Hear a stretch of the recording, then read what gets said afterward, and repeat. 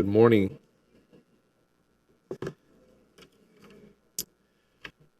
I'd like to take this opportunity to welcome everyone to the Tuesday, August 26th commission meeting. As always, it's a pleasure to see so many people here with us today. Okay. As I mentioned before, there's multiple different opportunities for engagement here. You can either speak in person, you can speak via Zoom, or you can send us an email, and we're more than welcome to take your public testimony, comment, concern, whatever that may be. We're just happy to have you here. I'd like to also thank Mayor Dorothy Thompson for being here with us today. It's always an honor and a privilege to have you here. Thank you so much. Before we get started, I'd like to welcome Pastor Rick and Tina Romero from My Generation Church, who are here with us today. Would you please join us? No? Mr. Clerk, can we have someone from your staff please read the invocation? Absolutely. Deputy City Clerk Yolanda Davis will give the invocation. Ms. Davis? This is our game, by the way. Thank you. Good morning, everyone. Mr. Mayor, Commissioners, City Attorney, City Clerk, listening audience, both live and listening. Oh, there we go. Oh, Both of you. You know, no, you can do it. we're going to hear from both. Oh, hey, nice. We need more prayer and more blessings. Let's go. Can never have enough. I'll make mine short so you can have yours. It's never enough prayer. Heavenly Father, we give you all the praise, the honor, and the glory. We thank you for this opportunity to be here, Lord God, on a day that we have never seen before. As we come before you, we ask you forgiveness of our sins, O God, those that we know of and those that we don't know that we have done, Lord, and sinned against you. Heavenly Father, we pray, Lord God, that you be in charge of this meeting today, Lord God. Guide our hearts and our minds, Lord God. We know that we all come with passion and we all seek the same thing. We want what is best for the city of Coral Gables, Lord God. Father God, touch our mayor and our commissioners, Lord God. Help them to make right and just decisions that would apply for each and everyone, including the employees, Lord God. We pray, Lord God, and we thank you for their service, Lord God. We don't take it for granted. It's a lot of time taken away from their families and loved ones, Lord God. We pray for the families because they too serve, because they sacrificed it, not having their loved ones with them. For Commissioner Fernandez, who isn't here today, Lord God, we pray for him, Heavenly Father, that whatever the situation, Lord God, that you be in the midst. We thank you again for all gathered here who will be getting awards, Lord God. We thank you for blessing them. And again, take control of this meeting, Lord God. Help them to put you first in everything they do. For that, we give you all the honor, all the praise, and all the glory. And I thank you for the opportunity to pray. In Jesus' name I pray. Amen. Amen. Amen. Pastor, Yes. it's a hard act to follow, my friend. Hey, honored to be before you all. Thank you so much, sister. We'll just partner together. So, Father, we just thank you, Lord, for this beautiful day you've given us and every person, God, who's in this room today. And Holy Spirit, we just ask you that your presence be made felt here and that we can all just have a spirit of agreement here, Lord, that there be peace in the room, understanding, compassion, God. I just thank you, Lord, for Mayor Vince Lago, the commissioners, Lord, that are sitting at this table. Holy Spirit, may you give us wisdom beyond our experience and our years, Lord, to be able to lead in a God-fearing way. We thank you, Lord, for the unity that's going to overflow into our city, into our neighborhoods, into our schools, Lord, into every act of just this place, God, that you've given us to steward.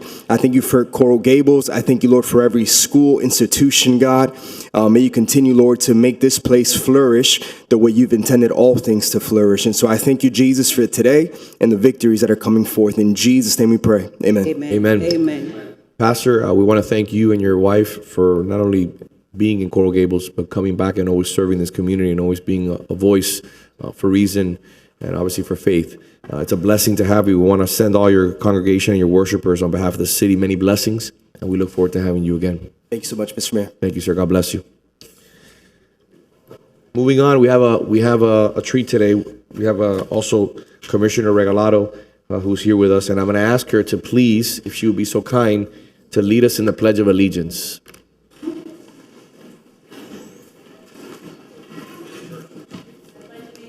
To the flag of the United States of America and to the republic for which it stands, one nation, under God, indivisible, with liberty and justice for all. Now we're going to have our Merrick Minute. Good morning. See, I didn't forget. Thank you. Thank you. Good morning. Well, as we celebrate our centennial, the Merrick House brings to the Commission the Merrick Minute, little tidbits that add up to a remarkable story. But Mayor Thompson calls this the Merrick Moment, which I think is much more poetic. After all, George was a poet. So I would suggest that on the next agenda that it be called the Merrick Moment. Good for you, Dorothy, always thinking. So my name is Joanne Marr. I'm Merrick House docent and past chair of the Board of Governors. Summer is winding down. The kids are back in school, and we have work on our minds. One of my favorite hard workers in the Merrick story is not a person at all, but she does have a name. She is Maud the Mule. She came with the homestead. And there are enough stories about her to fill a few Merrick moments, but today I'll relate one told by Richard Merrick, George's youngest brother. George's father, Solomon, hired some Bahamian workers who were also new to the area. These men wanted to stock up on groceries in Coconut Grove after their first week on the job. Incidentally, Merrick's ledgers show that he paid workers $9 a week. That's $6 more than the average weekly national salary for farmhands in 1900. The new workers asked Solomon if he'd loan out his wagon and mules so they wouldn't have to carry all their goods to their new home, which was probably the barn, as Solomon offered free housing to single workers on the property in the early days. Maud was hitched up to the wagon and off they went. When the men came out of the store, they discovered to their horror that Maud and the wagon were nowhere to be found. With heads hanging low and most likely a fear of losing their jobs, they walked the 3 miles back to the farm. When the men reported their loss, Solomon chuckled and told them to return and walk a few blocks over. It seems Maud had a favorite spot in the yard of Union Congregational Church, where Solomon preached. Sure enough, there she was, totally content under the shade of her favorite tree. She had braved Coconut Grove traffic at a time when the sight of a mule and a cart with no person attached was not all that concerning. Thank you very much. As always, it's a breath of fresh air to have you here, reminding us of what makes Coral Gables so special. Thank you for that. I want to read on the record, I just had my clerk send me a little bit of information. I think it's important. Commissioner Fernandez, as our friends from the clerk said, will not be here today. He has an immediate family engagement overseas and will not be able to join us today. Due to the limited connectivity, he is unable to join us via Zoom. Moving on to the next item. This morning, I want to just take a quick moment and reflect on something that's important to me. And I think it's important to a lot of us here. And that's family. I also want to reflect on the horrific floods in Texas on July 4th. While I didn't know anybody in Texas who faced that horrific storm, but we lost somebody here very close to us here in the city of Coral Gables. On behalf of the City Commission, we want to pay respect and send our deepest and heartfelt condolences to Coral Gables residents, David and Roberta Lawrence Jr., who lost their 8-year-old twin granddaughters. There is no more brutal loss than that of a child at that age. Just thinking about it as a father of 2 young girls, and I don't want to make this about anyone up here, but when I heard about that, my first call was to David. And as all of you know, David is a pillar in this community, a person who is, I don't think there's a bad thing you could say about that man. He's given his life to service. He's given his life to this community. And to see that he loses 2 granddaughters is a horrific loss. who lost their lives in the Texas floods. We're thinking about you and your family during this time of deep sorrow, and you are in our hearts and prayers during these times of mourning. Please, let's take a moment of silence to remember Hannah and Rebecca.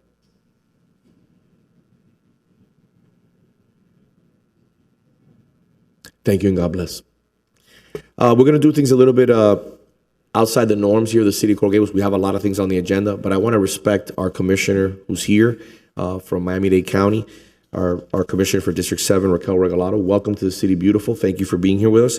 The first two items, Madam City Attorney, that I'm going to take on the agenda, just to make sure that we can get these addressed and take advantage of having a person here who has an intimate knowledge and is the sponsor of these items in the county. F26, Commissioner Castro's item, and F27, the Vice Mayor's item. Madam City Attorney? Yes.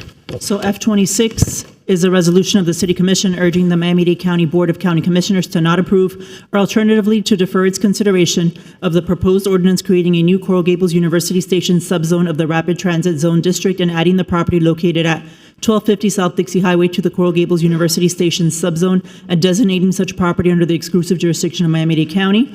And then F27 is a resolution of the City Commission regarding the proposed Miami-Dade County Rapid Transit Zone ordinance, respectfully requesting that Miami-Dade County incorporate amendments proposed by the City of Coral Gables to address community character of quality of life and municipal concerns, providing for transmittal and providing for an effective date. Thank you. Mr. Clerk, do you have any public comment? Yes, Mr. Mayor. Yes. First speaker, Can I- Ms. Maria Yes. Cruz. Yeah, I just wanted to clarify a few things, because there's been some misrepresentations made about this process. And before we take on the public speakers, I just wanted to explain a few things. So for those of you who remember, the RTZ was actually passed, I want to say 4 years ago. And one of the things that I recommended when it was passed is that it would have an interlocal and it would have Chapter 33 that is not the will of the Board of County Commissioners. So with that, this property originally came to the county and requested RTZ, and I told them to go through the Coral Gables process. It was here in your process for, I think, about like 2 years or something like that. And at the 4/10 Coral Gables Planning and Zoning meeting, they got a full staff recommendation, but they were deferred indefinitely. Our office met with them in November of 2024.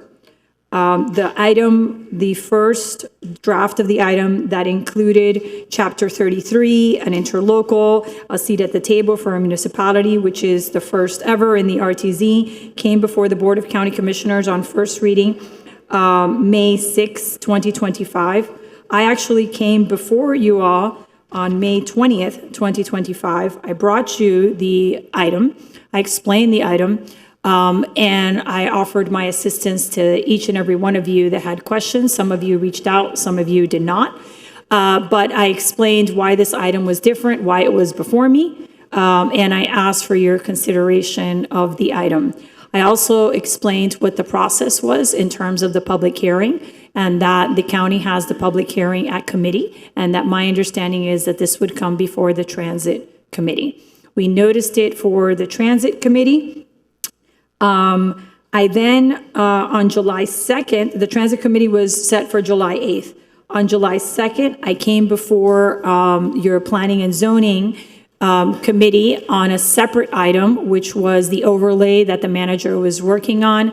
We had several meetings with the manager and with Commissioner Anderson up to that date, working on that. So I came before on July 2nd on that other item, and obviously as part of that conversation, there was also a conversation about the RTZ. At that public meeting, I stayed for 3.5 hours, and I spoke to everyone that was here before and after. I also informed them once again about the public hearing on July 8th. Some of the residents told me that they would not be available to attend on July 8th. I explained that that was the day that we had set for the county commission, and that if it got out of committee on July 8th, it would then go to the July 16th meeting. We had our July 8th Transit Committee meeting. There were no public comments, no public speakers on this item.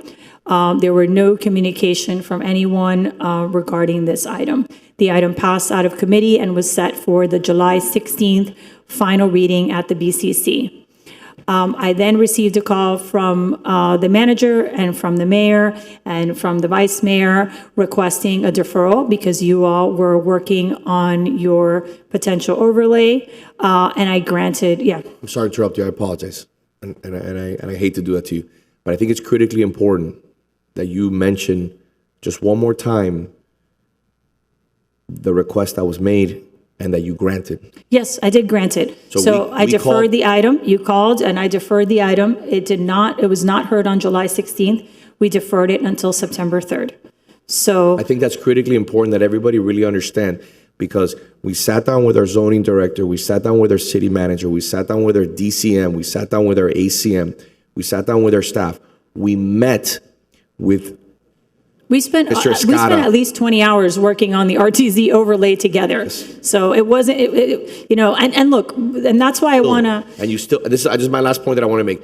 After all that work was done, it was coming to the commission. We said, okay, let us buy more time. Let us buy a little bit more time to continue our discussion to see how we can soften certain things and work together on this legislation.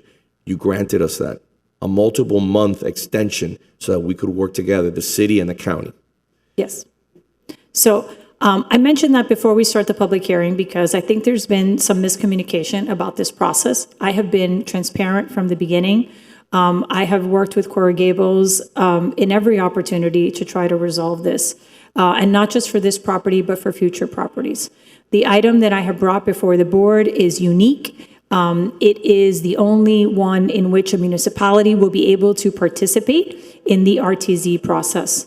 And that was something difficult for me to explain to my board why my municipality in Coral Gables was going to have a different path than the other municipalities that have been preempted. So I say that before the public hearing. I'm here to take your questions. I will also add that a lot of folks have made representations about this item, clearly without reading it.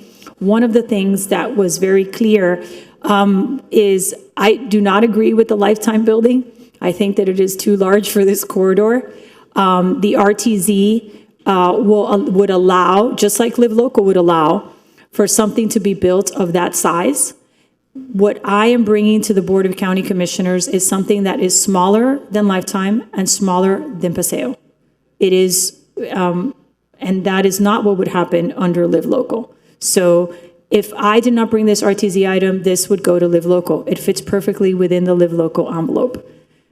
And that was the conversations that I had with you all independently before the planning and zoning, and you all understand how Live Local works and how that preemption works.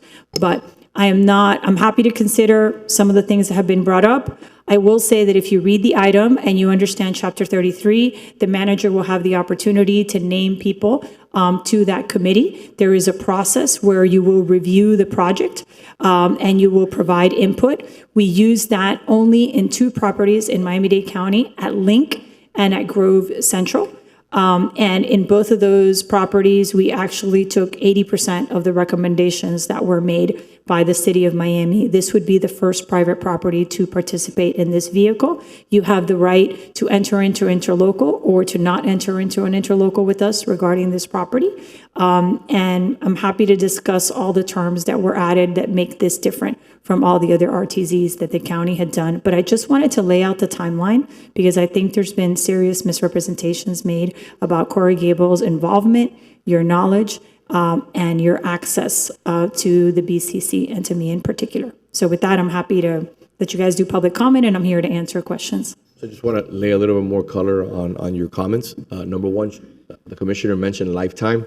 I'm the only elected official who was here when Lifetime came before the commission, and I voted no on that project. For the record, I voted no on that project. I want to make sure the blogs catch that. I voted no on that. That's number one. Number two, Mr. Escada, thank you, Commissioner. Tony has been in the city on a weekly basis. Yes. On a weekly basis. I've met with him. The manager's staff has met with him on multiple occasions for breakfast, lunch, and dinner in certain cases to discuss this issue and iron out this issue, to find a common ground. I know the vice mayor has had multiple meetings. This has been talked about for years. We've been to the county. We've had meetings here in the city. You came to the Planning and Zoning Board meeting. You were here for over 3 hours. Am I correct on that? Yes. So this is nothing new. We've been briefed on it, and we've been working on finding a solution to bridge the gap in regards to what's being provided. Today, you will see a presentation, which I want to be very clear, is a presentation where it shows what the developer proffered and what will be provided as per Live Local or the RTZ. So, what I want to do is I want to build on facts. I don't want to build on blogs. I don't want to do political theater. I want to tell you where we are right now and move forward on this issue, because this is a corridor that will impact the city. And again, it's outside the hands of this commission. And what I believe is that we should work together to find a solution, not use this as an opportunity to grandstand politically. We already did that on the Planning and Zoning Board, and to be honest with you, it was very detrimental for us. Very detrimental for us. Mr. Clerk. So, Yes, Madam Vice Mayor. may I ask the Commissioner a couple questions that may help the public comment folks to understand a little more background? And Commissioner, thank you for being here again. I am the one that asked you to come to the planning and zoning meeting, so hopefully a productive conversation could occur where, a compromise could be reached, where the county didn't need to move forward with its RTZ project, zone. I understand that because of timing and delays, that as far as the project the Mark goes, that, that ship has sailed. It cannot be delayed any further for our process. But my question to you is, as we continue the dialogue on trying to reach a compromise, you've had an opportunity to review what ultimately passed the Planning and Zoning Board after the 3.5-hour meeting. With that framework, is that something that you are willing to embrace? Because my biggest concern, of course, is the Gables waterway area where you're up against single-family homes. So again, I don't agree with everything, but like I said, I think this is something that you all have to take up with the developers, not with me. It really is, if the developers can live with it, not me. I'm happy to consider some of the suggestions that you made in your item, and we could talk about that after the public comment. And again, you could have all made those suggestions during the Chapter 33 process, right? So we're just doing it a little ahead of time, but that's fine. That would have been in the Chapter 33, and that would have been in the interlocal. I'm happy to do it ahead of time, but I really can't speak to the developers. And I can tell you that now there is another property that is also up for sale. So again, as I've been saying for several years, as we've been talking about this corridor, we knew that changes were going to come. So I think that the RTZ that you all worked on was an important first step. We spent a lot of time talking about, for example, if you want to limit height, then maybe you want to reconsider some of your requirements in terms of spacing on the bottom. And I know they moved the setbacks. I know they did get rid of the paseo. One of the things that happens when we talk about these things, if you eliminate so much square footage, people have no choice for financial reasons but to go up. So if you don't want them to go up, you gotta have to figure out what you're gonna do. But that being said, I have not spoken to the developers on those parcels, and they're going to have to choose. Like I mentioned to Peter and yourself when we had our last meeting, I think you have an issue with your committees and how long that process takes. I don't think the problem is the committees themselves, but the fact that someone can spend a year at the Board of Architects or a year at Planning and Zoning is just a very long time. So I think you need to consider kind of a clock on those things. At the county, we're very stringent on the timing of these things, the timing of public comment, the timing of these things being placed. We even have limitations on how many times something can be deferred. And that would be my recommendation to you all, because I really think the issue in this market, because of financing constraints, because of the present, value of the dollar, right? It is about timing and how long people are holding these properties and the lack of predictability. So the complaints that I get, and not just from Coral Gables, from all municipalities, is the lack of predictability. The county provides more predictability in terms of timing and outcome. And our permitting is also faster.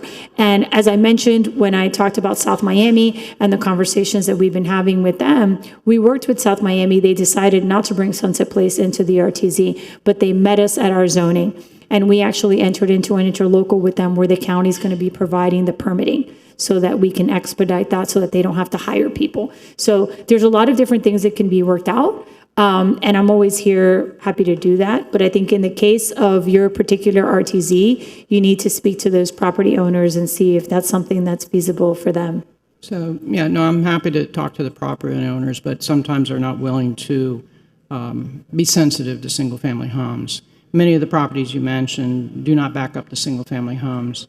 And the walkability items have to do with the width of the sidewalks. We have food delivery vehicles, et cetera, right now. I will tell you, not to get ahead of myself, but in your item, I'm okay with the lighting and the signage. Obviously, happy to support your code in that. We all agree. I'm okay with the open space and also with the 100 feet from single family for above ground structures. I mention above ground because in case someone does a parking lot, that wouldn't make sense. So that would be my only modification. But I'm okay with adding that to this RTZ and to future RTZs, if that makes it any better. It helps some, but when you're putting a underground parking garage within several feet, 10 feet or less of a single-family home, and you're displaying a architectural drawing showing large planted trees to buffer the building, that presents something that is a false illusion, because you can't plant trees on top of a parking garage. So maybe we need to have a discussion about parking requirements as opposed to allowing a parking garage to be right next to a single-family home underground. So it's something we need to discuss, and I appreciate you coming here. I look forward to continuing this discussion. Through the mayor. Yes. Yeah. Thank you so much for being here as well and for taking the time to talk to me for 5 minutes in my office. I was not aware of the overlay, Mr. Manager. I'm not sure why nobody advised me or had a meeting with me. I was not updated at all that we were working on an overlay or working with the commissioner. The only time you told me was when you asked me for my appointee to resign. That's the first time I heard about that the city was working with the overlay. So I apologize. I apologize for that, because there seems to be some big miscommunication here in this commission. My resolution was to go ahead and defer the item. I understand that's not something you're willing to do, and I completely respect that. But the purpose of my resolution really was to see, I wanted to work with your goal, and I wanted to get there together with whatever's in the best interest of the community as well. I wanted it to cause some harmony and for people to really love what's going up there. Right now, what I'm getting, and maybe it is a lot of misinformation, maybe things aren't clear, but that was really the point of this resolution. It's so that we can work as a team to build something that's wonderful. And listen, I think we all agree on that. I will tell you that, the overlay was noticed. It was before, the P&Z. We did work on it relatively quickly, and we spent a lot of time on it. As I said at the P&Z, I think you should definitely consider an overlay. I think you need to be competitive. And I've told this to all the municipalities. The city of Miami currently is working on an overlay. A lot of other municipalities are also considering it. The landmark property, that ship has sailed. There's no, that's going to go before September 3rd. I'm happy to discuss it with you, but they've just spent too long in this process. And I think that you all need to understand that. The other properties, those are decisions that you all have to make. And we'll get to that when we get to that. But at the end of the day, you can't expect anywhere in Miami-Dade County for these lots that have these tiny commercial, 1970s, 1980s with these large parking lots to exist much longer. It just doesn't make sense. You can't monetize them. Everyone is underwater, so they are going to be developed. And under Live Local, they can be developed profitably without having to pay taxes to Coral Gables or to the county. So that is what has accelerated these conversations. And I know that those are difficult conversations to have with neighbors because it doesn't have a public hearing. It doesn't have input for us, and it's difficult to explain to folks that happened in Tallahassee. But that happened in Tallahassee in part because it takes such a long time to get through the zoning process of municipalities and counties. That is why we were preempted. And we did make modifications the second year, but it is what it is. And I think that with the Chapter 33, we can still have this conversation. We just have it as part of the RTZ. And I believe that it is a good model. And it is one where we're going to be able to take everyone's input and really look at the plans and do something that's thoughtful. So in that sense, I don't think that ship has sailed. I think that the vehicle that I'm offering you with Chapter 33 and with an interlocal puts you in a unique position to participate in the RTZ development, a position that no other municipality has been given but for the two properties that I mentioned, which are county-owned properties that are nodes and that are transit centers. And I hope that this will be a good model moving forward. I think that it can be. It'll definitely be a learning process, but I just want everyone to be clear that I really did do as much outreach as was possible, and I gave you the opportunity to run this through your system, and that didn't work out. So the idea that I'm somehow circumventing your zoning, that I'm preempting that's not true by any stretch of the imagination. Something will be built there. And what I want to ensure is that we as a community have input in that process. If I decide to step away from this, it will be Live Local.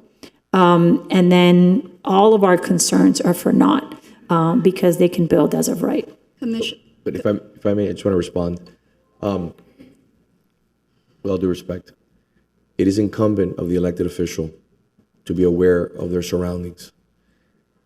You have to meet with staff at the county.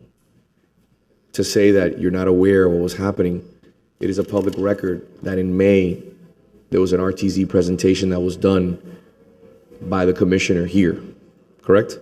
Yes. And you discussed the RTZ. May 20th, yes. May 20th. Here before this commission, there was a presentation about the RTZ. There was no questions, there was no appointments made outside of the people that made appointments to sit down and have a conversation. How many articles you think have been written in the Miami Today, the community newspapers, and the Miami Herald in regards to this matter? It's been, it's been an avalanche of information in regards to what's happening at the county level in regards to the RTZ. This has been going on since 2022. So with all due respect, there has to be self-accountability on what's happening.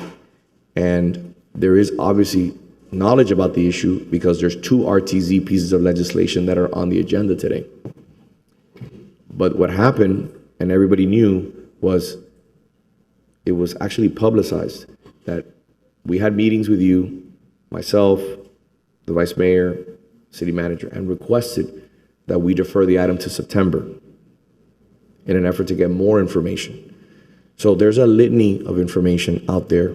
Staff has had multiple meetings with county staff. Everybody's aware of what's happening in regards to the RTZ. So you weren't a mirage. You were here May 20th. You spoke about the RTZ. You stated what was coming down the pipeline.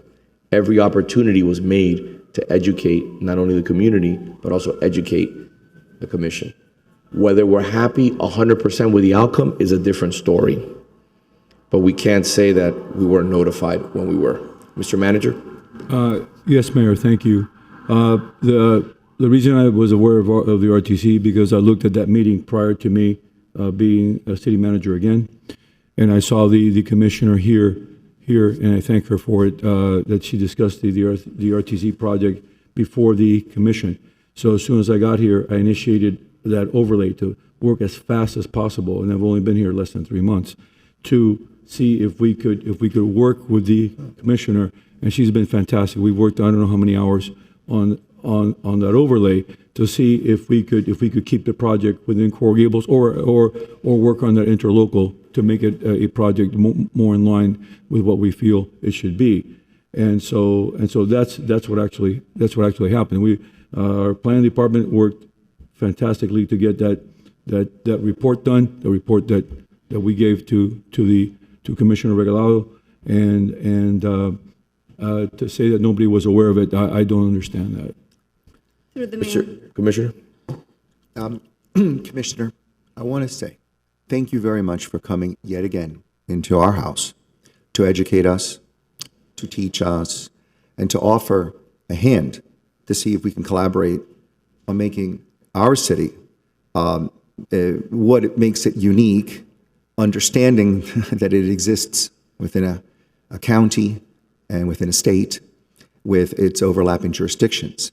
But I must say that at the July 8 P&Z, the July 2nd P&Z hearing, you exhibited, I feel, poise, professionalism, civility, and patience against what I thought was a barrage of attacks in the form of trying to get to us information and answer questions, but you dealt with it in a way that's exemplary. But that's consistent with how you've been. I know you. So with that being said, that's my comment that I know you don't need to hear. You're not somebody that is easily pushed off your position, but you deserve to hear it. So that comes from me. Okay. You mentioned that there was a July 8 Transit Committee public hearing. Am I correct in understanding you said that there was no public commentary? There was no public comment on this item. Okay, so nobody from to your knowledge, from the P&Z who expressed great concern, surprise, and outrage about this being sprung on them at that time, despite public notice having been complied with, no one appeared? No one appeared. So even though my appearance at the planning and zoning was about the overlay, I got a lot of questions about the RTZ. Right. And on several occasions, during, before, and after, I explained to everyone that the public hearing on this would be in a few days at the county commission. So we did expect people to go. No one came. We gave everyone an opportunity to speak. We did not receive. No one was there. Thank you for granting the deferral that was requested by the city and granted until September 3rd, because that is sufficient time having been given before, discretionary on your part. Thank you, because that just is another example of your willingness to work with the city of Coral Gables, which lies in your district. So thank you again. Through the mayor. Commissioner. To the mayor. City manager, number one, I want to thank you for working on this because I think that it's on the overlay. I think it was a very good idea. It's something I can appreciate. However, it is something that I would have loved for you to at least pull me to the side or had a meeting and let me know that the city is working on this. I would have been completely on board. I would have loved to be notified. I don't have a crystal ball. I really don't. To know that the city is working with the county on something that I think it's a great idea. Through the mayor. No, give me 1 second. I'm sorry, I thought you were done. Oh no, I'm not done. I'm sorry. Number two, for the RTC overlay. I know you told me for the mark that the ship has. This is what I'm understanding that you just said, that the ship has sailed in regards to the mark. Are you still open? I know the waterway project might be coming through that route too. Are you still open in working with us on an overlay for maybe the rest of the properties that could be purchased? Again, like I told Peter and the mayor and the vice mayor, I'm happy to help you out on an overlay. I am not the developer. I do not make the decision. The property owners have their right to make their decision. We just provide vehicles for them, right? So I'm always happy to work. I mean, my staff, Tony has put in a lot of time. Our staff has put in a lot of time to help you all on the overlay. There's recommendations that we made for the overlay. Some of them were accepted, some of them were not. Like I just said, I think your issue is predictability and timing. I think that's your biggest problem. But I'm always happy to work with you on it. I can't tell you, I can't choose what a developer is going to choose, right? I can't tell you what they're going to do. But I will say that in the properties that are available, they have choices, which is why I think you should do an overlay and you should, at a minimum, try to be competitive. I will say one more thing in terms of the notice and the participation. I think we're at over 60 properties that have come into the county's RTZ over the last few years. This is the only property that has an interlocal, that has Chapter 33, like I said, minus the 2 transit properties. This is also the only property where a county commissioner has come to the municipality to speak on it and to provide you an opportunity for input. Every other RTZ has gone through the county process without delay, first reading, committee, and second reading. Sometimes a municipality will send someone that will stand up and say that they're against it. The board will vote and we will move on. So I say that because I really am collaborative and I really want to help you all. I really do.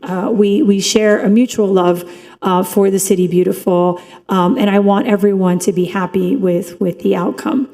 So that's why I'm here. That's why I'll always be here. My staff is always available. I am always available. But this corridor is changing, and we have to be cognizant of that. The other thing that I mentioned at Planning and Zoning that I'll mention here, and I mentioned at the board, I am the only county commissioner that lives in the RTZ. So I am uniquely situated to be a resident in this zone. And I feel what the residents feel when we talk about these buildings. But at the same time, I choose to live there because I like walking to places. I like the connectivity. I use public transit. My children use public transit. And it is a lifestyle choice. I live in Golden Pines between 32nd and 37th, and I joke that I can see the 2 stations from my front door as pillars of density that the county has approved. But I think that there is a generation of people who are interested in, from a zoning perspective, what we consider the 15-minute city. And the RTZ provides that. It provides you with walkability to everything that you would need within a 15-minute radius, which is why in this particular RTZ, I paid close attention to what the vice mayor had mentioned about the bike paths and the sidewalks and pedestrian safety, because that is something that I embed in every RTZ that I bring to the county, because this is as much my neighborhood as the neighbors who live there. So again, I think Chapter 33 will be useful. I think that there's an opportunity here to do something thoughtful. And I just wanted, clarity as to the process, because I'm a lot of things, but I pride myself on being collaborative. And I'm always here to collaborate with you all and to ensure that together we do what is best for the residents that we all represent. Thank you. Just if I may, I just want to add some points again for the record. The commissioner did not just come once, she came twice, July and May, to talk about the RTZ and the work that we were doing together. So it was very clear what was happening. That's number one. Number two, the manager, if you ask the manager for an update on an item, he'll provide you that update. There isn't a point that the manager does not have a conversation with the commission. It's very clear. But it's incumbent of the elected official to make sure that you're doing the homework. What I did was I asked the manager about what was happening with the RTZ. a few weeks ago. And his response was, the vice mayor is working on legislation in an effort to see how we can find common ground with the county commissioner. Let me put it on the record to make sure, and you will see this later.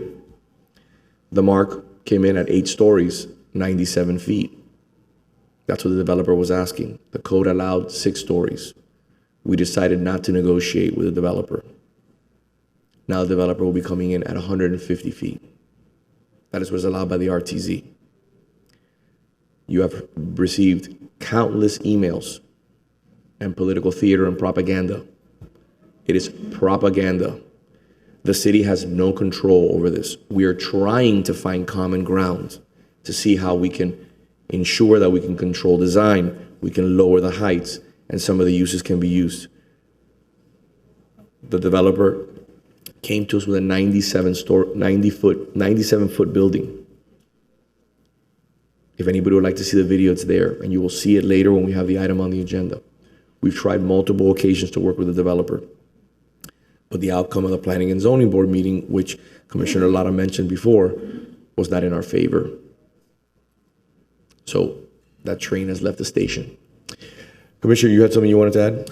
Well, I just wanted to add that in the spirit of collaboration, Commissioner, and the reference that you made, Mr. Mayor, to the manager's availability to all of us here at the commission, should any of the commissioners have any questions, Commissioner Castro, I'm glad that you're focusing more on the issue of notice, because I would have liked some notice before you sent unilaterally a letter to the Attorney General.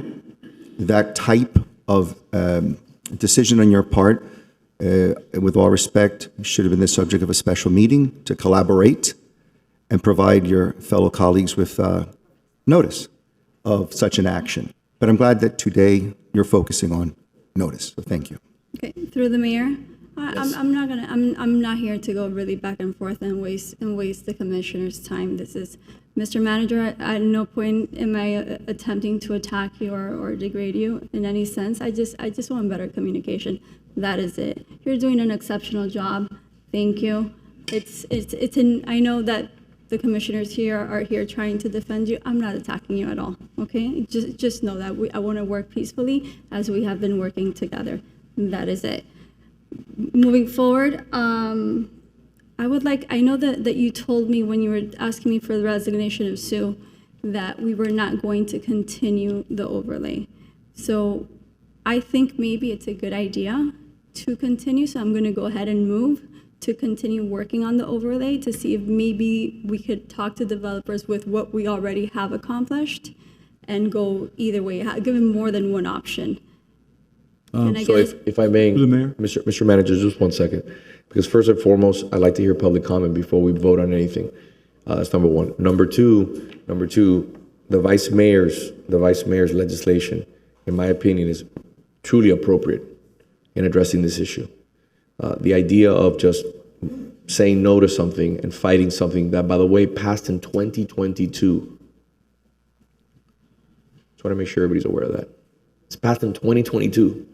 We're fighting something that is already law. So enough with the political theater. We're not going to achieve anything by continuing to poke the county. Okay. Let's, just like we started with the developer, 97 feet. Mm-hmm. Now we're at 150. That's what they Mine brought. is 97. Yeah, but I'm saying that's what they could do with the RTZ. Right. Okay. So before we vote on anything, we have a motion. Is there a second? I think we should wait till after public comment. Yeah. And by the way, just really quick, I think you all have an application for a Live Local. Yes. So I think you just got one. Mm-hmm. So here we are. I mean, I dealt with at the county, we've been dealing with them. So now you're going to understand the limitations that we have. So that's what we're trying to avoid. And we have already one on the 8th Street corridor. Mm-hmm. And at the end of the day, the way we've conducted ourselves in the Planning and Zoning Board is clearly available for everybody to see. And instead of coming to the city Coral Gables, they can just circumvent the city, go RTZ, or go Live Local, which would be more catastrophic in my opinion. So we have a motion. We don't have a second. Can I clarify my motion? Just give me 1 second. We have a motion, and do we have a second on the motion? Can I No. clarify my motion? Motion fails. Madam, Sorry, can I clarify my motion? I may. I think you misunderstood my motion a little bit. if I there. may, Commissioner, let me run the meeting, and then you'll have more than ample time to discuss the issue. Madam Vice Mayor. With all due respect, Commissioner, this was an item that the city manager and I have been working on, along with Commissioner Regalado. As we were sitting here today, you overheard a discussion that I had with the commissioner about continuing to work on that so that we can reach a point where there's an agreement between the commissioner's office and what we're doing to have a meaningful overlay in our city that is more likely to be beneficial to our city. To now try to circumvent something that has been worked on and you heard is going to be continued to be worked on after this meeting to try to fast forward it forward without giving proper notice to the community, without having an opportunity for them to be able to review and comment upon it, would not be appropriate at this time. So while I respect now that you're aware, despite the fact that this was brought to your attention in May and June and July, that this was a process that was ongoing and you chose not to inquire about it, I'm appreciative that you're willing to have this discussion now, because as you can see, it doesn't work not to have the conversation. And thank you, Commissioner, for being here. I, again, appreciate you coming to our city, and I apologize for the treatment you received in front of the Planning and Zoning Board. That was not my intention. I was hoping it was going to be a productive conversation to where we can have a meeting of the minds. Thank you. And look, I know we have to hear public hearing. I know we have another item. And tomorrow is my daughter's birthday. So Happy birthday. and I canceled all of my plans in August because we've been working on the budget. So I did promise her, I do have a time certain to get back to my daughter today. But I will say one thing that did come up as part of this discussion that you might want to clarify. I don't agree with the demonizing of student housing. I think it's something that you all should deal with. And we've talked about it. I got a tremendous amount of pushback when we did Vox 1 and Vox 2 in South Miami. At the time, the mayor of South Miami was against it because she just didn't want students in that area. We had students cutting up houses and living in the area anyway. Vox has been a tremendous success. And we've used it as a model. Students need a place to live. We're surrounded by universities. UM is a partner. They're doing their part on campus. But the reality is that it is better to provide them with housing that meets their particular needs than to have them spread all over the corridor in a way that just creates chaos. So we are working on Vox 3, and it has been very helpful for South Miami. And the transit corridor is the place to have students. And in this particular case, this property is next to the pedestrian bridge that walks them over to the University of Miami. So the concept that this is not a proper place for student housing is, to me, somewhat mind-blowing. Because of the investment that was made by the University of Miami and the county and Gables on that ped bridge and the proximity to UM. So, as you all decide what to do next, I'm happy to work on the overlay, but I think you do have to take a position on student housing. I'm not saying that it is appropriate everywhere, but you might want to decide where it's appropriate. Instead of having it be demonized in these meetings, just to give people, again, some predictability, some accountability, and kind of rein in the anti-student, anti-university mindset that appears to exist in some places. Thank you very much. Through the mayor, yes. I was trying to clarify my motion because every comment I was getting from the commissioners here was something that didn't have anything to do with what I just said. The manager told me we weren't going to continue working on the overlay, and my motion was clearly to continue working on the overlay. That was clearly my motion. The mayor? And one more second, I'm sorry. And the second one is, Mr. Mayor, what have you done to inform residents of what is happening? I want to know that. What have I done? What have you done to fight for this, to fight for the people? What have you done? Perfect. That's a great. Thank you for allowing me the. Absolutely. Keep on thinking. Go. I'm not thinking. I'm just waiting till you finish, and then you allow me, and then I'll speak. Go ahead. Okay. Thank you for allowing me the platform to mention all the things that my office does, and that my office began. For 12 years, we've been doing office hours every Friday, meeting with residents. We started that, and we do it every Friday, and it's a beautiful opportunity for people to come and to speak with the mayor. I've met with Mr. Escara countless times to discuss the RTZ. I personally met with the county commissioner. I've met with the manager. I've met with residents who are concerned about the RTZ. I actually met with residents who live on the waterway at their home, 15 residents a few months ago, to discuss this issue regarding the project that is currently under design review. I met with residents on the ground. I've walked with residents.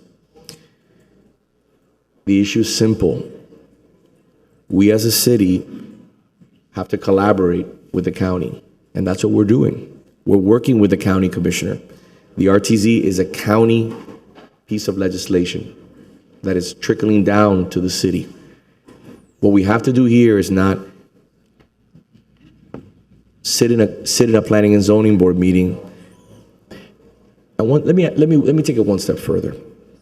Madam Commissioner, when you stepped into the commission chambers, what is the first thing that I told you when I walked up to you? You can share it. What did I say? That you're sorry about what happened at planning and zoning. What did I say? I want you to repeat that again. That you're sorry about what happened at planning and zoning. All right. What I did to the county commissioner was I walked up to her and I apologized to her, which has already happened twice here with Commissioner Lara and the vice mayor. I wanted to make her understand that we're grateful for her hard work here in the city and everything that she does. We're not always going to agree 110%. I don't think anybody agrees 110% with their significant other or family member or best friend. But at the end of the day, we have to work collaboratively, not sit up there and be insulted for 3+ hours. So when you ask me what I've done, 12 years of office hours, meeting with residents on this issue on the ground, not once, not twice, but 3 separate occasions. We've met with multiple residents during office hours, met with the county staff, met with the manager, met with the county commissioner, who is not only lives on the RTZ, was also the person who wrote this legislation in an effort to find common ground. But we're beyond that. The issue is, what didn't you do and are looking for an excuse to try to put this beyond the fact that this is the 3rd time that the county commissioner has been before the commission, and you're acting like you've never heard of this. That, to me, shows a lack of commitment to the residents. And everybody should just read Miami Today, the Miami Herald, the community newspapers. Every single week there's an article on the RTZ. It's in the first floor of this building. You walk in and there's stacks of Miami Today, there's stacks of community newspapers. Just pick up an article and read it, or read the news online. There's tons of information on this. As a matter of fact, the blogs have covered the RTZ on multiple occasions. So again, what I want to do is stop this back and forth, take an opportunity that we have the commission here for a third time, listen to public comment, and move on with the issue. Mr. Manager, you had some words? Yes. Just quickly, I'll just make a recommendation. All county legislation that impacts municipalities are noticed. Yep. And that notice is provided to you all. So I would just say, if you want to ensure that you receive that, first check if you receive it. It might be getting stuck somewhere, but you can always reach out to the clerk at the county and ask to receive notifications directly to a particular email on the municipal. May I put something on the record also, because she asked me a question, I think it's important. Who asked you to defer the item till September? The manager, yourself, and the vice mayor. So when you ask me what I'm doing is I'm buying more time to find a solution to this issue before it's codified. That's what I did. So moving on, thank you again for being here. And like I said, I'm happy, I will amend the item that goes before September 3rd to include the lighting, the signage, the open space, and 100 feet from above ground. We'll talk about the rest of it. So I'm happy to add that. Like I said, I think that would have happened as part of Chapter 33 anyway, but I'm happy to amend it to give everyone a little bit of comfort. Thank you, Commissioner. I appreciate you. Thank you for your time. Mr. Clerk, you wanted to say something, Mr. Manager? Yes, Mayor, thank you. The overlay was actually based on the Mark property. Yep. It did not include the waterway property because we did something very quickly for that. So we will be continuing with the overlay process. We will continue to work with Commissioner Regalado. She's been very cooperative with us and very helpful and very easy to work with. But now we need something new. We need to work with, as the commissioner said, with the developers of the waterway project to come up, expand that overlay and work on something new. And that's what we intend to do that, Commissioner. Thank you. Yeah. Mr. Clerk, thank you, Madam Commissioner. First speaker, Mr. Mayor, is Ms. Maria Cruz.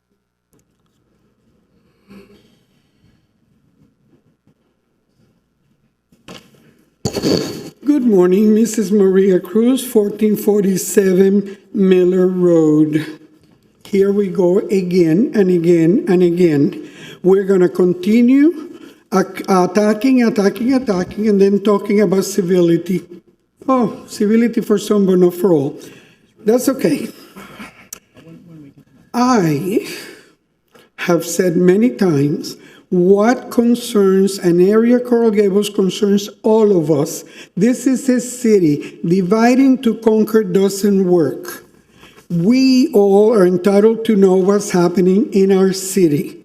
I'm sorry. We've had town hall meetings to know where we should have a dog park, where we should do this, where we should do that. Oh, the people need to know transparency. Well, I hate to tell you, this was not done transparent. The mayor publishes public bulletins. I've never read anything about this in his bulletin. Okay? I'm sorry. We're talking about interlocal.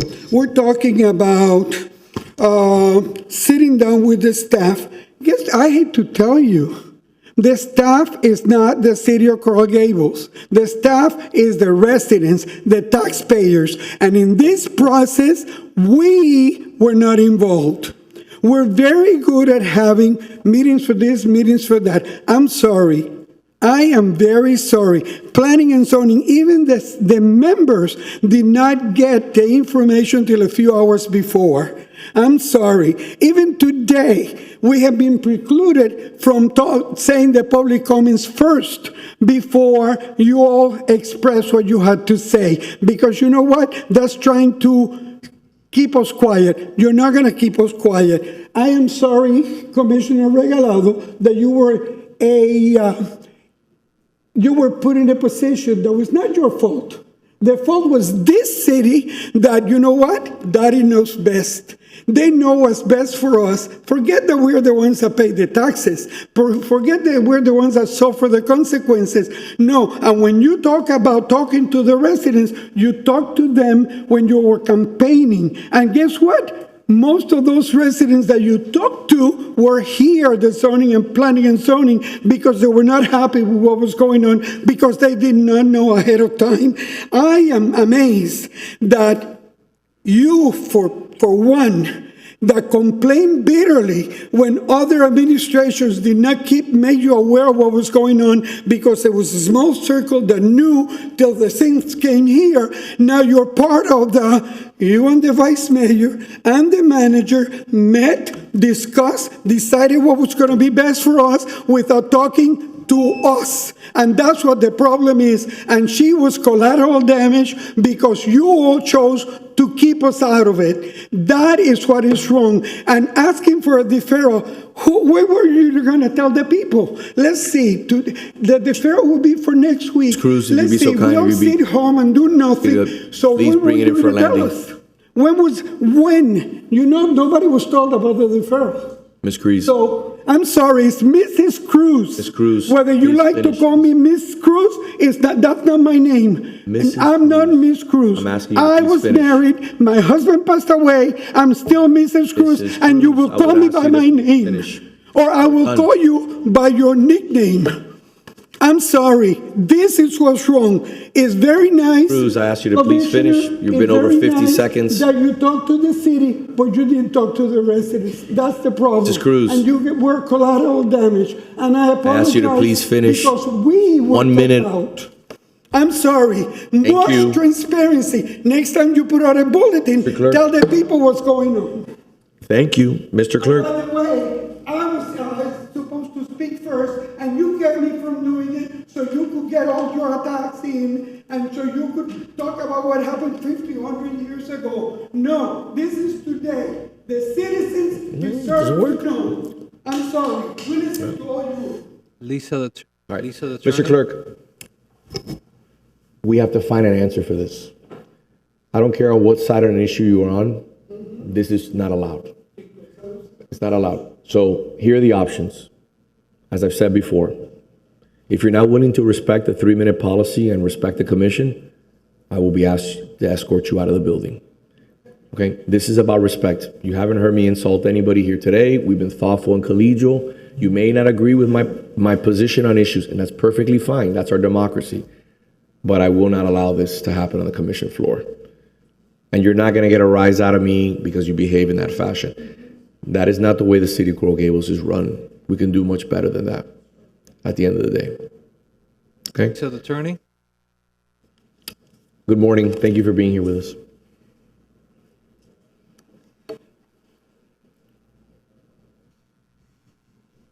Hi, guys. Lisa DeTornay, 10 Aragon Avenue. I had signed up to speak to this prior to Commissioner Regalado explaining so much of what my questions and comments were going to be on. What I'm going to now focus on, since it's come up, is the RTZ, specifically the Mark property. I was present at, I think, almost every town hall we had, starting in May of 2023. The residents had a lot to say. Developers were very nice about listening to our comments. And then all of a sudden, those meetings ended. We were asking that they reduce the height by 1 floor. So I think it was 8 to 7 or 9 to 8, I don't remember. And that there be some buffer between the back of the building and the small street that was there, and then the neighborhood. So that's where we thought it had ended. I believe it went to P&Z, and I think that they refused at that time what the developer had planned. Now, with no other notification, at least I didn't receive any, and I have a property in that neighborhood, this has come up with the RTZ. I think almost every developer we've spoken to with every proposed development has threatened to use Live Local and then RTZ if we didn't approve them as they suggested their project should come about. So this is not a surprise, but I was hoping that you all would be more proactive before we get to this point in fighting with these outrageous developments that are proposed and then just given over through RTZ to happen. That project at the Mark is very large, much larger than what's currently there. I realize everybody has as of right to develop, but within reason, and most of these developers are not living here and dealing with what they're putting up. My next concern, and that of our neighbors, and you were there, I was there at your meeting with the neighbors on the Mahi Canal, the waterway project. That's right. You were there. I was there. And thank you. They were threatening Live Local, but I don't think they qualified based on the high-end luxury condos that they were proposing. Now I understand that I believe they're going through RTZ, which will allow them to build even much higher than the current zoning allows. Even, in my opinion, even though somebody buys a piece of property and they have an as-of right, they shouldn't be thinking that property, that they will just supersede the current development rules, the zoning codes, and be able to ask for more and then be granted those things. When you buy a property, you kind of buy it knowing what your rules already are, and everybody seems to want to change the rules. The people that are really going to suffer are the ones who are living in that neighborhood, of which I used to live on that canal. So, thank you. I had a couple of other items I wanted to talk about, but I don't know how this works. Do I only get one chance to speak? You can speak on another item after. Okay. Depending on the issue. Well, thank you for your Thank you very much. consideration. So I just wanted to put on the record, it's interesting that you came up when my colleague asked me what I've done to educate residents. I'm actually happy to see that one of the residents that I met with in the community was here to speak up on the issue. Residents have been aware about this project for months, if not years, and they know exactly what's going on. Madam City Attorney, in your opinion, as our attorney, when the residents, when they say, we wanted you to be more proactive, we wanted you to be, take another step, what else do we have left in the wheelhouse? So Mayor, of course, if it is the will of the commission, we could try to challenge the county's legislation. It's being already done, correct? City of Miami is proceeding through that process, and then there's obviously the Chapter 164 process, and also litigation that might have to ensue. Yes, if that was the will of the commission. Thank you very much. Mr. Clerk. Anthony Escarra. Good morning, sir.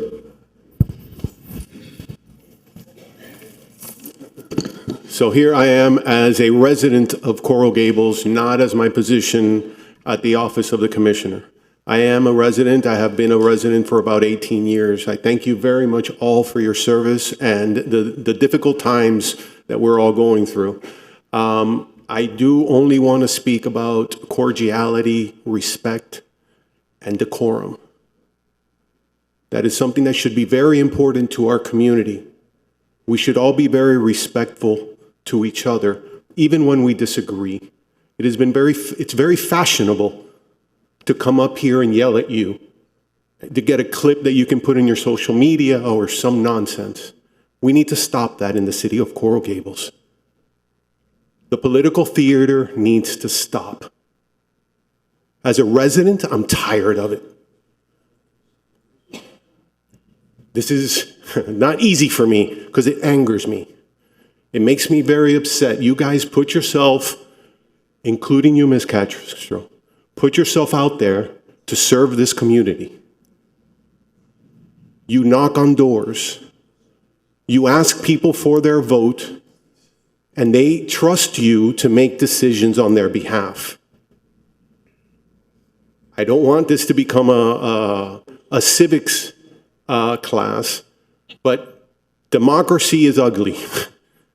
That's why we don't have direct democracy. We have representative democracy. We vote people in to do our will. If we don't like it, we vote them out. The city had a chance to do that, and it has decided, here we are. You are our elected officials. We expect you to decide for us in our benefit. There are many pressures that come with that.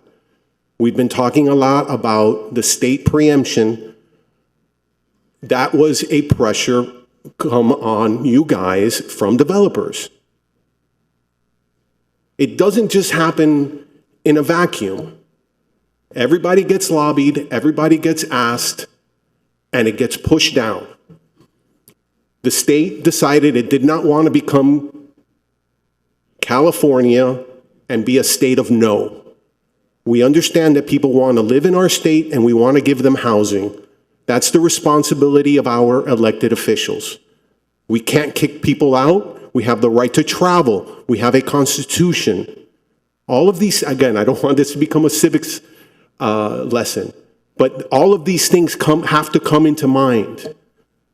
What is the commissioner doing here? And the way I see it as a resident is that the city of Coral Gables decided to cut off its nose to spite its face and say, hey, go ahead, go on with the live local. No, she respects and cares about our community, and that's why she's doing what she does. Thank you for your time. Thank you, sir. Tom Wells. Good morning, sir.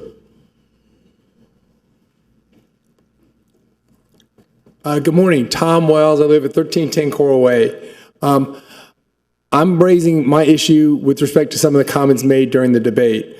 Robert's Rules of Order apply to all of us and all committees and board members. Sections 2-77, 2-80. If there's an issue as to how a board or its members operate, sanction the chair and make all members of committees, boards, and this commission learn about Robert's Rules of Order. For example, Rule 7, limit discussion by any person on such body to 10 minutes. That's in Robert's Rules. Debate discussion directed to the chair and do not suggest motives and avoid all personalities. Limit your discussion as to the motion at hand. There's no need to bring up other motions during the debate.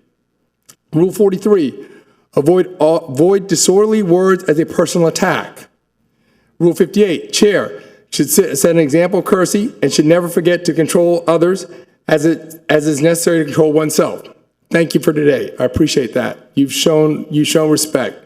But you're also to restrain other members of your commission and the residents if they go offline and start speaking about things that don't have anything to do with the motion at hand. And finally, enforce the observance of all order and decorum. That's also important. I think we can bring some collegiality and civility to this process if at all board levels and all committee levels and the commission, we operate within accordance with Robert's Rules of Order. It's not that hard. The Congress does it, the Senate does it, we should do it. Thank you very much. Thank you. Mr. Clerk? Give me 1 second. That's it, Mr. Mayor. All right. Thank you very much. Do we have a motion on F26? Are we deferring that and moving on to F27? I'm not going to defer it or anything because from what the commissioner just said, there's no appetite to defer it right now. Okay, perfect. So we'll move on to F27. Madam Vice Mayor.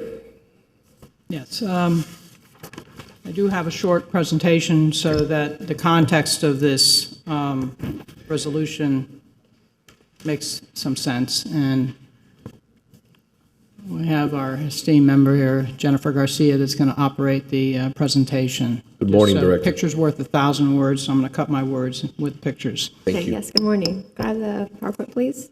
Just a few slides. Perfect.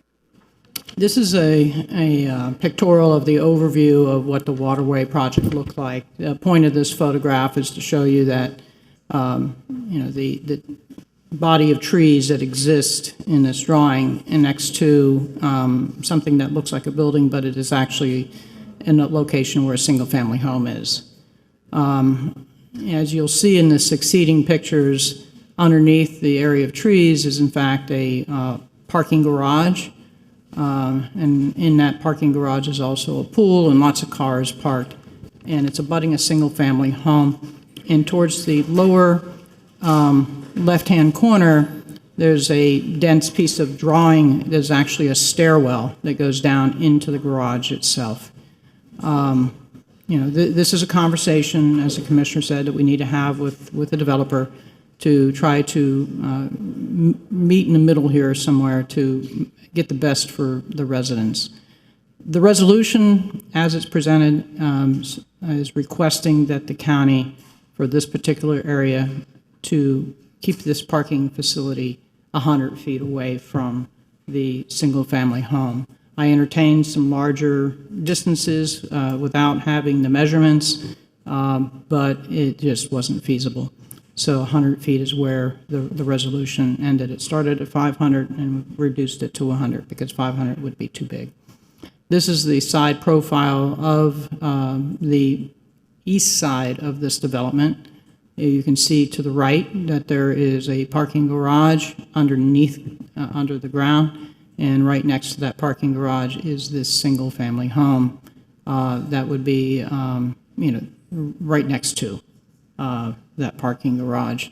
And it would not be feasible to have a planted buffer between the single-family home and the building in as much as there is a parking garage directly underneath. The root structures would impact the garages. We've had many instances where right down here on Biltmore Way, we cannot plant trees around the David Williams because there's a parking garage underground. I don't want to repeat the mistakes that were made in 1960 some odd and have them replicated here again.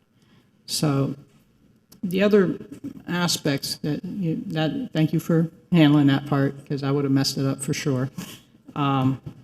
The commissioner spoke about many of the other items that she was willing to embrace. It's incumbent upon us to move forward on this, but for the county to move forward, I would like for our commission to adopt this resolution, and it brings forward the following items. The permitted uses for properties, and that's not just this particular development, but all along the RTZ corridor, would be consistent with any underlying municipal zoning. And there would be a minimum sidewalk width of 10 feet facing US 1 plus 10-foot covered arcade. I had attached to one of my items later today the little food delivery vehicle that was occupying an entire 5-foot sidewalk area and essentially forcing, I should say, the pedestrian to step into a grassy area. There was no grassy area to go into along US 1. You'd be forced either into the street or somewhere else. So that's why I've asked for both, because we have scooters, bicycles, and pedestrians to deal with on a very busy, very fast corridor where cars easily go 50 miles per hour, despite the more limited speed limits. Above 45 feet, the resolution requests a step back of 10 feet, consistent with our zoning code, and for the interior and rear property lines and park right-of-ways to have that step back as well. In addition, there would be a 30-foot step back shall be required for the frontages facing residential districts. Typically, our step backs are on the front of the buildings. This brings it to the rear to be sensitive to our residential neighborhoods.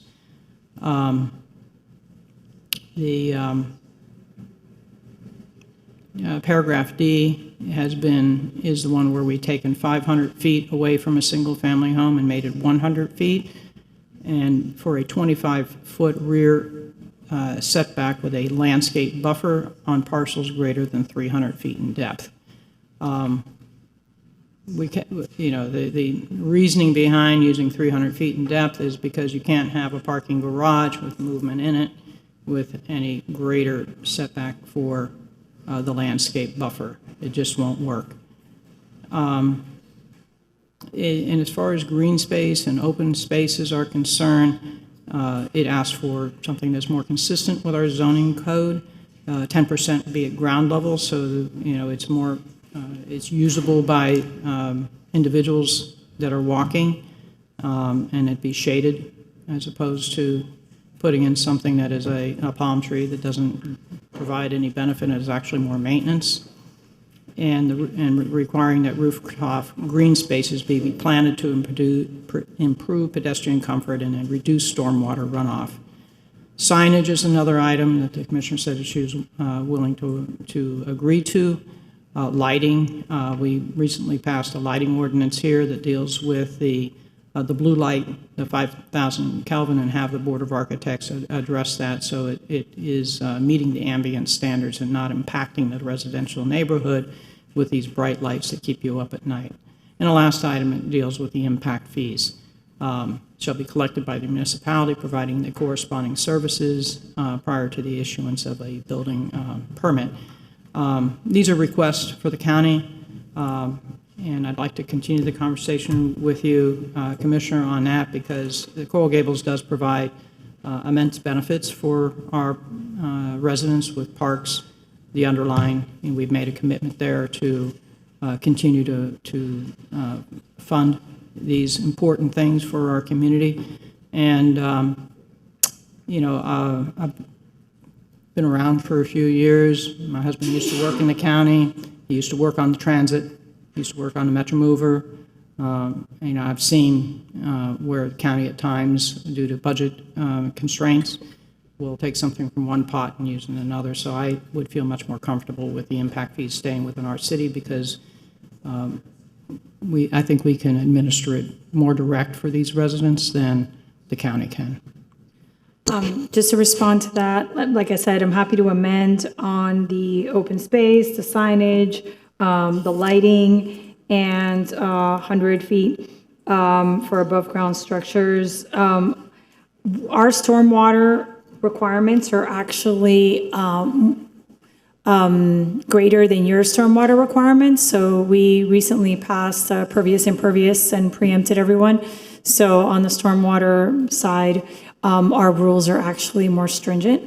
In terms of the impact fees, I recently passed an item, which I'm happy to send to all of you, regarding the collection of impact fees. So I did change the ordinance recently. And what it allows is for the county to provide the cities with police and fire if they're providing those services. So that becomes a pass-through.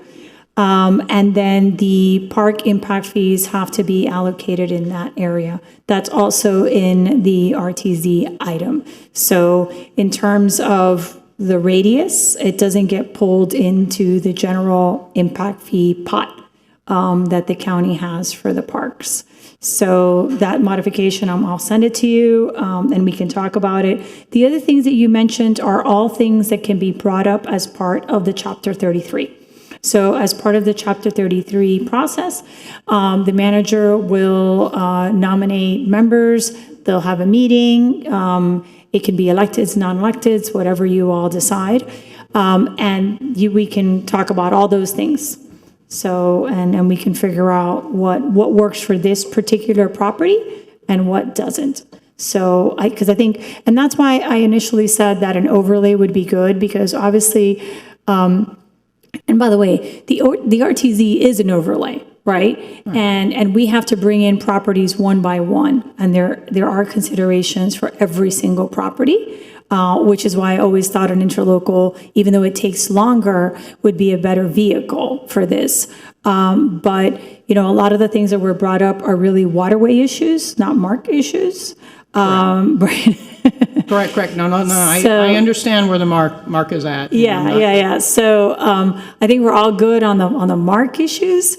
And look, you have my commitment. I'm happy to work on the overlay. I'm happy to work on whatever you all want to work on. I think that this particular RTZ is an opportunity to show the county that there is a different path that provides more stakeholder participation. So, I don't think we need your item in the sense that I think the RTZ and what I'm presenting covers a lot of that, and I'm amending it. The other ones, I don't feel comfortable with amending it, but you can always bring it up as part of the Chapter 33, and we can go through that process that way. No, and I'm glad to hear that you're doing more than what we do, because we typically do more than everywhere else on permeability and requiring, the drainage. I know there's a tension sometimes between what the state wants and what we want on permeability and so forth, but I'm happy to work with you on that.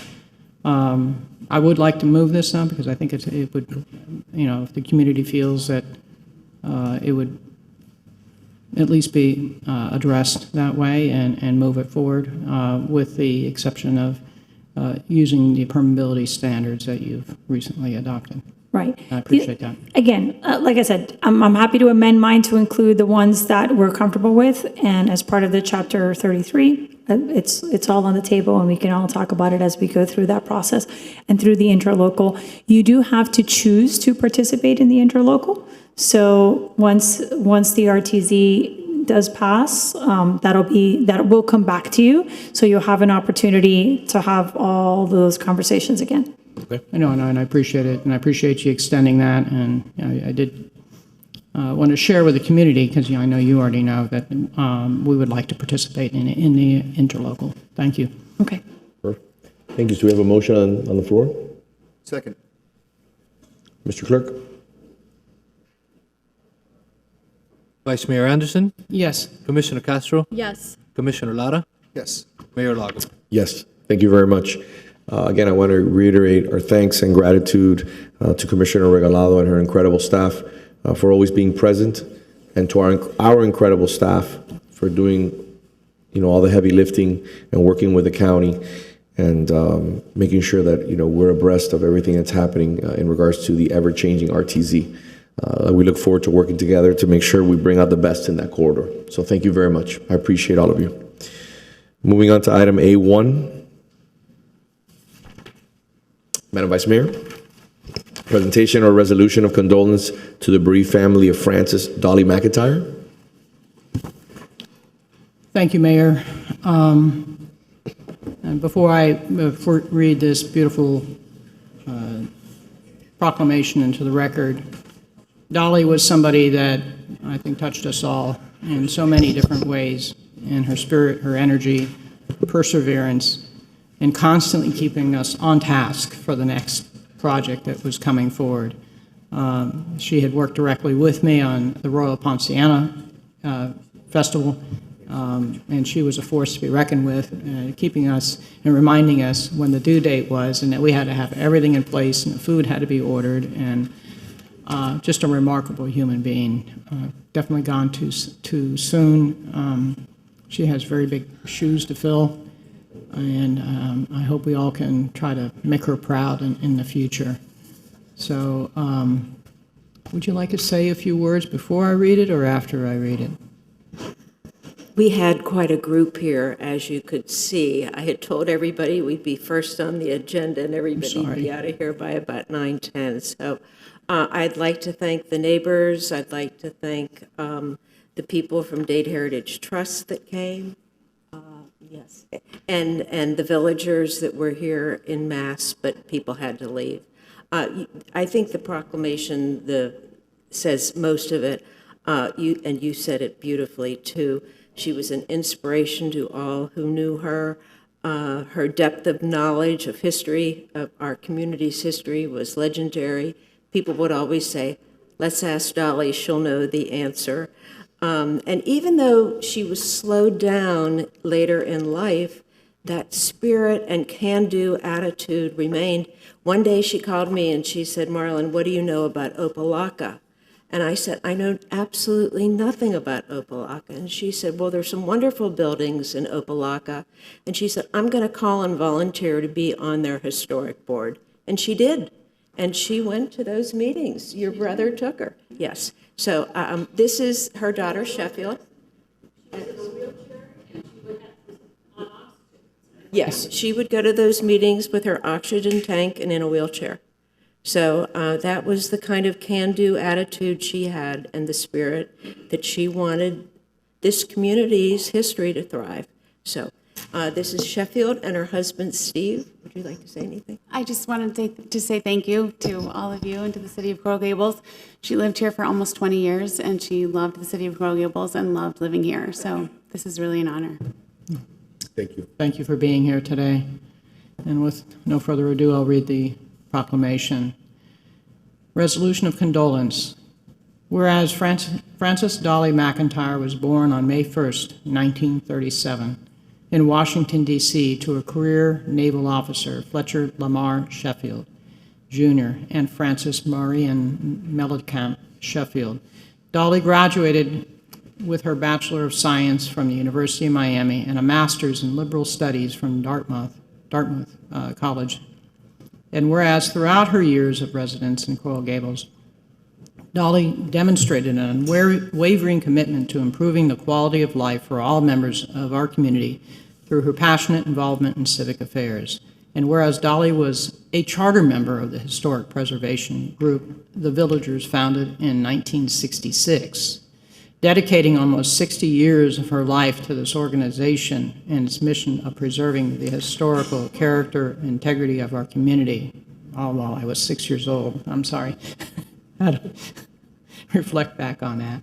And whereas in 1972, Dolly led the charge in creating the Dade Heritage Trust, demonstrating her visionary leadership in historic preservation and her dedication to protecting Miami-Dade County's architectural and cultural heritage for future generations. And whereas Dolly served with distinction in the City of Coral Gables Historic Preservation Board for 8 years, bringing her expertise and passion for preservation in the official governance of the city's historic resources.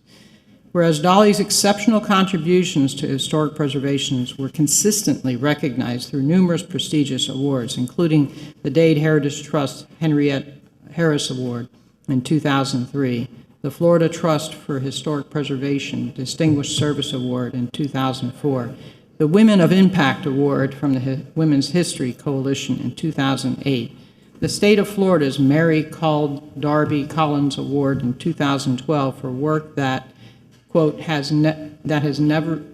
forever changed the course of historic preservation in Florida. The Daughters of American Revolution's Historic Preservation Medal in 2023, and the 2025 Florida Trust for Historic Preservation Individual Distinguished Service Award, just to name a few. Whereas the city of Coral Gables has lost a true champion for the community, and her absence will be deeply felt by all who had the privilege of knowing her. Dolly's legacy of service, compassion, and civic engagement will continue to inspire future generations of Coral Gables residents. Now, therefore, be it resolved by the Commission of the City of Coral Gables, Florida, that we extend our heartfelt sympathy to her bereaved family on the occasion of their great loss. Thank you.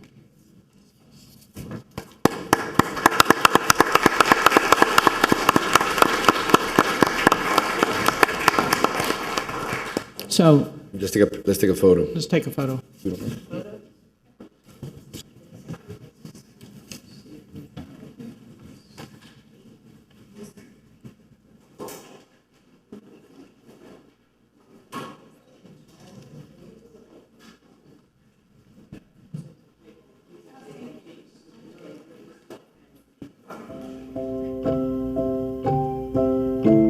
I moved into the Gables in 2004, so it's been, 19 years? But I have been interested in and involved in things in Coral Gables for much longer than that, since 1966 actually, when the Douglas entrance was going to be torn down for a supermarket, and a group of architects got together and pooled their funds and bought the property to save it.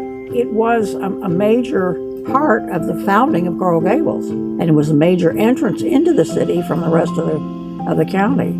Part of the offshoot of that was an auxiliary that was formed by the wives of those men to help however they could with the restoration. And that was when the Villagers was formed, and I was one of the charter members of that organization. We worked with the entrance for quite a while until it was secure, and then we moved on to a broader base of preservation activities, but much of it was in Coral Gables. What motivated me personally was the fact that I grew up as a nomad. My father was in the service, and we moved all the time, and I had no roots. And then I came down here in 1957 to go to the University of Miami, and I put my roots down at that time, and I thought, one of the things that makes for roots is landmarks. The historic places tell our story, and they have our memories, and they give us a richness and a continuity and stability that is important. We do have a pretty good percentage of Coral Gables residents who are members, and much of our work has been in the Gables, no question, and much of our activity has been in the Gables. A lot of it was when people saw what we were doing and what we were promoting, they wanted to help. And so, bit by bit, the organization grew. And so right now, I think the total is about 220. All volunteers, there's no paid staff. We raise money through garden tour and house tour. We have given away well over $1.5 million in grants to historic properties. We've given probably close to $1 million over the years to scholarships, mainly at the University of Miami, for students in architecture and preservation. I would like to leave behind a preservation ethic in the politicians and leadership of this county, so that when the situation comes up where a historic building is involved, the question isn't tearing it down. The question is, save it. And how do we do that? So if I could instill that attitude, I would be very happy.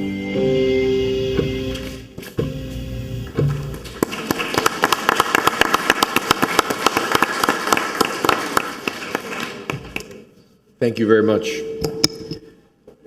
Moving on to the next item on the agenda, H1, Waste Division presentation.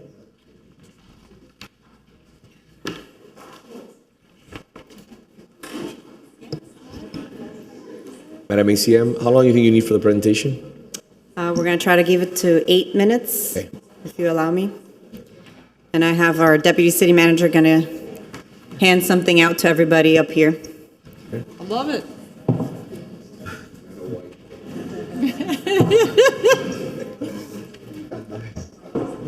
Not a, Man of many trades, are we allowed to open it? many talents. It's amazing. On this one. Thank you. No. Thank you. Thank you, Joe. You'll find out. All right. Good? Good morning, members of the commission, mayor, vice mayor, commissioners, city manager, city attorney, city clerk. My name is Carolina Vester. I'm the assistant city manager for the city of Coral Gables and presenting to you today a presentation as requested under the leadership of the mayor and the commission, who tasked us with exploring solutions to the rising cost of waste disposal. Today, I will be presenting an opportunity for the city to significantly reduce our solid waste disposal costs, particularly for green matter, also known as trash, while also generating new revenue through material recovery and enhancing our resiliency in storm recovery efforts.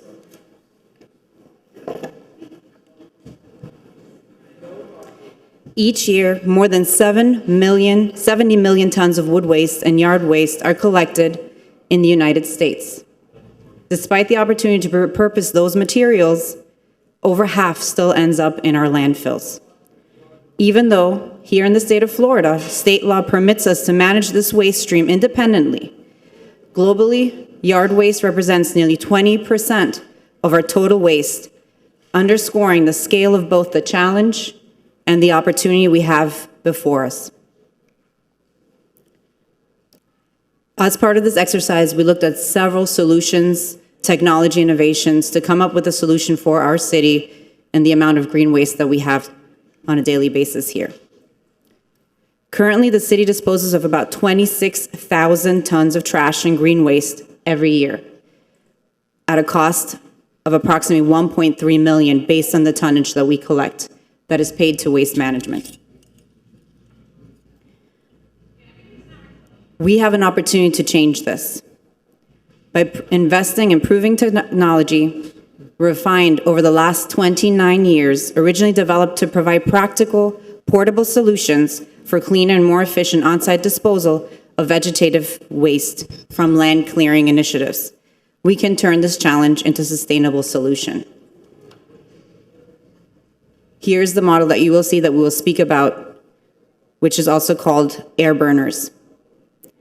While we are not representing the company, we wanted to give you guys a solution to our problem, and this is the solution that we found most practical, most supported in the industry at this time.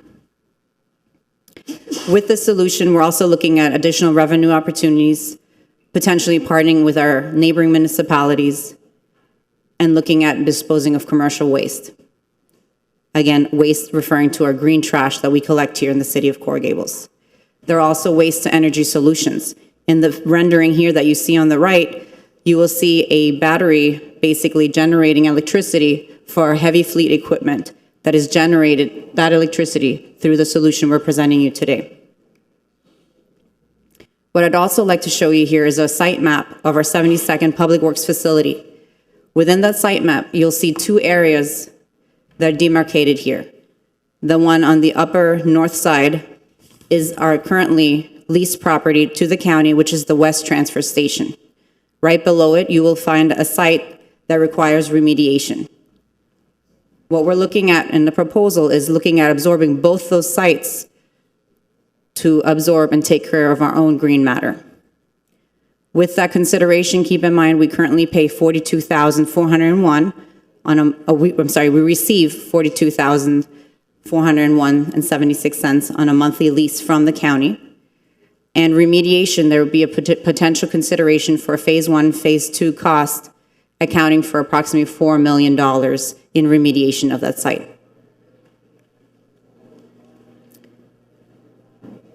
As I mentioned, we explored a range of technologies and vendor solutions. But this option truly stands apart, as it offers more than just a disposal method for our city.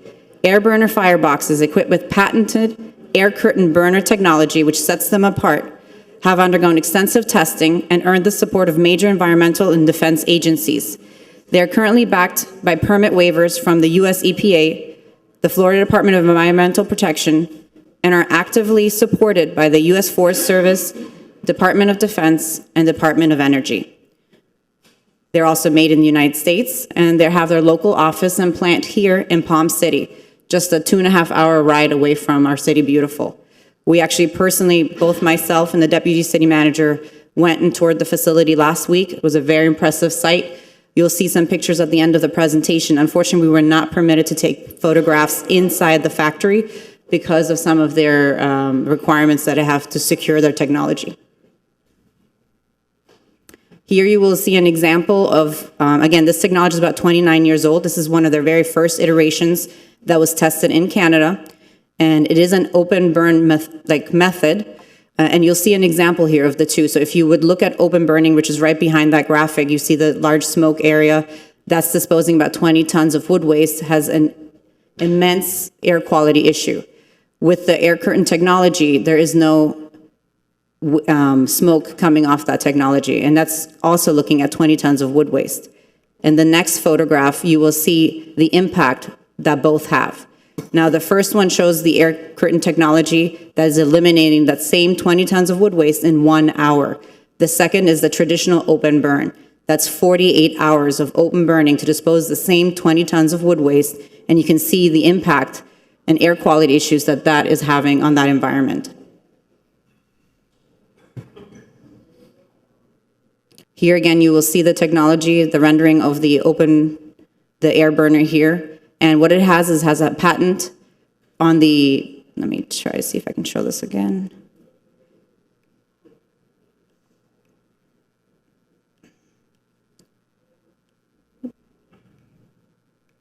Here we go. So it has an air curtain that constantly has a flow of air circulating in the machine. So while it is burning the wood waste, it makes sure that the particulate and the smoke does not come of the machine.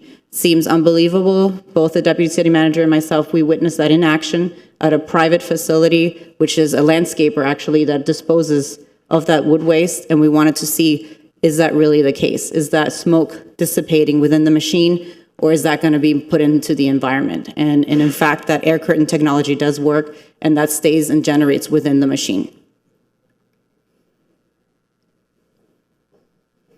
With the fire boxes that we presented here, we can process up to 10 to 13 tons, depending on the size that we would acquire, of green waste per hour per unit, while also producing what is called biochar. That's what you'll find in your little containers in front of you. And we have an opportunity for renewable energy that supports both our fleet operations and our sustainability goals. Again, in the rendering here, you'll see the complete module. So it's not just the firebox module. You'll have the power module, you'll have the cooling module, and the battery storage module, which is actually powered by a Rolls-Royce battery. Very impressive. And with that, you can power up to 4 heavy fleet vehicles each evening, each night. The site that we visited actually had the vehicles that were powering and feeding the air burner were actually all battery-operated equipment that were being charged each night at the same battery storage unit. They also have a mobile solution, which would be something we'd look at during our storm resiliency, where you could actually haul this equipment to any of our sites where we collect the tree debris or our green debris trash, and we could actually dispose of it on site instead of wasting additional staffing hours and fuel and hauling to an off-site location. Equally important, and here you'll see some key benefits. We would be reducing wood waste by 98%. You're able to capture energy from the wood waste. You actually can save some green and make some green. You can reduce greenhouse emissions and look at carbon credits as a solution that lets us publicly trade some of those carbon credits and another financial opportunity. These units are all easily relocatable and modular, so you can actually set them up within 6 hours and break them down within 6 hours. This does not require a building. So it's completely mobile and lets us to have a site, but also relocate if need be, or disassemble if need be. And it is completely self-contained and ready to use. So again, here's the same slide of our 72nd facility, and you will see here the consideration of having 2 of these complete units that provide energy between both the current waste transfer site as well as the remediation site. We would also look at renting additional 4 units for storm resiliency if that were the case. Equally important to the solution, this would enhance our storm readiness. Like I mentioned, after Hurricane Irma, Coral Gables actually collected over 360,000 cubic yards of debris, more than 2 years worth of waste in a single storm occurrence. Today, given the limited staging sites and the additional 3 hours that we now will have to face for round-trip travel of about 146 extra miles with the change from taking our debris during a storm to Pompano, now going all the way to Okeechobee for mulch material disposal, and only having on-site processing capacity will be critical to ensuring that rapid recovery and avoiding long, costly hauls to distant disposal areas. As a city, we would be in control of our own destiny. With the rental of 4 additional units, like I mentioned, we can achieve our goal of completing all storm debris disposal based on what was captured during Irma within 10 weeks post-storm, which would be a huge accomplishment.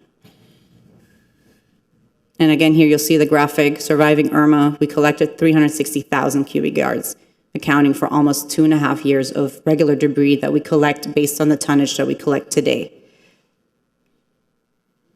So what would be our savings as a city? The financial impact is significant. In-house disposal would reduce our cost per ton from nearly $50 to about $10, saving the city close to $1 million each year. On top of that, we would generate revenue by offering disposal services to our local landscapers and neighboring municipalities, as well as to the sale of biochar products, reducing harmful emissions, and pursue significant certification to earn credits for carbon reduction, which today is a tradable commodity. So here in the graphic, you'll see there are different rates presented. We currently pay a very, very nice rate with waste management, which is at $49.81 per ton for the disposal. That does not account for collection. That is just for disposal of our green matter. But if we would look at other rates that are out there, from the West Transfer rate at $90 a ton, the Medley South Dade contract rate at close to $75 a ton, the Medley South Dade non-contract rate, which takes it all the way up to $113 a ton, the cost would be a lot more sizable, up to almost $3 million a year. So we have a very, very good rate at this time, but that rate we cannot depend on. That rate is good and by contract for another 2 years, and we don't know if we will get that rate again. So that is something that you have to think about as well as we look at our savings. The savings might be much more sizable, from $1 million to $3 million and plus.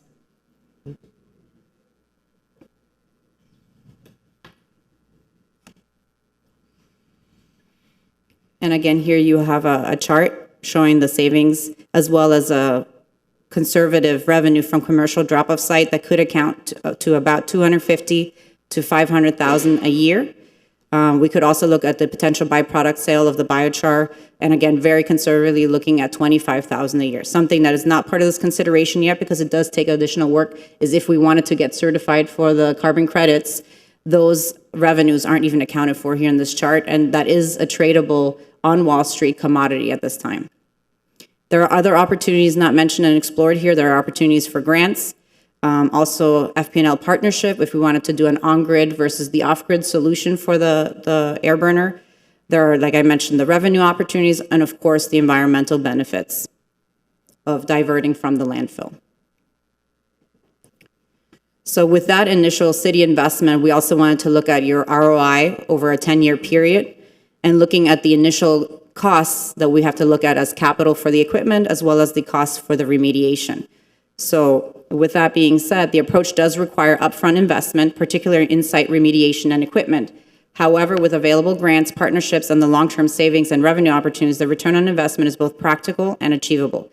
This solution also allows us to finally make the remediation of our site a priority, a remediation that would be fully funded with a payback period of less than 5 years. Over a 10-year net benefit, you'd be looking at over $15 million not just in savings, but now in profit. And with that, I just want to end it with some of those photographs. We, like I mentioned, the deputy city manager and myself, we traveled to the site. We were not able to capture photographs from inside the assembly line and the warehouse of where everything was being manufactured, but they did take us, in addition to that, off-site, and we actually got to witness all the equipment working, running, and doing what it's supposed to do. I mean, in the little mound that you see here at the bottom, that is a biochar mixed with topsoil, and that specific landscaper that owns that property uses for all their high-end projects. And with that, I'll open it up to any questions. Again, I want to summarize that this is more than just a cost savings measure. It's a strategic investment in the future of Coral Gables. By diverting our green waste away from the landfill, we can reduce our annual disposal costs by over $1 million, generate new revenue streams, and tap into grant opportunities and partnerships. At the same time, we will position the city to respond more effectively when storms hit, ensuring we have the on-site ability and capacity to manage debris quickly and efficiently. This initiative also advances our broader sustainability goals. Instead of paying to bury yard waste in a landfill, we can convert it into useful products like biochar, reduce harmful emissions, and potentially earn credits for waste diversion and carbon reduction, a commodity, like I mentioned, that is currently sold on Wall Street. Yes, there is upfront costs, but by the return, both financial and environmental, it is significant. This is about controlling our costs, increasing our resiliency, and reinforcing Coral Gables' reputation as a forward-thinking, sustainable city. The proposed solution to waste disposal for our community is an investment that will pay dividends to our finances, our environment, and our community for decades to come. Thank you, Madam ACM.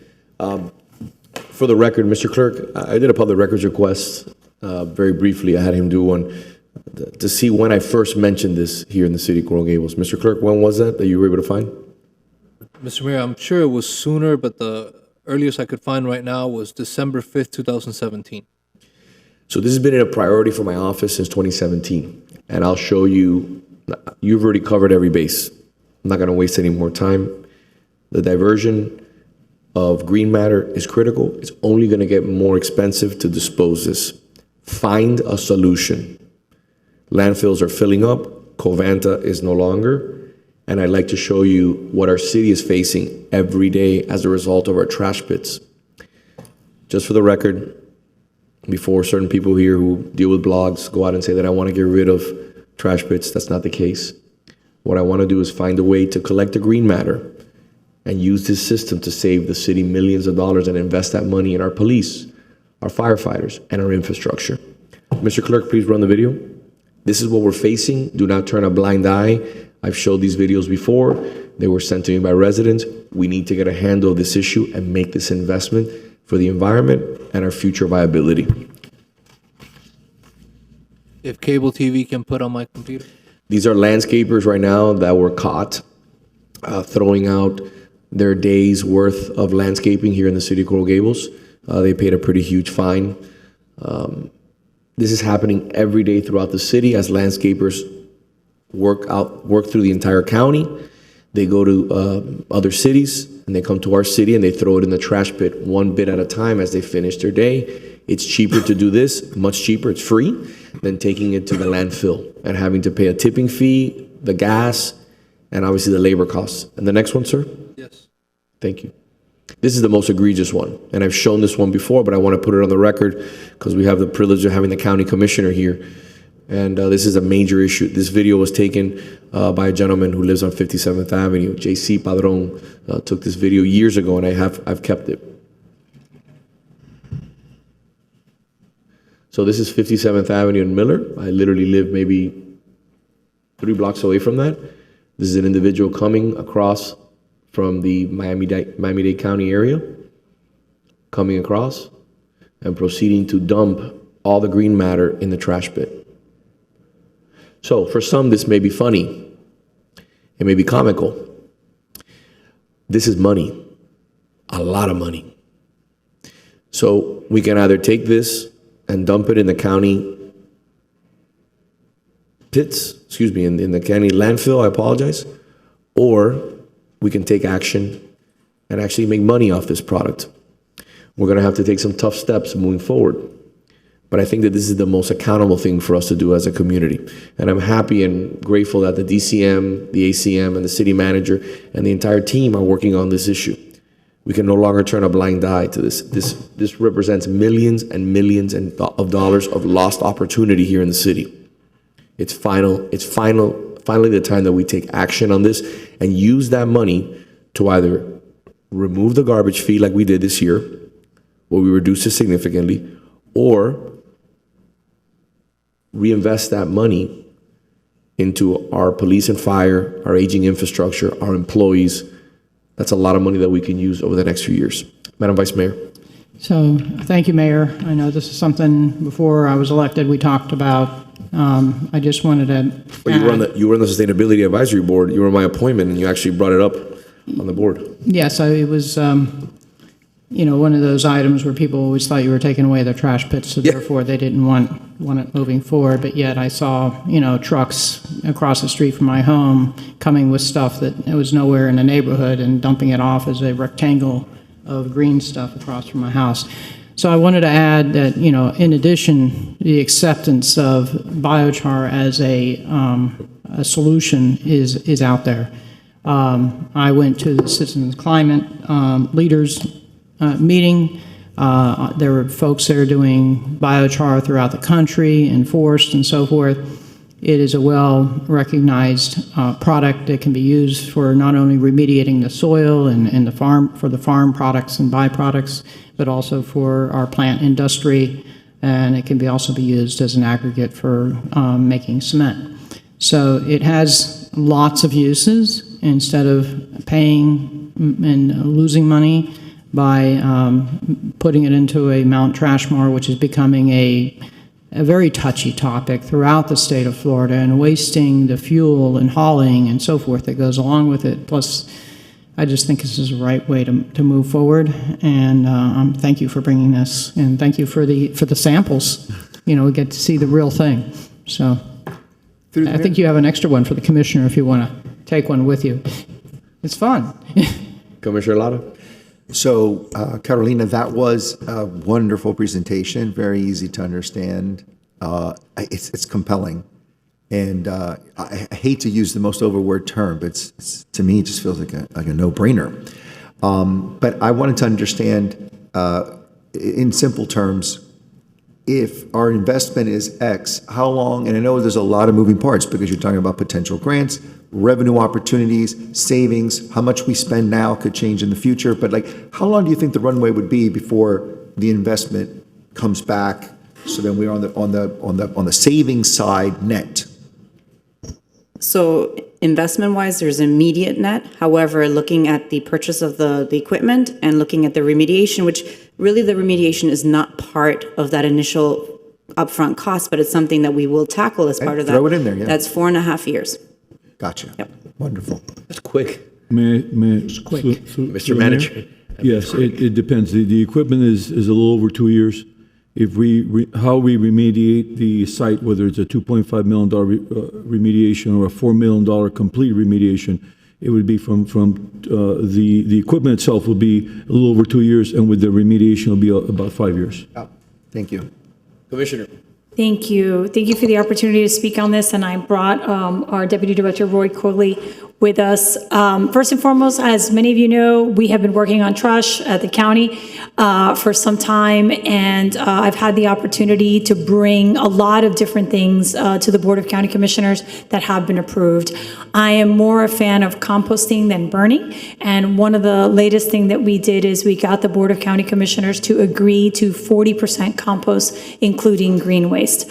I have been working on composting. I started with a project in Pinecrest, and we're actually redoing our composting rules because the county is the regulator, and there's a lot of issues with the rules and what fits or what doesn't fit. So we've actually hit the reset button on that and have found a series of ways to allow more composting. The issue with the composting that we have is obviously leakage into our aquifer, and we're working with Durham and are going to be presenting something shortly on that. That being said, we are doing a pilot for green waste. We are expanding our composting, and the board has decided to move forward with an incinerator. We do have a 10-year plan that I brought to the board for moving trash on trains, and we are now collecting methane from our landfills, which we were not doing previously. What you're considering right now would be done on a property that Miami-Dade County leases from you. And we have been in negotiations about the extension of that lease for some time. As you know, there were changes to the manager, so there were some confusion as to terms, but I wanted Roy to speak on specifically that lease because we would be in a difficult position if that lease was not renewed, even if it's for a short period of time. And I know I saw the numbers, but we actually pay you for the use of that property, and one of the things that was being negotiated was a renegotiation of that lease amount to cover some of your solid waste costs. So I'll have Roy speak on that and the pilots that we're doing. I can tell you that I brought an item to the board on adding mini dumps. I want to do green waste collection at Chapman Fields and at other parks that are nearby so that then we can dispose of it. And one of the things that we discussed with your staff is A, having a hurricane plan with priority for Coral Gables, B, composting and taking the green waste. And we could probably do that way faster than your plan. And then also providing a vehicle for your mulching. So you actually have a lot of green waste, as does Pinecrest and other folks. And what we're discussing is the county taking on as part of that mulching and allowing that to be used countywide, as opposed to you all having to store it. So Roy can speak to some of the things that we've been discussing and what's happening with the lease at this moment. Mayor Lago, Commissioners, for the record, my name is Roy Coley. I'm the Chief Utilities and Regulatory Services Officer for Mayor Danielle Levine Cava. Part of my portfolio is solid waste, and what I want to say to you is, first, I applaud the innovative way you're looking at solving a problem, and Miami-Dade County would like to further partner with you. The Commissioner did mention that we lease a property from you that's very important to all of Miami-Dade County's solid waste stream management, and we would very much like the opportunity to continue working with your staff, your city manager, and find a way that all of your goals are met and ours too. The residents of Coral Gables are also the residents of Miami-Dade County, and we want to make sure all of our decisions are newer to their benefit. Well, thank you very much for being here, and I look forward to the continued negotiations with the manager. Thank you, Madam Commissioner, for all your hard work. Again, you're leading, as always, in regards to legislation and environmental stewardship, and we're grateful for that. But I will tell you both, we got to negotiate rigorously. We are in a like the county is. City of Coral Gables is counting pennies. Counting pennies, and I sent you a memo in regards to our financials. We are working hard to make sure that we can be efficient, that we can be stewards of the environment, and I look forward to partnering with you in regards to that property. But at the end of the day, we have to find ways to make it as efficient as possible. We've got to find ways to save money without raising costs. I will not, every year we get an increase in the garbage fee, and our options are two options. Well, three. Number one, pass it on to the residents, which we've done for so many years, and I voted against. Last year, we made a decision. Myself and the vice mayor voted in favor, of reducing the garbage fee from the residents. I think we reduced it by $300, Madam Vice Mayor? That sounds about right. $300, which was a significant reduction across the board. We're trying to save money for the residents and also insulate ourselves from the ever-growing costs. Again, you're facing it, we're facing it. So let's work together on that issue. I know how important this piece of property is, and I look forward to achieving a goal that benefits both the county and the city. And the other thing that I would add, we are investing in the property. We have been working on, it's part of our capital plan. So there is a building on it. It has a 40-year inspection. We have been working on it. So we have been making an investment. As we met with the manager, we talked about different things, obviously paying more rent, to offset the costs that you all have. But then, as I said, also finding a solution for your green waste. I think that our portfolio portfolio has a lot more options. Some of the properties that you were all interested in, we could actually facilitate. So our portfolio was a lot bigger. And one of the things that I've done at the county is to force our board not to just focus on incineration, but to look at composting, yard waste, and a lot of different things all over the county. So I think there's a real opportunity here to partner and to do both things. I would just ask you, because of the time constraints, we're just concerned because we have 6 months left on this lease. Roughly. And it is a large part of our collection and movement of the trash. And we were actually looking at expanding it so that things could move faster. I completely understand your concern, and the city of Coral Gables is your partner. We're not going to shut you off from one day to the next. That would never be the way that we operate. What I need to make sure is, for example, when it was mentioned before in that presentation, this is close to 100% emissions free as it gets. This has all the qualifications, has all the environmental qualifications, requirements, and achievements in regards to the system. So it is an environmentally friendly system. The city sets itself apart on being the most environmentally friendly city in Miami-Dade County. For example, you have 2 commissioners here. I don't think there's any other commissioner in Miami-Dade County whose house runs on solar. You have 2 commissioners here that sit on this dais, myself and the vice mayor. So I can go on and on and on. But the point is that I gotta insulate myself from the continued cost that's going up. I can't pass it on to my retired residents. The cost, we lowered it $300. We absorbed that. What's the number, Mr. Manager, that it cost us last year? That $300 cut? Yes, it cost us $3.6 million. $3.6 million. That is a real reduction for residents. So we're trying to find solutions. We're looking forward to partner with you. We're going to continue the conversation, and I think we can. But I just want you to understand the position that we're in as a city. I got to deliver for the residents. We agree, and we're just here to tell you that these 2 things are not in conflict. I know. Right? So you can move forward on this. It's not necessarily in conflict with what we do at the property and with our current use. So that's all that we request, and that you continue to negotiate with us as to the extension of that lease. Thank you, Mr. Manager. Yes, through the mayor. Thank you. The problem is not only the waste disposal. The problem is the issues that we have in case of a hurricane. Yeah. We've lost our rental site. We have no place to put the substantial amount of material. We're at Tree City, USA City, and during Irma we had 360,000 cubic yards of material. We came within 2 days of having to stop collection because we had no place to put it. A big problem for us right now is that the site that we were using, the Pompano site from Waste Management, is no longer available. So instead of having a 2-hour trip, now it's a 6-hour trip. So we would be forced to use Lee Lincoln or the golf course. Those are 2 alternatives that we would use. They're not going to fly with the residents. No. And those would be a huge category if there's a huge category hurricane. So we tried to work with Dade County through Irma. We were not successful, and we came twice within 2 days of almost stopping collection. One of the things that we have with this system is that it's EPA exempt and Florida Department of Environmental Protection exempt. So it's a very environmentally safe system. It produces this biochar, which is a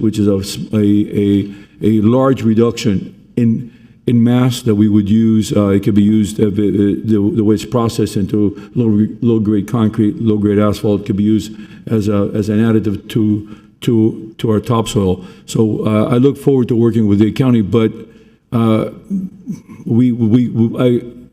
cannot recommend something that we cannot live with, not only from a monetary perspective, but also from a hurricane perspective. We came very close. It's a huge concern. I had a huge concern during Hurricane Andrew. We had debris all over the city. What happens with green matter? It becomes kindling in a month. I was very concerned about a fire spreading throughout the entire city. We have to be able to get rid of our green waste. It's a life safety issue, and those are the issues that Mayor and we've been working this for a long time, and so this is what generated this, and we will be happy to help with you to work with the county, but we have a lot of issues to work on. Agree. And like I told you, we have several sites that you all do not have access to. We have our own sites and others that we can acquire. And we're happy to partner with you on that. The only thing that I would add is that pursuant to the divesting that's happening at the state of Florida, DEP will become part of the county in 2026. So we will be the regulatory authority that oversees all of this. So there's a whole series of other things, right, that happens. And we're dealing with it as we work through what we want to do, right? So I think that there is a tremendous opportunity to partner. And like I said, even if it's a short-term lease and not to the extent that we had it in the past, I think that there definitely is a path forward. And there's a lot of value that we can bring with our existing assets, because this will take you some time. And we could have something happen in a month, in 2 months, in 3 months. And I think what we need to work on is a unified plan that prioritizes Coral Gables, given your participation in our waste management programming because of this property.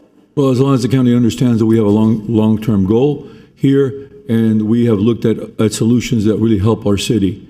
And the prior contract was 30 years. I believe that's too long. And if we have something new, it would be for a shorter period of time, but maybe with extensions or something like this.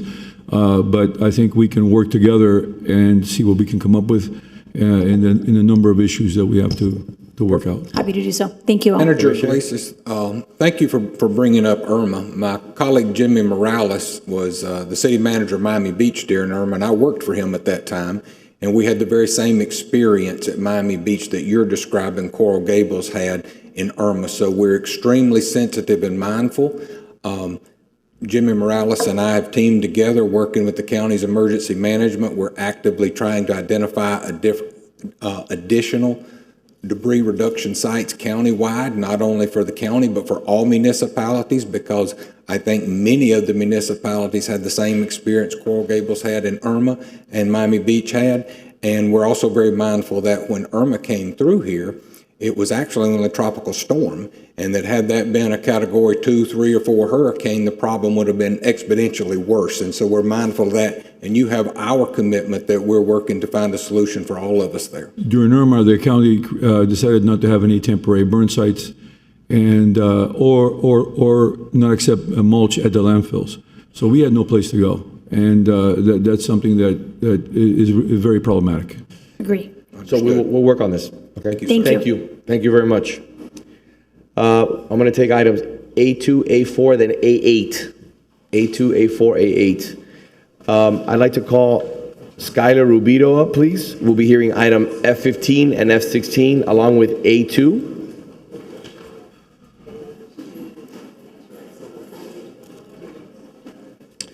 So as Skylar comes up, I'd like to give you a little bit of background. Skylar was my intern this summer, and to say that I was impressed is an understatement. This is probably one of the most competent individuals I've ever had the privilege of working with, and most hardworking. With all due respect to all the interns who give up of their hardworking time and of their summer, Skylar worked 8 o'clock to 5 o'clock, 6 o'clock, 7 o'clock. By the way, she wasn't paid. She was doing this out of the interest to learn. She is a junior at SMU. She is interested in going to law school. We see several women attorneys here, like my sister, who I would hope maybe speak to Skylar after. Ladies. She is impressive beyond belief. Her work ethic is unparalleled, and I had her work on 2 memos that are important. Miss Maria Cruz said before, the important thing is to educate the community, to spread the word. This is a memo that I wrote, and I've handed it off to the entire city, and today we hopefully will memorialize it here in the city. It's 2 memos. One is of our importance of financial responsibility and fiscal stewardship, and the second one is of our current situation with FP&L. First and foremost, I want to thank FP&L. It's one of the projects that I worked on for 10 years, and we are undergrounding the power lines in the city of Coral Gables. We're going to have about 70% of the city underground it. It's going to take about 10 years. We've been doing it for about 2 years. And I'm very grateful that we're one of the first cities in the state of Florida to do that. And that's the second memo that she wrote about. And the reason why I bring that up is because as the FPNL power lines come down from the poles, we're going to have to address the issue of low voltage, Comcast, and AT&T. Who's going to maintain these poles? So we need to ask assistance from the state legislature to ensure that there's cooperation. Skylar, please join us. Good morning. Good morning, Mayor, Vice Mayor, Commissioners, Madam City Attorney, Mr. Manager, and Mr. Clerk. I'd like to start off by saying, this is too close, wait, sorry.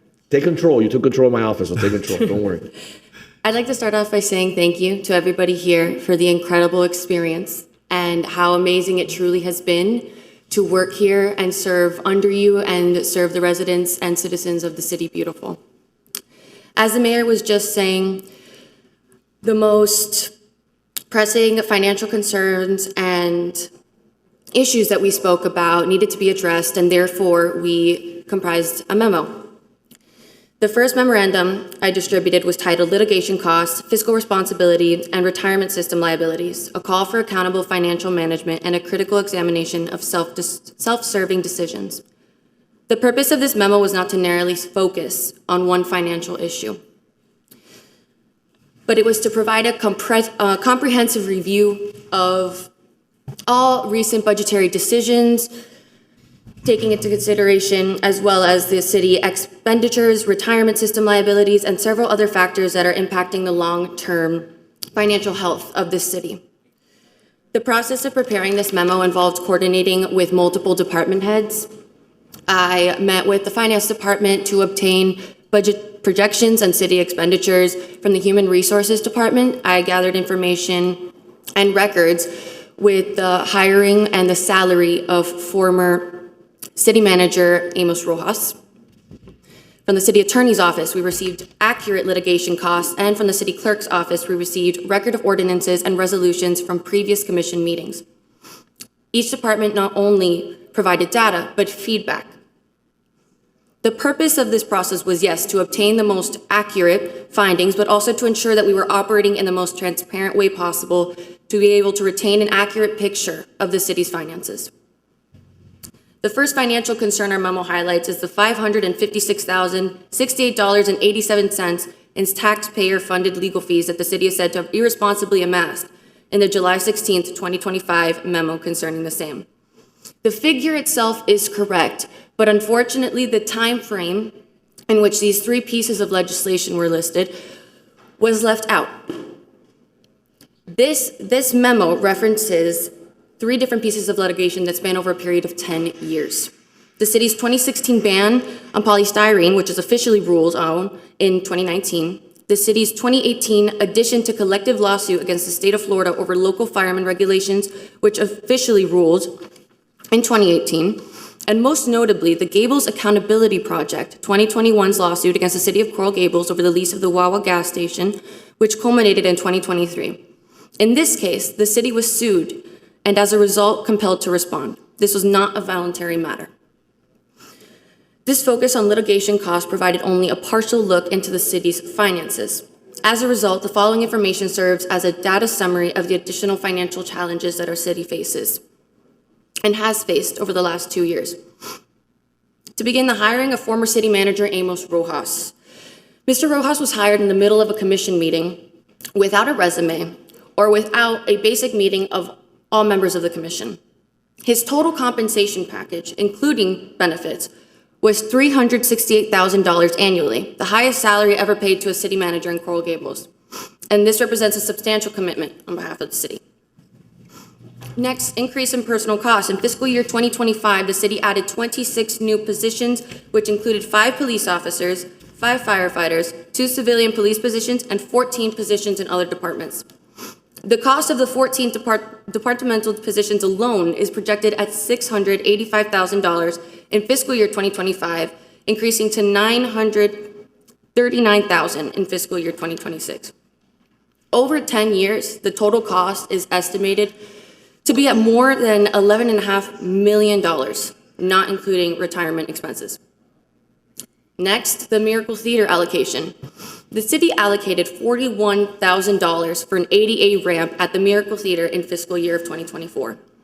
The theater already benefits from a lease that requires only insurance payments and no rent. Given those terms, there are questions as to whether it was appropriate to use taxpayers' money.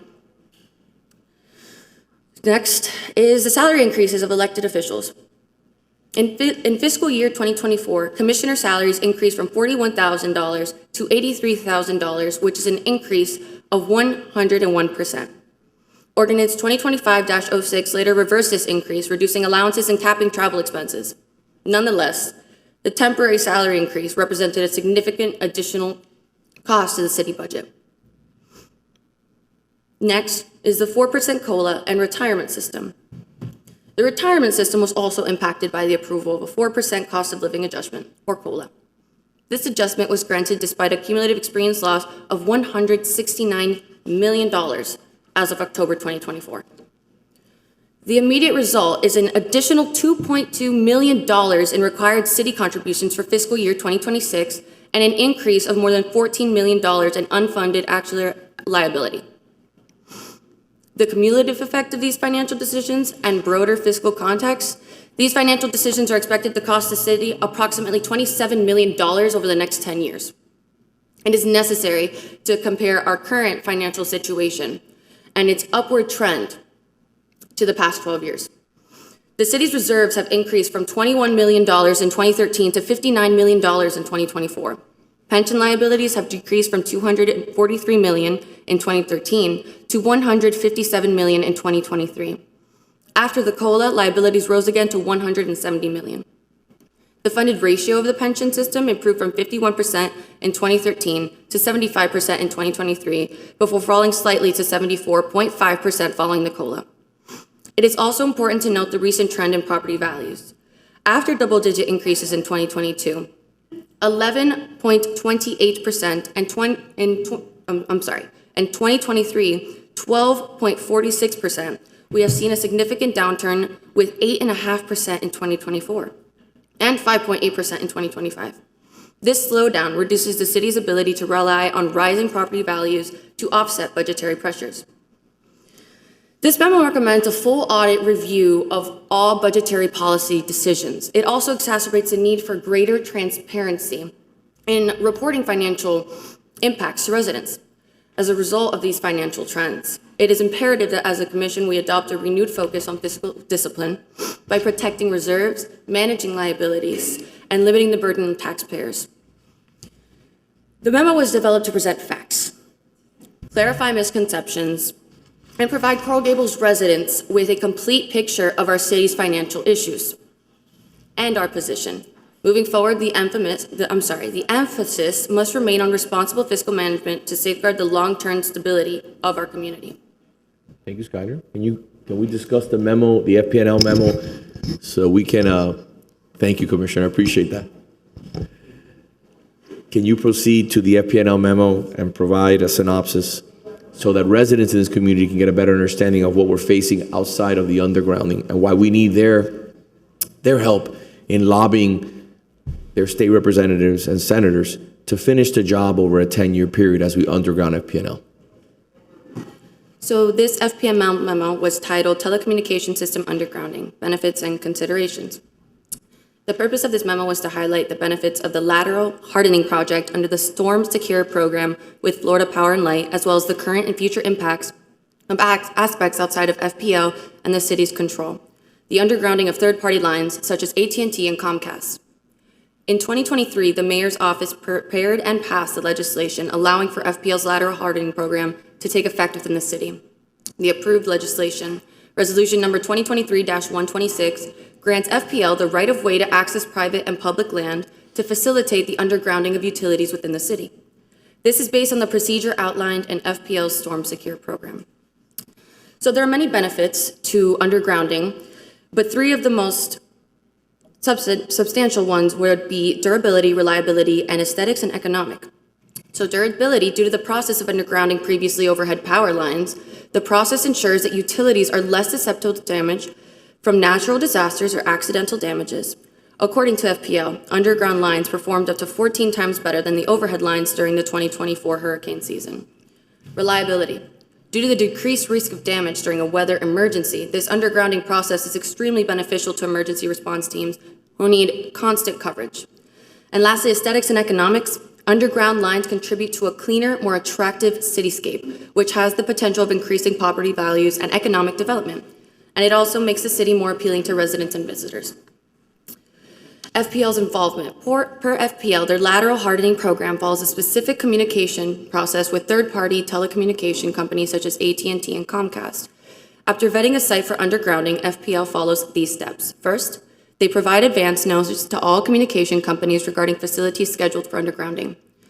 Communication companies advise whether they will remove their facilities or purchase the pole itself. FPL then removes the poles after project completion once communications companies have removed their facilities or transfers pole ownership if companies elect to purchase them. Unfortunately, neither FPL nor the city has the power to simply remove the remaining utility poles. FPL must receive notice from the telecommunication companies that still service these poles, and the city must be protected by state law in these instances before we are able to act. Often, these companies are uncooperative in a bilaterally transferring services. As a result, the benefits of streamlining power line systems fall short. Remaining utility poles can impact access to utility services, and especially during South Florida's lengthy hurricane season, this is concern for residents who have had their power lines installed underground already. It is for these reasons that the Office of the Mayor fully supports efforts to collaborate with state legislators to require the Florida Public Service Commission to enforce these undergrounding initiatives for entities such as AT&T and Comcast. To ensure that the city's concerns are effectively addressed, the mayor plans to attend the upcoming September 4th, 2025 PSC meeting in Tallahassee, Florida. Alongside the mayor's plan to attend the upcoming PSC meeting, a resolution is presented before the commission reaffirming the city's authority, including the intent to enforce ordinance number 2022-69.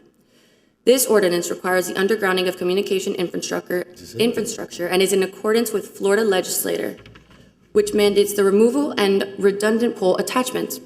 Additionally, this would seek to pressure the Florida legislature to amend section 366.97 to require entities to comply with the bilateral transfer of services in similar projects moving forward. To conclude, as we continue to improve our infrastructure, it is crucial to understand the complexities of transformative projects such as the one, as well as the kind of work the city will face moving forward to mitigate resident concern and ensure our community's growth and safety. Thank you. Okay, so, Mr. Manager, I think you should be worried. She's ready to be the manager, I'm telling you. Skylar, great job. So F30 is on the agenda also, which is the resolution that you just put forward. I'd like to entertain a motion. I'll move it. Second.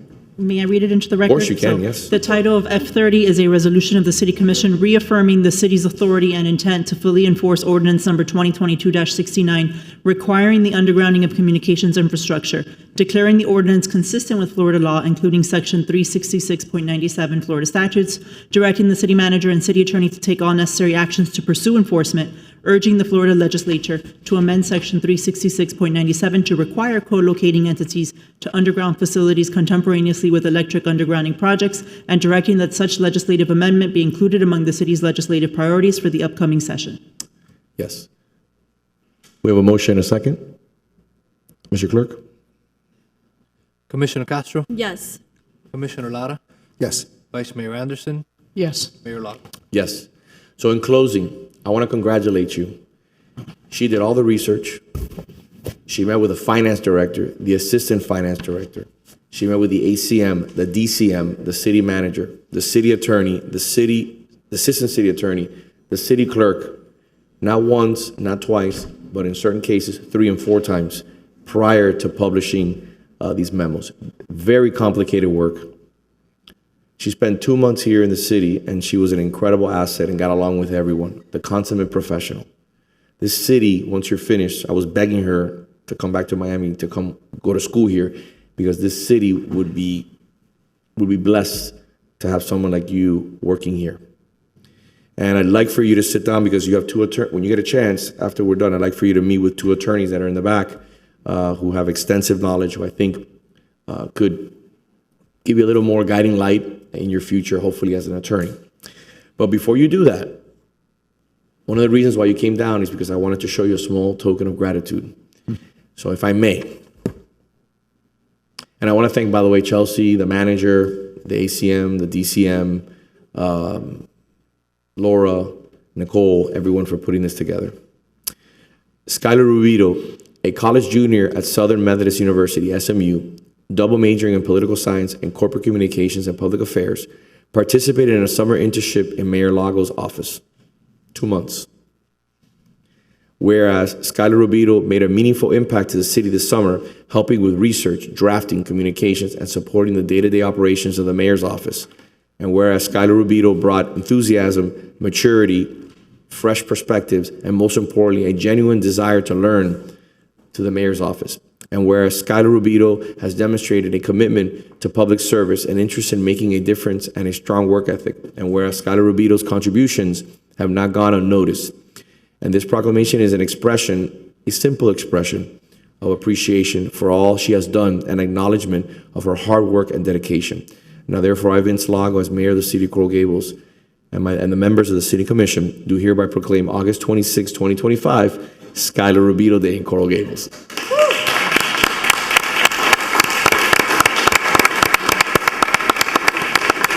Gotta go up. You gotta speak. You gotta say a few words. You gotta say a few words. You gotta say a few words.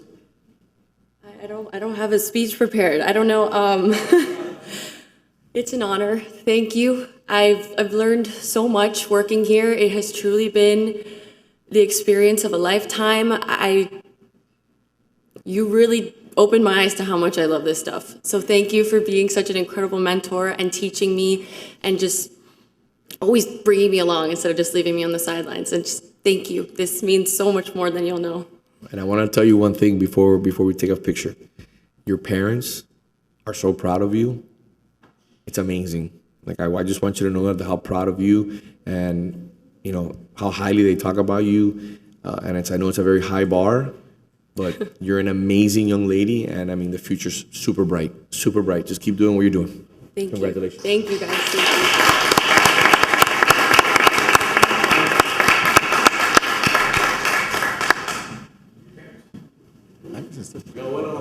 Come on.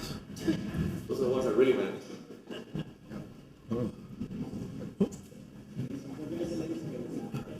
Thank you.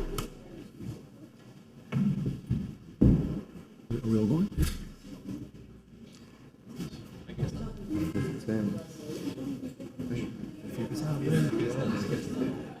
Oh, yeah. Are we born and raised in Coral Gables? Should have mentioned.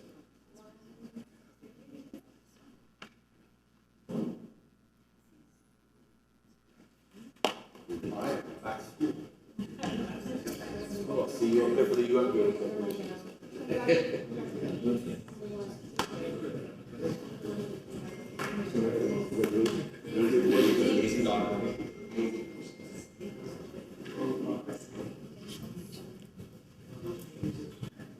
So I think that we honestly surprised her because she told her parents, why am I having to come back after going up to school a week ago to present these memos? I can do it on Zoom. I said, no, you got to come back. You got to come back. Congratulations. All right, we're moving on to item A4 and then A8. Congratulations to firefighter Jason Hibbert Jr., recipient of City of Coral Gables Firefighter of the Month Award for the month of July 2025. Gentlemen, good morning. Good morning. Thank you. Today we have the honor of recognizing firefighter Jason Hibbert Jr. as our Firefighter of the Month for the month of July. He was nominated by Division Chief Jones, who is with us today, so I'm going to allow him to speak on the nomination itself. Chief, how are you, sir? Good afternoon. Thank you, everybody, or good morning, I should say. It's always a great opportunity to celebrate and appreciate the amazing work that happened by the men and women here at the Coral Gables Fire Department. Today, we are celebrating Jason Hibbert, firefighter Jason Hibbert, as the firefighter of the month for his contribution for innovating and giving probationary modules. As you are aware, we just hired a new amount of firefighters in the fire department. These modules will assist them with navigating through medical calls and ensuring that they're proficient in their duties every day. So congratulations to firefighter Jason Hibbert. Good morning. I'm truly honored to be recognized as Firefighter of the Month. Developing the EMS probationary module was important to me because I want our new members prepared to serve our community at the highest level. I want to thank my family, our administrative staff, our chiefs, Chief Jones, Chief Gill, and Chief De La Rosa. Thank you.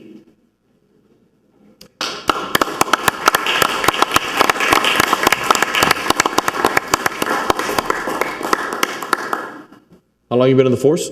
6 years. Nice, congratulations. Thank you. Well deserved, well deserved. How old are you? 27. Okay, I thought you were like 21 for a second there.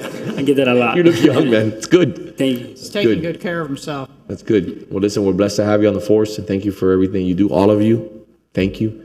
It's truly a privilege and honor to have you. God bless you guys. Appreciate Keep working. it. Thank you.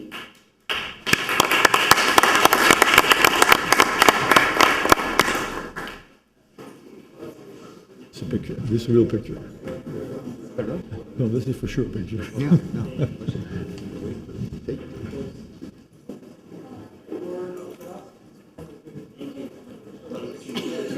You guys are the ones that have to be in the picture.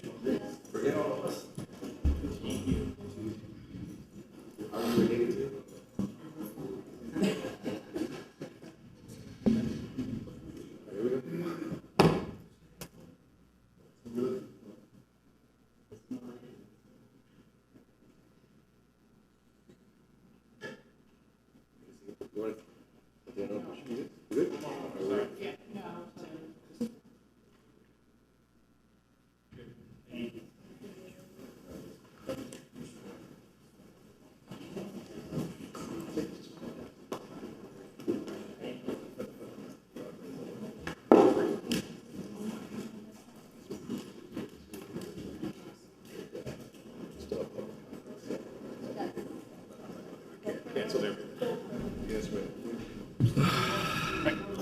Moving on to item A8. What item? Okay. Item A8. Congratulations to Officer Robert Thompson, recipient of the City of Coral Gables Officer of the Month for the month of March 2025. Chief. Good morning. Good morning, sir. One second.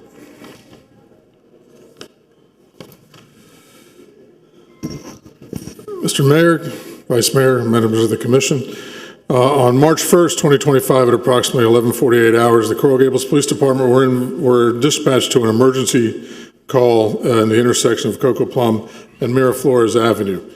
Reference a juvenile who was involved in a bicycle accident. Officer Robert Thompson was able to speak to the witness and advised the juvenile was struck by a black late model GMC pickup truck. The juvenile made and had sustained injuries that were somewhat serious to his left forearm and was transported to Nichols Children's Hospital. Realizing now that the criminal investigation, Officer Thompson utilized what we have in the area in our partnership with Coco Plum with vigilant ALPR cameras, and we were located at the entrance of the Coco Plum community. After reviewing those, Officer Thompson then identified a black GMC pickup truck bearing a Florida tag that had entered the community at 11:36. However, the video did not show that the truck had entered the community. This led Officer Thompson to continue his investigation for his part, and at about 2 o'clock in the afternoon, he had obtained video from the Coco Plum security gate. Officer Thompson then turned that over to the investigating officer, Officer Joe Baez, who then completed the investigation, which resulted in the arrest for no valid driver's license, including leaving the scene of an accident of a crash with serious bodily injury, and a fugitive warrant out of Port St. Lucie for marriage bigamy. That was a new one on me, too. Officer Thompson was able to apply 30 years of service, and not about the bigamy, but about the accident, of experience, which included investigating traffic crashes, which identified the individual in this case. Because of these actions, he was nominated by Sergeant Bo Williams and was Officer of the Month for March 2025.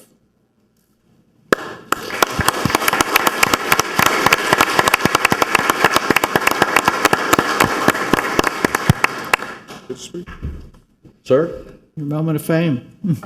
Wow. Mayor, Vice Mayor, Commissioners, thank you, Chief. Thank you for the recognition of this award.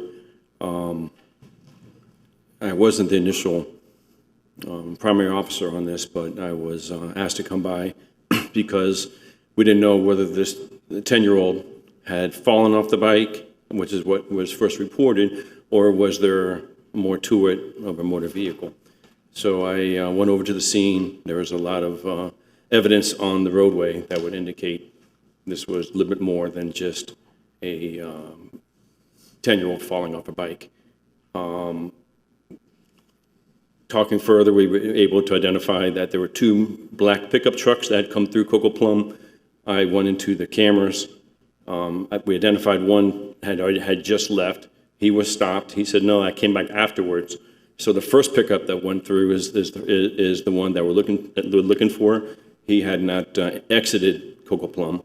And while I'm getting extra video surveillance from the security gate at Coco Plum, I have the car coming out. So I pulled him over, detained him, talked to him, had Officer Baez come over and finish it up. But just wanted to say again, thank you, Chief, for the recognition. I do have my mother here, Mayor Dorothy Thompson. Mom. And my sister, June Morris. And June. June. Sergeant Williams, would you like to say something? say anything, Sergeant Williams? To the mayor, if I may. Really quick. Yes, Madam Vice Mayor. Okay. So, Yes. but does he want to say something? Bo, go ahead, Bo, come on in. For you? Okay, then I go. I just wanted to You've got- nominate Robbie Thompson, not just for the hard work that he did for this one incident, but he's one of the hardest working officers that I've ever worked with, and I'm proud to work with Robbie every day. He was involved in the incident with the migrant when he was flagged down by a woman saying that, hey, I think I saw somebody getting pushed into a van.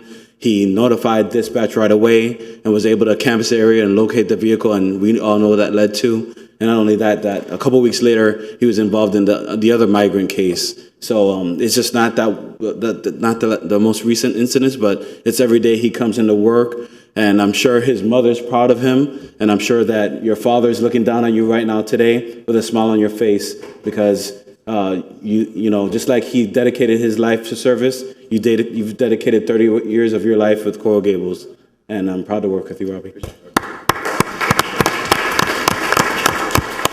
Vice Mayor. So I was just going to add that to that as well because of your keen skills, and we were able to interdict the illegal aliens that were coming in off the coast there. Not only did that, is that a recognizable act, but we also recognize the fact that we needed some additional equipment and put in a request to the state to fund the boats necessary for better job, so you can do a better job and everybody can do a better job in our city interdicting these illegal aliens. So thank you. You brought it to our attention that we had a need. Thank you because you've stepped up to the plate many, many times in protecting our community, and we're very, very proud of you. Through the mayor, Yes, I want to say, number one, thank you so much for your service. You're really an example. He just said everything I was about to mention about the Chinese migrants, and I want to tell you that you have a mother that is so proud of you, as all this commission is as well. So thank you. Yes, sir. Well, what can I say, Officer Thompson? It hasn't already been said. So, you know, I just also want to say thank you for all you've done, not just today, not just in the month of March, and not just that oversized role that you played in the migrants situation that we had over there in the waterway. It seems like you're at the right place at the right time when we need you. So thank you for that as well. Thank you for your service overall.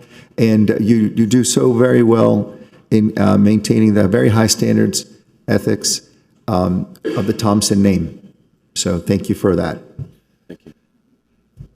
I echo everyone's sentiments. Congratulations. You've had an amazing career. To be able to accomplish everything you've accomplished, again, is something that all of us, as we grow older in our careers, we hope that we're recognized at this point. So congratulations on everything you've done. God bless, man. It's amazing. Want to take a photo or you want to do them all? If you want to, we can get them all. I mean, okay. This time, I would like to thank you. At this, I'd like to call up Detective Taha. Detective Taha, along with his family that's also here today, was nominated and received the nomination, for the Detective of the First Quarter. And again, as we talked about in the first one, there are bits of work that are team done, and this is one of those individual cases that you would like to identify as us. There was an occupied burglary by an individual at the Grand Living, the assisted living facility, with multiple apartments. On January 9th, our patrol units responded to the address on Granello. An unknown black male had burglarized multiple apartments and had fled the scene. As the officers arrived, they got information, passed it on to Detective Taha. And this is one of those unique cases, somebody who exemplifies what it is to be a police officer day in and day out. The offender stole a Rolex watch and approximately $3,000 in cash from the apartments where the individual senior citizens lived. Talking about going above and beyond the call after talking to the ALF, he also talked to a witness who said that the individual left the service elevator down to the first floor and actually saw the individual get into a vehicle. Later, the witness observed him get into a black SUV. Detective Taha, on his own initiative, was relentless in his effort and produced video surveillance footage of the offender sitting at a bench waiting for a vehicle that picked him up. Detective Taha continued to do his investigation and found out that the individual got into an Uber. Continued his keen investigation skills and determined that the Uber then took him to a hotel in the city of Miami. Detective Taha responded to the Uber driver's residence, and it is because of his impeccable interview skills, revealed that the offender had opened envelopes that contained the stolen cash while in the Uber. He continued to work and retrieve video surveillances and actually showed that the individual had left and got out of there, went into the hotel. Through the course of the investigation and getting an arrest warrant for the individual for an occupied burglary, he later found out that the individual came down here from North Carolina, specifically just to do these burglaries. He swiftly secured that arrest warrant, found out that on top of that, through his interpersonal relationships with other detectives, he had committed 3 similar cases in the city of Miami, as well as one in Aventura. Because of his relationship that he built with the hotel manager, he was called 2 days later that the individual had checked back into the hotel. Without hesitation, he responded, along with members of this department and other departments, and a brief foot pursuit, the offender was taken into custody. Detective Taha then arrested him for the arrest warrant that he had issued, and he also, in his pursuit of justice, did not stop there. He was able to identify the offender in 3 cases out of Franklin County, Indiana. The detective recently, because of his relentless search and justice in vulnerable victims, led to the apprehension of this offender, closing 10 cases between the city of Miami, the city of Coral Gables, and Aventura and Franklin County, Indiana. Commissioners, I like to tell you that we have great officers. You know, and we've talked about on this dais before about what it takes to be a Coral Gables police officer. There are employees who do wonderful things all the time. There are employees who do wonderful things every day, and this is their mantra. This is who we're looking for. Detective Taha is one of those individuals. He comes to work every day and performs like this every day. There is no downside to his work ethic when he comes in. I am proud to recommend or to nominate, to award him the Detective of the First Quarter for 2025. Leo Taha.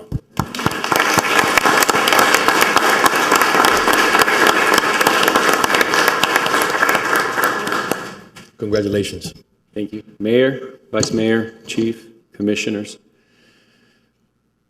This award is not only my individual work, but it's also a team. I want to give a special thanks to the CST team for the City of Coral Gables, who helped me on that day as well. They were always there. They've been always there for me whenever we've needed them on any of the cases. We call them the City of Miami detectives that also assisted me in being able to identify them in their cases, and my family, of course, who doesn't matter if it's weekends, late nights, call outs, whatever it is, they've always supported me. I also want to give a special thank you. She was here earlier. She had to leave because she had a few pen warrants, to Assistant State Attorney Stephanie Ora, who helped me with the arrest warrant and has continuously helped us with any warrants that we may have in the city. So I just want to give everybody a thank you for being here, and the award selection committee as well.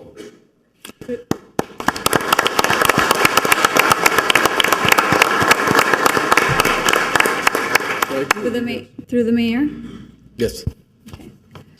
Detective, I've had the opportunity to work with you on personal cases, I would say, as in your capacity as a detective, and I have to say that your professionalism and your work ethic is really exceptional. So very well deserved. Thank you. And congratulations. Thank you. Thank you, sir. Thank As you. always, I feel like you've been here before already, correct? Yes. Yes, sir. And you're familiar. Well, he's also so pretty, so he supplements the PIO Corps. Yes. Not that I have bad-looking PIO people, because, I mean, Natalie's good, Sergeant Christensen's You good. said it, I didn't. So, I know, well, yeah, it's I okay, needed a but- Spanish speaker. How did I know he didn't speak Spanish? But now it's too late. Congratulations, and thank you. Thank you for your dedication and your sacrifice. Thank you so much. The city's grateful. God bless, my friend. Let's take a photo. We have one more? Oh, we have one more, and then we have the Okay, big one. perfect. So if you want to stand right off to the side. At this time, I'd like to call one of our regular people, the Officer of the Month for February. So if Josh DeLeon would please come forward. On the evening of February 25th, 2025, at approximately 11:10 at night, while working the crime suppression team with the rest of his compadres on the team, he observed an individual in the area of the 1700 block of Country Club Prado on a bicycle without lights, working in that area. He continued to follow the individual along with his teammates, Officer Alzate, as well as, I believe, Officer Peter Hernandez were out there as well. After watching the individual with no direct place of where they were going, the individuals then stopped. One, because he didn't have any lights on his bicycle, as well as some of the other traffic violations that he watched, or that he observed. He could really not dispel Officer De Leon's reason or suspicion for the area. He also had a backpack-type piece of luggage on his person. After stopping the individual of the team together, the individual consented to allowing him to search his bag. Inside that bag was a 9mm, I want to make sure I get this right, a 9mm Luger STV, along with other individual tools, a flathead screwdriver, large zipper bag with a black nylon, as well as methamphetamine. Once the individual was read his Miranda, he actually told Officer Alzate that he was just going to a friend's house, really couldn't say where it was going through. A routine record check conducted revealed that the individual, who is now biking around our streets in the middle of the night, was a convicted felon, and search incident to arrest, the person revealed that he was wearing multiple layers of clothing. He had 2 pairs of black pants on, black shorts underneath that, located a gray folding knife and a window punch inside the right pants pocket and the second layer of his black pants. He was issued a citation for riding his bicycle in oncoming traffic, as well as the lighting equipment. In the small clear bag, the suspect methamphetamine was about 318 grams, was impounded to the sheriff's office and tested. The bullet and the knife were also impounded based upon the totality of the circumstances. He failed to dispel the alarm for Officer DeLeon.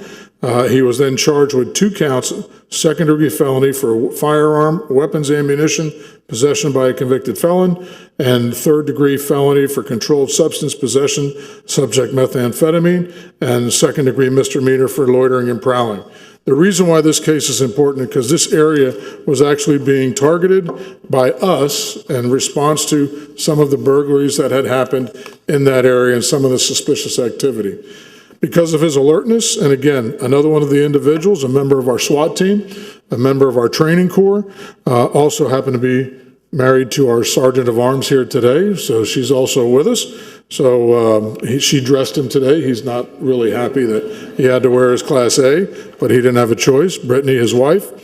This is the reason why we do what we do. In the middle of the night when everybody's asleep, there's guys like him that are out there doing it every day, above reproach, and for this, he was awarded Officer of the Month for February 2025.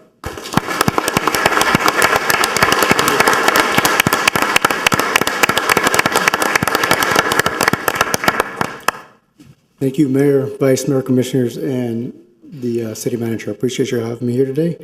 I would like to thank the Chief and the Ward Selection Committee for nominating me for Officer of the Month or selecting me for Officer of the Month of February. I am truly grateful and honored. Last but not least, I'd like to recognize the crime suppression team who was there with me on that call for that night, the call for service. And I'd also like to thank the additional officers who assisted to the call for service resulting in this arrest. These officers, as with any call for service or for arrest, it would not be possible for this not to happen. So again, I appreciate the officers who responded, and along with the crime suppression team, and again, my wife, who's she puts up with a lot. So I appreciate that. So congratulations, my friend. Thank you. You just saved the domestic violence case. This is what happens when you have a family and they all start getting married. Then they bring it home. So 2 kids later. 2 kids. Congratulations. So congratulations. Congratulations.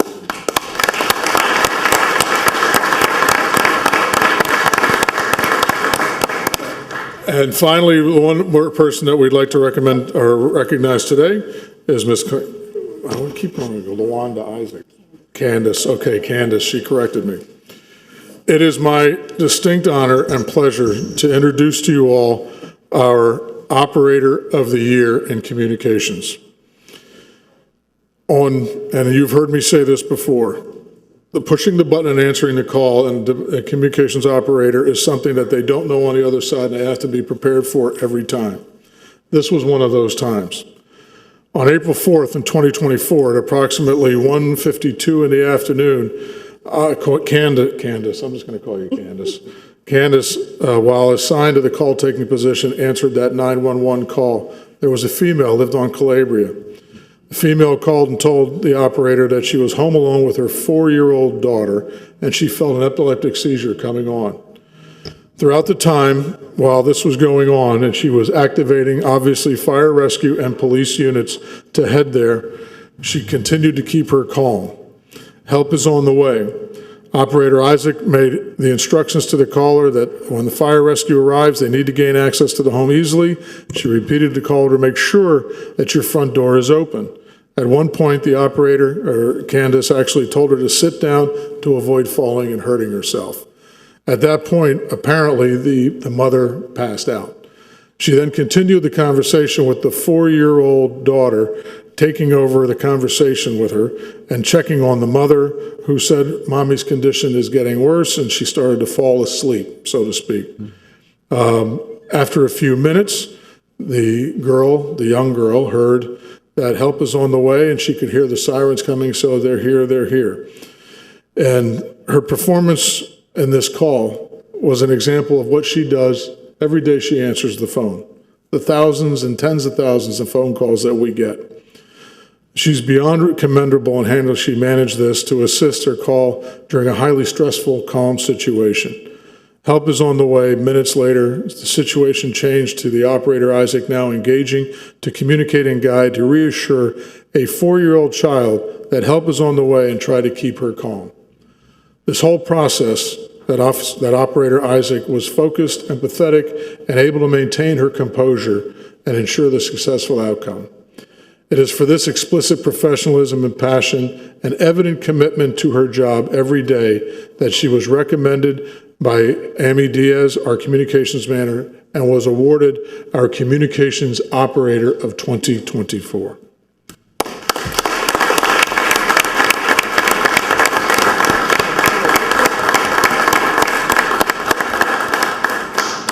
Congratulations. Thank you very much, Mayor, Commissioners. I'm really thankful for this award. I'm coming up on 26 years of service with the City of Coral Gables, and it's really been an honor working with my coworkers, officers, staff, so I'm just thankful. And thank you, Manager Diaz, for taking the time to recognize me for such an honor. And thank you.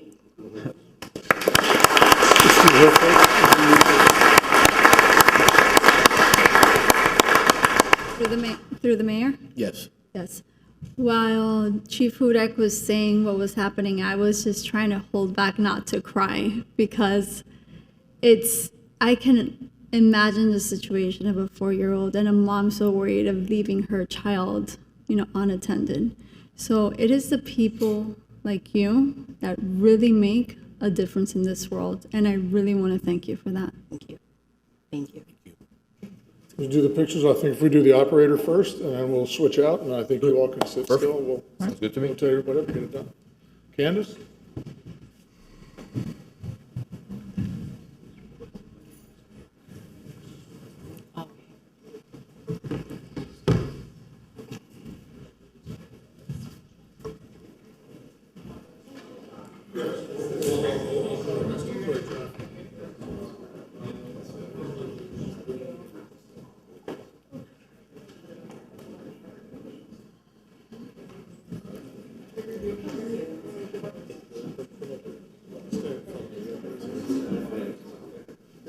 They can still hear you.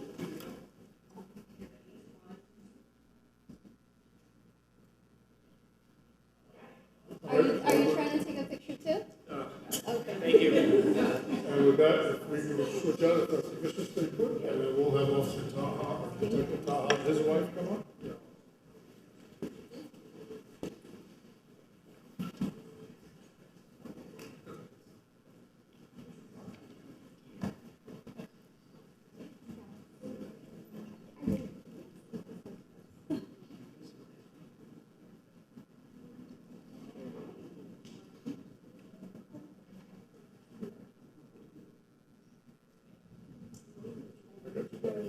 There was a lady behind you. Officer DeLeon?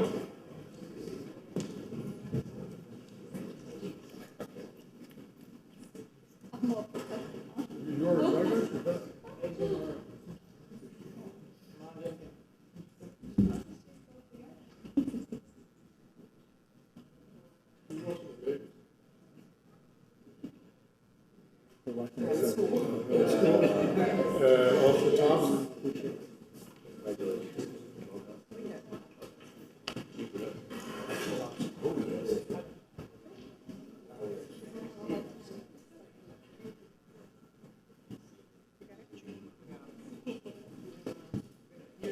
June got into the picture. Come on. I know, because she will insist on it, so I know. I know to come up.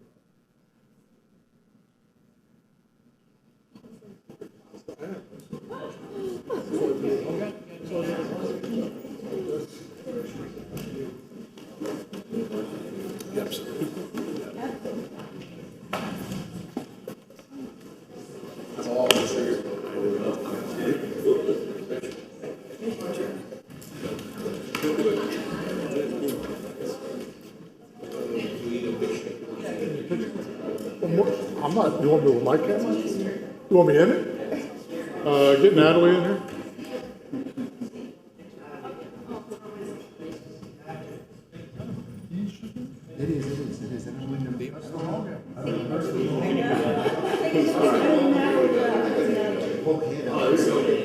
Si no estaba por la mañana.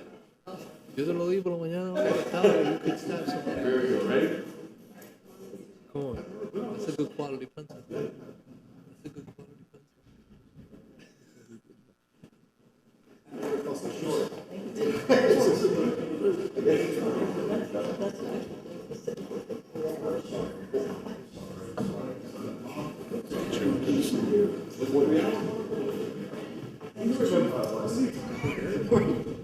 It's coming down?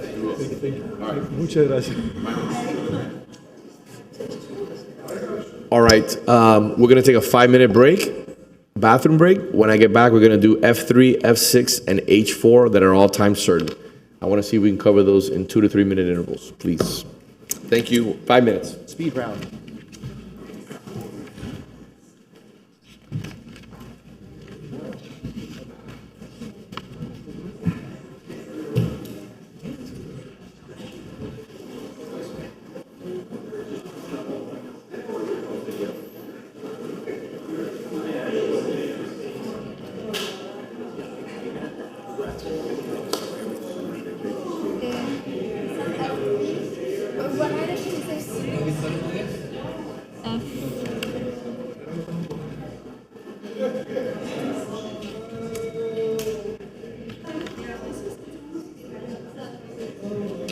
F3, F6.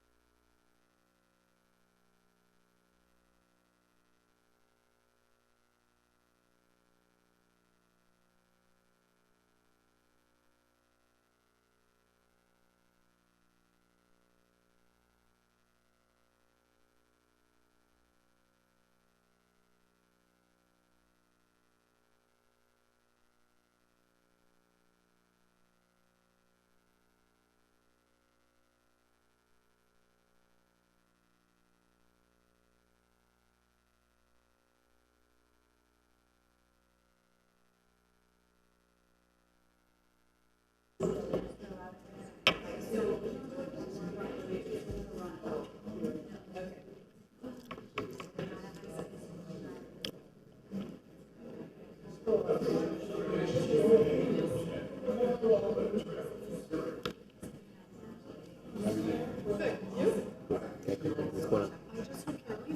sister and her husband, she's a lawyer, they live in North Florida. They own a composting and biochar company, and they got the same grant that she's talking about. They got the grant for the biochar. Oh, it's amazing. Well, you got to put them in contact. I just did. So I told her, like, you know, she can definitely help you guys. She's a lawyer, so she's done all of the, like, Yeah, she's work, sophisticated getting on the whole grant work you and know, everything. and doing all of it and getting all the credits and the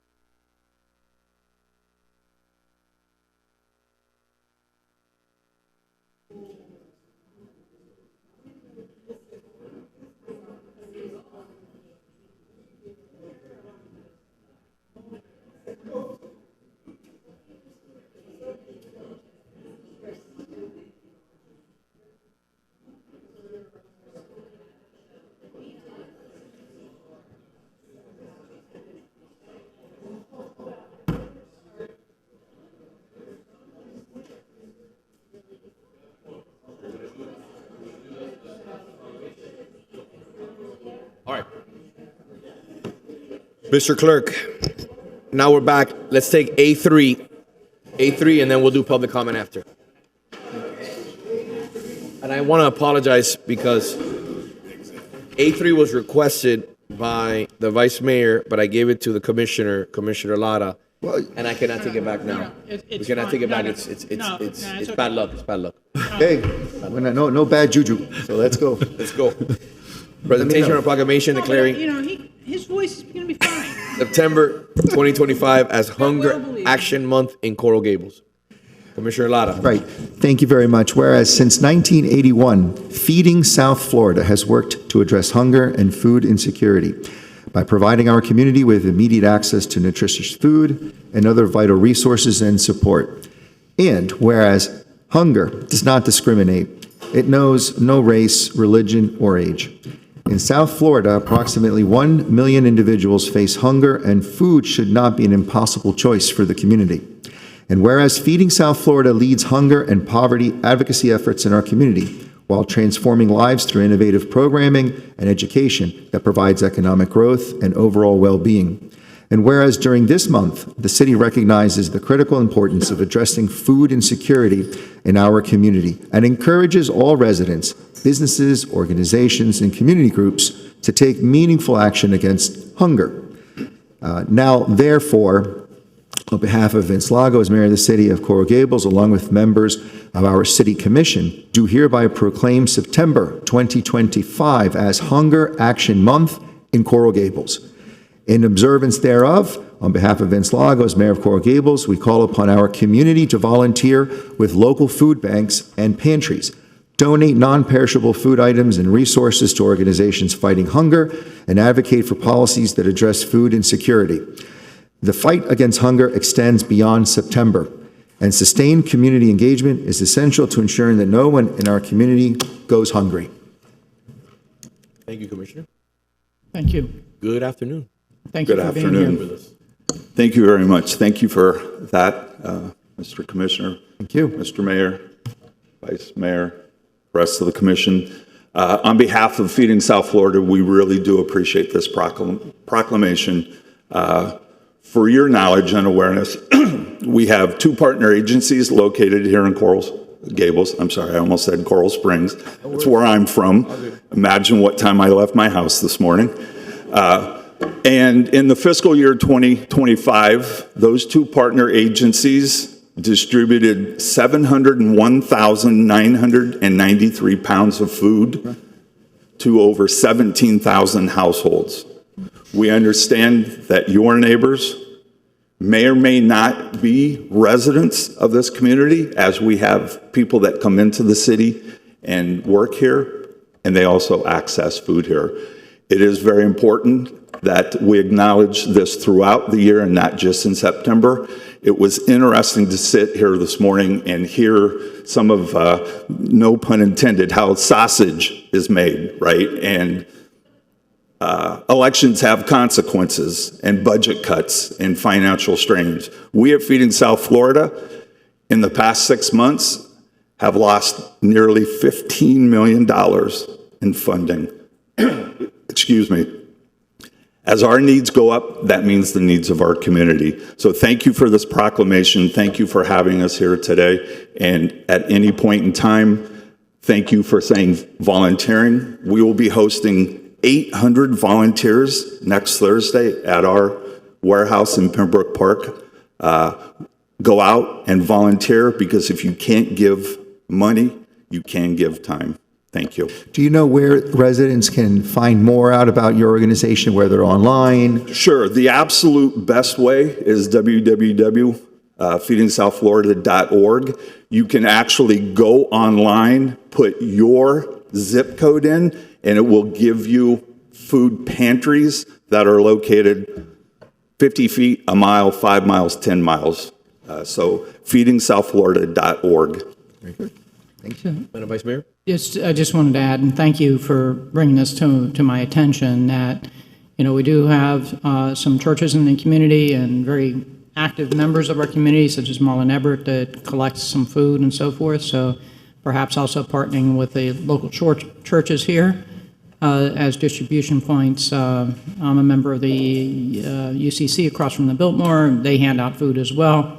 So I think together we can do great work. They also collect money from parishioners that, wish to contribute towards, helping to fund feeding the poor.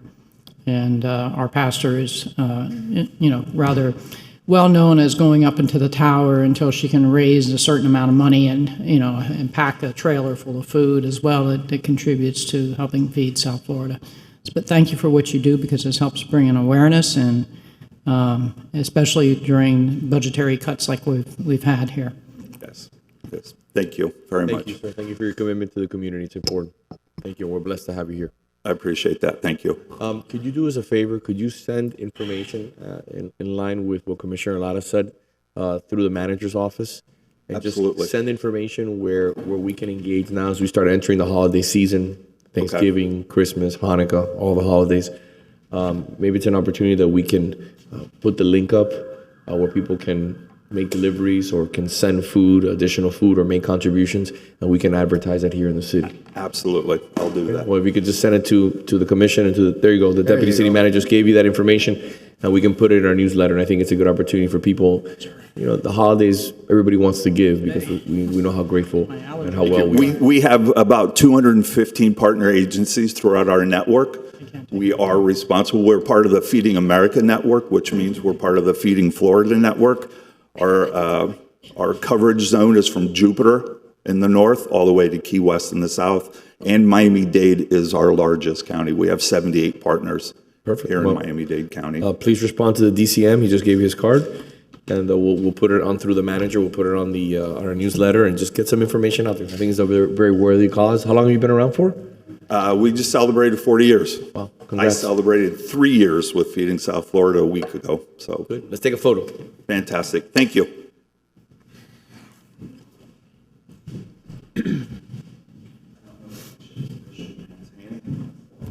Yeah.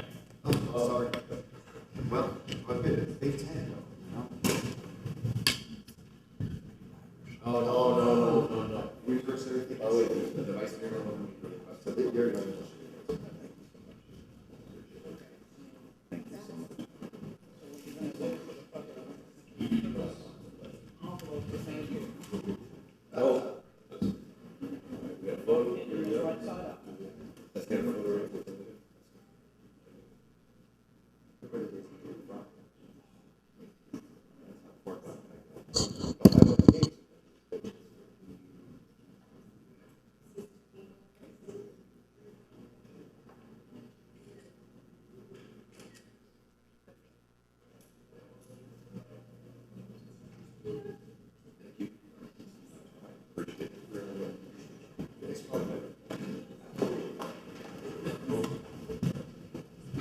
Public comment.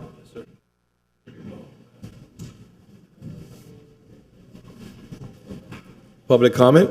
Yes, Mr. Mayor. First speaker today is Mrs. Maria Cruz.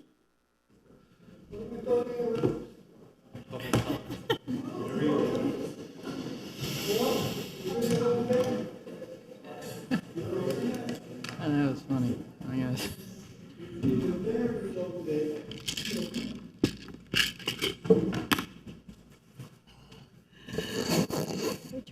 Good morning, well, good afternoon. This is Mrs. Maria Cruz, 1447 Miller Road. This is the day the Lord has made. Let us rejoice and be glad in it. I wish I had more good things to say, but it's been an experience today, again and again and again. All righty. Last I had something, but I guess I'm going to leave it for next time. We keep talking about democracy, civility, respect, transparency. Those words are so good. They are really good. We get up when the presentations are being made. We sleep while people are talking. We really disrespect the people that are being honored many times. But that's okay. In the city of Coral Gables, we don't do that. We respect everybody. We, once again, keep talking about the past, what people shouldn't be doing. We demean and talk down to other people sitting in the dais. Respect, respect, respect. I don't know what respect means anymore, because it certainly doesn't mean what you all use. As a parent, as a mother of 3 daughters and 2 granddaughters, I'm ashamed of the way we treat people here. I'm sorry. This is not what, see, look, he's not even paying attention, so who cares? It's very sad that the people that claim to show how respect and civility should be are the first ones to violate that. Shameful, shameful, shameful. If I were related to, actually, I will be writing a note to the police honorees, and I will send them the video that I took about people sleeping, about people doing exactly what he's doing now, not paying attention. Now, I know I'm not important, but the police officers that were honored were certainly important in my book. And the firemen were important too, and we did not respect them. But that's okay. The king can do whatever he wants, and respect doesn't apply to him. Tom Wells.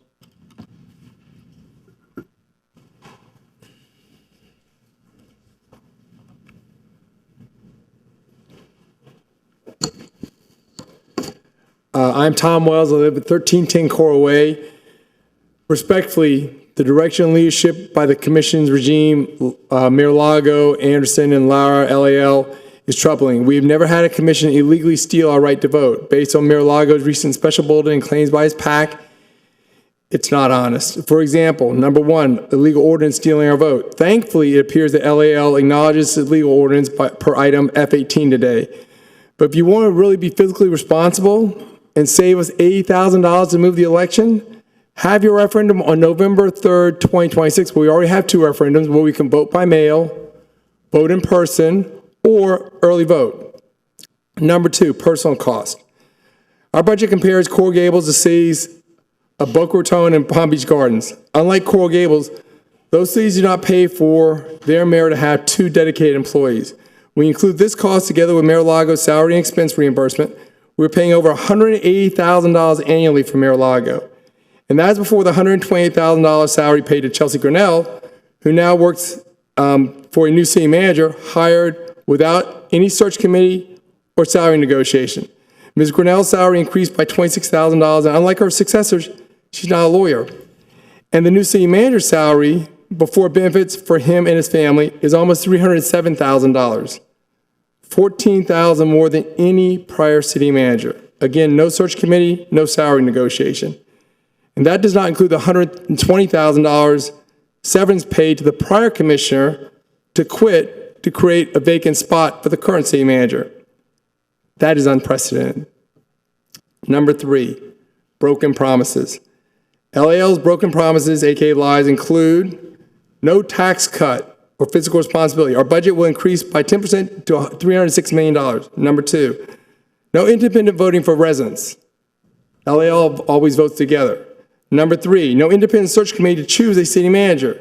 Number 4, no steps taken yet to allow residents to decide when they want to vote. Number 5, not being against overdevelopment.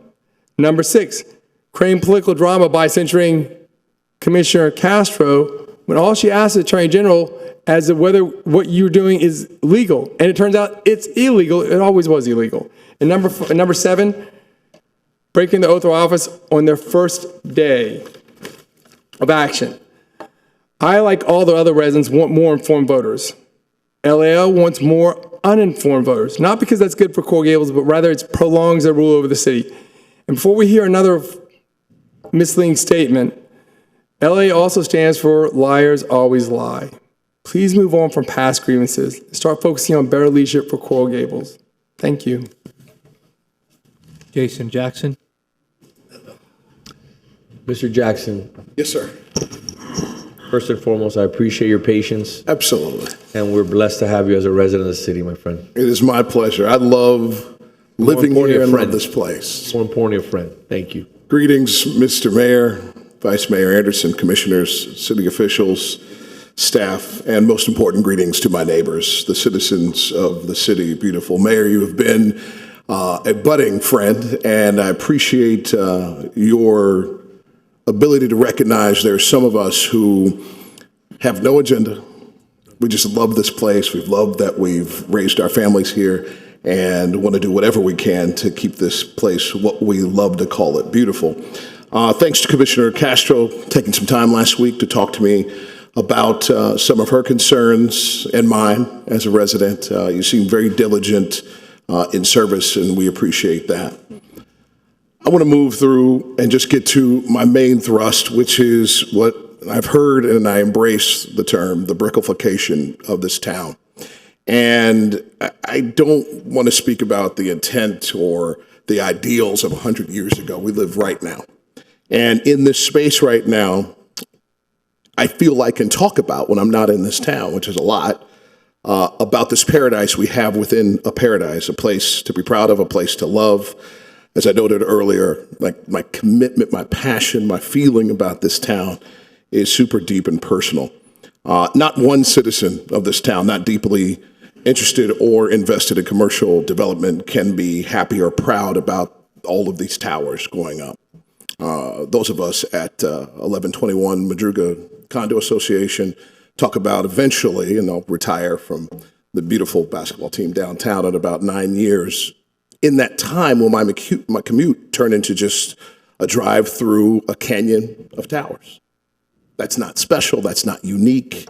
That's not why we live in Coral Gables. Listen, this project at the corner of US 1 and Mariposa, I know it's going up. You know it's going up. The county knows it's going up. But I want this group, as we heard today, which was encouraging, to maintain its connection, maintain its collaborative work dynamic and relationship with the county through this process. Those of us who live in that space, we feel a little bit like the redheaded stepchild of this city, and we want to make sure that you all are actively changing that perception for us, particularly with this project that's coming up. This is the hardest thing to do outside of sacrifice, which we talk about a lot in the Miami Heat organization, but love is the hardest thing. Love is best when it is unconditional, but that's the hardest kind. As I noted and will repeat many, many times, I love the city. I love what it's meant to my family. I love bragging about it from sea to shining sea. But I do not love some of the things that are happening and what we are currently destined to become if we don't focus on service and loving discourse for the people, by the people, forever. Thank you very much. Thank you. Patrick Ilavaca.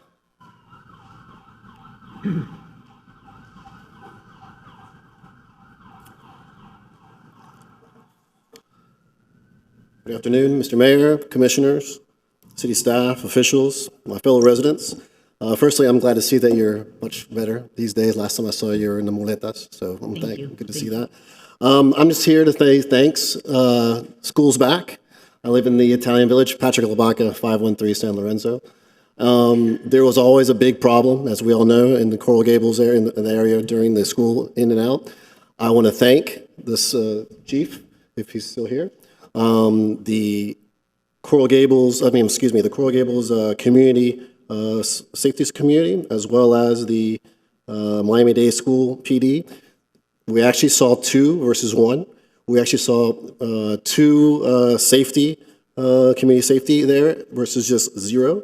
And there's a huge presence within the officials of the Coral Gables Police Department that significantly made much more orderly dismissal this time of year, especially the first couple of weeks.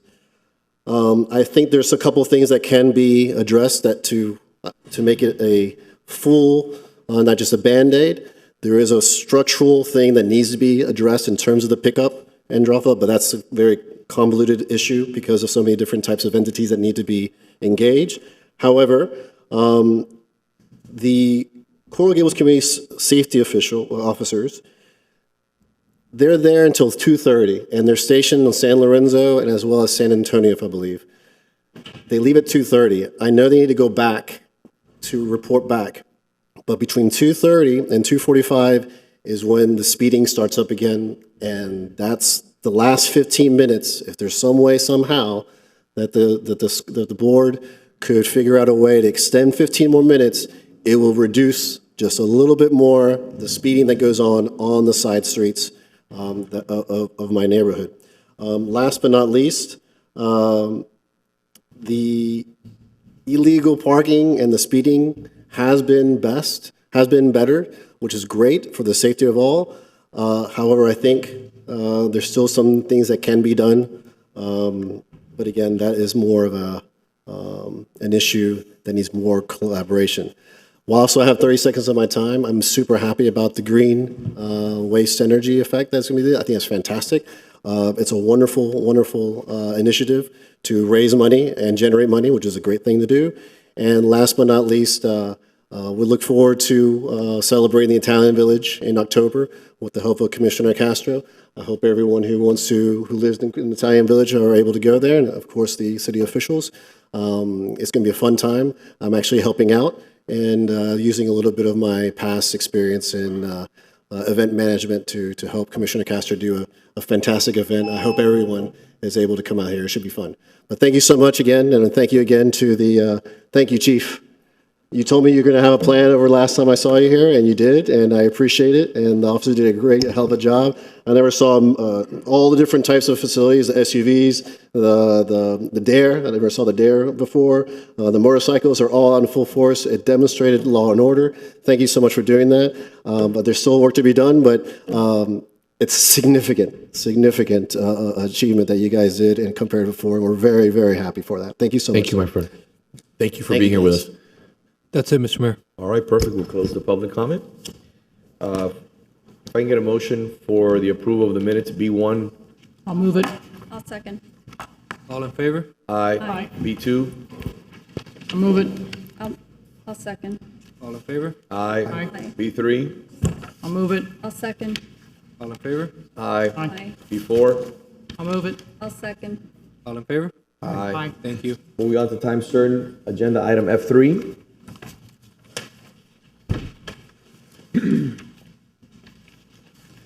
This is my item. This is an update regarding the art cinema expansion. I've been working on this project for well over 5 years, and I think this is something that, again, is going to bode very well in regards to culture and our downtown, and I'm looking forward to this finally coming to fruition. So if you can give us a quick update, I'd like to know where we're at, because I want to move this forward as quickly as possible. Well, I can skip with my first line, which was good morning again. Okay.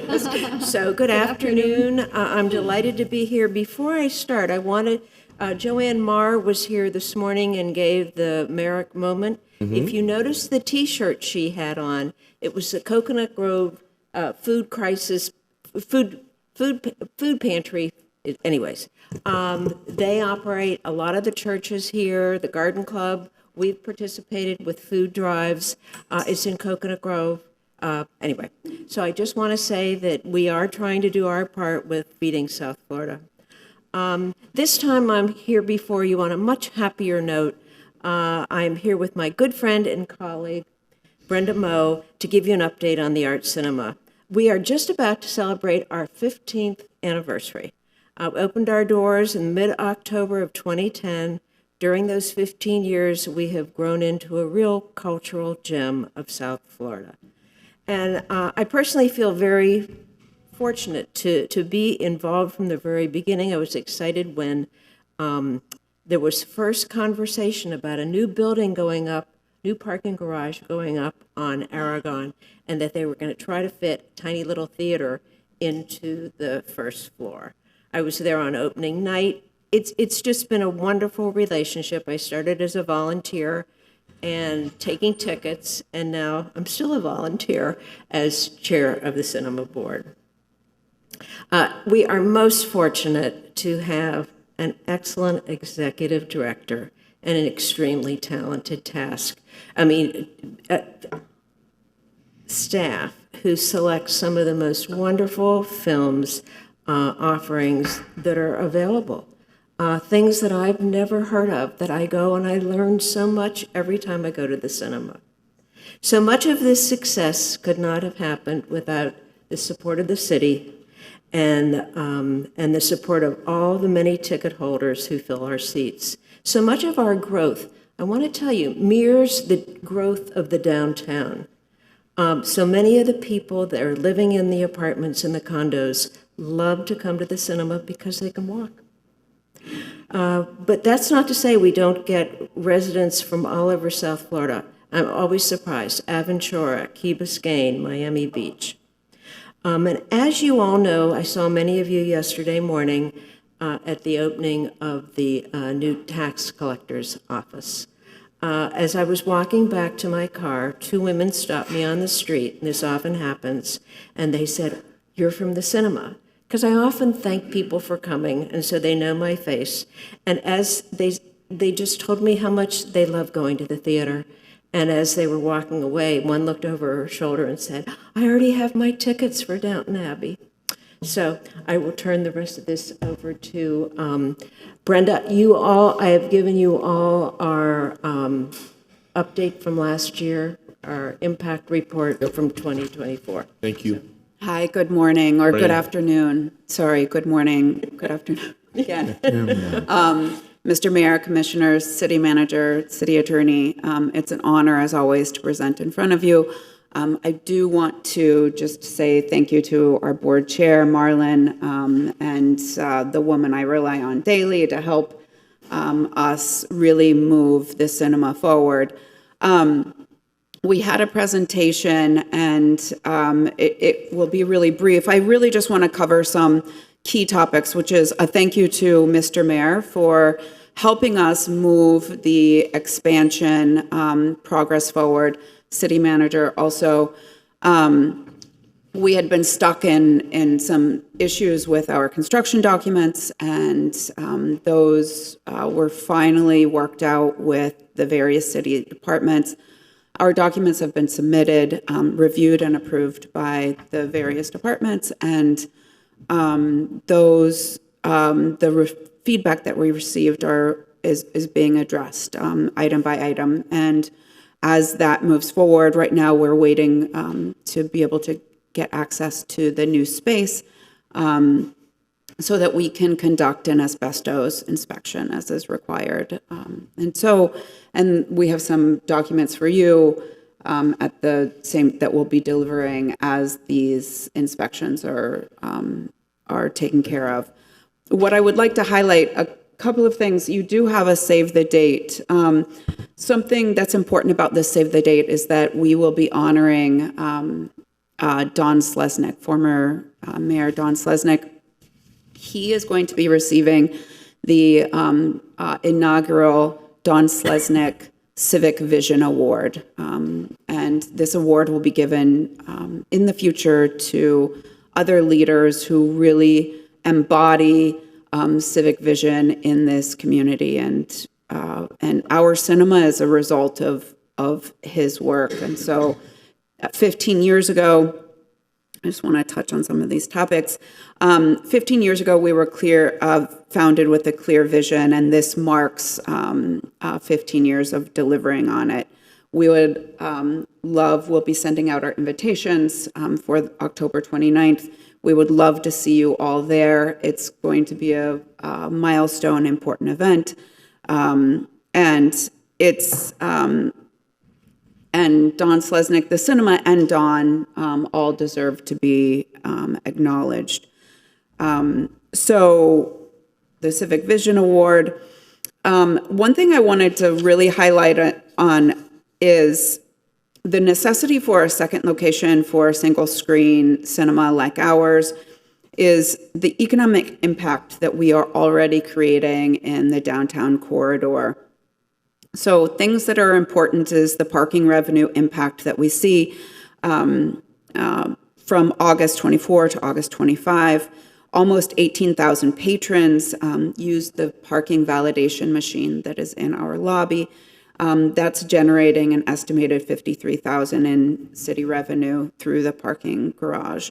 A conservative estimate of attendees that aren't using the validator we can put at 16,000, which adds another 48,000 in parking revenue. So we're looking at 100 to 130,000 in parking revenue from our patrons currently. So the expansion of our patronage will only expand that city revenue. Our total economic impact operating currently is $2.82 million. Our membership impact, we have hit 2,500 members, which is an incredible milestone for a small organization like ours. I would like to acknowledge one of our newest members, Commissioner Lara, and his wife. Thank you so much for joining. It really is incredibly meaningful to see your name. I have at my desk a little, every time somebody joins as a member, it sends a notification to me. So when I saw your name, I immediately texted Marlon and let her know. So thank you so much. So 2,500 members, these are people that are investing in the cinema. 1,425 of those are Coral Gables residents, which 18 to 99 years old, let's say.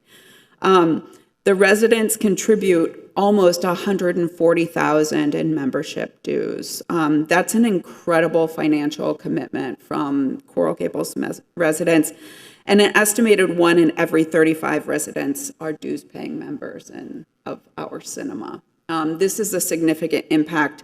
So not only are the residents making an impact in the cinema and the economy of the downtown through their patronage of the cinema, but the visitor impact that we see from August 24 to August 25, almost 23,000 tickets were purchased by customers outside of Coral Gables.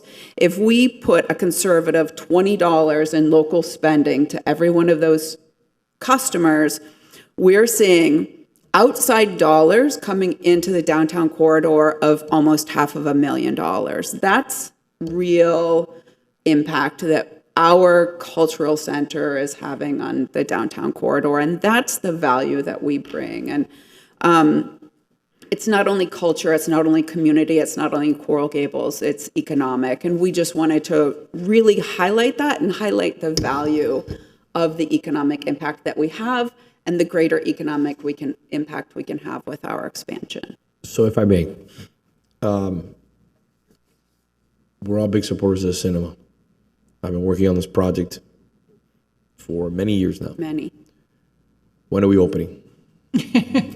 So, It gets you right down to the. let me just, See, I was quick. I was literally 5 seconds. some of the When are we opening? challenges that we have is, in response to submitting our construction documents, we need to do an asbestos survey. Okay. To get into 240 Aragon, we need the approval of the current tenants.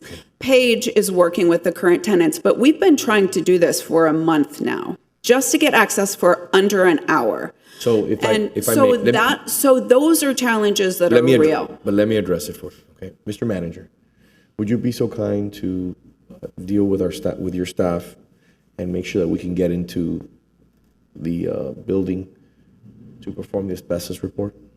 Yes, Mayor. Please, okay? So that's just the challenges that we face, and we have no control over them. So once we can get through that, we are we'll go to the permitting process. We've talked at length with the city manager about the permitting process and hopefully how that can be expedited, and then the procuring the general contractor. So once that process is over, we're looking at 9 months of build out to open. Do you have the capital necessary? to Yes, the we do. construction? Have Yes, you and we provided- have that. You provided that letter already to the manager? We will be sending it. We're trying to move forward with responding to the department's notes on our construction documents. Okay, let's do this, but we can do both. Yes. We'll get the asbestos testing done. I have the letter that I'm sending to the city attorney for review, because when we had asked for an example letter of the attestation that's been requested, we were told that there wasn't a sample letter. So we're going to send a draft. Paige had suggested we send the draft to the city attorney. Okay. Just make sure that's okay. And then I have a board meeting in 2 weeks, and the board members are going to sign the letter as requested. Okay, please, if you could be so kind to copy myself, the manager, the city attorney, the city clerk. I want it to be a public record. I want to start moving forward. Yeah. We need to get that letter. I asked the manager, we're pending. He said we're pending a letter proving that the funds were in place. I will get the asbestos test completed with the manager, and we'll move forward in getting your construction documents reviewed, okay? Amazing. That's a priority that's it. Yes, sir. If you're done. Yeah, go ahead. So I just wanted to say, this is great that we're moving quickly to the other phase, but in the meantime, right, where you have currently the single theater, I just want everybody to know that it is such an experience that everyone needs to do. I challenge everybody here should be a member of the cinema. The truth is that when you watch a movie there, it's everything you said, but the sense of community is something that I walk away with. You go to the movie, and you see your neighbors, you see your residents. Of course, we see people from outside Coral Gables, but you really see the people who live in Coral Gables, and you go there with a single purpose, to be transported somewhere else. So the engagement to watch what's on the screen, suspend disbelief, and allow the magic to happen. When we went to see Les Miserables, which is the last one I went to see, I'm telling you, there wasn't a dry eye in the house. If I were watching that at home, I would be very critical about, that was very good cinematography, good lighting, nice editing, but watching it in the theater, I got emotional. So everyone should experience that. I highly recommend it. So 2 thumbs up, as they say. Okay. So we have an action plan. Yes. In 2 weeks, we'll have the letter that's required by the city. Yes. We will get the asbestos studied sample. We have everything lined up. We have our vendor, our service provider, just. But let's. I just want to cross items off the list. Yeah. I want to get done with this. Yes. Okay. I So agree. this is what I'm We going to do too. request. Okay. I'm going to request in 1 month. Mr. Clerk, when is our next commission meeting? September 10th, When's the following? September 26th. September 26th, please put on the agenda a follow-up. I would like to see a copy of the letter that was submitted to the city, please. And I would also like to see that the asbestos was tested. It'll be the 23rd. I apologize. That's fine, 23rd. September I just want to make sure that they were able to procure the sample of asbestos, if there is asbestos, the asbestos testing. I don't need the results just yet. I know it takes time, but I want to see the letter in the city's hands, and I want to see that you were able to get into the building to make sure that if you're testing the air ducts, the mastic in the flooring, whatever it is that you're looking for in regards to asbestos, that you're able to do that testing so that the ball can be rolling and moving forward, okay? And I'll check with our architect and engineers to see if there are any other requirements that need access to 240 Aragon so that I can share that with both of you, because that's really the biggest challenge. But it's on the commission agenda for the end of September, so I would like to see those 2 items checked off so we can Wonderful. move on to the next I'll one. send the letter. I'll send the letter this week. We've just been really focusing on trying to get this next step. Of course, that's fine, but we have it on the agenda, okay? Thank you. Thank you. Thank you. Thank you for very much. everything that you always do for No, us. at all, We please. appreciate it. I'd like to just add that Tony Cilio has been great. Okay, Just thank you. Please, let him know. Thank you very much. Moving on to item F6. F6 is another item that I sponsored. It's a discussion regarding the gifted murals from the Spanish consulate celebrating the city's centennial year and the influence of Spanish culture, new murals on McBride Plaza. First and foremost, I apologize for making you wait. Belkis and staff, thank you so much for your hard work. And we've had multiple meetings in regards to this issue, and I think this is a great opportunity to continue collaborating, again, with probably our greatest international partner, Spain. Welcome to the City Beautiful. Welcome to your home. I want to tell my colleagues in the commission that this is something that we've been working on for a few months. I want your input and your guidance, and I think it just is another opportunity to continue collaborating with the Spanish government and just highlight that we have a lot more in common than most people think. Belkis. Yep. Good afternoon, Mayor, Commissioners. I want to first let you know who's in the room with us. We have Maria Dolores Fernandez Gomez. She's a commercial attaché for the Trade Commission. We've got Elvira Marcos. She's the Chancellor and Director of the Tourism Office of Spain. And we have Jordi Boada, Director of Andalusia Trade, and Jose Rafael Fernandez Linares, who's the Chancellor of the Consulate of Spain. So I first want them to give you a little bit of background on how we got to this point. Elvira? Good morning, Mayor, Commissioners. First of all, I would like to say it's an honor for me to be here with you today and present this project that I believe will strengthen the cultural and artistic ties between Spain and the city of Coral Gables. And to do so, the idea of this project is to bring an artist from the city of Malaga and born in the city of Malaga, and create a mural here in Coral Gables that would become a bridge between the two cities. Coral Gables, the city of Malaga, sharing art and creativity between both sides of the Atlantic. Where does this idea come from? Well, 3 years ago, we celebrated and we commemorated 50th anniversary of Pablo Picasso's death.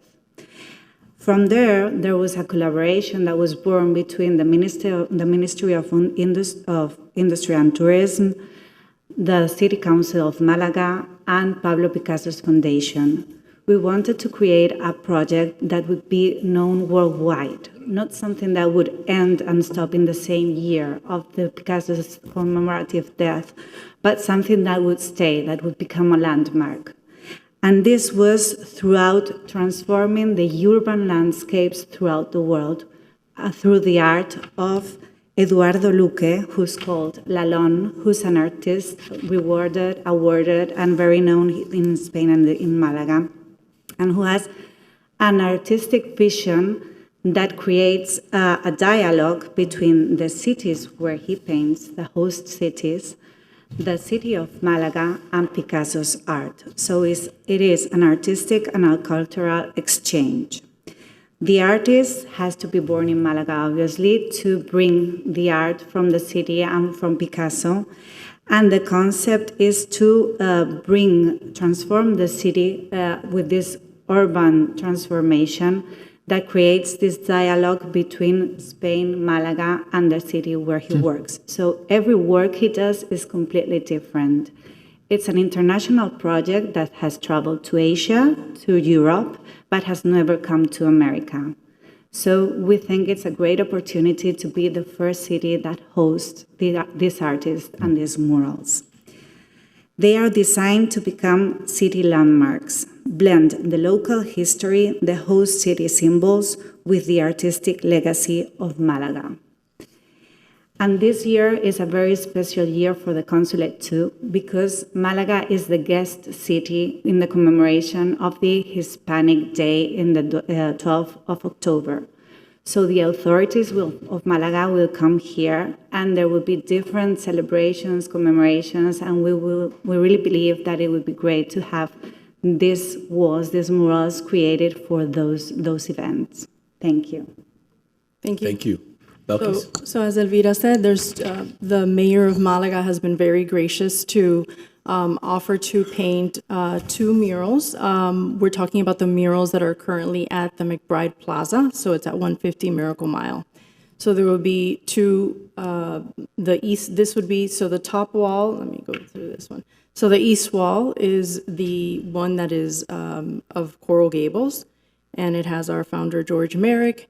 And then the west wall would be the wall of Malaga with Picasso. And there's going to be a dialogue between those 2 artists, those 2 founders and leaders of those cities talking to each other. And as you can see from the 2 murals, there are some dynamics that are very similar, the Biltmore and the Catedral from Malaga. So there's a lot of similarities, and I think through art, there's a lot of things that we can change here still. We're working with the artist. He's very, very gracious and is open to whatever our interpretation and what we want to represent Coral Gables as.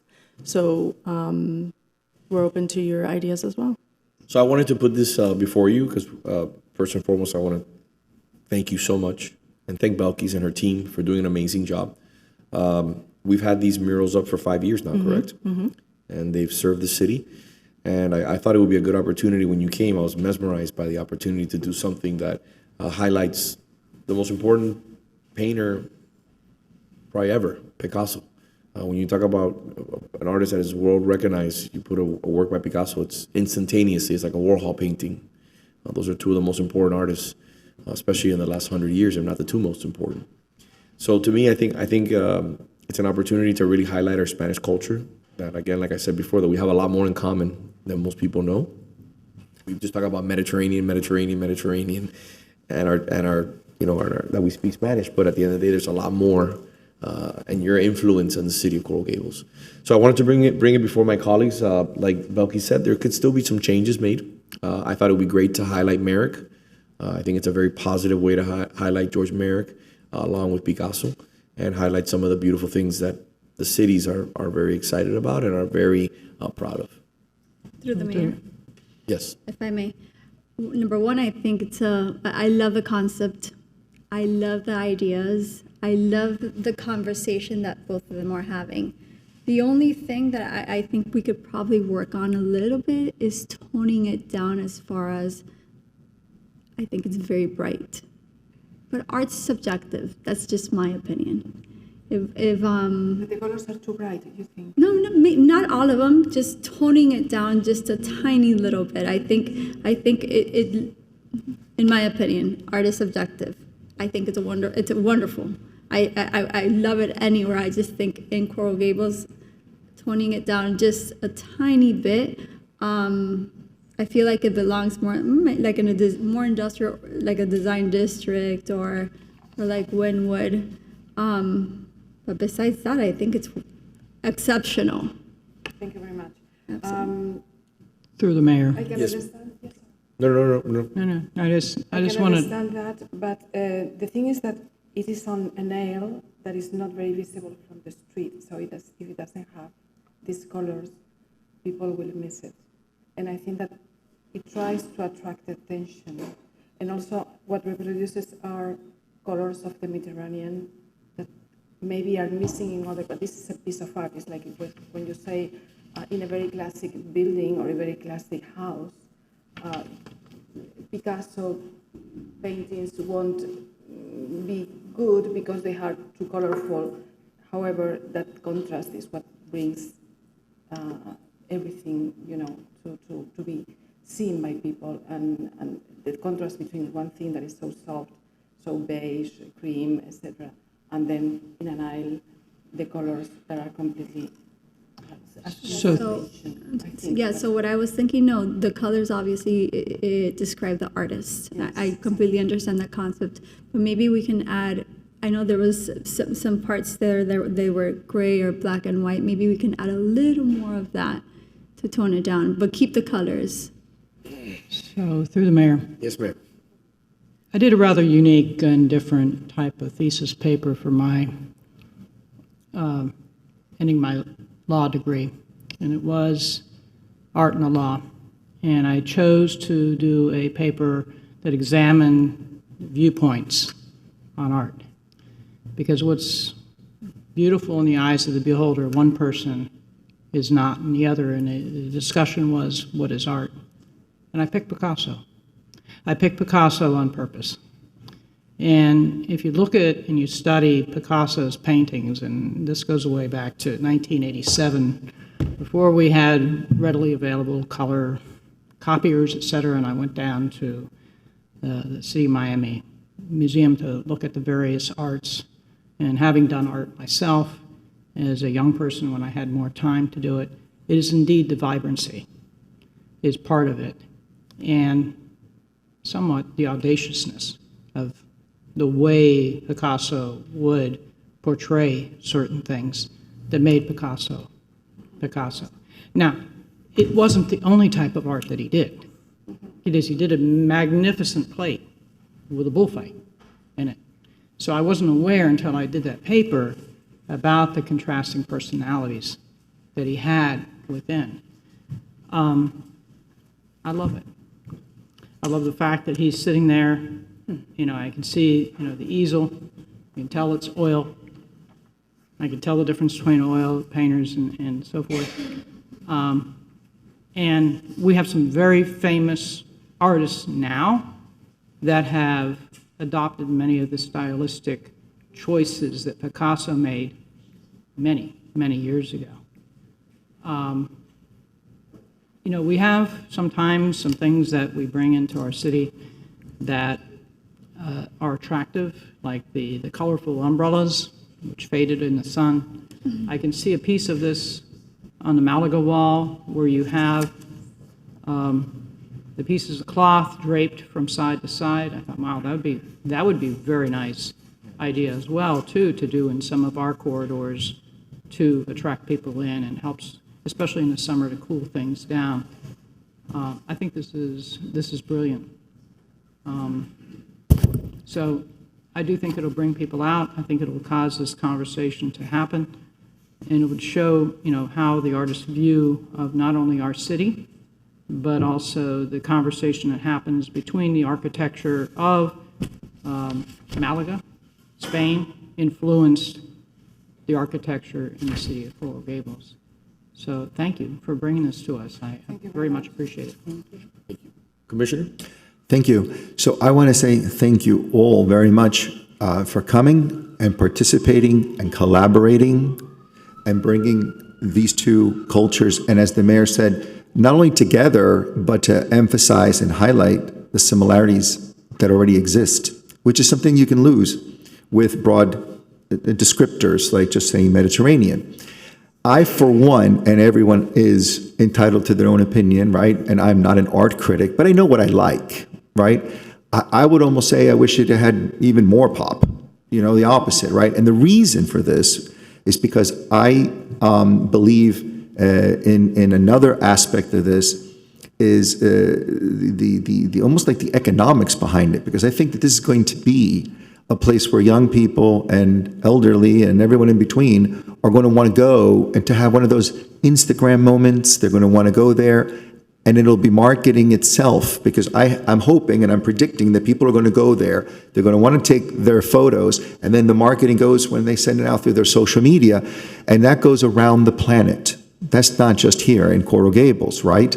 So, and to see the little hidden gems, you know, I didn't know the Biltmore was similarly found in the architecture of Malaga. I didn't know, you know. So it's curious, it's interesting, it's entertaining, it's inspiring, and I think it's wonderful. I'm actually very, very excited about this. the McBride Plaza, the park needs even more attention on a street that's one of our signature streets. It's one of the most walkable places in Coral Gables. Let's give them something to really admire and enjoy. So thank you. Thank you. So I wanted to dovetail off the comments of the Vice Mayor and Commissioner Lara. We're in a moment right now where the mile needs pop. Yeah. We need to be honest with ourselves. These are conversations I've been having with Belkis, the manager, the DCM, and the ACM. We're at a crossroads on multiple different fronts. Rents are high. The cost of doing business is high. Disposable income is not as easy as it was before, so people are eating out less. So you're seeing a little bit of closures on Miracle Mile. But then you're seeing some very interesting products come in. For example, we did an opening for Scandi Candy the other day, and it's been a huge success. Sold out. Sold out. They literally ran out of candy. Hundreds of people waiting in line. My daughters went nuts over it. They've already gone there a few times. It's candy from Europe. And it's supposed to be healthy candy. I don't know how healthy it is, but it's pretty delicious. Why do I bring that up? Because you see all these kids taking pictures and Instagram and the whole thing, and you're only promoting Coral Gables. They said that they looked at, remember Belkis, they mentioned Miami Beach, the design district, Wynwood, but we said, no, something about Coral Gables brought us here, something about being on Miracle Mile. And by the way, if you look at their shop, it literally looks like they maybe, took a week to put it together. They just painted the walls, the same floor. It looks good, but again, it's not elaborate in nature. You understand? It's just selling candy. Candy speaks for itself. What I see here is very different, and this is why I was attracted to it when you brought this to me a few months ago, Belkis. I don't think I've ever seen a city build a partnership with Malaga like this, or any city. You understand? Like saying, we're going to build, Coral Gables is going to build a relationship with Paris. Yes, we do have sister cities, but this is something tangible. Like shows a commitment, and it's very impressive. Especially when you're talking about Picasso. I'm an art fanatic. When you look at a work like Guernica, and you stand there in the museum and you look at Picasso's work, whether it's the Blue Period or whether it's the Cubism, you're talking about a person who has transcended culture, not just art. This is a person that has had an impact across all of culture, whether it's design, whether it's furniture, whether it's clothing design, whether it's art, food. He's had an impact on everything. One of the most prolific artists in history, across all landscapes, sculpture, painting, ceramics, conceptual work. He was across all spectrums, the entire spectrum, excuse me. So you have the Instagram moment, you have, which I think is more important than anything, is really the relationship with Malaga that you're building now. The idea that Malaga now will showcase Coral Gables and we will showcase Malaga. If you've had the privilege of going to Spain, which I've been blessed to, again, it's the homeland, it's the motherland, like they say, for everyone who speaks Spanish, for everybody who was born in Latin America or has some sort of heritage. My parents are Cuban. My grandfather was born in Spain. So, to me, what you're seeing here right now is an opportunity to bring people to Coral Gables, to enlighten our community a little bit more about who we are. I want people to know about Malaga, but I want people to know who we are. How did we get here? How did my parents end up in Cuba? My grandfather was from Spain.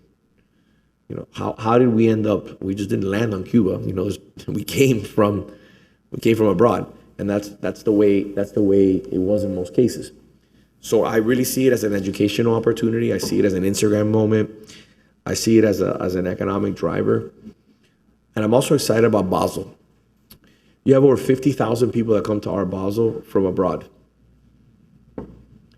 If we showcase this work, while it's, I don't want to use the word street art or graffiti, it's art.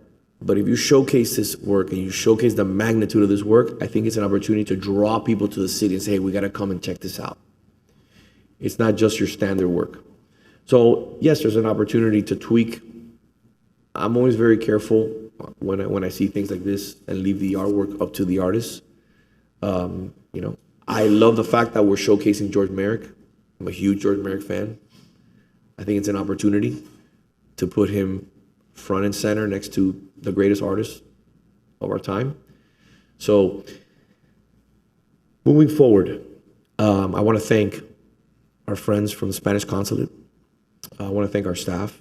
This has been a long process. Thank you. Thank you for your commitment. I want to thank the mayor of Málaga, the council. Por favor, dile las gracias por sus esfuerzos y que los esperamos aquí en Coral Gables.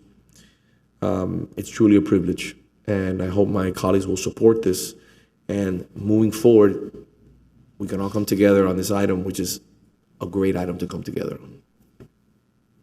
Thank you very much. Mr. Clerk, do you have any public comment? It's not a public comment item. I don't know. You never know. Okay. I need support from the commission on this. I think you can tell from the public comment, our public comments, that the majority is in favor. Okay, I need a motion. I'll move it. I'll second. All right. So it's a motion to give direction to staff to proceed? To proceed? Yes. Yes. Thank you for filling the words in. We have a motion and a second. Commissioner Lara, Yes. Vice Mayor Anderson, Yes. Commissioner Castro, Yes. Mayor Lago. Yes. Thank you for your patience. Muchas gracias. Thank you very much. Thank you Como so siempre, much. gracias. We are aiming to start very quickly. I know. We're excited. We're excited. And Belkis, Thank you. you hit it It's out of the amazing. park. Thank you. Thank you, Belkis. Thank you all. All right, we have our final time starting before lunch, which is item H4, and I appreciate our friends from Gensler for their patience. Thank you so much. Item H4. H4 is a resolution of the City Commission providing direction to the city manager regarding design options for the mobility hub. Good afternoon. Thank you for I was being going to say here. Mr. Mayor, but he's speaking right now. Good afternoon, Vice Mayor. Thank you. Commissioners, of course, the city manager. Happy to be back and presenting some options to you. I appreciate that. So I don't know who has the presentation that they could put up on the screen. Clerk, do you have the power? They should have it available. Thank you. Then I can just click it. Yeah, this is forward, backwards. Yeah. Okay, thank you.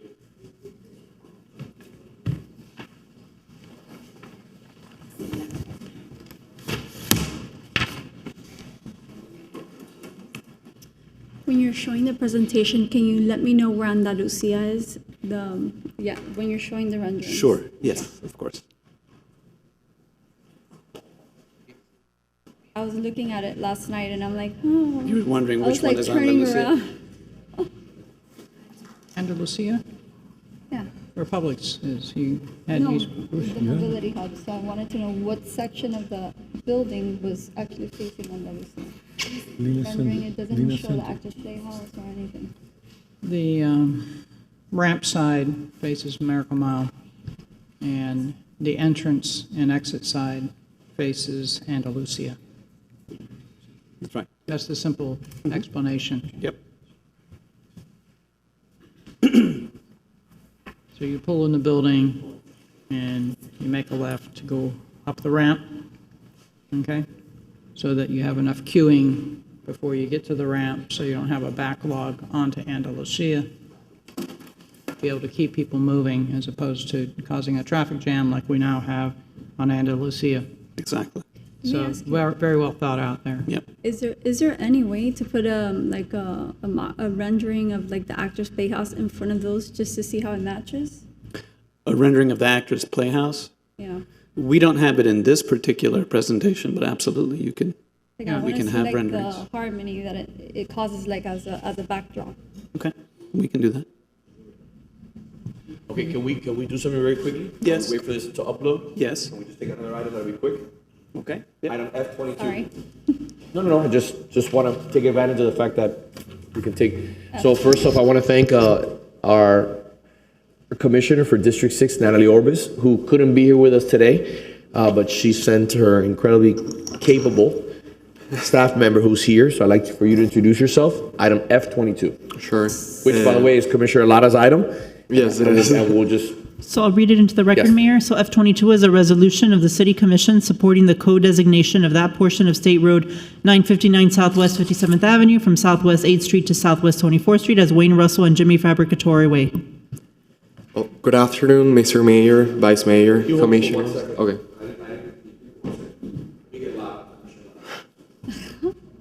Minor details. He thought he had time for the restroom, huh?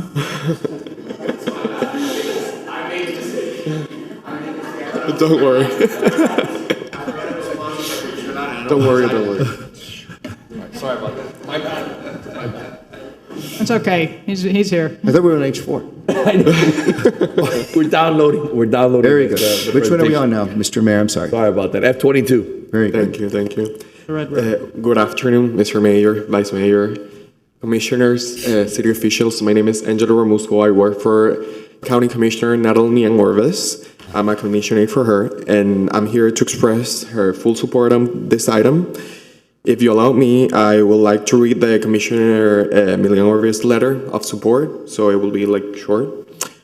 Dear Mayor Lago, I had the honor of sponsoring legislation approved by Miami-Dade County Commission on July 16, 2025, urging the Florida legislature to co-designate this State Road 959 Southwest 57th Avenue from Southwest 8th Street to Southwest 21st Street as Wayne Russell and Jamie Fabricatory Way.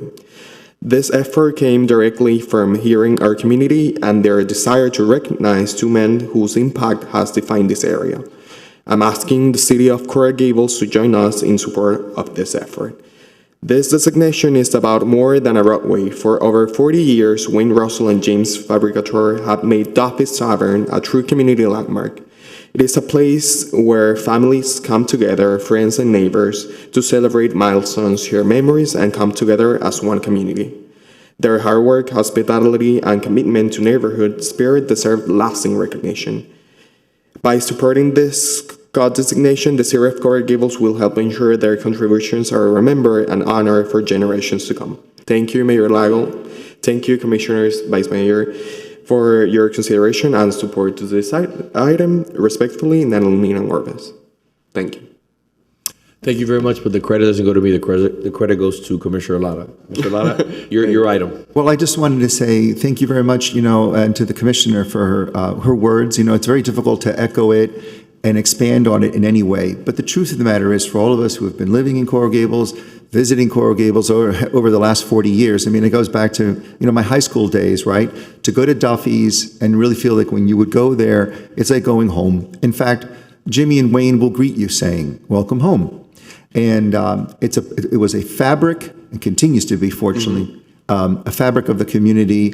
And those two gentlemen really imbue and embody what makes the city unique and what people will remember time and time again. So I had the pleasure of speaking with them about this. I spoke with Wayne yesterday. I told him there's no way we can guarantee a time certain that maybe this presentation will be taking place. But I said you can always follow along on Zoom. Sure. But in any event, I trust that my colleagues will provide us support in this resolution to join in with the city of West Miami as well. If you move it, I'll second. Madam Vice Mayor? I was going to say, through the mayor, I want to just thank you again for bringing us this way. And I would think that the sponsor of the item would be the individual to move it, and I'd be happy to second as well. Okay, so I so move. Second. Okay. Mr. Clerk, we have a motion, a second. Do we have any public comment? All right, perfect. Commissioner Lara? Yes. Vice Mayor Anderson? Yes. Commissioner Castro? My intent was to second it, but that doesn't work. Yes. Mayor Lago? I didn't second it, but guess what? I still support it. Thank you. Thank you so much. It's all good. Good, man. Thank you. Thank you so much. Please send our best to the commissioner, and we're blessed. We're blessed to have her helping and serving this community. Mr. Clerk, how are we doing with the upload? I have it available whenever you're ready. All right, let's go. Perfect. H4, back at it. And then we're going to hear one more item after this, and we'll go to lunch. Okay? Okay, let's try this again. Again, good afternoon, Mr. Mayor, Vice Mayor, Commissioners, City Manager. I wanted to start the presentation by just a very quick evaluation of Mediterranean style of architecture for a parking structure. So again, You're all very familiar with the Mediterranean Revival style, the arched openings, the low-pitched clay tile roofs, stucco wall finishes, ironwork, carved details, and really the necessity to have depth so that you can read all of the three-dimensional design components. As you know, this site is actually very limited. So the entire facade is pushed flat to the extents of the site to have an efficient parking structure. Mediterranean Revival really depends on the depth to create like a layered massing that is typical. The arcades and the terraces. Unfortunately, because of this site, we're not able to do that. Everything is flush and flat, which begins to create a lack of authenticity when you're trying to create a Mediterranean Revival style. There's also efficiency and sustainability that's going to be a big part of this. So, as you know, the style adaptation of a Mediterranean Revival for a parking structure could lead to reduced airflow and daylight for obvious reasons. There's higher operating costs because of that, greater energy use that is associated with that, and it's really inconsistent with the city's sustainability goals. So we're really thinking about the function of the structure over just a style and a facade. So again, the Mediterranean Revival relies on enclosure and heaviness and depth, and garage really requires openness and airflow for performance. So applying these historical styles creates a form and function mismatch. The other thing is really safety and visibility. So the deep recesses limit light going deep into the parking structure itself. And what we're trying to do is really create a structure that supports daylight and transparency, visibility, which also creates a sense of safety for the public. Merrick's vision really was about a cohesive city that was still diverse. So it embraced variation through themed villages. So you have the Chinese, the Dutch, the South African, the French. I just heard talk about an Italian. So it really talks to this idea of diversity within Merrick's vision as well. So he really promoted placemaking and adapted to the setting and the climate. Just as an example, obviously, the newest garage is more minimalist, modern design. It complements the architectural language of Coral Gables while still maintaining a clean and contemporary aesthetic. It also allows for the natural light to come through, which obviously improves safety, and also allowing for efficient and effective ventilation for the mechanical systems themselves. So we brought this up as just a recent example of one of the latest garages that have been built in Menorca. So in conclusion, the idea is that, it should be authenticity over imitation. Again, parking structures, because of their function, demand openness and light and safety. Again, Merrick's true legacy is really about variety. And our approach is honoring Coral Gables through a contextual, functional, and timeless design that goes beyond a historical style. So let us get into that. And I don't know if I need to go through this. If everyone is aware of the difference between the parking structure and what a mobility hub is, I don't need to dwell on it. So we'll go through that and get straight to the facade. So our approach here was really looking at the options that go beyond the style to capture the soul of Coral Gables. And our thought was, okay, what is the soul of Coral Gables? And it's really about the context of the lush tree canopies that you see, the texture of the native coral stones that you see around. And that really reflects the city's deep bond, from our perspective, with nature and place. And if we can combine that with an architectural expression, then I think we've really hit something that goes beyond just an imitation of style. So let's start with our first option. The first concept is called vertical canopy. It draws this idea from the beautiful vertical palms that you see on Miracle Mile itself. It's kind of echoing the local tree forms themselves. We still wanted to incorporate biophilia by having the cascading greens on the facade of the project as well. And then, all the way on the right, it's really about the dappled light and the evening glow as the light goes through these vertical fins. So we started with an exploration of just looking at what that could look like conceptually. So these images are not specific to this project. They're just looking at what happens when you take this idea of the vertical fins and apply it to a parking structure and mix a little bit of biophilia in there. This is actually how it could be when we're looking at the building itself. So you had asked about where is Andalusia. So the longer facade that you're seeing there is kind of that corner. So the Cheesecake Factory is right in front of us, just to put it in context. So what this is showing is really a vertical striation with different depths that, as you come closer to the building, allow the light to trickle through, but still hide the cars, so that obviously we don't want to see the cars through that. There's a boxed out area where, if you remember in the original design, we had a placeholder for a piece of art and sculpture that could still be there. You're seeing that the staircase, which is an exit stair, is also open and bright, again, for safety reasons, but also for architectural reasons. If we now move to the view from Miracle Mile, you're beginning to see the openings that were designed originally for the project incorporated into this design. So you have the biophilia directly on the facade in two locations. So one location you see directly on the corner.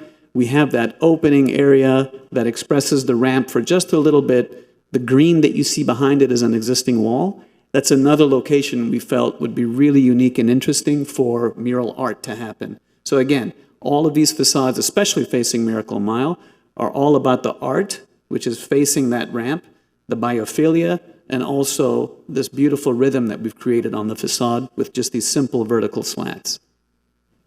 And this is just a close-up of what that could be as an art piece.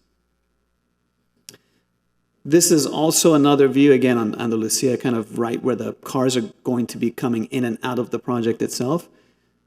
This, again, shows it in a little bit more context because now we're closer to the building itself. You are able to see that what we did with the facade is actually raise up that facade as it comes to the corner, so that as you're walking towards the building, the first thing that you actually notice is the biophilia on those slabs. So it really brings nature and grounds it back to the street. You're also seeing the colonnade that we've created that's going to have retail at that ground floor, so it's going to activate that street instead of just being dead parking spaces. And of course, this is that cut through that we have that allows the building to really funnel people all the way through into the Miracle Mile itself. And of course, the activation of art, this beautiful express staircase that takes you up into the second floor, the plaza space, and also the retail that's going to be there at that ground floor. So that was option one. Option two, we're calling Carved by Nature. This one is really taking the idea of the voids that you see when you're looking through the very, very dense tree structures and conceptualizing it into an abstract shape. So for us, this was reminiscent of either kind of the tree canopies as the light goes through it, what type of pattern you get, or the abstraction of coral rock patterns. So it's really connecting to very specific points of nature within Coral Gables itself. These are just kind of very quick studies of what it could be as an abstract shape and form. And then this is what it would actually look like on the building. So one thing to note, to help break down the scale, what we did is we chose 2 tones of metal panel so that instead of being a kind of very long, relentless facade, we were able to break it down into smaller pieces to help with the scale of the building itself. So you see that the top square portion is a lighter color, so this would be an off-white. The bottom portion would be a little bit more of a champagne color. So it's not too harsh of a contrast, but it's just kind of a very simple way of helping break down the scale.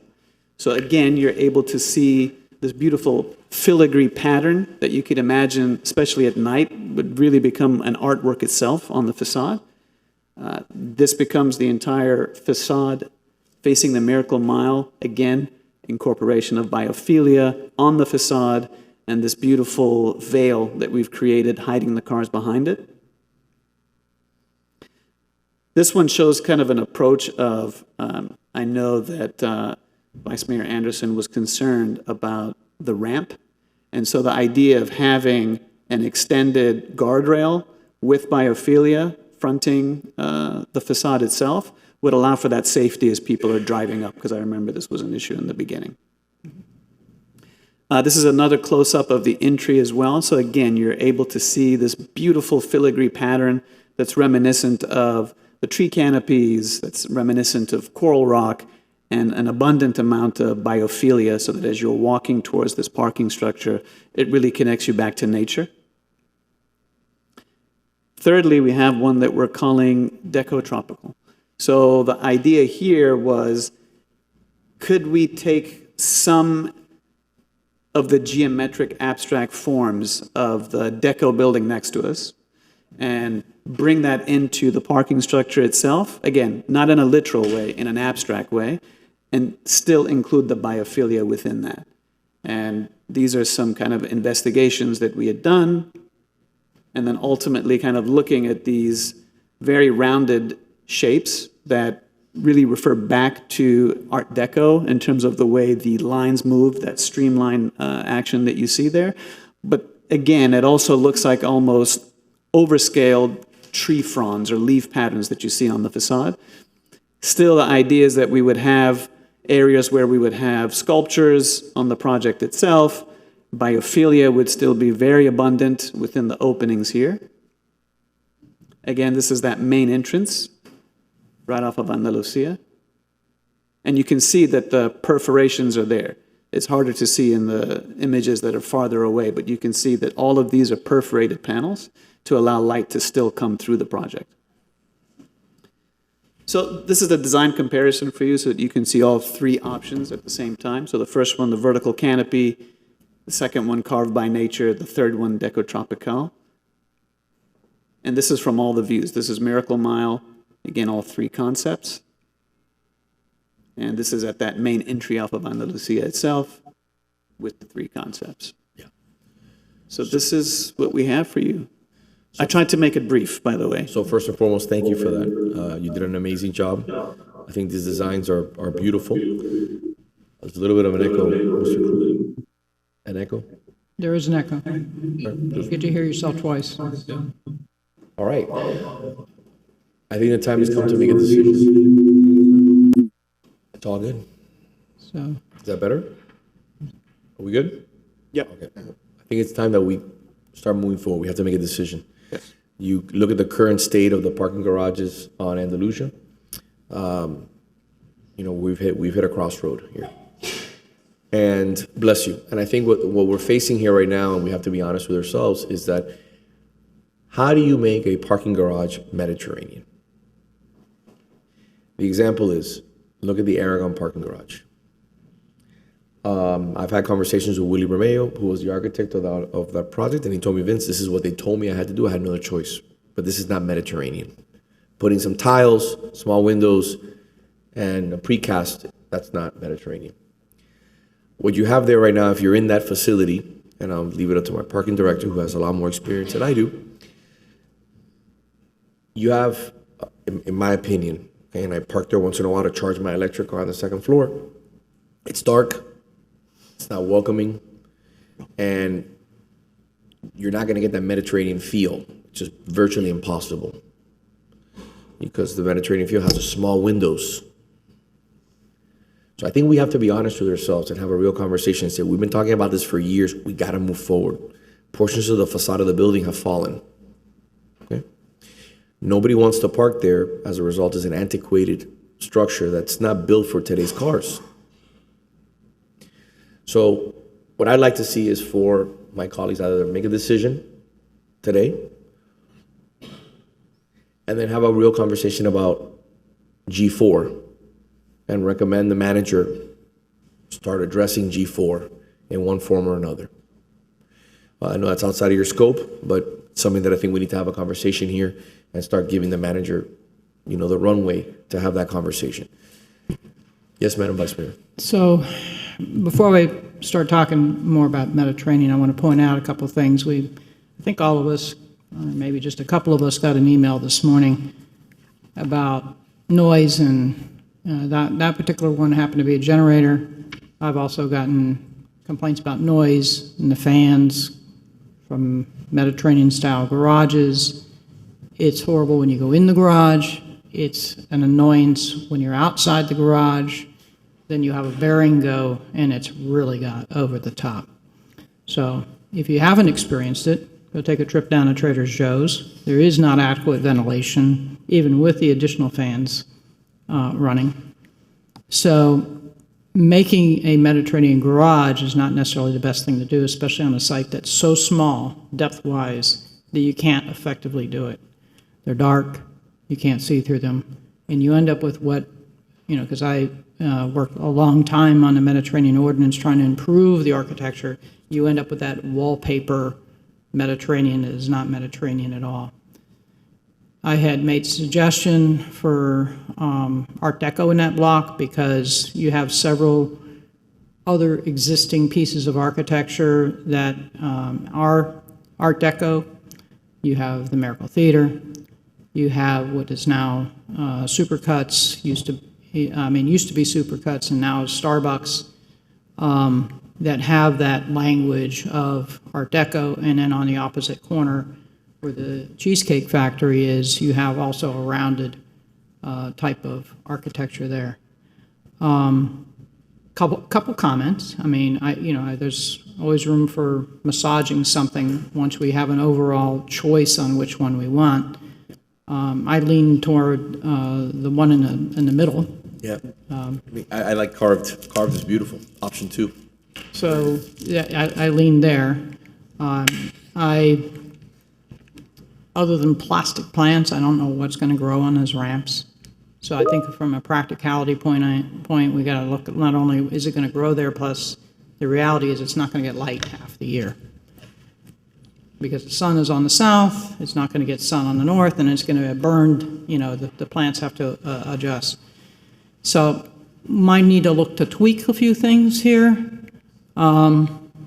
So the other thing that I had... And can I add something to that, Vice Mayor? Mm-hmm. Just to her point, which I wrote down here when I give my comments, is let's look at Pam.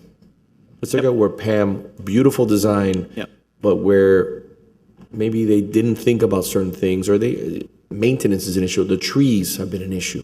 The maintenance of the trees. You're talking about the hanging... Yeah. Yeah. Because she mentioned that right now, it's a very good point that she mentioned. Yes. And you drive by it, it's such a masterpiece, and the trees are dead, it doesn't look so good. Yes. So one of the things I had talked about with our very qualified landscape director is the ability to put some vine in a confined area on the building. One little spot on the east and one spot on the west. Why did I suggest that? Because you get the morning sun, you get the evening sun, and I think there's a way that we can kind of tame it. I call it wisteria. She knows what the heck it's called in South Florida language. There's a vine, and it's been put on some of the buildings in one of the parking garages in South Miami. Yes. And it's got a woody stem, and it could utilize what you've already designed and grow up it. How high it's going to grow, your expert is over there. So she can give you some guidance there. The other thing that I spoke to the manager about was the fact that, some of these dead corners we can make into a productive area. Yes. And a time to think about it is now, because you may need to adjust the floor plate a little bit, make a hole in it to allow some more height. Climbing gym, there's a market for it. Top rope requires a certain amount of height. I Googled it as to whether or not there's a market for it. The closest thing we have is a bouldering gym, which provides no top rope capability. It's only about a 20-foot height. You need about 50, I think, feet, 50 to 60 feet. You guys are the architects. You can think about this. Sure. And then it would also create revenue. Because I really just don't think people are going to sit out there in chairs at level whatever it is to, unless there's something. I mean, is there going to be a juice bar or something where they can sit out there and enjoy a cool beverage on that level? So those are some of the things I want you to think about. And instead of biophilia on the ramps, let's look at another way that we can give that feeling to folks that they have security. And perhaps the art needs to go more on the exterior so that it's not blocked by whatever that security feature is, that feeling that you're not going to be falling off the ramp. Right. So I think you've made a tremendous improvement, and I'm looking forward to the next step of this. Thank you. Through the mayor. Yes. Yeah. So, number one, I see that you put a lot of thought and work into this, and I'm very appreciative of that, and I want to thank you for that. Honestly, when it comes to the mobility hub, I was very closed, and coming into this meeting, I want to be more open-minded and see the options. I see you worked hard on this. There was 2 designs that I think we can work with. But I would like to see what the Actors Playhouse looks like in front of it. Okay. The other thing is I feel like some of those designs, it's like I'm going to Lincoln Road, and it's like something I'll see in Lincoln Road. Not to say, beautiful, but just not here, especially in front of some places that look historical. One of my questions is, why so tall? If I can imagine something in back of the Actors Playhouse, that's like what you're showing me, I would imagine it at a lower scale. Why do we choose to go so tall in that area? I can explain that. In order to hit the parking requirements for the city, which was in the end 626 cars, I believe, because of how thin the actual site is, we had to go vertical so that we could actually be able to fit 626 cars on that site. So it's only driven by the parking requirement number. It's driven by nothing else. So it's a very functional reason, and it's a very, very efficient. So it's the number site. that the city gave you that we needed as far as available parking, basically. Correct. Right? Yes. And Monica, is there any flexibility on that? Through the mayor? Yes. If I may say, Mayor, what we're doing is we are using Parking Garage 1 as a mobility hub for future micro and mobility needs. Besides having a park on the roof, it also takes care of garage number 4. So we have a combined garage number 1 and garage number 4. So that's one of the issues that we had. So that's why we came up with 626. So that is, and if I may, again, this is nothing new. This has been discussed for 10 years. You have 2 parking garages that are antiquated, that need to be replaced. So either you build 2 parking garages, or you build 1, you sell the other land, you put that money into this building, and you pay down the debt, and you have a parking garage that is producing positive income. This is something that's been talked about, that has been written about. The Herald's written about it. Community newspapers written about it. Miami Today's written about it. This is nothing new. So, Mayor, I'll just add that I did, and it's up on the website, publish a memo. Yep. A portion of which was also published in the Miami Herald, that did the parking calculations, supported by the city's documentation and the city's parking studies. Historically, we needed this parking, and we've been kicking this can down the road for how long? I don't know. I've 10 lost years. track. Wait, so through the mayor? Yes. Yes, we have both parking garages are operational obsolete. Parking garage 4 doesn't have an elevator to the 2nd or 3rd floor. We can see what's happening in parking garage 1. The facade's coming off. So the idea was to merge parking garage 1 and 4, and then do something different on certainly maybe a P3 or something different on the site of garage 4, which is the one right across from Publix. The vice mayor actually brought up a very good point concerning noise. The fact that a Mediterranean garage has small windows, it makes it very dark and uninviting. It also provides forced ventilation, so you have to have that noise, because if you have to get rid of the carbon monoxide, and you have to either have it sufficiently open or you have to force it out. And so one of the things about the Mediterranean concept is, I believe one of the reasons why the Biltmore is so beautiful, it doesn't have a parking garage pedestal. It's got a garage on the west. So the idea was to combine garage one, and also actually in the future, as our mobility needs change, We have the Menorca garage, which is a very important garage because it's part of our EOC, of our Emergency Operations Center. It's been hardened and it's been designed to store vehicles in case of a storm. So, and then the mobility hub would be the central hub for all mobility, all future mobility needs, making in the future as mobility changes, maybe the other garages become obsolete, and we create a Coral Gables parking authority, and at that point we keep these two garages, and everything else turns into mixed-use buildings, and which in effect bring more people into the downtown. Yes, sir. Okay, through the mayor. Yeah. Okay. I don't feel that a building that scale, and I understand the explanation the city manager is giving, is really compatible with the neighborhood, honestly speaking. I think it's just, it's beautiful, but at the same time, I feel that we would have scaled it down a little bit. It would form some harmony, especially in a street that's very important to us, with the backdrop of the Actors Playhouse. I don't know what the estimated price of that project is today. I know 3 years ago it was like $64 million. I'm very curious about that now. And I think that this is a very large investment. So this needs to go to the public. This needs some public input after we have like maybe choose 1 or 2 designs. This needs public input. And if I were to choose one of those designs, closer would probably be Carved by Nature or the vertical canopy. But I cannot imagine what it looks like as a backdrop, and I think that's one of the most important things to me. So the code. Correct me if I'm wrong, Mr. Manager. The code currently allows 190. 190.5, Mayor. 190.5. So this is within the code, and at the end of the day, it's nothing that this commission did.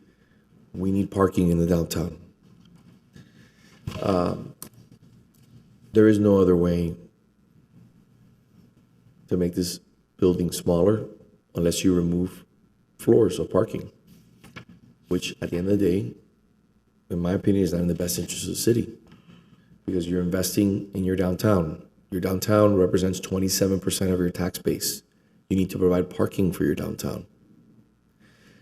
So we can get caught up in the story that we've been caught up and politicize this, but at the end of the day, our downtown is 27% of our tax base.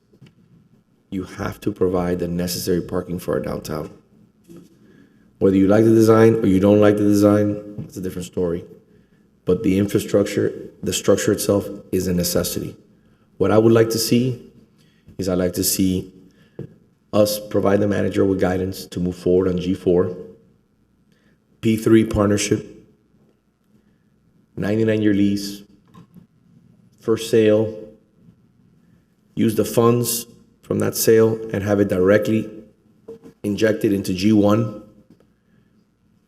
Just going to give a number. If it's $25 million sale, you have to go out to market. By the way, as you know, and I know because we're in the industry, I'm going to give an example.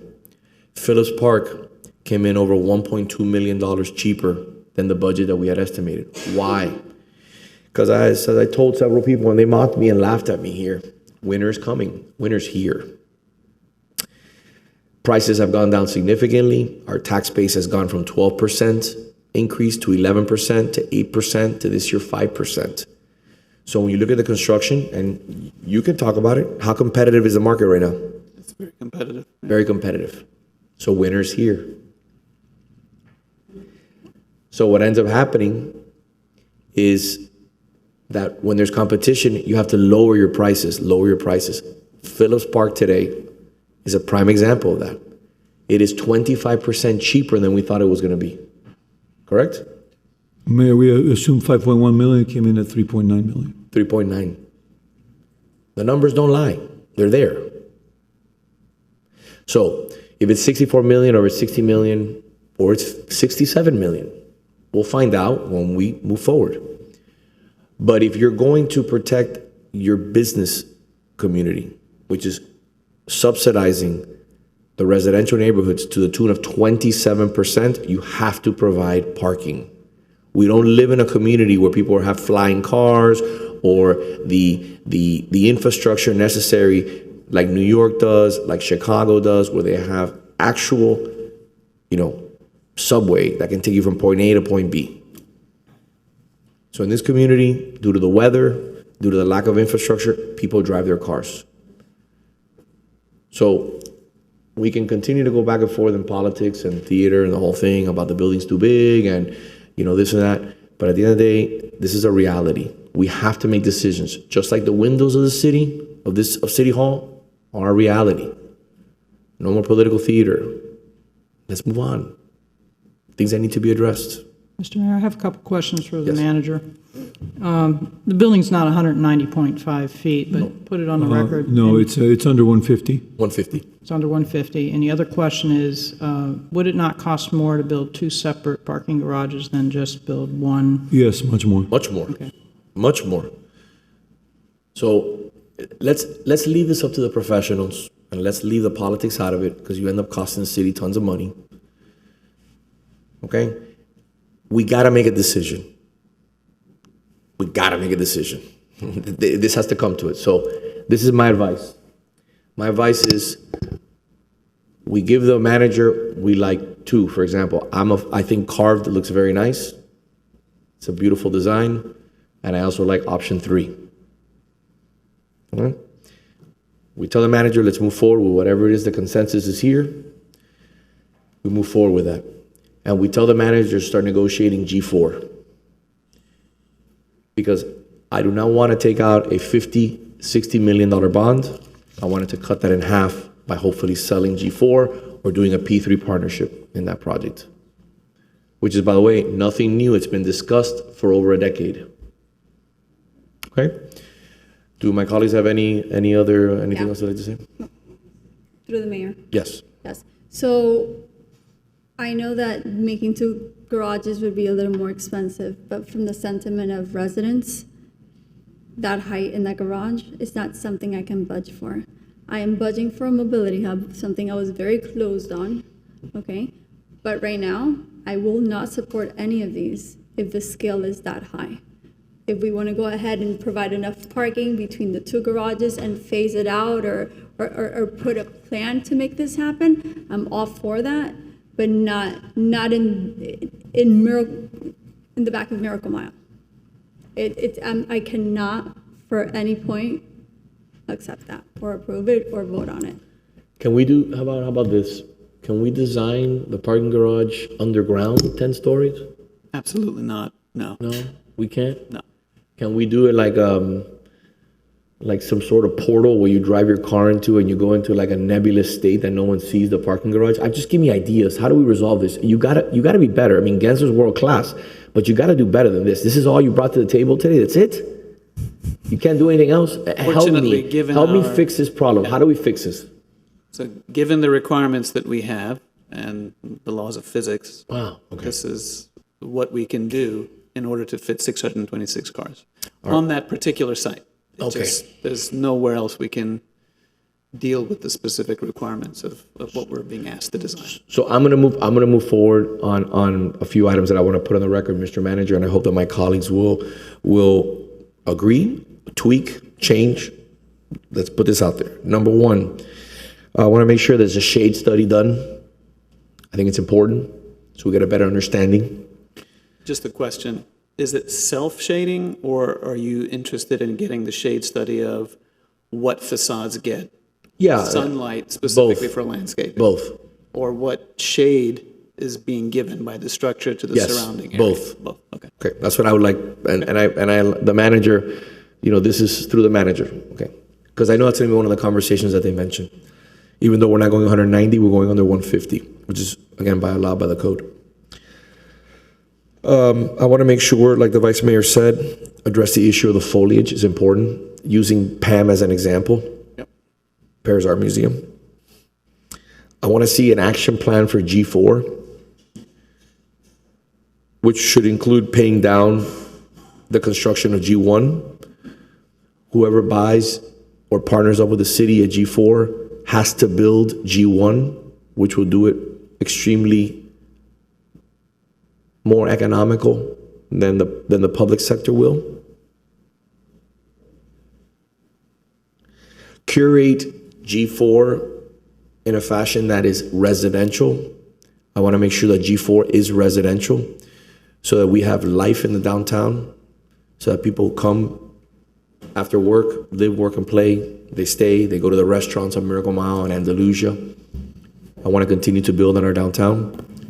And the final portion is I'd like to see maybe instead of an art sculpture, I know I'm way ahead of myself, but just putting it out there now, I'd like to see maybe a beautiful bronze wall mural on the first floor.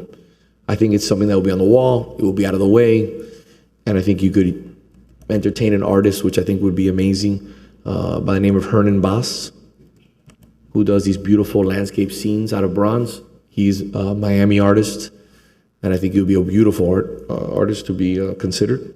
Again, I leave that up to staff, but just throwing it out there. So those are a few things, and I'm a fan of option number 2. Madam Vice Mayor? And I would, taking into account the comments I've already made, I'm a fan of option number 2. I concur with the other points that you made on G4, because we do need to address both issues. It is, I think, the most balanced approach to dealing with a number of issues, and I'd rather build one garage, as I had written in my memo, rather than filling up all the activated areas of our city with parking garages.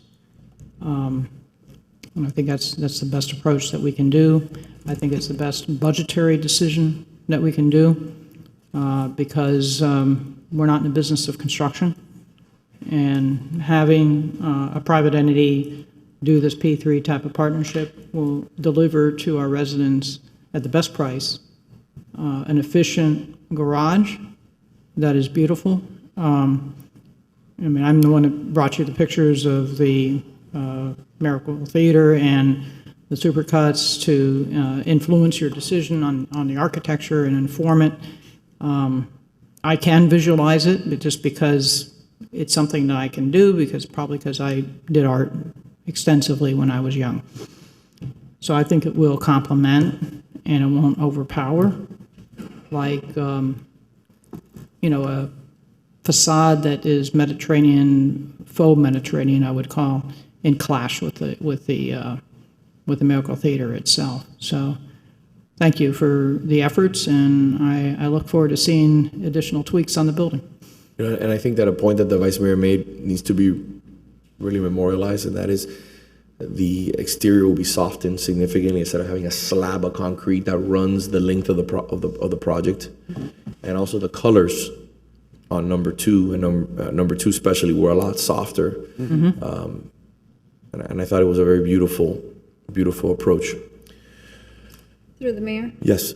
Yeah. So I just want to put on the record what I understood, and I'm wowed right now because I didn't even know this was the thoughts behind what was happening. So we want to sell the other garage, right? To then sell it to someone who will make a development there, most likely residential, and to be able to cover for that parking that we're going to lose, we're going to put those 2 garages into one garage that will fit 626 cars. That's the reason that we're making it so tall. Instead of dividing both garages within the 2 parkings, which would be easier for people to park closer to different businesses. I didn't know that was the plan. I didn't know the plan was to go ahead and sell the other garage, to go ahead and more development, to go ahead and put another building, probably as tall as the mobility hub. I will not vote for this. Absolutely not. Well, let me provide you with a little clarity, because I understand that you're seeing this for the first time. I'm dumbfounded that you're seeing this for the first time, because I know you just moved into the city of Coral Gables 4 years ago. But let's be. I've lived here over a decade. But let's be honest with ourselves. Let's be honest with ourselves. Let's be honest with ourselves, Commissioner. Let's be honest with ourselves. There has been multiple iterations of projects where G4 was redeveloped into a multifamily site. The last one was Alan Moore's and Related's project that came to this commission, which I voted against. This is nothing new. That site was always going to be residential. My issue was the 6.0 FAR that was being proposed. Yeah, the Vice Mayor, Bill Kurdak, that can provide a lesson here because he was well aware of what happened. This is nothing new. This is what it was. I voted no because of the magnitude and the size of that project. That site allows you 190 feet. This parking garage is 150.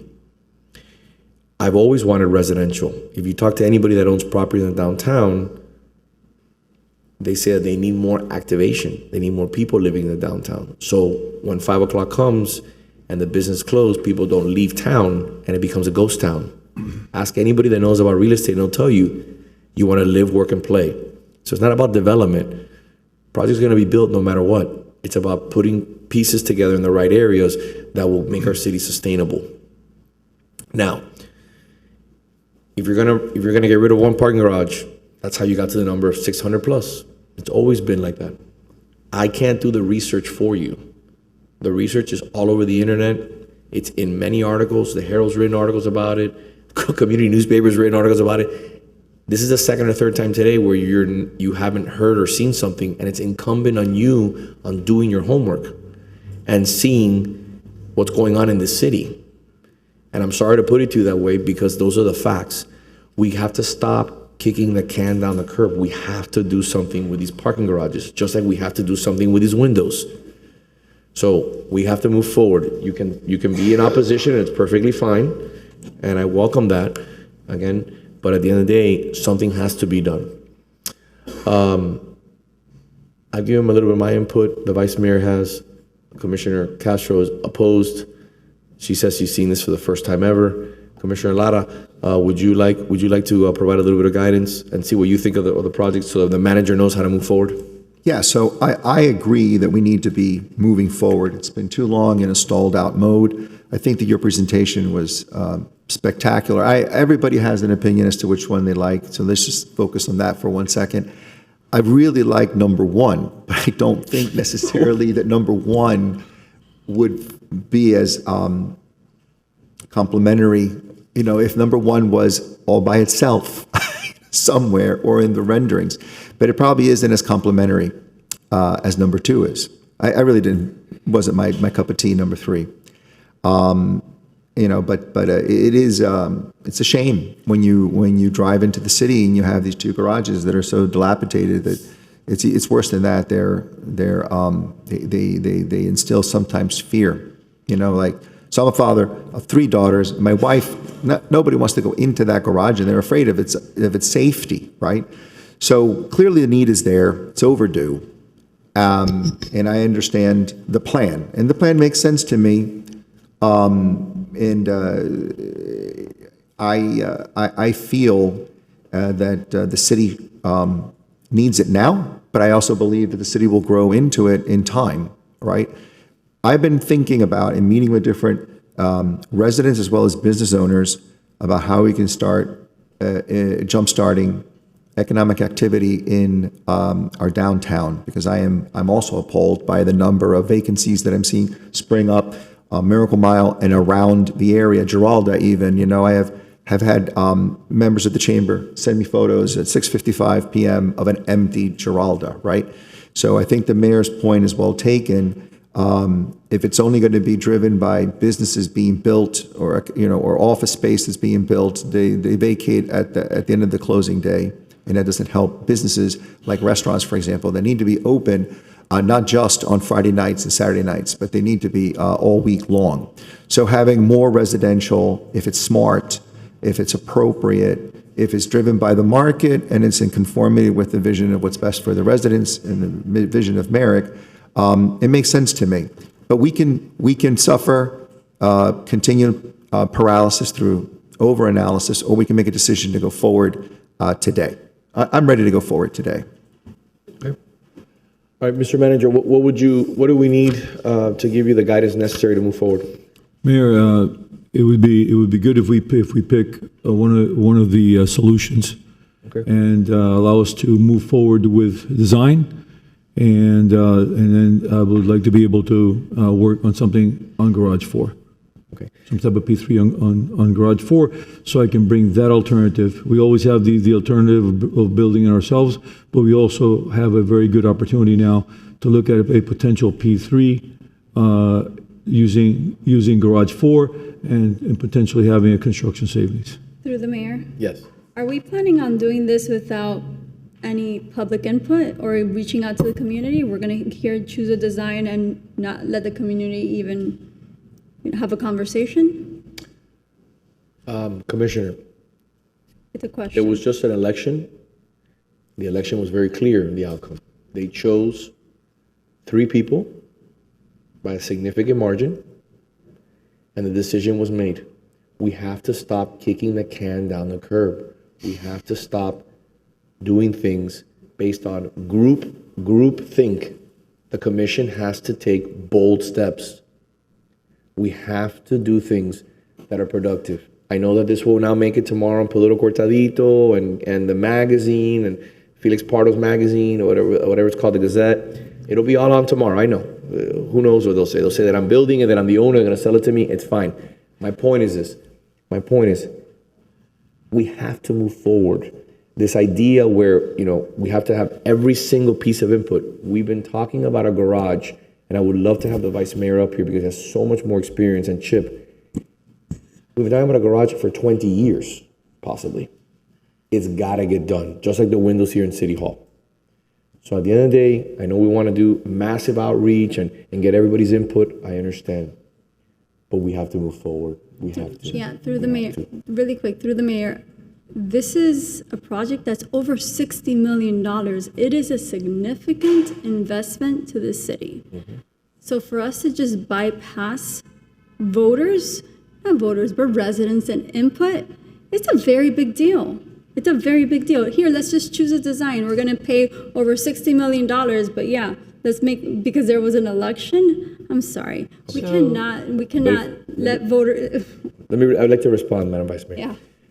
Before you came to Coral Gables, I had the privilege of working on a project that is called our public safety building. That was, how much was that building? $63 million. $63 million. That building was a massive investment, probably the largest investment in the city's last 25 years, would you say? Yes, at least. 25 at least, Mayor. We did not go out for public input. We did not discuss the design. At the end of the day, we did what was right, and everybody was happy. When you add the parking garage adjacent to it, how much is the parking garage? Parking garage was $18 million. 18 million. So you're talking about $81 million, okay? So that is a massive investment that we did. This commission it's been placed in this position to lead.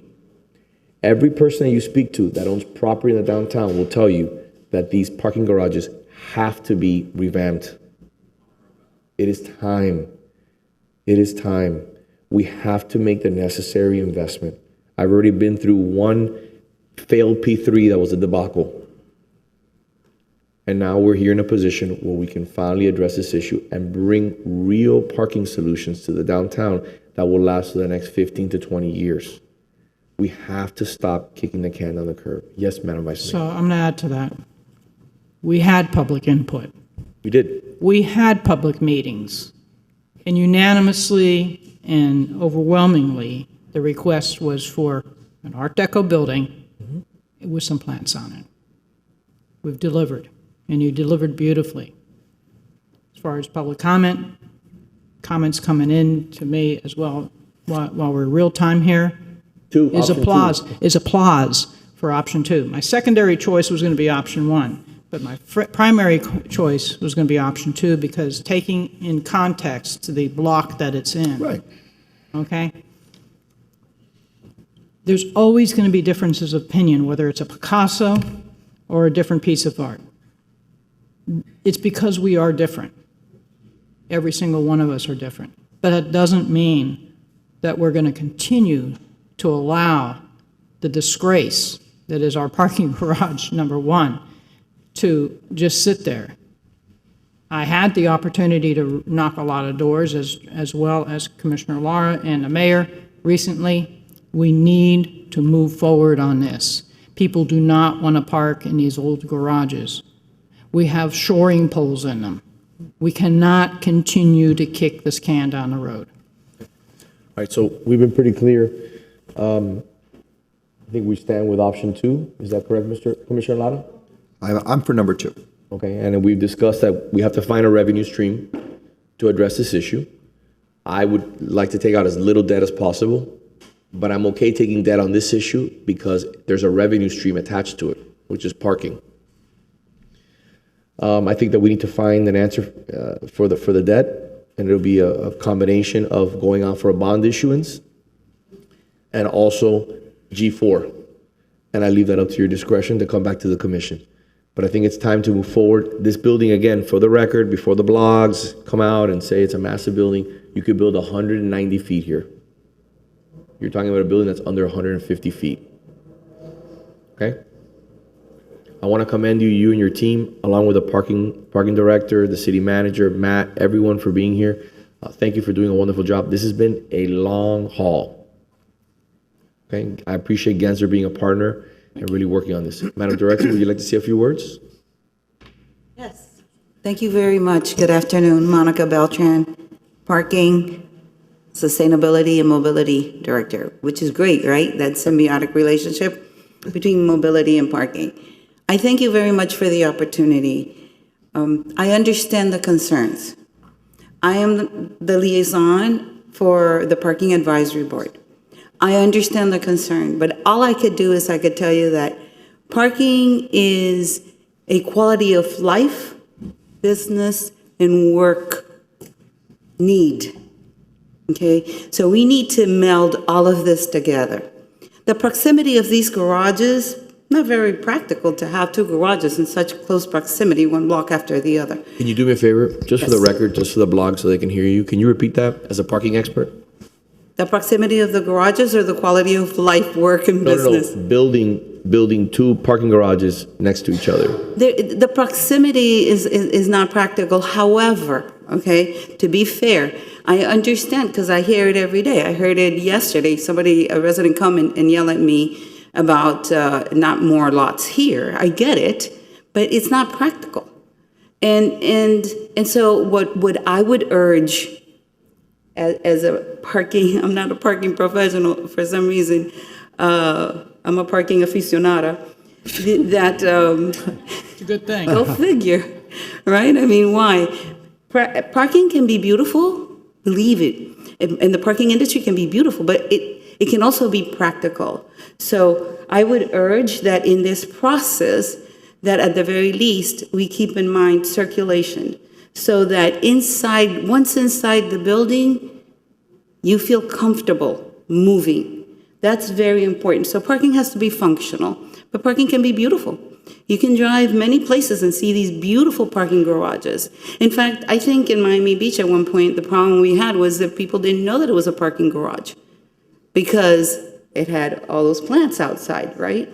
So we can make it, and the other thing is, I urge the city and that we take into consideration the transition so that we have a multi-pronged approach to where we accommodate parkers during this whole process. And that would have to be in that process of going from G4 to G1 only, for the garages, as you know. Mobility is very important. Charging is very important. Alternatives are very important. The garage is beautifully located close to our very, very successful trolley route. And so all I could say is that sometimes we give up some things in the desire to solve others. It's a compromise, and that we should keep beauty and functionality and practicality when we transition very much in place. I do know that, and I hear it, that there's a lot of concern about big buildings, but you can make circulation within very functional so that you can feel a little more comfortable. Mr. Manager? Yes, Mayor. Just to add to that and clarify, one of the great issues about the mobility hub is its usability. High ceilings, very open, high security. All these issues have been addressed. In addition to that, we understand that we can't really tear down Garage 4 until we build garage one. Of course. So all those issues have been taken care of from a user perspective. So we've addressed all these issues before. What we need to do now is just move forward and decide what we're going to do. And so if we like garage number two, we will come back at next commission meeting with there will be some additional costs to finalize this design, and then of course the ability to work on a P3 for garage 4. Okay. Do you need a motion? Yes, Mayor. Okay. Can I have a motion? I'll move it. Second. We're going to have public comment. Can I have public comment? Second. Mr. Mr. Mayor, sorry, Mayor. The motion, is it with respect to design 2? Yes. Yes. Mr. Clerk, public comment? Yes, Mr. Mayor. Yes. First speaker is Ms. Maria Cruz.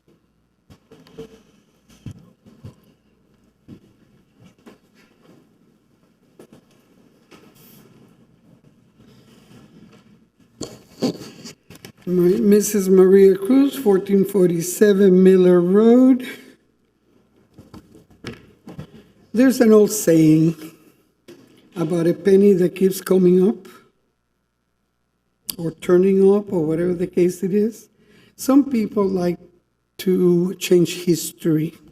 We can say anything we want today and quote history, but let me tell you, it won't take long for me to do the research and prove some people wrong. The previous election, we keep saying this election was it, we have the power, they voted for us to do whatever we want. No, that's not the case. Actually, the previous election, the big issue was the mobility hub. Hello? We keep saying the people want the mobility hub. No, the people did not want the mobility hub. This is the reason it's been taking this long, because we keep coming back with something that the people do not want.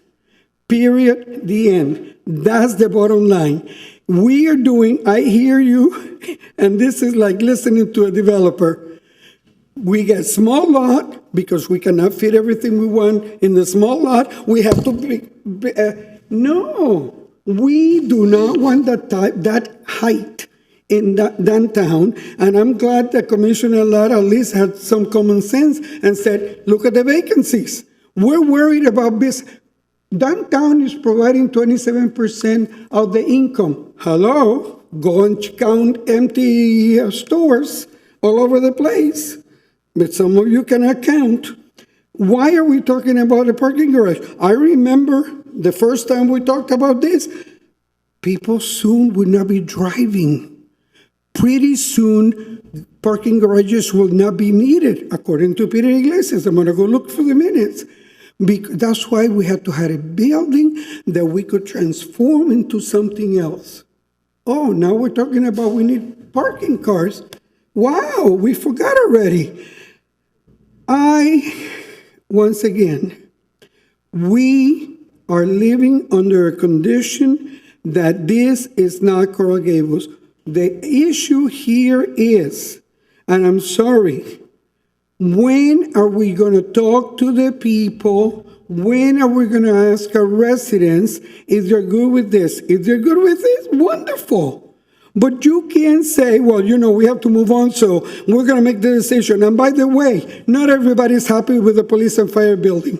Not everybody's happy with all the repairs that have to be done already. Not everybody's happy with the building that could not be fixed, and now we have a beautiful building there, even though we couldn't fix it, even though it was sold for nothing, and now the other people got it, and they were able to do it. Listen, history cannot be rewritten unless you live in a communist country, and the way it's going, maybe... Ms. Cruz, that's please finish what your we're leading sentence. to. Your time has elapsed. Jackson Holmes.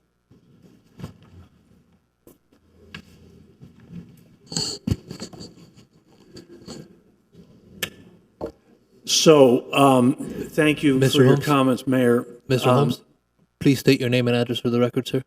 Thank you. Jackson Rip Holmes. I live at 35 Sidonia here in Coral Gables. I own property abutting this garage, and that's why I've championed it along with Mayor Lago, along with City Manager Iglesias for how many years? As long as we've been talking about it. And, but I do have a caution. And I think that Commissioner Castro is pretty smart. Because what I don't like the idea of pairing this with selling off Garage 4. If that's the deal, I don't think we should do it. Now, I do think we need to do this garage. I want to acknowledge, I don't know the finances here. I had the idea maybe you were going to do the parking lots over on the other side, you know, with Gables LLC, whatever it is, and use that money. But the idea that we're going to sell off the bigger garage in order to shrink to the small, I mean, I just don't, here's the thing. In this conversation today, City Manager Iglesias, you made mention of Miracle Mile going mid-rise. And the problem I see, Mayor, and you've struggled with this, you heroically resisted the Alan Morris stuff. Because you said we can do it better. We don't need to cave in to developers. But the thing is, here's the future I see. And I'm glad that Mr. Lara is new to this because he's pretty open. Is the future I see is the developers, we go to a mid-rise Miracle Mile, and then the developers poach what little I have behind my little store, and they take it away. They say, we are the 800-pound gorillas, and we're taking the public's parking because we're the developers. That's what they tried to do down the street at Galliano and Miracle Mile. They tried to poach and not even live up to the parking code. So I've kind of said a lot of different things here. If I were you all, I would say let's go forward with this beautiful mobility hub. And I commend Shamim for having redesigned it to make it much more palatable to some of the people who were worried about a garish-looking garage. It's a safe garage. And let's work on the finance. I would if I was voting today and they said you got to sell off Garage 4, no. Even though I love this garage, we need the garage. Thank you. Patrick Ilavaca. Yes, sir. Yes, we definitely need garage. I like number 2, even though it doesn't really look like Coral Gables to me, but number 2 is the best of the 3. If you guys do decide to change all the other garages, it'd be great to have all the same, since most of Coral Gables does look the same. That'd be kind of cool, plus maybe save in cost in future design. And 3, in order to obtain more revenue for the city, may you consider putting a ecological car wash and have a revenue share so the city can make some money off some car washes. There's not a lot of car washes in Coral Gables. There's a new one over at the Crown Plaza, I believe, and then there's one at Merrick Park. Aside from that, I really don't know. And people like to get their car wash if they're going downtown. They're going to spend some money, spend a little bit more, and the city can make some more. That's it. Thank you. Thank you, sir. Sorry, Mr. Mayor, we're going to go to Zoom next. Lisa, the attorney. Asking her to unmute. Can you hear me? Yes. I'm sorry I can't be there in person, but I was earlier this morning. Regarding the mobility hub, I have an idea how you could reduce the height is by getting rid of the retail floor on the bottom and the park on the top that probably no one will ever use since it's not easily accessible. I can also say that I would never be parking on floors 6, 7, or 8 of a parking garage, no matter how safe you say it might be. Thirdly, I support all the comments that Commissioner Castro has brought up. I think that she's brought up some very important points that might be sidestepped by people on your commission that have already decided what they want to do. And please, Mayor Lago, I am disappointed in your frequent condescension of her ideas and comments. I also, and I keep up pretty well with the going-ons here in the city, but I also was unaware of your plans to sell off the other garage to finance this one, and I only recently saw anything about the newest designs for the mobility hub based on the agenda that you have for today's meeting.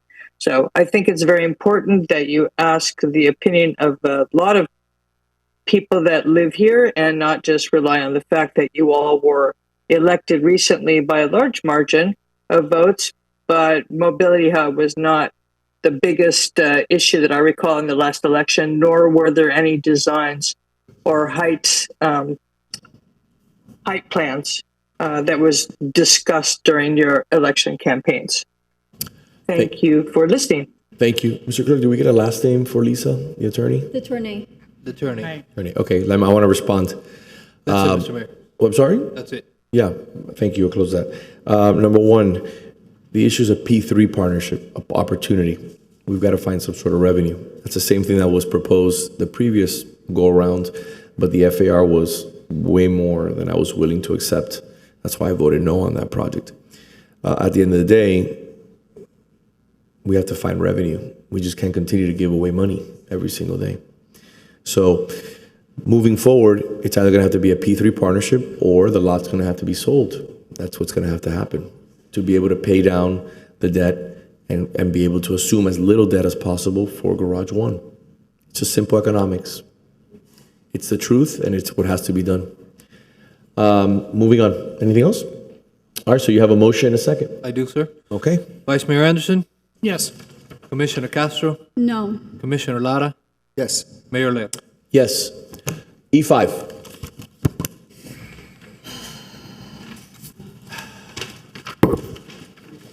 E5 is an ordinance of the City Commission granting conditional use approval for a building site determination pursuant to Zoning Code Article 14, Process, Section, excuse me, Section 14-202.6, Building Site Determination, and Section 14-203, Conditional Uses, to separate one existing building site into two single-family building sites on property zone single-family residential district, legally described as half of Lot 9, all of Lots 10 and 11, and the west 25 feet of Lot 12, Block 223, revised plat of Coral Gables, Rivera Section, Part 13, 1154 Alfonso Avenue, Coral Gables, Florida. One building site consisting of the east 50 feet of Lot 9 and all of Lot 10, west parcel, and the other one building site consisting of all of Lot 11 and the west 25 feet of Lot 12, east parcel, including required conditions, providing for repeater provision, severability clause, and an effective date. This is a quasi-judicial item, so Mr. Clerk, please swear in all individuals who will be providing testimony today.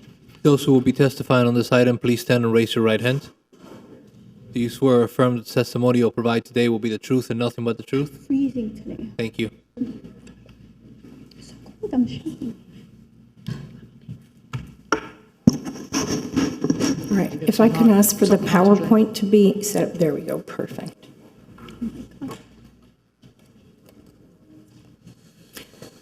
Good afternoon, Mr. Mayor, Vice Mayor, members of the Commission. Laura Russo with offices at 2334 Ponce de Leon Boulevard. I am here this afternoon representing Álvaro Gasolo and Jillian Gallero Gasolo, his wife, who own and reside at the property in question, 1154 Alfonso Avenue. Alvaro and Jillian have lived at this particular property for 26 years, have raised their family there, and have been Gables residents for 35 years.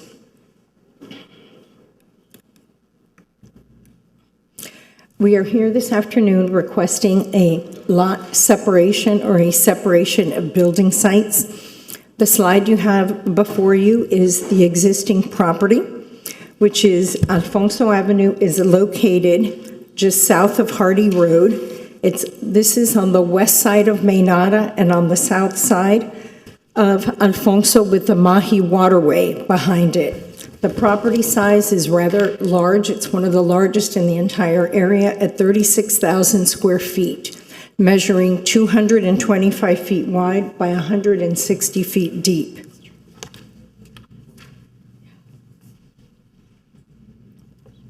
Well, we're missing.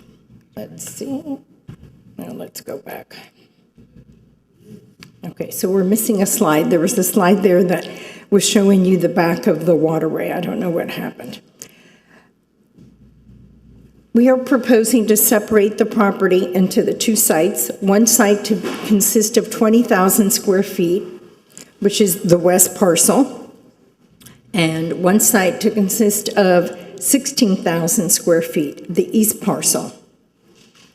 Just to give you an idea, the immediate neighborhood, not within the 1,000 linear feet, but even a smaller area than that, the average size lot is 12,300 square feet. If you go out to the full 1,000, the average lot size is 12,685 square feet. And the average frontage in this neighborhood is 92 square feet. I'm sorry, 92 linear feet.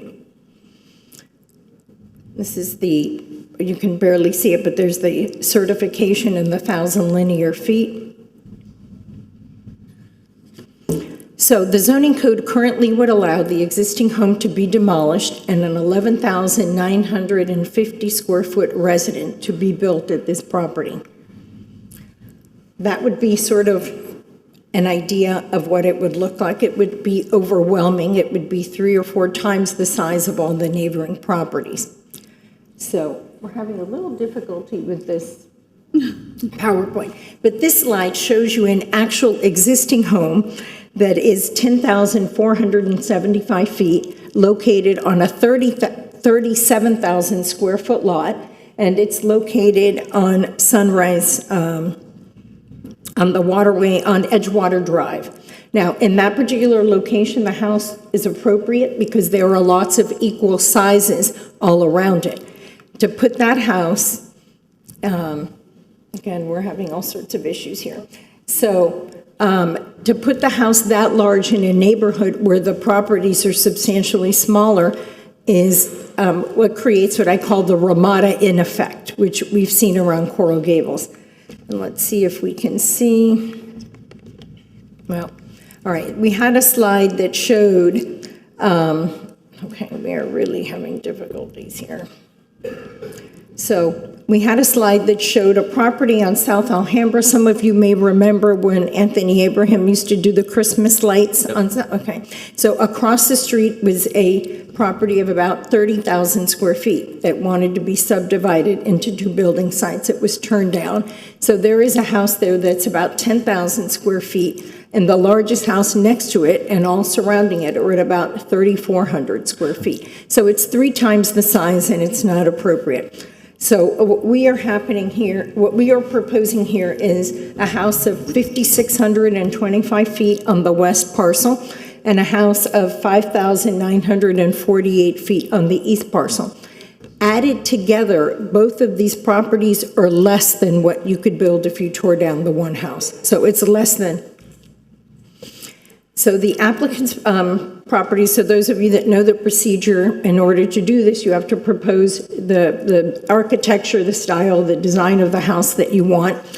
Jillian and Alvaro proposed 2 homes, and they appeared before the Board of Architects numerous times in order to get all the details, and one house has a particular Florida vernacular feel, and the project received approval on July 17th, 2025.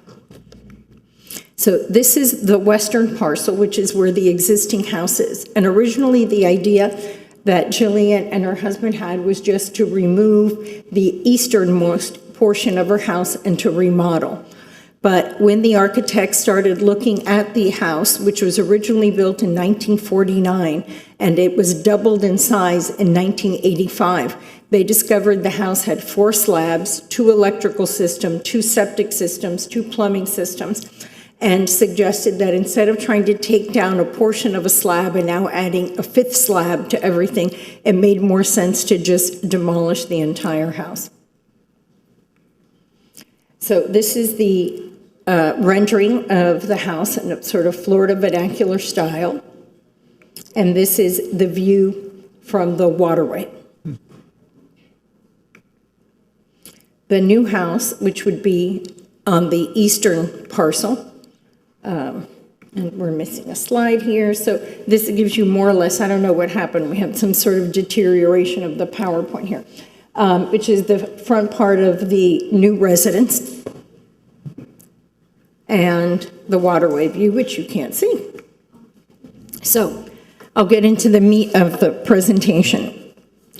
The zoning code requires that in order to meet the requirements for a lot separation, that the lots you are proposing have to be equal to or larger than the majority of the neighborhood. We comply with this by showing the average was 12,000 and change. Unusual circumstances. There has to be something, two different zonings, double facing, a through block, or something that makes it unusual. In this case, we have, in essence, a through block, since a waterway is the equivalent of a street, and it complies with this, along with being the largest property in the area. The property maintains open space, neighborhood compatibility, and visual attractiveness.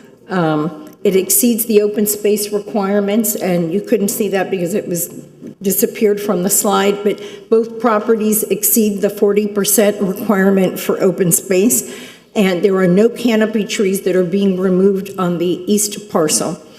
And two beautiful Japanese orange blossom trees on the west parcel are going to be moved from the backyard to the front yard. So then the fourth criteria is where you have to satisfy 2 of 3. Then the first one is whether the street or water frontage is equal to or greater than the majority within the 1,000 linear feet, and this property complies. The second criterion we do not meet, and that is whether there would be an existing encroachment. And obviously we have an existing encroachment, the existing house, which would be demolished. And this criterion says that if you demolish, you have to wait 10 years. So we don't meet that criterion. But we do meet the third one. So we do meet 2 out of the 3, which is that the subject property owned by the current owner must be owned by them continuously for a minimum of 10 years. As I stated earlier, Jillian and Alvaro have lived there for 26 years. Let me see if I can show you. They have, Jillian and Alvaro had a neighborhood meeting. Oh, good, this is the most important slide. And they proposed, they showed their neighbors what they were proposing. And what I want to comment in red is the property. And so they have their neighbors to the immediate west, to the immediate east, to the north, and to the south. So you couldn't ask for more support, and people who, were perfectly okay with their names being put on the screen. And some of them would have been here, but as you know, it's hard to predict timing, and with this being the first week of school and some people still on vacation, we weren't able to get any of it, but all of these people submitted letters of support. We presented this proposal to the Planning and Zoning Board and received a 5-to-1 vote of recommending approval. We did have one neighbor who showed up, Ms. Debbie Register, who lives at 1240 Plasencia, and she came to speak in favor of the application. She was very pleased with it. So in conclusion, on behalf of Jillian and Alvaro, I respectfully request that you approve our application. And we're happy to answer any questions, and I apologize for the PowerPoint. We had one, and apparently the one we used at Planning and Zoning disappeared. Thank you very much. Madam Director, for the presentation also? Brief. Okay. Trying to get to lunch. I know. I talk really fast, it's okay. Early dinner. Lunchner. Yes. Yes. So the property at 1154 Alfonso Avenue, as you can see, the location of it is on Alfonso, at the end of Hernando, on the west side of Mainava. There's an aerial, it's a single-family neighborhood with a Mahi Canal in the rear. So the proposal is to split the property to have 2 building sites, where right now staff has determined there is only 1. So as part of that process and the request, they come here before the commission to ask for this subdivision. These are the existing, what they're proposing as far as the building site, 125 feet or 100 feet building frontage. One lot on the west side will be 20,000 square feet. The one on the east side will be 16,000 square feet. They meet all the the building floor area, the height, the setbacks, open space, all that meets code. These are the renderings showing the 2 houses. The top rendering showing the front from Alfonso looking south, so you can see the style of architecture. And on the bottom rendering showing the views from the Mahi Canal. DRC reviewed this of March of this year. They had the Board of Architecture review and approval in July of this year. They had a neighborhood meeting, Planning and Zoning Board and approval earlier this month, and here we are for first reading. Letters were sent to all the properties within 1,000 feet. 3 times they were sent to the property owners. The property was posted 3 times, the website posted 3 times, newspaper advertisement, and 2 emails to those who subscribe to our email service. Staff has determined that this is consistent with our comprehensive plan in regards to low density in our single-family neighborhoods. We do recommend approval as it does comply with the code as far as meeting all the criteria. And we have 3 conditions of approval. These are straight from the zoning code, that they cannot have any variances moving forward. The site plan you see today, those elevations are tied to this approval, and a bond may be determined to be appropriate by the building official to remove any nonconformities. That's it. Thank you. Thank you very much. Mr. Clerk, do you have any public comment? Okay, close the public comment. I'd like to first commend the applicant. The 2 sites look beautiful. The architecture is stunning. I think it'll make the neighborhood, it'll comply with the neighborhood. I think people are very excited about it. I actually heard from multiple people who reached out to me saying that they were very excited about this future development project, especially for the neighborhood itself. I think you've done a great job, and I commend you on your future home, by the way. Thank you. Do we have any further comment, or I entertain a motion? I'll move it. I'll second. Commissioner Castro, Yes. Commissioner Lara, Yes. Vice Mayor Anderson, Yes. Mayor Lago. Yes. Congratulations. Thank you, Laura. Moving on to the final item before we go to lunch, A9.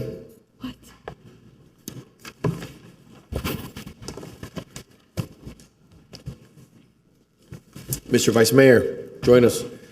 Mr. Commissioner Withers, join us. Mr. Mayor, Vice Mayor, Commissioners, Peter, Billy, and Miss the Attorney. Let me tell you, it's been a long time since I've been in this chambers, and I forgot actually how much fun this is. Oh, boy. Come on back. Oh, boy. Anyway. That's right. Anyway. There's an empty seat here. It's been empty for the last 3 meetings. Why don't you join us? Yeah, listen, one thing for sure, we live in a great city, and, you know, it is an iconic city of Gables, and that's why we're here today. Chip, myself, and our author, Les Standiford, who will talk to you in just a second. As you very well know, Merrick was a sensational founder of our community, a visionary, executed well, finished the Biltmore Hotel in 11 months, you know, fantastic stuff. But in 1928, he was asked to leave the chamber, and he didn't have any more governance after that. And the city of Gables basically thrived after getting through the 29 crash, and thrived in the 30s, 40s, 50s, and so on. And really, nobody has ever told that story. And that's what we've tried to do, is we've tried to tell that story in this book here. Certainly, we talk about Merrick, and we set it up. And again, the author will talk to you briefly about that. But we wanted to tell the story, and it goes until actually a couple months ago. And some of you are actually in the book itself. So that's pretty good stuff. I will tell you that I grew up in a family traditional family, that when we it hit at 6 o'clock at night, we would have to be at the dining room table. And of course, we'd say the Lord's Prayer. And we go from that into my parents would ask us, hey, you know, how was the day at the school? And then we may talk about University of Miami football. But inevitably, it turned to the city of Gables. And so I heard all these stories. I heard about Coco Plum, and I heard about the David Williams breaking the height limitation, and I dealt with all that, the Biltmore Hotel, of course, and I just wanted to make sure that I knew that story, but I wanted to make sure that people of the city of Gables and people that cared about the city of Gables would have that opportunity to hear those same tales. So we put together the book. I went to Commissioner Withers a couple years ago. He was all in. He's a very good friend of mine. We've had a good time with the book, and unfortunately, we picked an extremely good author that Chip will talk a little bit further about. And we just really appreciate you all having the opportunity to talk to us, and it's great to be back in City Hall. Thank you, Vice Mayor. Commissioner Withers? Welcome home. Thank you. Thank you, Mr. Mayor, Vice Mayor, Commissioners, City Attorney, City Clerk, City Manager. So I've got to tell you how I got here. Normally, it was my ideas that Bill stole and tried to put out to the city. Right? So this was actually Bill's idea. He offered me absolutely no money, so it was a tough decision. But I thought back, well, why should I do this? Well, I was an exceptional C+ student in grammar and in writing at Coral Gables High School. And that was, I think, from sympathy of the teacher solely, not from my ability. So Rip knew me back in high school. But what's really cool about this book, and there's a lot of stories that aren't written, that we didn't include on purpose, but it's totally nonfiction. And there's well enough and well-deserved plenty of history written about George Merrick from the time he had his dream and came to Coral Gables and launched his vision. But after he died, basically with probably less than $25 in his pocket, there's not been a whole lot told about his story and his vision. And the whole CityBeautiful movement, which inspired him to move. And so this is not an editorialized book at all. We have throughout the book, and now I'm going to introduce Les Staniford. He'll be up here in a second. I don't know how many of you know Les. Last Train to Paradise, been reprinted 40 times, 25 novels, bestseller, New York Times. 2 movies have been made from his book. So between Bill's C average and my C average, we weren't about to attempt the writing on this thing. After 3 pages of misspelling, and keep in mind, 2 years ago, there was no artificial intelligence or ChatGPT to write books, so we were lost, and there was no way we were going to write this thing. So Les raised his hand and put together just something really cool. But throughout the book, the main theme I think Bill and I were trying to stress the most was, Coral Gables was built on an incredible vision of George Merrick. Planned community. That's why people want to come home when they travel. What is that glue that keeps Coral Gables together? And I think a lot of it was, Merrick's vision, his North Star, that Coral Gables was really the light on the hill. And have we strayed from that? Has the city misstepped along the way in the past 50 to 75 years and not fulfilled Merrick's dream? And so the book is more of a challenge. We do not make a decision on whether we feel it was or it wasn't. So again, it's not politicized, it's not editorialized, but it's just reaching out to everyone in the community, and hopefully they will read it and think about the good things that they know of Coral Gables and what makes Coral Gables so special to them. I can tell you that one theme throughout the book, which was a little surprising to me as a politician for so long, was that whenever there seemed to be major issues out there in Coral Gables, it was the residents and the public that came to the rescue to kind of put it back together. From the Biltmore to the Merrick House, it was always the neighbors, the residents that have this love for Coral Gables that brought it back together. So that's my story, and I'll stick to it. Les, do you want to come up here just for 1 second? So just so you know, that Bill always wears a coat and a tie. Les and I never wear a coat. I don't have a thought. I don't either, bud. So why don't you go ahead and fill us in real quick, would you? Nice to be here, and thank you for inviting us. I can well remember when Bill and Chip came to me with the idea of this book, and this is actually the second book about the city I've written. I worked with the Chamber of Commerce back in the 90s, and we produced very handsome coffee table book that is now out of print. Sometimes Mitchell Kaplan will have a copy or two over in the bookstore. But in that book, we covered George Merrick's vision and the difficulty in bringing that vision to reality. When Chip and Bill came to me, I thought, well, what's this new book going to be about, really? I didn't want to do a rehash of something I'd already written, even if it was going to be a little longer. And as we talked and as I thought about it, it's an interesting story. Where Merrick's ideas came from, and an even better story of actually building a city, putting that dream into practice. But something that's better than that is an issue that I don't think George Merrick ever gave one thought to when he was trying to get this project off the ground, and that is that someday people would have to fight to save it.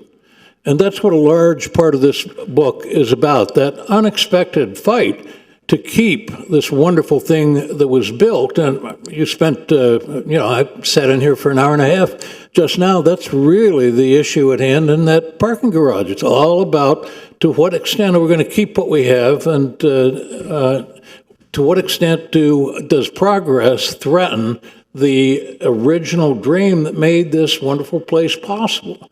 That's what people have been struggling with over the past 60, 70 years, and a lot of battles have been fought in these very, very chambers, and as the guys told you, some of you are in there, in the book, fighting those battles.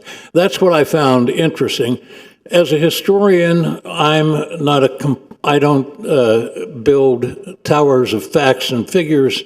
I try to tell stories and use those facts and figures in support of that story. And to me, this is a very interesting story. And Coral Gables, in fact, probably the largest, most complex planned city that still exists in the United States. And it's an object lesson for people everywhere. A little bit more thought about city planning might mean an increased quality of life for everybody who lives in that city. Anyway, I'm proud to have worked with these fellows. It was a wonderful time, and thank you for thinking of me in the first place, and thank you for having me here. So we have some books for you, but just very quickly, I want to set the record straight with Chip, okay? Oh, here we go. So we battled in here, speaking of battles, on many times. I mean, we were imposing views. But I am so happy to tell you that, I was sort of more conservative on development than he was. So he gets off the dais. And sure enough, about a couple months later, he's faced with a development site and everything. He comes up to me. I should have been more like you when I was on the dais. So that's the true facts of what happened. That's because you took so many bathroom breaks. I would have loved to take just as many as you did, but otherwise. No, you can tell we maybe had, I don't know, dozens of meetings, and this has been one of the most enjoyable experiences of my life. I agree. Now, the good news is the price of this book is well under your gift reporting, so you don't have to worry about that. Okay? So, Mr. Manager, like we did with Feeding South Florida, could we maybe have a photo of these three gentlemen and put the book on our newsletter? Of course, Mayor. Just give it good publicity. Obviously, it's all That'd be about great. Coral Gables. So Take it. I'm going to add it to my newsletter, and I think it'd be a great opportunity to. Yep. I think it's a good opportunity. So I'm going to add that Mr. Kurdyke also showed up to Camp Mahachi in a suit and tie when we celebrated. Yes. 90-degree weather. God bless him. Thank you. Thank you. All right, with that, item F28, a resolution of the City Commission authorizing the city to be the title sponsor of the Mark A. Trowbridge Chamber Foundation Centennial Gables Opoly Fundraising Initiative. I'm the sponsor of this item, and I'd like to welcome our friends from the Chamber who are here today, who are going to be presenting us with an interesting opportunity to not only remember Mark Trowbridge, but also to raise some money, which is a good thing. Yes, Mr. Mayor. Good afternoon, Mr. Mayor, Vice Mayor, members of the Commission. I'll be listening from the hallway. I got to go grab something. Oh, okay. So we have to. My name is Addis Kurila. I'm here in the capacity of Chair of the Coral Gables Chamber. Thank you for having us today to present the Gables Opoly initiative. So with that, I'm going to introduce. You lost quorum. Okay, just 1 second. All right. The Vice Mayor will be here any moment. Sorry.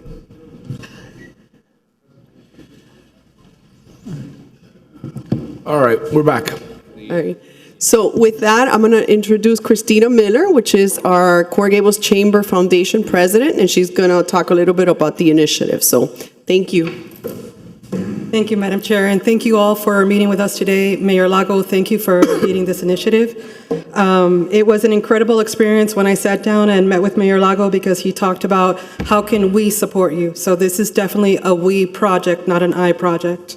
So to talk to you a little bit about the Mark A. Trowbridge Chamber Foundation, right now it's the Coral Gables Chamber Foundation, and as we all know, because of his passing, we wanted in the name of his legacy to rename the foundation to be the Mark A. Trowbridge Chamber Foundation. So I was going to prepare something today, something very eloquent, but I went back and looked at the video from when he first passed away and you all had the commission meeting. And I thought I'd talk a little bit from the heart. And it really touched me that day when all of you talked about your different experiences with Mark and what he meant to you. So that's exactly what this initiative is about. In 2020, when COVID happened, I am a double cancer survivor. And Mark and I had a lot of time to talk, and we sat down and chatted about him restarting the foundation. And one of the things that he wanted to do was be able to not only help our membership, but help other organizations in the community. So that is exactly what the mission of our organization is. So as you all know, in 23, he fell ill again, and a lot of this had to take a back seat because of his health condition. So last year, we started this up again, and we are now looking for ways to raise funds for the organization, and Gables-opoly is one of those initiatives, and we're naming it the Mark A. Trowbridge Legacy Initiative. So what we were trying to do here is that there is a game, which I'm sure all of you have seen around town. We actually brought two of them if we want to pass them around. And this is Eddie and Marilyn with Bliss Imprints, and they're the ones that are helping us out with this project. So there's currently a Miami-opoly, there's a Cuba-opoly that we all love.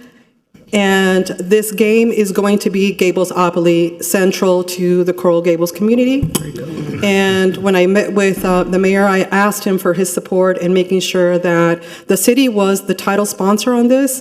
And then one of the things that he had recommended was for us to also go to all the legacy properties in the community and speak to them about also being involved. And that would be Venetian Pool, the Biltmore, and those types of legacy organizations that are in this community. But we wanted to give the city the title sponsorship. Obviously, it's Gables-opoly. We wanted the city of Coral Gables to be highlighted on this project. So what we're looking to do is we're looking to raise about $45,000. And what that does is the initial $59,000 that we raise, 30 will go to the foundation, 30 will go to printing costs, and the rest will be a percentage of all the boards that are sold throughout the community. So right now I'm going to pass it over to Eddie, and Eddie's going to explain a little bit about how exactly the different sponsorship levels work. Eddie. Good afternoon. Hello, and thank you very much for having us. Eddie Martinez from Bliss Imprints at 293 Miracle Mile. And we're really excited about this. If there was anything Mark would want to do, it would be this. It's fun, it's community-driven. It brings small businesses, large businesses, the community, the city, the residents, and everybody involved to celebrate everything living, playing in the Gables, and working in the Gables is all about. There's various different types of sponsorship levels for the community. What we're asking you guys for is the title sponsorship, because obviously the city of Coral Gables presents Gables-opoly would be the ideal title for it. But other parts of the board are for sale also for sponsorship. These are basically generic, so they're just a themed board. What we're proposing would be a Gables-opoly, which would be a business-driven board. So instead of landing on Miracle Mile, you would land on Miracle Mile where there happens to be a, for example, John Martin's logo on it, and something like that. They would pay for sponsorship, which helps us raise money for the foundation. That's the basic gist of it, but of course, everything on the board is for sale, including the jail, which I would love to do something fun, like say, you're not going to jail, but you're going for a staycation at the Biltmore for Or a a day. parking ticket. So you skip a point. Yes, a parking ticket on a chance card, but you have to could call this attorney to help you with that parking ticket. So there's a lot of different sponsorship opportunities that are available for the community, and it's a fun way for the community to interact with the businesses and back and forth all over the place. If you have any questions, I'll be happy to answer. So what we're asking the city for is $10,000 for the sponsorship spot. And that would be on the outside of the box, as you can see there, and also in the middle of the board, once the board is developed. Yeah. So I wanted to bring this, first and foremost, thank you so much to the chamber. We've been talking about this for like the last 2 months, and I wanted to bring it before the commission to get commission buy-in. Because one of the special things about Mark that I remember the most, he was always selling Coral Gables. He was selling our brand. Who are we? What do we stand for, and what makes us different than everybody else? So I thought it would be a great opportunity for us the city to take a lead on this. I'm going to personally support also by buying a sponsorship. But I thought it would be appropriate for the city to get engaged. I want your input, I want your guidance, and I want you to be excited about this, because at the end of the day, this is something that is just going to be another opportunity to really talk about Coral Gables. And I thought it would be something interesting, for example, like when members of the commission and future members of the commission and mayors have a conversation with heads of state, or for example, when Belkis and I worked on interviewing for Apple, for FIFA, for Ryder. These are companies where we sat in front of a board and we had a conversation about why they should pick Coral Gables. We could potentially use this as a tool. It's just a simple token, like we call in Cuban, un detalle, a detail, just a simple detail that you give to somebody instead of giving a little glass, which is nice, again, glass globe or anything like that. You can give a simple detail. You can give the globe too, but you can also give this very nice detail. And it's something fun that sets us apart from other cities. And when you're trying to bring large corporations, or you're trying to entice an entity or someone to partake or join or be involved in the city, I think it's just another nice detail, another selling tool. Yeah, Madam Vice Mayor? No, I was going to say that I love this idea. I think it's a ton of fun. I obviously am very supportive of all things having to do with Mark Trowbridge, to maintain Mark Trowbridge's legacy, and certainly for the Coral Gables Foundation. The Chamber Foundation is an amazing organization. I'm going to join you as well, Mayor, and I'm going to find out how I can sponsor it personally as well. So we're going to kick it off with a little bit of momentum. Yeah. Thank you so much. We appreciate it. And same here as well. I think this is an exciting project. I mean, I think it's a no-brainer that we have to be this title sponsor on this and get it lifted off the ground. I mean, it is our city, and Mark was such a special person to every single one of us. So it does sell our city. This is great. Yeah.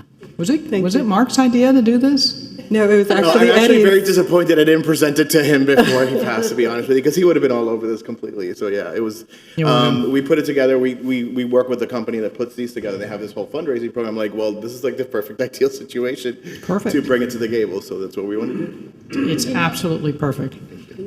Actually, it would be great. I know the mayor and all of you have close relationships with the Biltmore and the Lowe's, the hotels. It would be great to sell them at the gift shop, because the kids, when they're on vacation, they get to play Monopoly. Can you hear me? Oh, that's a very good idea. Oh yeah, no. So I think it's great to sell. I'm a resident of Coral Gables, and I love this city. I always tell all of you how much I love it, and I think it's a great idea to showcase, and they can take it back home, and it's like, what is this? Oh, this is where I visited Coral Gables. So I think it's a very fun, creative, and amazing way to get our name out and our community out. So. Excellent. Through the mayor, where it says go to jail, you could probably be like go to court enforcement. Yeah, that's a great idea. We welcome any ideas. Now it's the Coral Gables Museum, so it's true too. It'll be a lot of fun. Yeah. So I think we got some good consensus here. If I can get a motion to have the manager work with the chamber to put this together. We have a motion. Thank you. Second. Commissioner Lara? Yes, as long as we have Bliss as one of the spots that you land on the board, then it's yes. Absolutely. Vice Mayor Anderson? Yes. Commissioner Castro?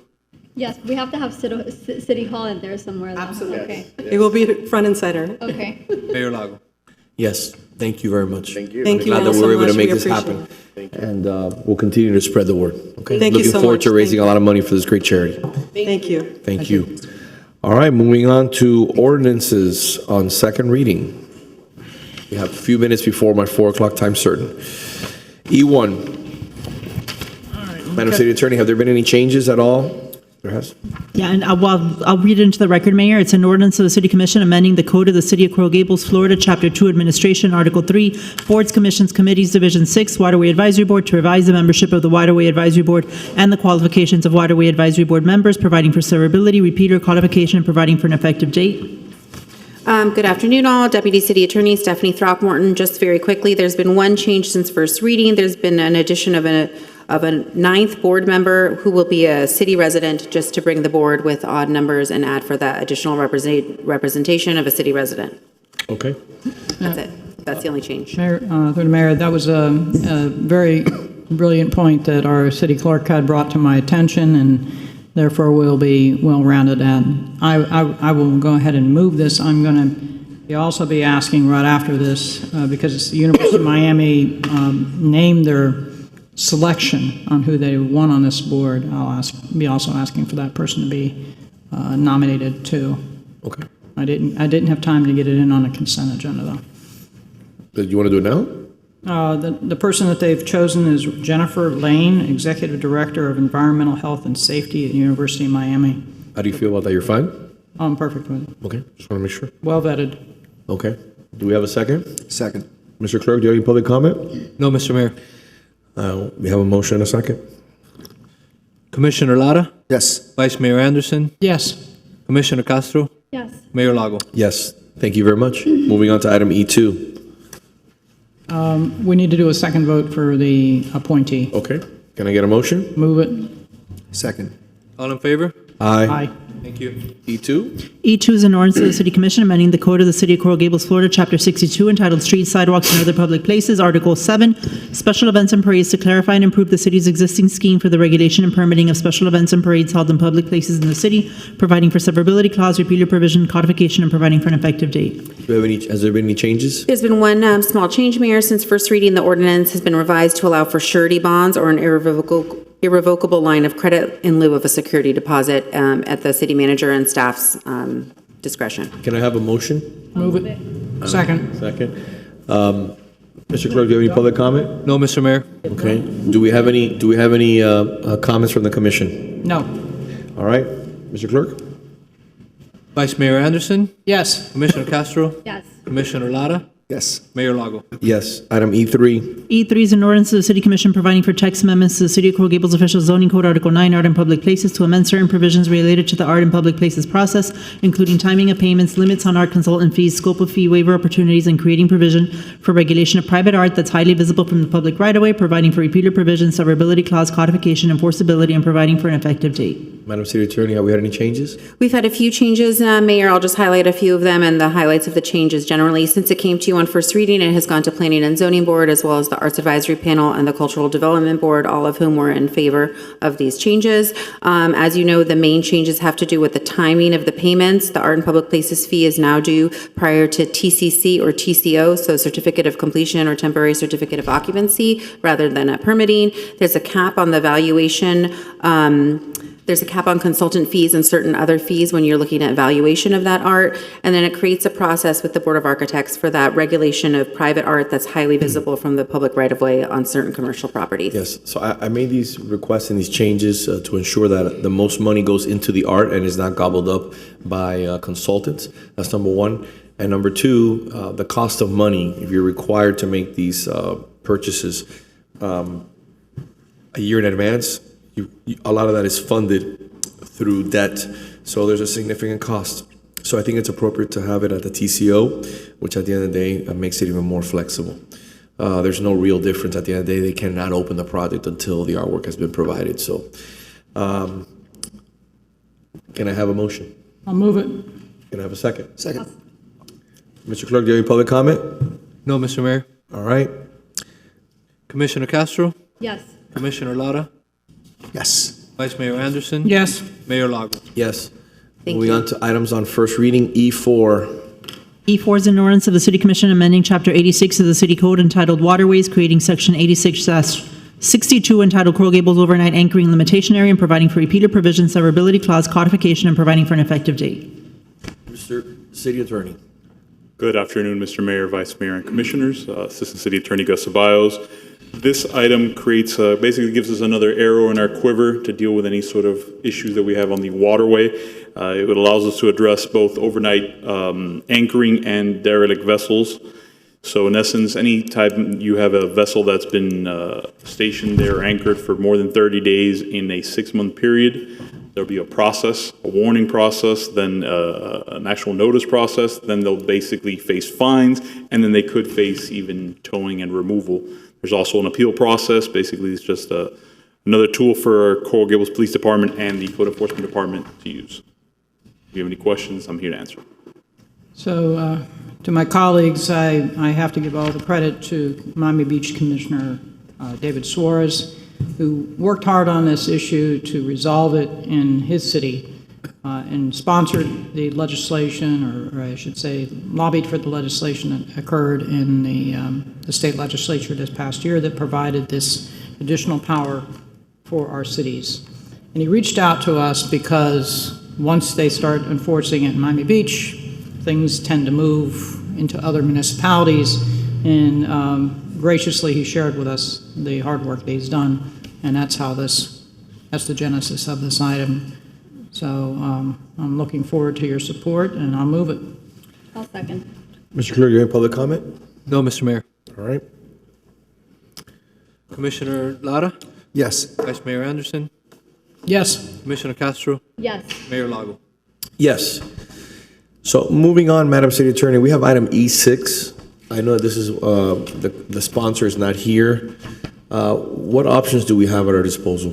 So, Mr. Clerk, I am not aware that the sponsor, when he advised that he wasn't going to be attending, that he asked that it be pulled. That is correct. And it is on first reading. I think it would be perfectly okay for this commission to proceed. It is on first reading, and then we can obviously consider on second reading at the subsequent meeting. Sounds good to me. Can I have a motion? Sorry, let me read it. Sorry, Yeah. sir.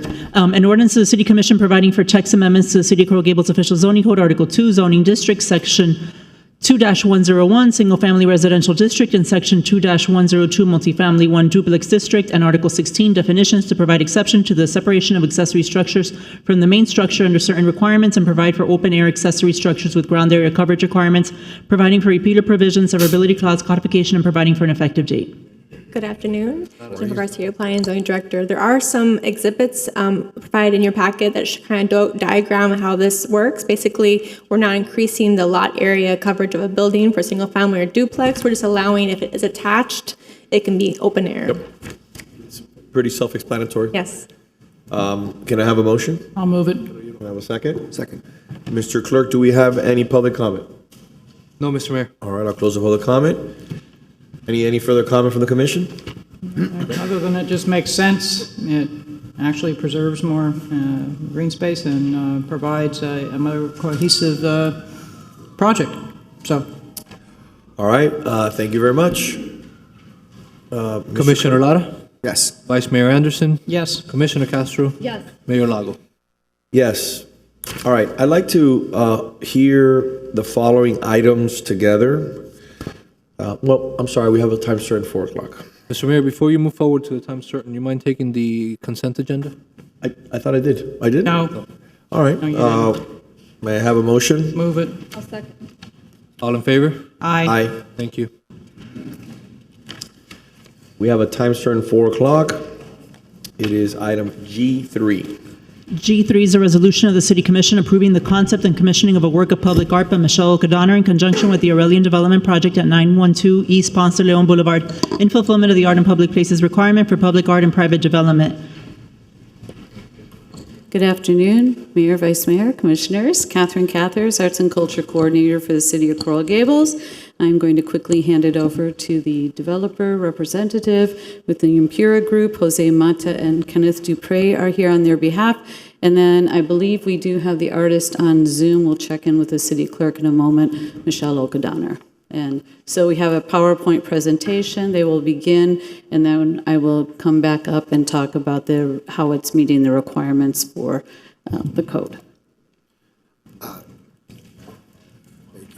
Good afternoon, Commissioners. My name is Jose Mata. I reside in 363 Aragon Avenue. Along with me, I have my colleagues Kenneth Dupre and Dimitri Hake, and we are here on behalf of Impura Group. We are a Swiss-based firm that began operations in the United States about 4 years ago, and since then we have taken on 2 projects in Brickell, and now we're moving on to our 3rd in South Florida, which is most importantly our very first in Coral Gables. However, nobody from our team are strangers to Coral Gables, and we've worked on previous developments here, including the plaza in which Kenneth was part and involved in commissioning the art. Right now, we're taking on a project that is also known as the Regency, And this project has a long history dating back all the way to 2017 that was tried to be developed by other developers, but it fell through multiple times. But now we had our eyes on it since 2023, and it's finally coming to life. Our project will be called the Aurelian, and our inspiration came from Aurelius that radiates golden elegance and shining brightly in the heart of Coral Gables, meaning gilded, and it's basically going to be luxury apartments that come into character with the city. And because this is our first project in Coral Gables, we want to leave a cultural contribution that extends beyond the building itself. So we request the Art in Public Places waiver to propose and install work of public art, something lasting, memorable, and in harmony with the series' character. Therefore, we have engaged pre-approved artist by the City of Coral Gables, Michelle O'Connor, which I'm sure most of you know. She has many wonderful works of art, including the most memorable one in the Miami International Airport, that I think is one of the most viewed public displays in the world, because there's over 50 million travelers that look at her art. And without further ado, we have her on Zoom, and maybe she can explain a little bit about her work. I always enjoy when I go to the plaza and I see young children playing on the sculpture around the tree. It's pretty memorable, you know, and especially just the beauty alone of the sculpture and that it's functional is something a little bit different than most art in public places installations.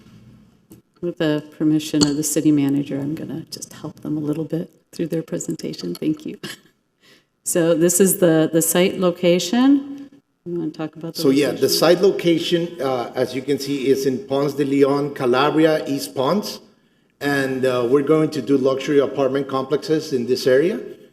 And this is some renderings that we have prepared for the apartment complex itself. And as you can see, sorry. You can keep going. I went the other way, sorry about that.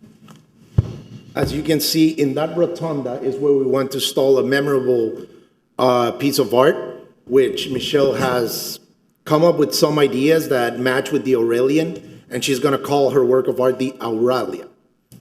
So to match it, and she wants to keep it Floridian or South Florida, if you would, matching with gold and with our concept. So if we can, Michelle, if we can invite you onto the Zoom and you can speak through the presentation. Thank you. It's wonderful to see the mayor and the council perform their function for the city, and I've enjoyed watching the past little bit. And it's a wonderful place, Coral Gables. I have probably a longer history there than most of you, as I've born and raised. I think you know I'm a Miami native, and Coral Gables was always part of our greater life. And right now I pulled out a book of poetry from your founding father, which I'll treat you to at the end of the presentation. One of his beautiful poems that ironically references the vision that the Aurelian people who want to bring this luxury building have expressed to me. I think they'll be surprised as well. So when I received the call from them and responded, I thought about the city of trees and the beautiful trees in Coral Gables, which is something that Miami Beach has always looked to define the leafy dome and the canopy for a city. And certainly your designation as City of Trees is well earned and shared by all of South Florida. And I did a figure. Let's see who has their finger on this pulse here. The next one is, let's see how to do this. Yeah, we have some, Michelle, we actually have the presentation here, so we have some of the images of your past work, and then we'll get to the piece itself. Well, here's one that now, let's go. So you know me from Miami Airport, maybe, if you've flown American Airlines. And then moving forward, There's some details, but all of that is locally sourced, which is the same as the project I'm conceiving for Aurelian right now. So let's keep going.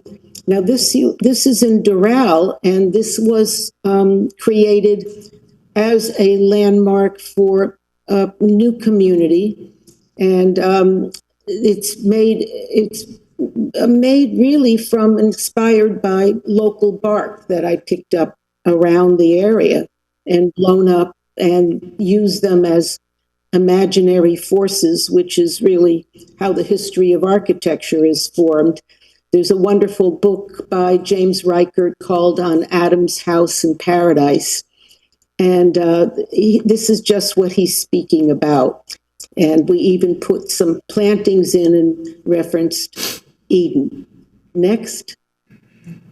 Now this is a piece that will be a sister to the Aurelian sculpture called Aurelia. And it's made of palm. This is in Valletta in Malta. And this was commissioned. They had a pedestal in the main square. They had nothing for it. They commissioned a work of art. This is their local palm. They had a very unique palm because they're so isolated on that rock far away. You know, seeds come, but like Darwin's finches, it evolved differently on the island. So in green really fits the nature of the city. You can see one of their windows there on the city hall. Next slide. And then because you know my airport work and you know the bench at Plaza Coral Gables, this piece is, figurative work is something I've done for 60 years. There's always been a thread of that coming through the practice. This piece is in Connecticut and it watches the sunset, and but its root structure takes a language from where, South Florida, but don't tell them that. Next. And these are figurative works that were in the Botanical Garden in Atlanta. And so just to give you a sense that there have been many and they have found wonderful homes. And they're based, this one is also based on tree structure and bark. Next. One of them found a home outside of Boston, and it was very cold, but there was nothing I could do about the weather once I sold the piece. Next. And then this was the first time I played with the idea of integrating human form with the palm form, which I loved so much growing up. And I did once make a skirt out of palm for a costume party. So it's not the first time I had come to this conclusion about how the sculpture would be. I called it Guardian. It's in a private collection in Midland, Michigan. Next. And then I'm working, this was another one. I'm here in the Foundry, and this is in a private building that has a public courtyard on Central Park South. The building is 40 Central Park South, and it goes back to 58th Street. And in the courtyard where people could look down from their apartments and their hotel rooms, they would look into the piece as well. So it's not even three-dimensional, it's really four-dimensional. This was a big challenge, this piece, but they love it. Next. And so when I spoke with Jose and Kenneth about this building, and I saw their aspiration, the first thing I thought about when I saw the rotunda was Rome and my favorite building there, which is the Temple of Vesta. And then all of the gods and goddesses that reign supreme in Rome, we love walking there among their wonderful life of, I won't call it fantasy, because who knows, but the fantastic at least. So this piece would be seen from the street, and she would be very happy, I think, surrounded by this, I'm going to say, classical structure that has always contained a work of art, a piece of sculpture. It has a great tradition. So the streetscape, and then finally, I think there's the placement there. And there's a wonderful nest of palms that are planned for the landscaping that are in the plans of the developer. So, and it's now The Coming of Tropical Night by George Merrick, if I can hold your attention 2 more minutes. And it is the end of the day, so here. The life that is day is dying away, fading, receding, as the tropical ocean sleepily ebbs in sensuous motion. That's certainly our sculpture. With swift-moving brush in colors of fire, the spirits of nature, the great western canvas, transform, touch softly, and subtly inspire. Great torrents and rivers, mountains of gold with molten floods streaming, swift-changing visions, transcendently hued, born of a touch to pass at their flush. I think he was a better real estate developer than poet, but nice to have found this book at the last minute this afternoon in my Florida library, where it has a place of honor next to Vivian Larimer Yesler's Poinciana poems. So thank you so much for your time. Okay, this is the budget that was put together for it, and a close-up also of what the piece may have texture-wise. So this is in compliance with Section 9-103 of the Art and Public Places Code, and the fund requirements, waivers, and exemption. The applicant is requesting a waiver of the Art and Public Places fee by acquiring or commissioning artwork. In this case, it would be the commissioning of a unique singular work of art. As the city attorney said, it was approved by the Arts Advisory Panel, who recommended approval to the Cultural Development Board on August 6th, and the Cultural Development Board is moving with a recommendation to the City Commission. They made that on August 19th. This is, they're taking 1% of the project's total art and public places fee.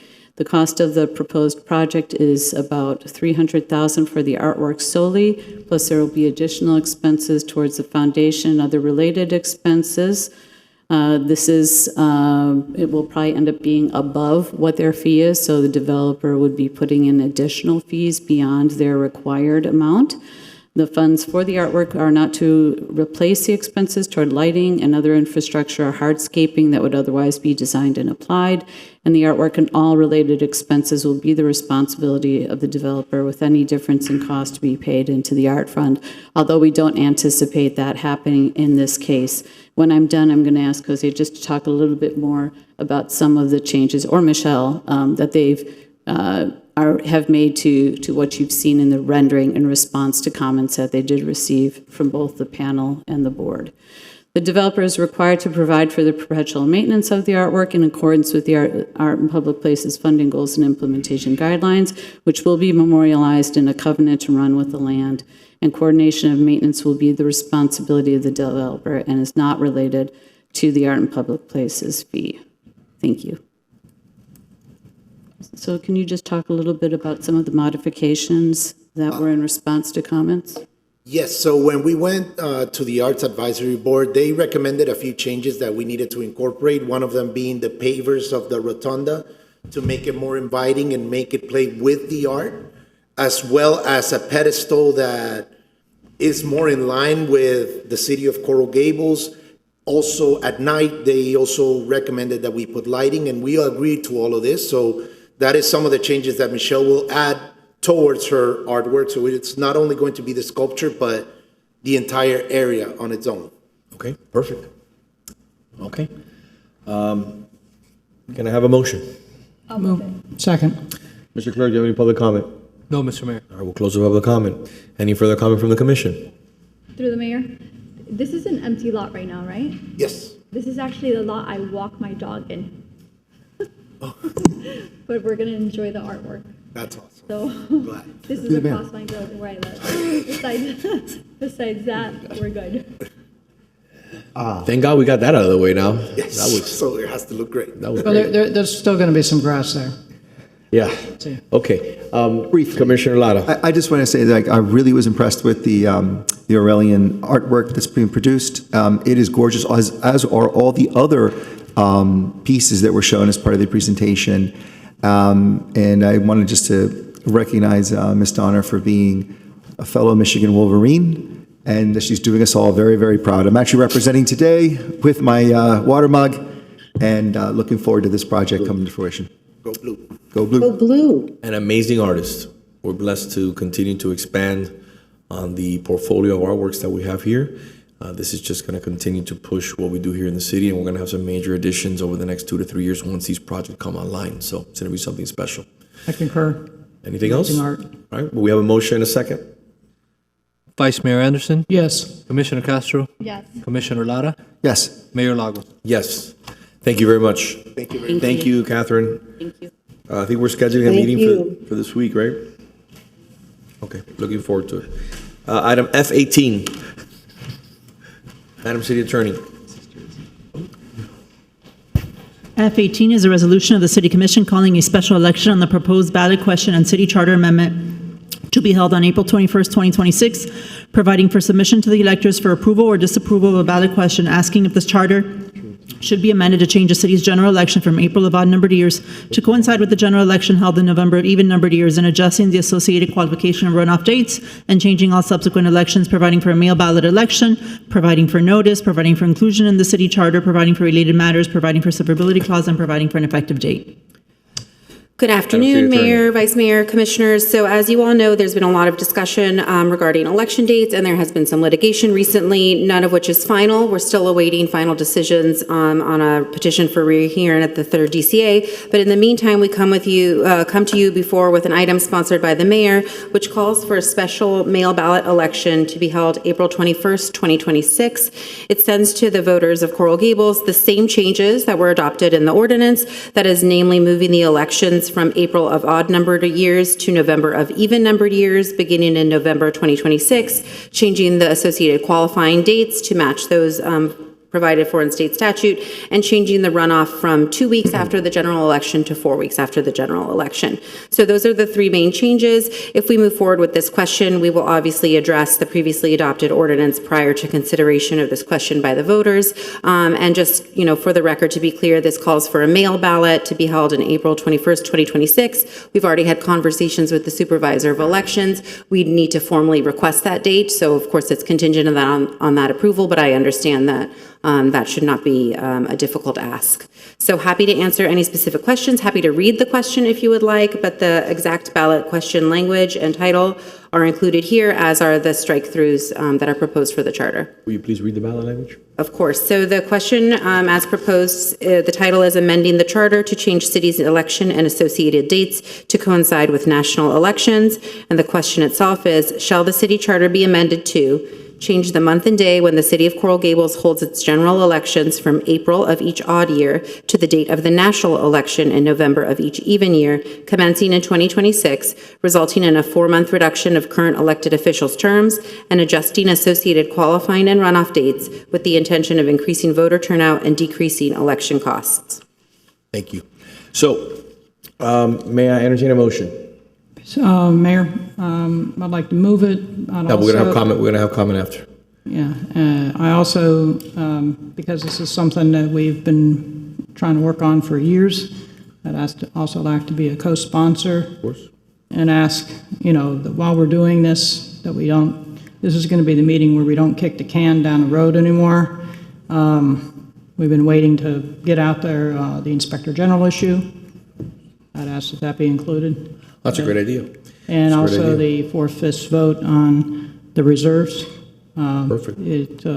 I think both of those items the electorate would like to speak on sooner rather than later to be able to resolve some of these problems. Okay. That's my motion. Perfect. I'll second. Okay. Mr. Clerk, do you have any public comment? No, Mr. Mayor. Yes. Close up. We will, Mr. Mayor. We'll close the public comment. Go ahead, sir. Got under the wire. Barely. Go ahead, sir. Thanks. Thank you. Thanks for the leeway. So you all heard me worry publicly about my financial survival. And when we were talking about the mobility hub, that City Manager Iglesias has said he foresees a future with mixed-use buildings on Miracle Mile. Those of you who don't know it, this is my only major source of income. And if Miracle Mile goes mixed use, let's just say 7-story buildings, guess who dies financially? Me. So I don't think that's a great future for me.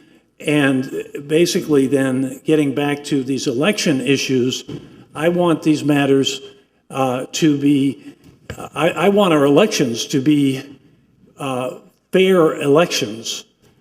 Therefore, I want them to be in April, as I guess have always been, when poor candidates have a chance to beat the developer finance candidates. So I urge you to vote no here. Thank you, sir. But it's only for survival. Okay, I get it. I appreciate you. Thank you. Mr. Mayor, before we move forward, I also have one member of the public requesting to speak on Zoom. It's Ventons Ney. Can we close the public comment after? Thank you. Yes, the floor is yours. Thank you, Mayor and Commissioners. I would like to first of all thank Commissioner Castro for her efforts to have a referendum so that there will be a decision by the residents on moving the election date. I do agree that it would be better to keep our election in April. And although I can see the financial benefits to adding it to the federal elections on the in November of the even years, because of the way that people, I guess, do or don't get involved in elections in this city, and I don't think we're that much different from other cities. I think that it really is important to keep it in April so that the residents and, resident groups have a chance to decide which candidates we want to support and make an impact in that regard. And yes, if our election, if the Gables election takes place in November with the general election, when the ballot's already several pages long, many people will not even get to it. And I think the only Coral Gables candidates who will be at all known to most people will only be the very, very wealthy who could afford television ads to compete with the onslaught of ads that we all endure in October and leading up to a November election. So I think it's important that we do have a referendum, calling on getting the residents to vote on this change. But I just wanted to state that I think it's not a good idea to change this for the city of Coral Gables. Thank you. Thank you, Mr. Mayor. All right. So I've put this item on the agenda, and it's pretty simple, and I appreciate the Vice Mayor's recommendations, and I'm actually going to add more recommendations to that for my colleagues to consider. I think we should have the Charter Review Committee meet every 10 years, which is on the ballot already, also on this April election. I also think that authorizing the Inspector General, which, as you remember, all of you remember, my colleagues on the commission said we're on a cesspool of corruption, but they would not, under any circumstances, hire an Inspector General at that moment. And I said, let's start with my office. I said it costs too much money, but I think you cannot put a price on corruption, stamping out corruption. So that is the most important item that we can have in the April election immediately. That's why I think that outside of the elections, which are critically important. I think that the most important one, by far, even more important than the elections, is getting the Inspector General here immediately. That's number 2. Salary increases required by referendum. Move that to April also. I think that people should be the ultimate arbiter. I don't believe that Ariel Fernandez and Melissa Castro should be the ones that decide whether they get 101% raise arbitrarily by putting it and hiding it in the budget and then forcing Vice Mayor Anderson and myself to vote against the budget based on that one item. And then later saying, hey, he doesn't support police and fire because he didn't vote for the budget. Catch-22, correct? That's been used against me. So I think we should move that one also. Reserve policy amendment requires a referendum. That one should also be moved to April. Right now, you can dip into the reserves by just having 3 votes. Commissioner Fernandez advocated, it's on the public record, to be able to use reserves for projects. I'm wholly opposed to that. The reserves are what has gotten us to a AAA bonded rated city, and I think what has protected us in reference to our last hurricane, which resulted in a depletion of that reserve. But it set us apart from every other city because we were ready to address issues. I also believe that we should include in April prohibiting changing the election day via ordinance. That one should also be included in April. I think it should always go to the voters, is a prime example. And allow appointing commissioner to remove board member. Right now, we have this funky provision in our charter which does not allow commissioners or mayors or vice mayors to be able to remove their own board members if they are trumped by the commission. I believe that the commissioner that appoints a board member should be able to remove that board appointment, whether or not you have the support of the commission. It's your board appointment. So those items should be all moved, in my opinion, to April, and we should make it a robust mail ballot. So let's discuss this. Why are we doing this? 28 out of 34 municipalities already have November elections. The last one to do it was South Miami. It works. It saves the city money, significant money, and could have 3, 4, maybe even 5 times more participation. Certain people in this room will tell you, they want quality voters, not quantity. That's a dog whistle for control. I want more voters. Every vote counts. Don't believe that type of rhetoric. Another thing that is critically important, the mail ballot hasn't been done before. Another lie. Village of Pinecrest has done it. Town of Cutler Bay has done it. City of Miami Beach has done it. Doral has done it. It's been done by major municipalities. It works. Doesn't mean that it works in your favor, but it works. And unlike what was done here during Amos Rojas, when we went in favor of attempting to do the annexation, this time the city will coordinate with staff in an effort to educate and send out as much information to make sure that all the voters are aware of what they're voting for. On the annexation process, they completely and utterly abandoned any outreach. They did not send any emails to the residents. They did not send anything in the mail. They did not put anything on the TV channel. It was an effort to not put any information out there, not educate, and not push the vote out. Even with that, we still got over 40%, which I couldn't believe. So with that being said, I think it's a great opportunity. And most importantly, it gets done in April. And guess what? We can have an election in November. I met with Alina Garcia. The cost is $80,000, which, by the way, when you think about it, if we have an election in April, the subsequent April, you're going to spend over $200,000 on that election. So you still have a delta of over $120,000. And by the way, unlike the city of Miami, which extended their terms by 1 year, I'm proposing to shave 5 months from my term, which I think is appropriate. And that shows true discipline and not a self-serving interest. I do not want to have elections in April. I will put my record and what I have done in this community in November in front of all the voters. I think that is the appropriate way to lead. You lead from the front. You don't lead in April where you're trying to get less voter turnout so you can control and manipulate the voter turnout. Madam Vice Mayor. So, very good points.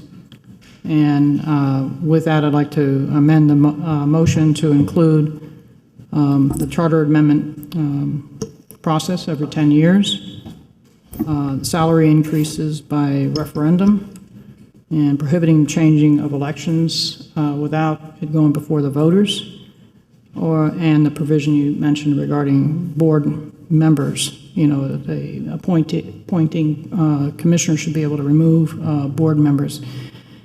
And I just wanted to add a couple comments because there's been some information, or I should say comments made that, and it's, I think, confusing for folks when you say, well, you're not going to reach the end of the ballot. There are certain things that people don't vote on because they're just not familiar, like judicial candidates. You know, I've received the calls on behalf of friends that don't know which judge to vote for, so a lot of them will skip over it. I usually refer people to the, the Miami-Dade County Bar site that provides excellent advice, but they'll reach the other questions, that they understand. 3 more bubbles is not going to be very difficult for this community. They came out, they were in this past election. No one had difficulty with the questions. Everybody comes out in November. They don't have difficulty with the questions in this jurisdiction. We are blessed with very highly educated individuals that live in our city. So therefore this notion that people in our community cannot discern the difference between issues is just a non-starter. People came out this past time because they wanted the elections moved, because they supported the candidates that wanted the elections moved. They supported the candidates that didn't believe that salary increases should be done by the commission for the commission. That's a great point. And without any input from the voters. They believed that we needed an inspector general because the city of Doral had this matter come before them, and they came out fully in favor of it. And there's been other locations as well, and I know the mayor knows them off the top of their head, but let's let the voters decide. And that's what this is about. I don't think I have anything more to add. Do you have something to add? I do. Through the mayor. Yes. I would add, I echo what the mayor and the vice mayor have said, and to kind of put it in context for me. So I'm hearing for the first time what I think is a fantastic idea of adding additional items to this, assuming the commission votes for this April mail-in election, because, I've heard, wow, we're going to do a special election for one question in April, but now we're going to be taking care of, if this carries, all kinds of important issues. And we're going to do it so that you drive even more interest and hopefully even more participation in the mail-in ballot process, because we've put such critical items for a referendum that were already scheduled, but we're just doing it in the most expeditious way. Great point. And for those who say, it should always be in April because that's how we vote here in Coral Gables. Well, if we carry this, the mail-in will be in April. Right, so we're not even throwing a weird month, like we're not doing something, let's say in January. Okay, it's going to be in April, and I agree that every vote counts. That's good. That's good. Every vote counts, and there's nothing prohibiting somebody who would want to vote in April from voting in November. So there's no impediment, but we see that there's some inexplicable or obvious, take your choice, reason why we have over 80% turnout in November. And a rather paltry less than 20% in April. I think I would characterize it a little bit differently, Vice Mayor. I think it's insulting to say that the electorate doesn't have the bandwidth or the interest or the capacity to vote for their commissioners or for the special items that affect their everyday living here in Coral Gables when it's put to an election. So I think this has been a fantastic turn of events to hear that through a collaborative process, this particular item is now going to be more robust, draw more attention, and I'm highly supportive of it as a result. Thank you. Through the mayor? Yes. Okay. Number one, let's not confuse the people. Let me go ahead and clarify what this item is about. This is not about a November or an April election. This is about when the ballot is going to go out, the mail-in ballot is going to go out. And the proposal here in this resolution is for April 21st, 2026. This is not about choosing April or November right now. This is about the date that there's going to be a referendum. Just to clarify that, not to confuse anybody who's viewing this. Now, Billy, I have a presentation ready. Would you do me the favor to please put it on? Beautiful. To not confuse people and make sure that everybody's on the same page, because everybody's talking different things that has nothing to do with this resolution. Item F, item F18, special election for April 21st, 2026. What's being decided? The mayor has proposed a costly, unconventional, all-mail special election to ask residents if they want to move our elections to November. Commissioner Castro, me, has proposed a ballot question in April 2027 during our already scheduled municipal elections at no additional cost to taxpayers. Okay, facts residents should know. For nearly 100 years, Coral Gables has held municipal elections in April of odd-number years, separate from partisan races so residents can focus on local issues. That's what's important in Coral Gables. We pride ourselves in April as we have for the past 100 years. So let's get to the juicy part here now, cost to taxpayers. By adding the questions to our actual election, it's going to cost us $0. Because it's already on our scheduled election. To add the 2 questions on the November election, it's going to cost us $18,000. Now, for this standalone special election, it's going to cost us $80,000, just as the mayor said. Now, if the whole intent here is to save money, why are we paying $80,000? Why are we spending $80,000 if there's already another alternative to spend $0? Well, before I tell you why, let's go to the next slide. Mail-in only elections for voters.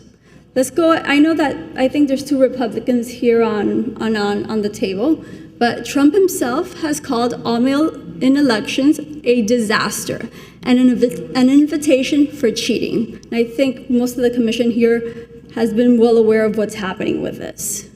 Donald Trump and many Republicans have consistently opposed expanding vote by mail, arguing it increases risk of fraud, ballot harvesting, and undermines election integrity. However, you guys are already here going to vote to, do a mail-in for the whole electorate.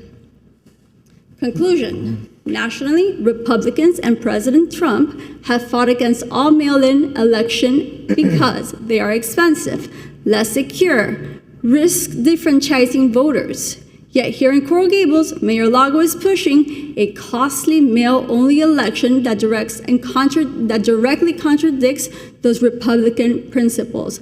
And you ask yourself, why? Are you done? Wait, no, I'm not done, but it's not coming off. You could go ahead and remove it now. No, I don't want to remove it. Can we bring it back? Okay. I'd like to mention some comments on that if we can. Can we go back a few slides, Yes. Mr. Clerk? Let me go ahead and finish, and then I'll give you the floor if you want. You have this little thing too. The reason that the mayor wants to change the election is because he wants us out of office 5 months before. That's basically it. He wants me and Ariel out as soon as possible. It is not okay just because you have a personal vendetta against me. I don't know for what reason, really, for you to have to put this burden on the taxpayers. So that's it. I will not be voting on this. This is not fiscally responsible. The best way is in April. And if you want to move the elections to November, I'm okay with it. If people are voting for November, let's move them to November. But do it the right way. Don't do it just because you want to get me out of office. You told that to Kirk Menendez. You said it to several people. In fact, I have you on video. So, I have you on video. Okay. Commissioner Castro, when you're done, I'll go through the mayor. I want to respond. I just wanted to. Here you go. This is the perfect slide that I want. All right. So I want to be very clear so that Melissa Castro understands me. Okay? I'm going to use her own slide. Go for it. She wants to have elections April 2027, so she could have another election where there's less people voting. The gentleman standing up here, if you read Aesop's today, there's a video of him saying that in the election 2 years ago, when Ariel Fernandez and Melissa Castro won, Ariel Fernandez asked him to not run against me for mayor so I wouldn't be on the ballot. That was on Aesop's Gables today. What they want to do is they want to have another election on April 2027, less voter turnout. Because people will not, you get maybe 10, 15, 20% versus a national election, which gets a massive turnout. Because people turn out for the governor, they turn out for the president. So the goal is, of course it costs zero, because you're already spending $200,000 for that election, which you wouldn't have to spend if you did it in November.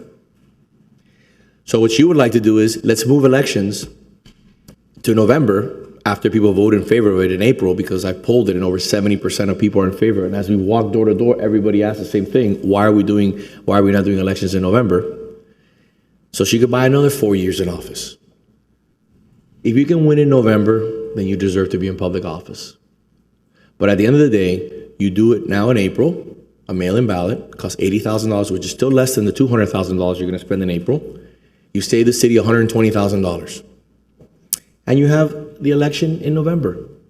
And I will shave 5 months off my term. But let's go back, because I'm happy Melissa's so interested now in fiscal. Please address me formally. I'm so happy that she's in favor now of being fiscally responsible. I put forth a memo that I made it a public record, and everyone here should have gotten a copy.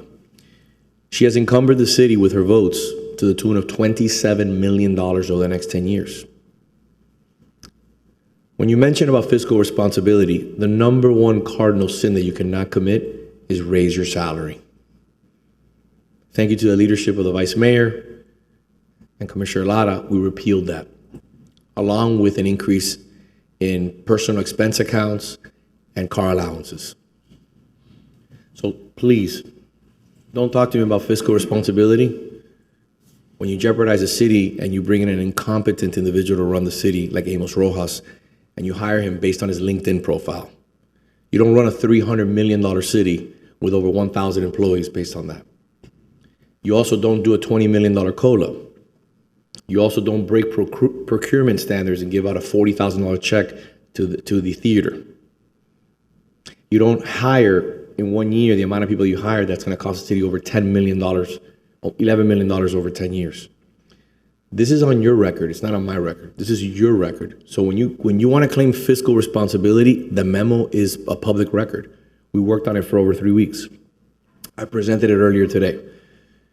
Having elections, a mail-in ballot in April, allows residents to address all these concerns, saves the city $120,000, and ensures that we have a November election within months.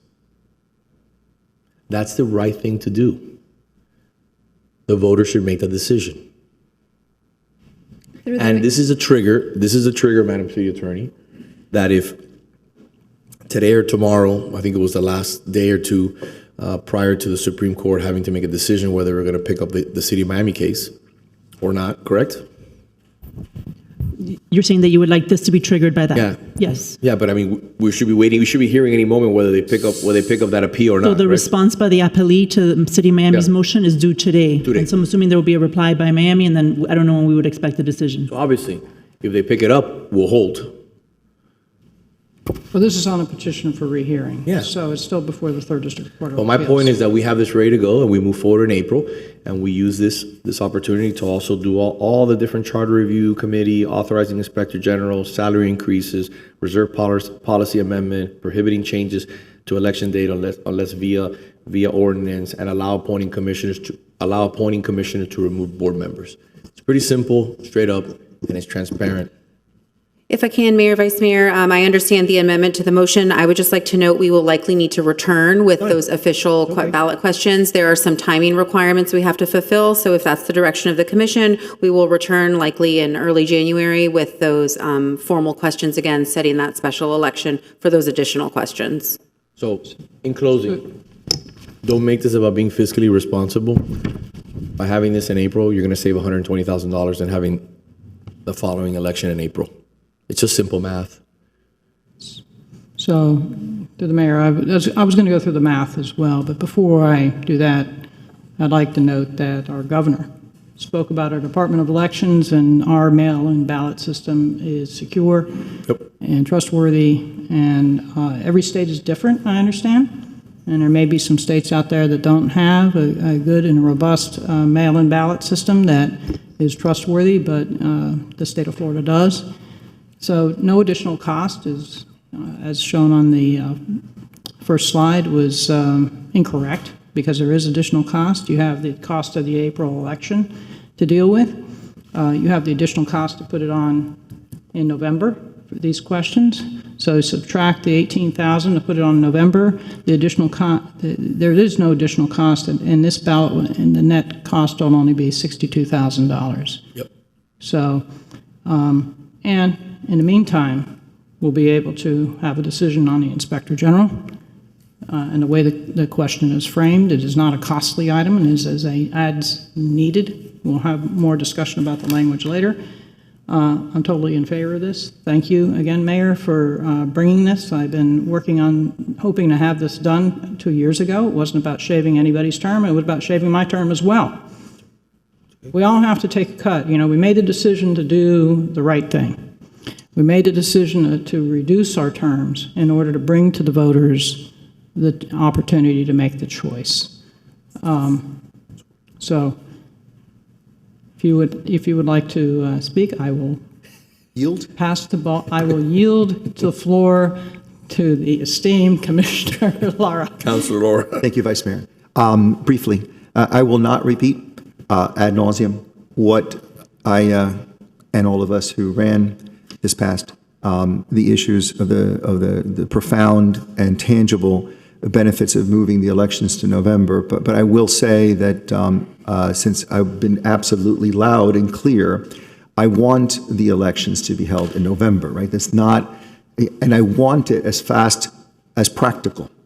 So, you know, there's an old saying, justice delayed, justice denied. Well, I believe delaying the decision on whether or not the voters want this to go to November is denying opportunity for people to vote. So I don't see it as a cost analysis, because as is shown, it's actually, we can save money if we do it the way that's been proposed by the mayor. And we increase the number of people who will be voting on this issue by virtue of the mail-in. Stephanie, this is different than other kinds of proposed mail-in, right? This is not if you've only registered for mail-in. Could you just tell us a little bit about that? Correct. My understanding, and the clerk has been speaking with the supervisor of elections as well, is that this is a mail ballot only election. So ballots would be sent out approximately 4 weeks before the deadline of April 21st to everyone who has registered by the day prior to the sending out of the ballots, to everyone who has a registered address. If the address, if the person is no longer there, you cannot forward those mail ballots. They don't go on elsewhere.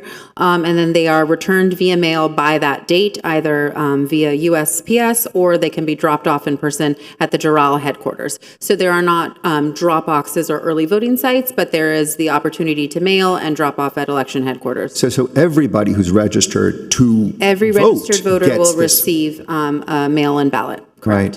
I'll just finish by saying one thing. That's just a commentary, Commissioner Castro, that, you know, in your presentation, you raised the issue of a benefit is it reduces partisanship if you do this in April, the way it's been done, versus if you move it to November.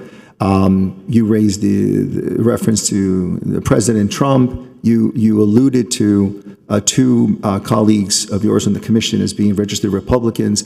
I would ask that you do not introduce partisanship onto this dais or into its deliberative process, because I don't want that. This is a nonpartisan body. We do what's in the best interest of Coral Gables, not for red or for blue, but for the residents of Coral Gables. Through the mayor, and that's exactly what I want to avoid, 100%. That's why I put that up there. I really never touched those subjects, but moving forward, I'll take that into consideration. I'm never really going to mention that again. Thank you. Thank you. When I was referring to the cost, I was referring to the cost of ballot questions, okay? I wasn't referring to elections. Now, if we were to do it in April, it would still cost us less if you're combining $80,000 together then again with a November election. And when I'm talking about fiscal responsibility, I'm just going based off on what you guys campaigned, because you said higher voter turnout and the city will be saving $200,000. So that's what I'm addressing myself to. I'm trying to reach your goal with what you guys have promised. So you promised a savings of $200,000. But then again here, you're not even compromising, you are putting more expenses, which is the $80,000, and then a November election, which is even more than an April election altogether. Okay, so don't try to confuse people. They're not confused. I think people are seeing straight what it is. Okay, I'd like to answer. And let's go through this one more time for the record, okay? Elections in November do not have an added cost. So, Mr. Mayor, just to be clear, last year when we ran the question for the annexation in the piggyback on the primary election, it cost the city less than $5,000. Yeah. Okay. So besides that, let's just get away from that. No, but you're right though. So I don't know why you're laughing, because the bottom line is that it doesn't cost the city anything. So listen, if you have elections, if you no longer have elections in April, you save the city $200,000. Okay? By having this mail-in ballot this next April, it's going to cost the city about $80,000. I had a meeting with the elections department. Mr. Mayor, sorry to interrupt again. I have the estimate from Miami-Dade County elections officially, $77,205. So I was off by $2,800. Okay. We're in the ballpark. We're in the ballpark. If you don't have that election and you continue to have elections, the subsequent April, which would be April of 2027, which is what she wants to do, the election will cost the city $200,000. When you deduct $200,000 from $77,000, you get a delta of $123,000. That is a savings. Because we will not have an election in April of 2027, God willing, because people will say we want to have an election in November.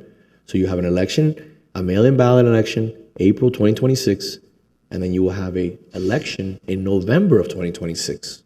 So your election in April 2027 that you mentioned there will never happen. We'll see about Hold on. And let me finish. And it'll happen. By the way, it's not just 1 year. It's subsequent years and subsequent years. And it's an annuity that'll keep paying back. So it's not just one time. It's in perpetuity. So you're saving money. That's being fiscally sound, and also not being afraid to go in front of voters and your record. So let's not confuse people. Let's stop confusing people and using fuzzy math, okay? Please, the facts are the facts. So we have a motion and a second on the floor. We have also, let me finish. We have a motion and a second on the floor, and we have an amendment, a friendly amendment by the Vice Mayor in regards to the additional referendums. And we will bring those back at the Those appropriate will all time. come back, and especially depending on what the city attorney tells us as a result Correct. of today's findings by the state of Florida Supreme Court. Okay? Through the mayor. Yes, go ahead. You said that I would not win an election. To begin with, you don't even know if I'm going to run again. I don't even know if I'm going to run again. Okay, but I could guarantee you one thing. If I'm going to run, I'm going to win. There's no fighting that.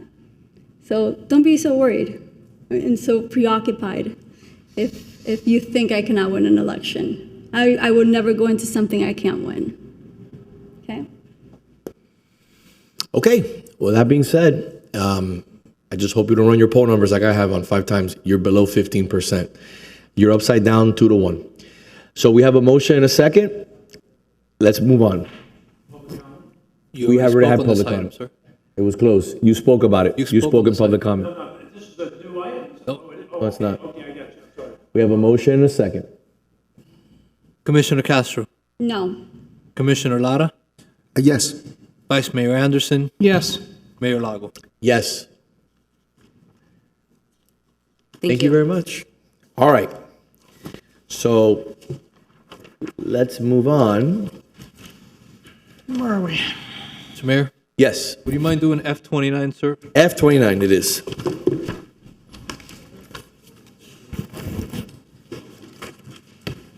Thank you, Belkis. Good morning, Madam Chair. Good afternoon, 5 o'clock. Wow. Mayor, may I read it into the record? Of course. So F29 is a resolution of the City Commission formalizing a permitting assistance program to be administered by the Economic Development Department in coordination with the Development Services Department, providing for concierge permitting assistance, interdepartmental coordination, and technical support as an economic development incentive.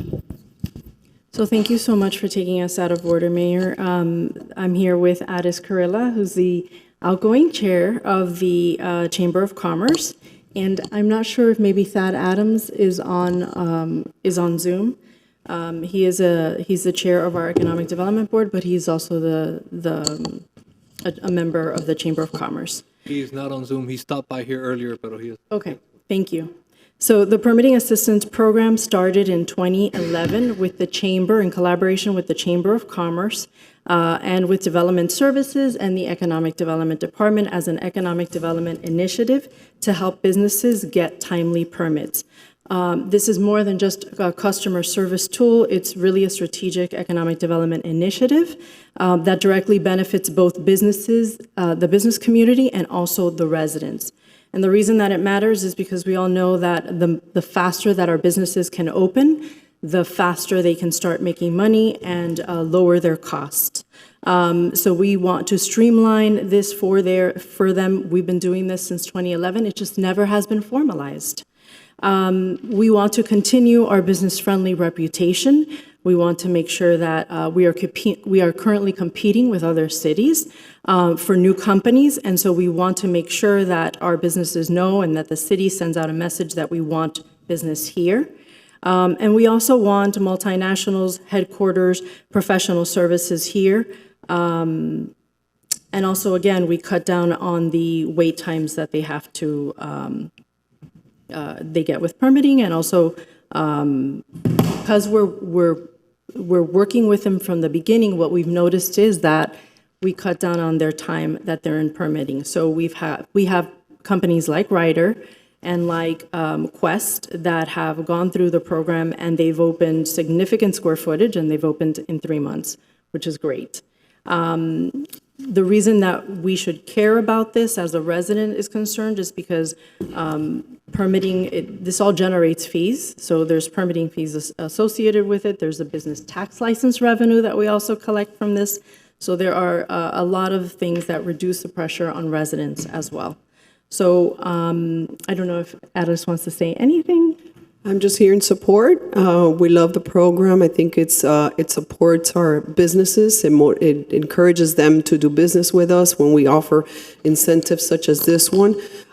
So as an advocate chairperson for the Coral Gables Chamber, we do support this program. I just wish we can offer it to everybody, but we can't. But those that we could, we support it 100%. So I'm here in support of Belkis. She does an amazing job with economic development and with this program, and we're very supportive. Madam Chair, when is your last day? I'm sorry, Addis Carrilla. When is your last day? Oh, my last day. I have 5 days. I'm sorry. I thought it was in a month. So first and foremost, I want to say congratulations. You've done an amazing job in a very tough year. Yes. Okay? Thank you so much. In a very tough year. And I laugh because if I don't laugh, I'm going to cry because then I think about this past year. You deserve to be commended. Thank and you. I cannot believe that we did not do something appropriate for you today. So that's a shame. It's okay. We Thank need you. to do something in the next commission meeting, because you've done a great job leading this year in a very tough time. I want to also thank Belkis. Belkis brought this to my attention. This is another example of your diligence, hard work, and leadership. I want to commend you, and I told the manager what a great job that you did on this, and I'm proud to sponsor this and continue partnering with the chamber. The lifeblood of the city is our residents, but you have to understand the business community plays such a major role in propping up this city on every front. If it wasn't for our downtown and if it wasn't for the chamber, we'd be in some serious trouble. So I want to congratulate the chamber for the hard work they've been doing, your leadership. Thank you. And Belkis, thank you for bringing this forward and working with me to bring it to commission today. Thank you so much. Yes, ma'am. Mayor, I want to thank you both for doing this. I mean, we've done expediting services for residents. And we have mobile permitting for residents. It's time now that we take care of our business community that struggles with simple things such as signage.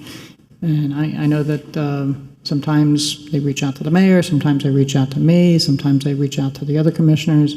And now it's nice to have it formalized. And the city manager is doing a great job of enhancing our building services department to make it much more friendly for everybody, both residents and businesses. So thank you, Mr. Manager, as well. So I'm happy to move this if somebody wants to second it. Second. Thank you so much. Thank you. Mr. Mayor, I have a member of the public requesting to speak on this item. Okay. Mrs. Maria Cruz.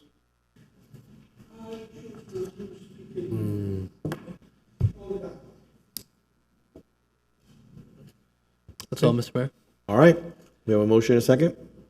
Commissioner Lara, Yes. Vice Mayor Anderson, Yes. Commissioner Castro, Yes. Mayor Lago. Yes. Thank you. Moving on to F5. Thank you. Thank you to Development Services, too, I want to say, Yes. because we can't do it without them. Yes. So this is an item that I'm sponsored, a discussion regarding study opportunities within the city for kayak, canoe, and paddle boarding launch sites, including but not limited to Ruth Bryan Owen Park and Coco Plum Circle. I'd like to bring up some friends of ours who are here. Nestor Menendez and Mr. Swain, who's here with us.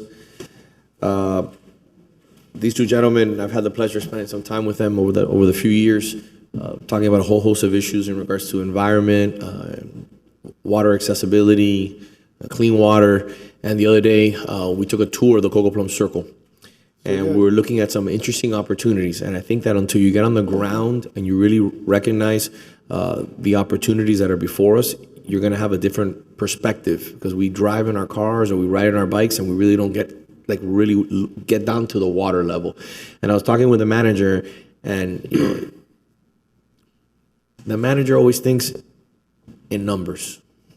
And I have a lot of respect for that, because he talks to me about the pitch, and he brings me back to my school days and talks to me about, Vince, you know how hard it's going to be to put a structure down there. It's a great idea, but we got to figure this out. This is an idea that I want to see if we can include in the budget. Okay. And what I want to do is I want to see if we can, and I want the manager to help us out with, and see if my colleagues are interested in doing this. Okay. I would be interested in finding for Coco Plum Circle. For the other park, we have already something going on. For Coco Plum Circle, I'd like to figure out a way that we could do something where, I know it's going to be very hard to get in and out because of AD accessibility, and that's something that the vice mayor can run a course on. But I think that is an unpolished gem, that Coco Plum Circle. And I would love to be able to do some sort of study that could show us what type of structure we would need for ingress and egress, and how is that accessible. And I'd like to hear a little bit of your input and guidance in regards to it, because I think that maybe we can find a few dollars in the budget to do a design using one of our in-house consultants, maybe, Mr. Manager, to do something just very preliminary to see if it's even worth chasing. Because if it doesn't make sense and people can't get in and out, then we may have to find a different option. Yeah, I understand. So Let me go back to the history of how this kind of got. Can you give us your full name and everything? Oh, yeah. And John where do you live? Swain, 4015 University Drive. Good afternoon, everybody. Good afternoon. Sorry, Pleasure to have you. It's almost good evening. Nestor, go ahead. Good evening, Nestor Menendez, 6611 Riviera Drive. And we're gonna defer to Mr. Swain first to talk about RBO Park, and then I'll loop in Coco Plum. Okay. I was going to do Ruth Bryan. He was going to do Coco Plum, but you started on Coco Plum. Whatever you like. So I'll get started on that. So back maybe 10 years ago, we had a meeting with Bike Walk Carl Gables, Bike 305. I think someone from the city was there. I can't remember for sure. And the Department of Transportation to try to come up with a way to make it safe to cross Lejeune Road at Coco Plum Circle, because it's really dangerous. And at the time, the best thing we could come up with was a pedestrian crosswalk north of Ingram Highway, which is there now, but it doesn't really work. You can ask Nestor, he lives there. Doesn't really work. Anyway, so that kind of like just went to the background. And then when I was on the Waterway Advisory Board, our chairman, Manny, brought up at one meeting, he said, he goes, the area on the Cocoa Plum Circle is so ugly, isn't there something we can do about it? So I was thinking about the boardwalk that the city of Miami put in at Peacock Park, the boardwalk they put in at Kennedy Park, and I was thinking, it'd be really nice to have a real pretty, like a boardwalk, people could look at the water. It's a really, really pretty place. It's a mess right now, but it's pretty spot. So I went down there and I'm wandering around looking at the site, and I realized that while I'm walking around, I just went under Lejeune Road, and I didn't even know it. I crossed Lejeune Road. So I said, it just hit me. That's it, an underpass. We need to have an underpass here. So the Cocoa Plum site is really kind of a two-part site. One is the beautification of the site, put a beautiful boardwalk in there.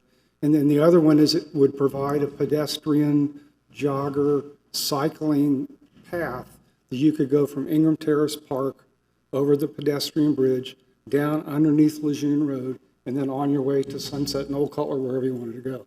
So that's the basic idea of the project. Yeah. So you want to? Yeah, sure. So just to piggyback off of that, this is what we've been discussing now is a derivation of a project that I had first proposed back when I was originally put on the tab by the vice mayor.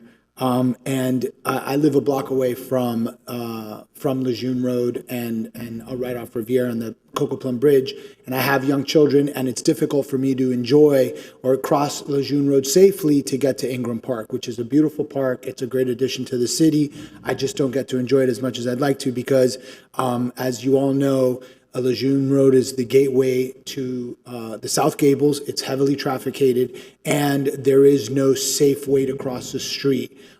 There's a constant green light coming, going south off of Lejeune, and if that light's red, there's a green light coming off of Ingram Highway or Main Highway, and it's just constant flow of traffic, and you kind of have to play Frogger to get across the road. So while I was on the tab, I discussed it with my fellow tab members. I said there's got to be hopefully a safe way to get a crosswalk across Lejeune, maybe under. And so I started talking to Debbie Swain, and we got involved, and they came up and they said, well, we've been actually talking about this, and we know that they're going to close down the Cocoa Plum Bridge to redo the whole Cocoa Plum Bridge and the circle. And I said, why don't we take advantage of this and see if we can get an ADA pedestrian-friendly crosswalk to go under the bridge and give people access, the residents access to Ingram Park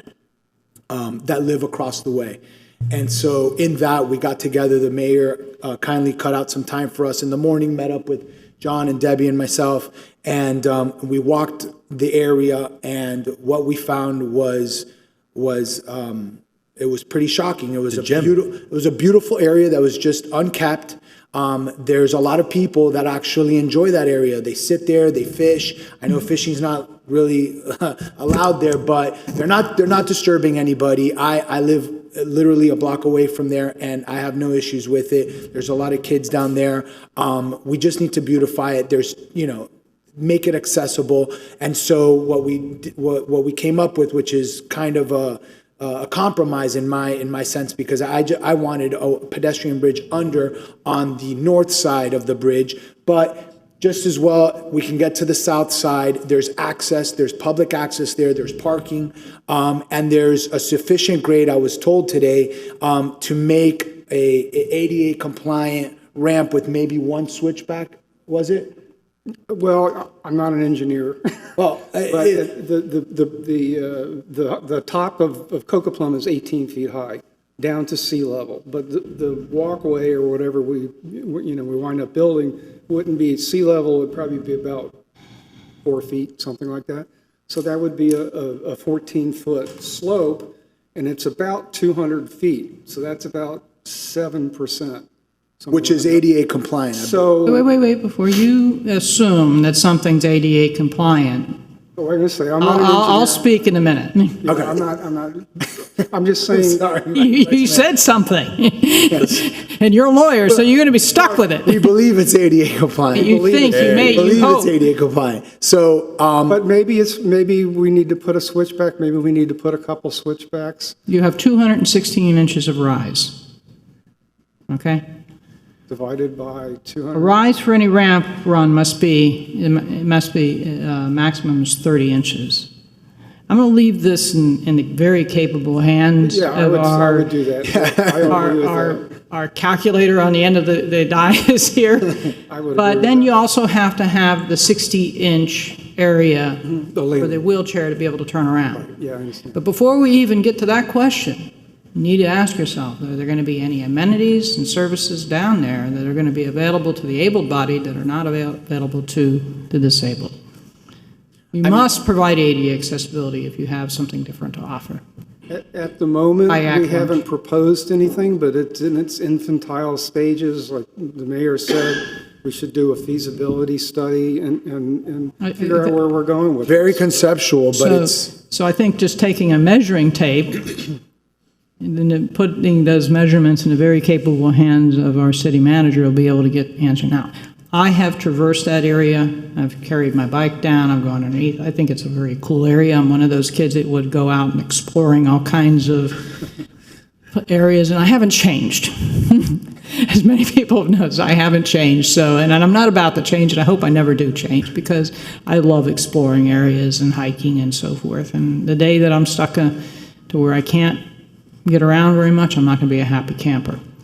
So I have explored it. I think it's a fantastic area. Let's assume for a moment that it's not feasible to do a ramp there. And the feasibility is going to be determined by this gentleman down at the end with a simple set of measurements. You can also have, have you thought about doing, like you were going to do at Blue Road, a place where, the kayaks can pause, disembark, and get back on? Yes. That's feasible.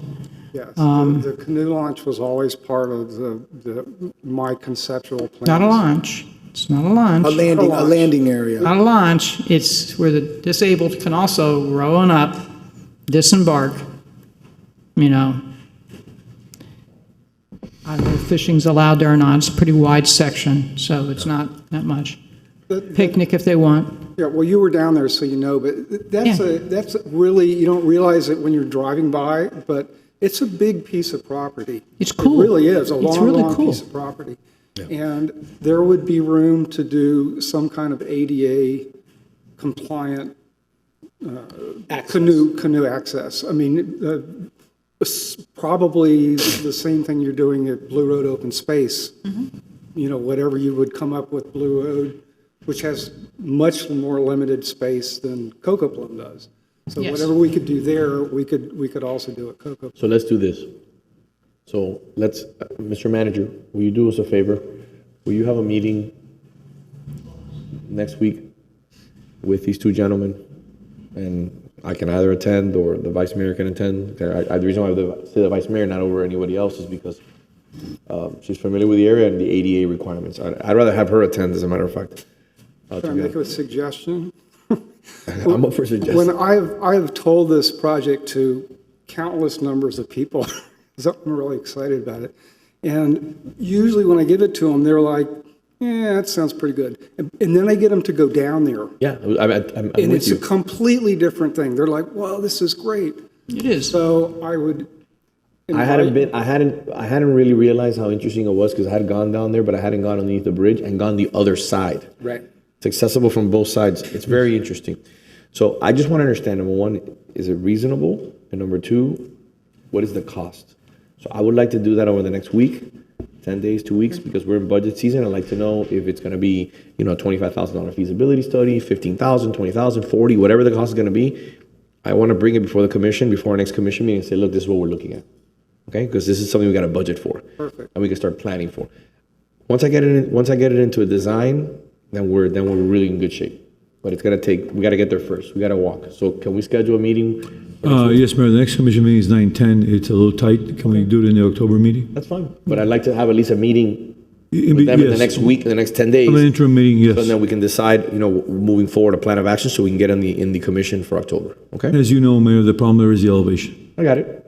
But we'll have an idea of what the costs are gonna be. And maybe the DCM and ACM can kind of already start projecting a little bit of the cost of what it would be to do a feasibility study, maybe a preliminary design before we even engage, It's a beautiful spend real area. money. It's a beautiful area. Okay? No, it is. It's fun. We can just go there with a measuring tape, too. We could probably get before we spend money. The reason I brought that up about show and tell is I was Mr. City Manager.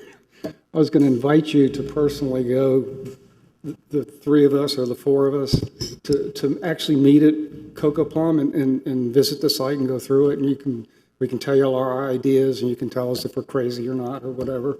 With a measuring tape. Whenever your schedule Let's schedule a meeting for next week. Okay. In the manager's office. We'll do it early in the morning, 8 o'clock, 15, 20-minute meeting so we can put a plan of action together. Okay? Excellent. All right. Thank you, gentlemen. I appreciate it. Could I speak a minute Yes. on Ruth Bryan Owen Park? Yes. Also? Yes. So, when I was on the Waterway Board, my focus on the Waterway Board was public access. And there was 4 spots that I saw. Ruth Bryan Owen, Blue Road Open Space, the Underline, Riviera and US 1, and Coco Plum. And I'm going to jump to Riviera real quick. When the Underline did their preliminary design for their pedestrian bridge, their infamous pedestrian bridge, they had it right over where the existing makeshift canoe launch is. So I met with the Underline, and I got them to move it to its present location, which is closer to US 1. And then, thanks to Vice Mayor Anderson, she got the county to agree that they would put in a proper canoe launch. Who knows when they're going to get the money to actually do it? Well, yeah, see that, now you know why I, take a particular position on certain impact fees, because we never see the money again. Yeah, so hopefully we will get that. So we've got, we're working on 3 out of 4. In 2021, when I brought up the Ruth Bryan Owen improvements, I just brought up that one because it's really the easiest of the 4 to get done. There's not a lot to do there. Okay. But one thing, that's my personal, my neighborhood park. Okay. I'm a fifth of a mile from it. I can see it from my backyard, so I have a vested interest in that park. And Ruth Bryan Owen Park was originally part of a hardwood hammock that spanned all the way down past Blue Road. I don't know how far down, but past Blue Road and east all the way towards Coconut Grove. This massive hammock, and it was called the Devil's Den back then. Nobody really wanted to go in it. And when Merrick bought the property, I only brought 2 copies of this. This is what it looked like. This is a photo of Bird Road in the mountain. Sorry. No. I love it. So my hope is that the city, that there's not hardly any place, if anywhere else in the city, that is it what it was looked like when Merrick bought it.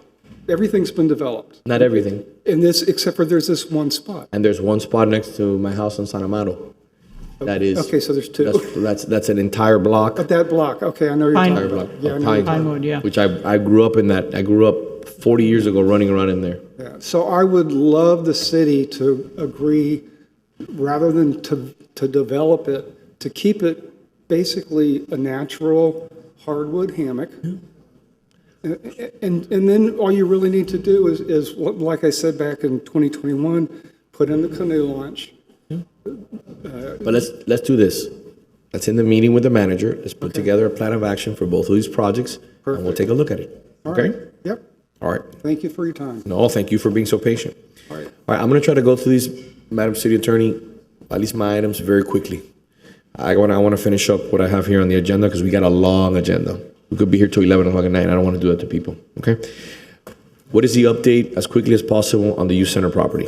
Yes, Mayor. So I sent you all this morning the response. So as directed by the commission, I sent a request to the association for the documents that the commission asked to be provided by the association. I received a response this morning for counsel for the association, basically asserting that, as a private nonprofit entity, they are not required to provide these documents, but in the spirit of transparency, they were providing certain publicly available records, and those include the association's annual reports filed with the Florida Division of Corporations, the association's IRS forms, 990 IRS filings for the past 5 years, the deed to the Youth Center Association property, the summary final judgment that was entered in October 30th, 1968, and the 3rd District Court of Appeals procurement affirmance of that summary final judgment. That is all they've provided. I've sent that to all of you. Okay. First and foremost, they missed the deadline we provided for them, and they have not provided all the documents we requested. This is an entity that is entangled with the city of Coral Gables. At one point, they had lost their 501c3 status. In the 90s, for 5 years, they were defunct.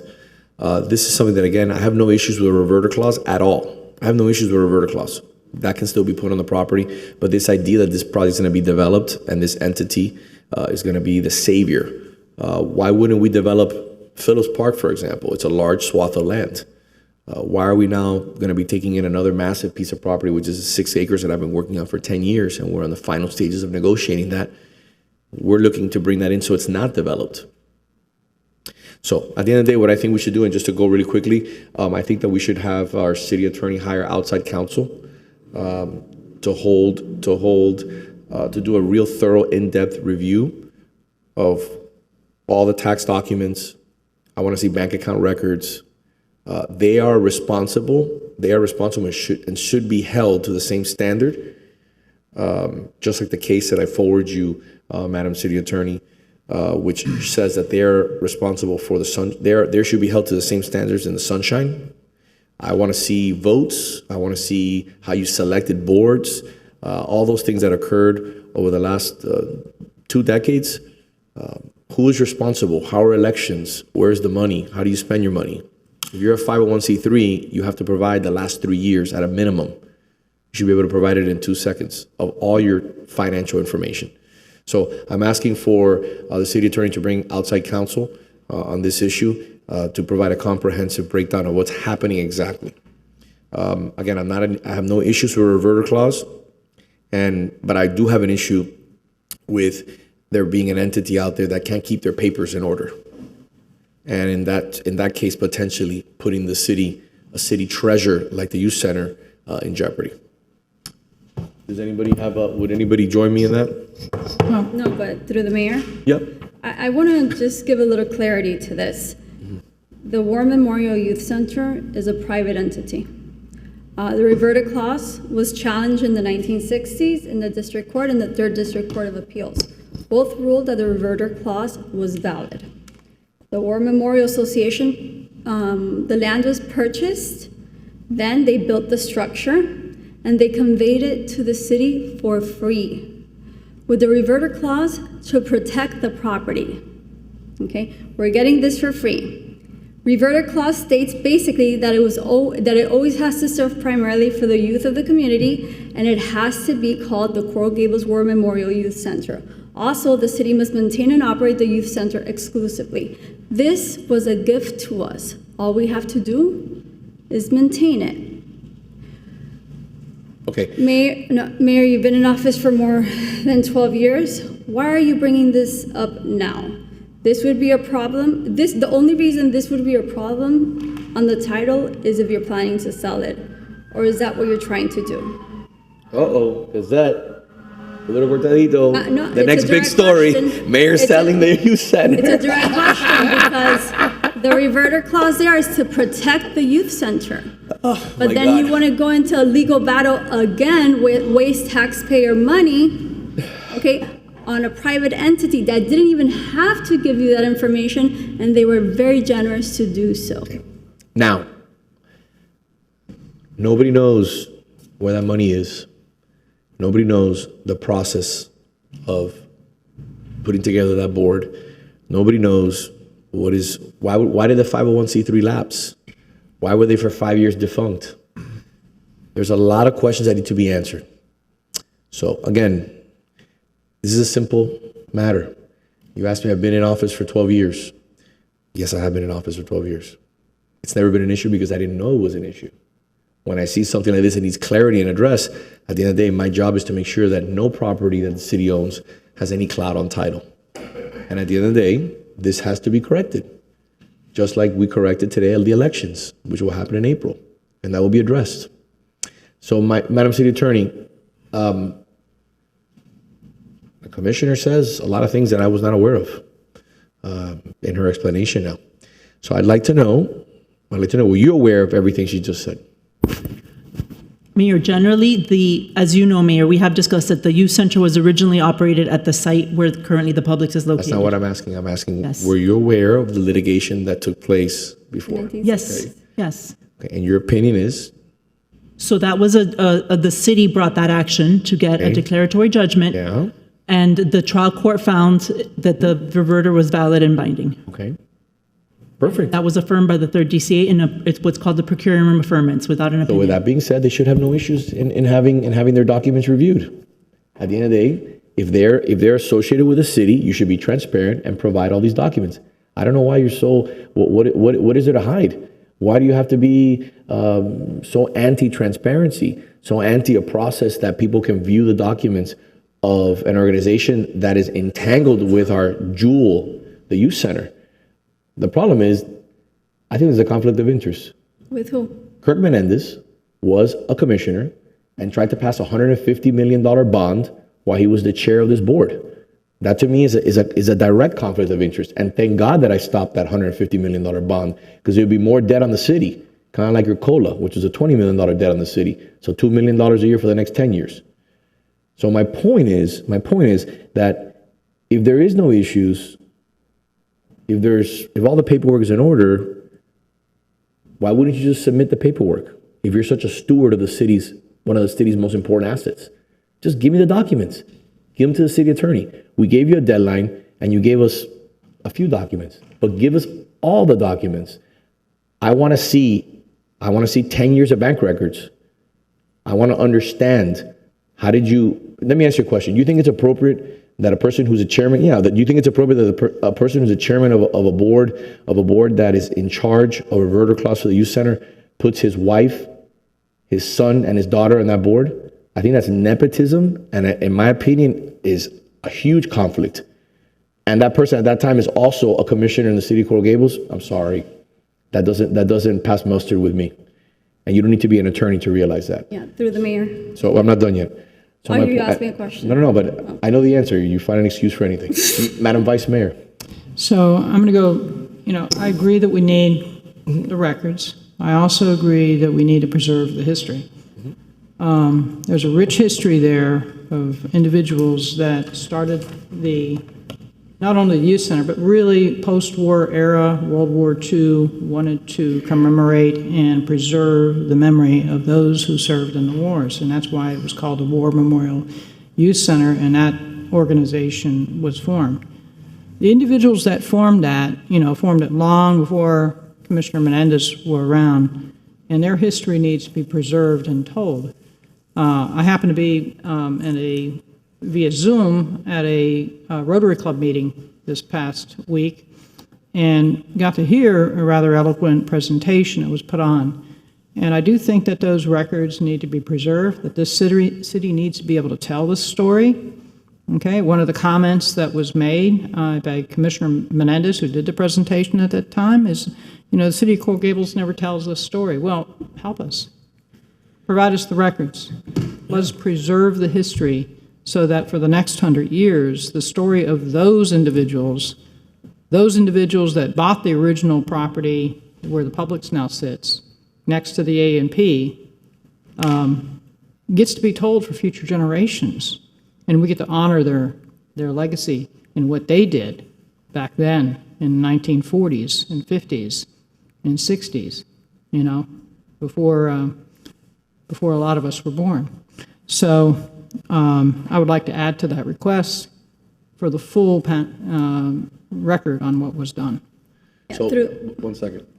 So you asked me, why do we have to hire an attorney? You asked nicely once, and they don't respond. You give them a 30-day deadline, and they don't respond. It's kind of like my lawsuit with Actualidad Radio. They slander you. They say a lie about you. And what you do, you have to hire an attorney to get an apology letter.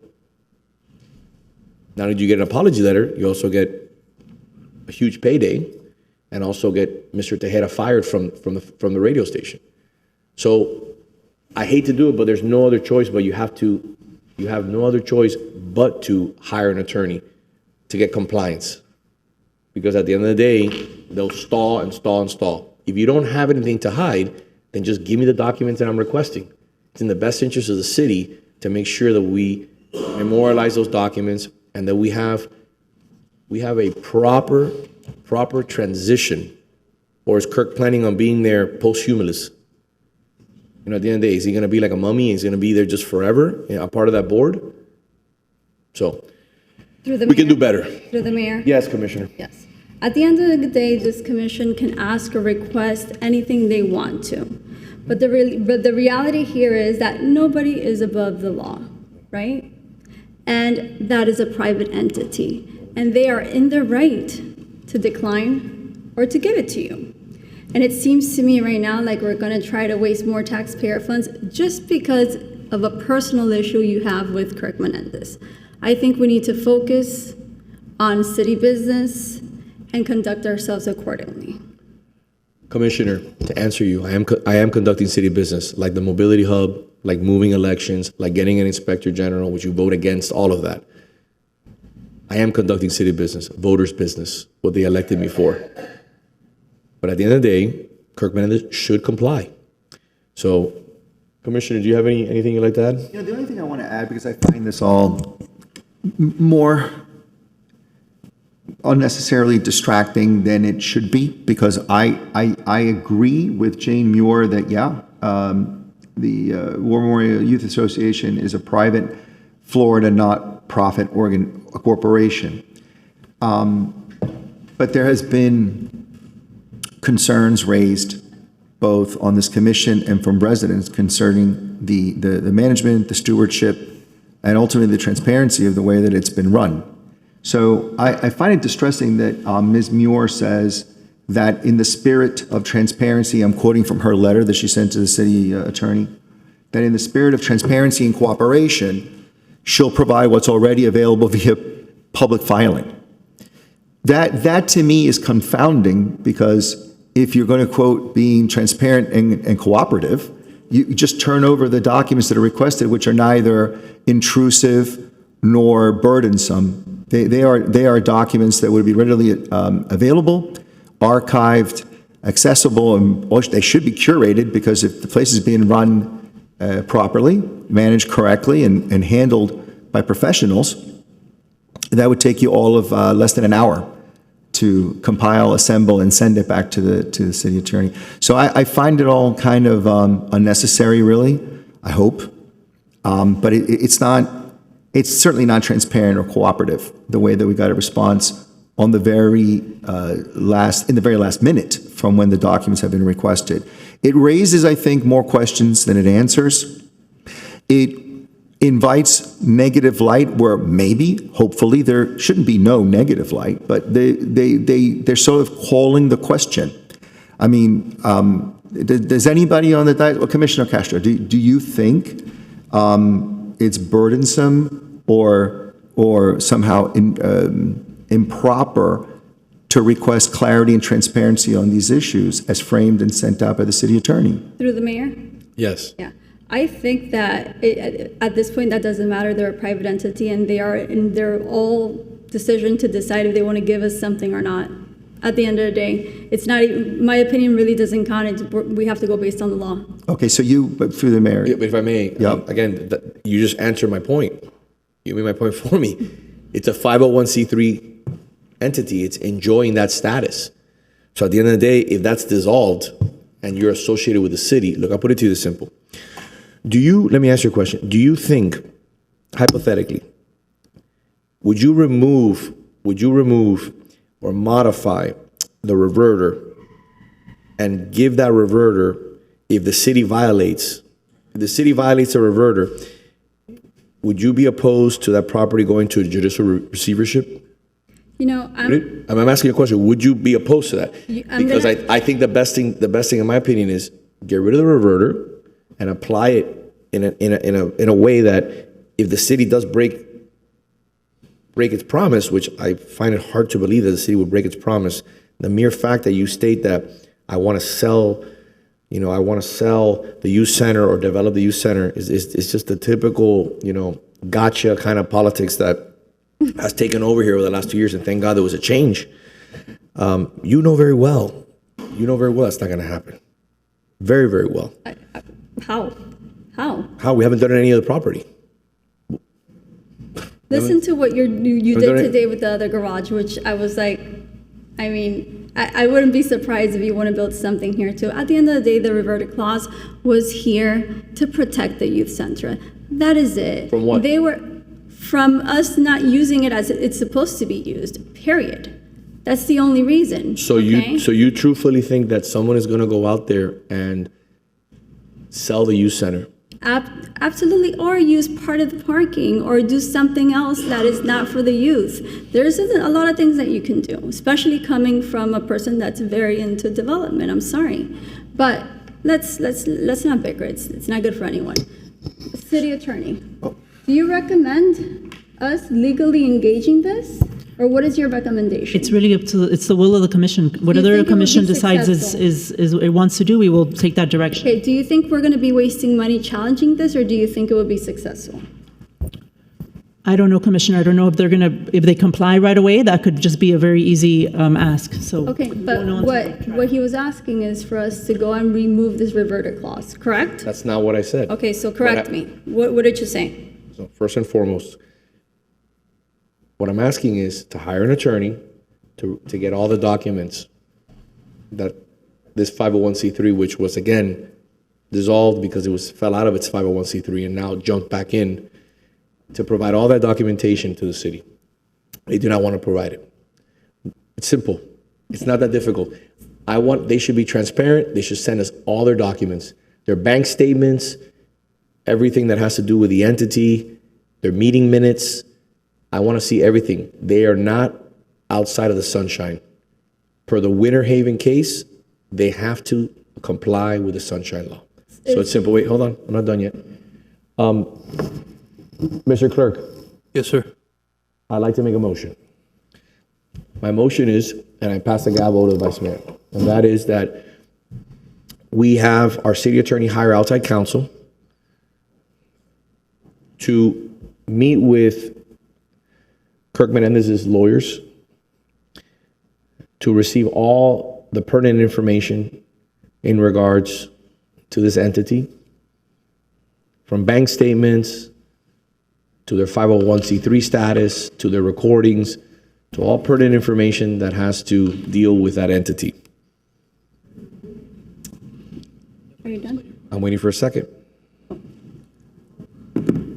For discussion. Yeah, of course. Second, may I make a comment? 100%. You can make an amendment, you can make a comment. I'm also looking at this letter, and I'm also would like the city attorney to focus on what I'm just cursory looking at here.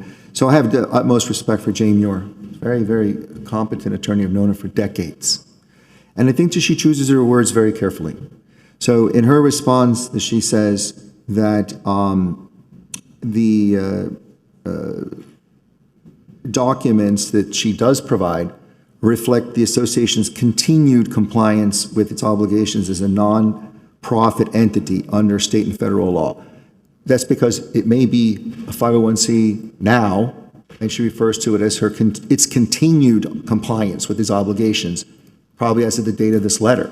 But it doesn't tell you a thing about why it did or did not lapse and go into for-profit status. That is one of my concerns about how this entity with such control over this land has managed itself during this time and what the consequences could be if not handled correctly. Also, while they provide the IRS forms and annual reports, they provide us with no statement of accounts to show what the comings and the goings and the deposits and the withdrawals have been over the years. I say this not out of morbid curiosity, but while Commissioner Menendez was a commissioner, he attended a town hall and held up a document in front of the residents that appeared at that town hall to say, the money's there. There's nothing to see. Move along. So the door was not only creaked open, it was like kicked open, inviting the scrutiny, because that leaves you with even more questions, right, than not. And when you ask plainly, I'd like to have the bank records, a respectful decline is still, I'm not going to give it to you. So I think there's actually much more there, and it's something that should be pursued at perhaps the next level, since a simple ask has been thrown back. The goal is to protect the entity.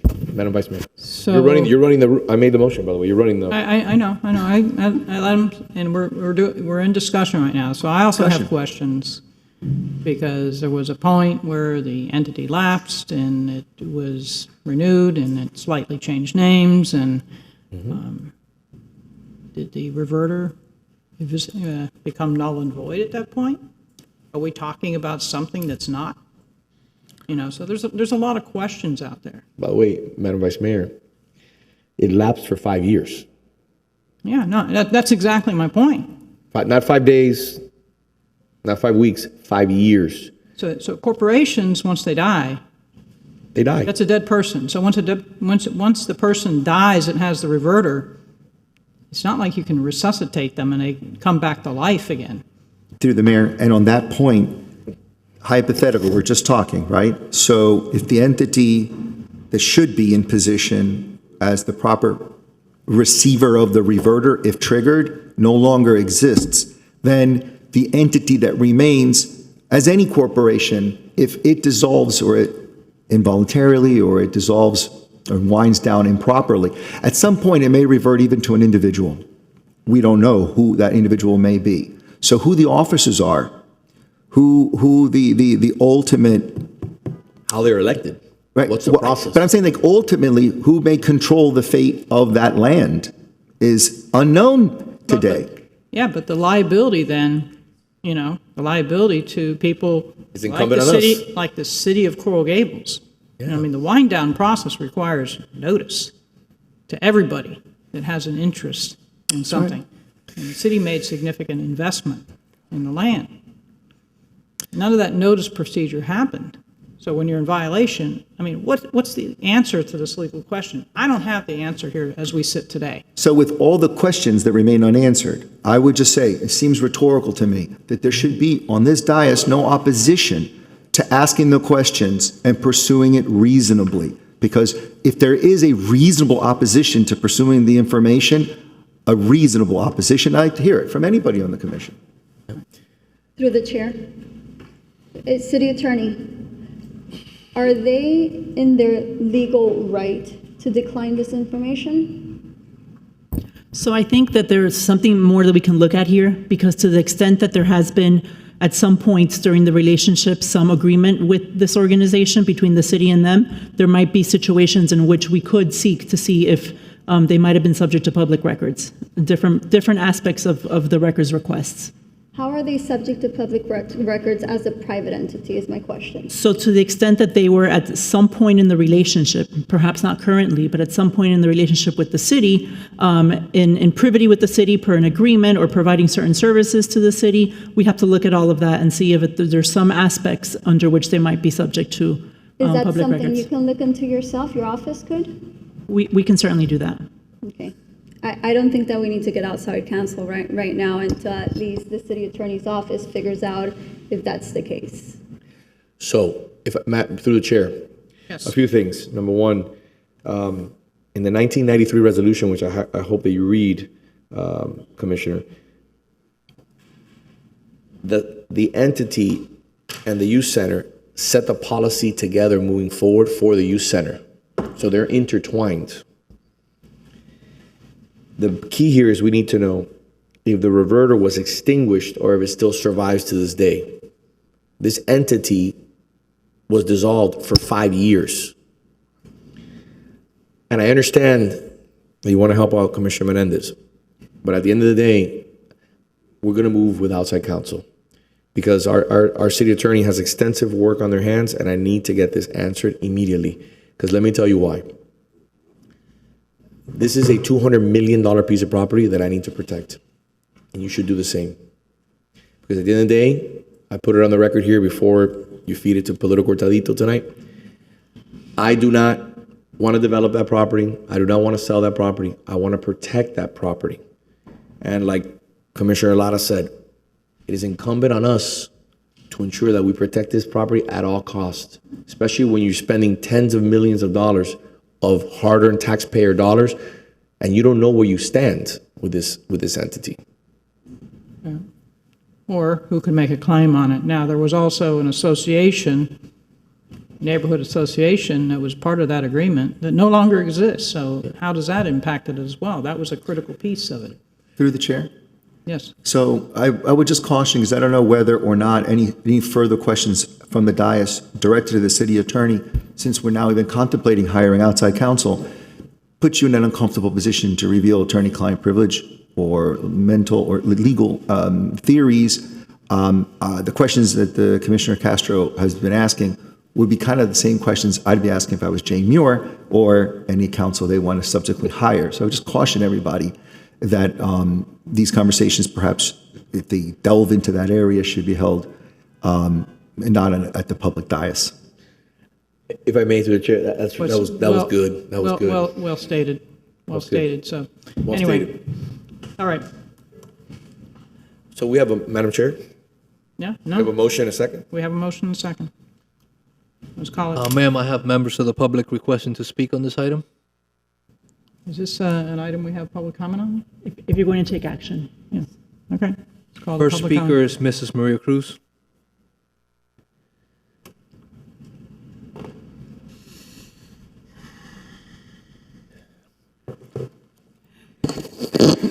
Mrs. Maria Cruz, 1447 Miller Road.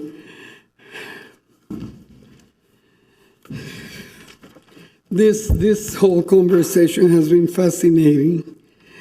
Now I hear that a 501(c) is covered by the Sunshine Law. Oof, everybody who has a 501(c), all the service clubs, everybody is, somebody needs to check records here. Okay. I have several issues. I don't think the issue is whether the property will be sold, because if I remember correctly, the reason why the neighborhood next to the charter school brought the issue to the city was because the city was asked to allow private school, a charter school, to use the youth center field. And according to the rules, whatever the agreement was, they could not do that. And that's why I believe the issue came up, if I remember correctly what I heard. Okay, number one, two. What fascinates me is that Kirk Menendez was a wonderful person when he agreed with the mayor. Kirk Menendez could walk on water. There was no issues with him. And all of a sudden, guess what? He's a criminal. And we're going to have to check everything he's done. You know what? There's a whole bunch of people sitting here that we would like to know where their money comes from. And that should be public record, where the $600,000 mortgage came from. We all wonder, but we're not clear on that. We're not transparent on that. Funny. I wanted to speak before, and I was kept from doing it, even though you added some new stuff, because we're talking about money, finances. You know what? the way we violate the finances issue is we reclassify employees so we can give them a higher job, a higher salary, and be good because we're only paying a salary. And that's not just one employee, several employees that get reclassified as needed. We change the requirements for them to have that position because, we want to do it. It's not my money, it's the city's money, we can do it. We have done so many things and we only concentrated what's convenient to concentrate. I heard very clearly when the salaries were increased that the mayor and the vice mayor were going to donate the money. People have been asking, show me where you donated. Oh no, we don't have to show you that. Transparency. Next speaker, Mr. Mayor, is going to be Maite Haley on Zoom.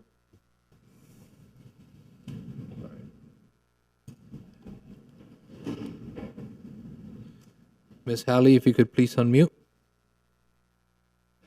Thank you for listening to my comments. Maite Halley, 1245 Milan Avenue. I've been awaiting this discussion because the youth center is important to me, to my family, to those of us that have raised families who have gone to the youth center. And I've been listening to this discussion and sort of had to smile to myself here because what I hear from the dais is people turning themselves around into pretzels, coming up with legal theories and possibilities of how the issues that the commission has with the foundation are related to the reverter clause.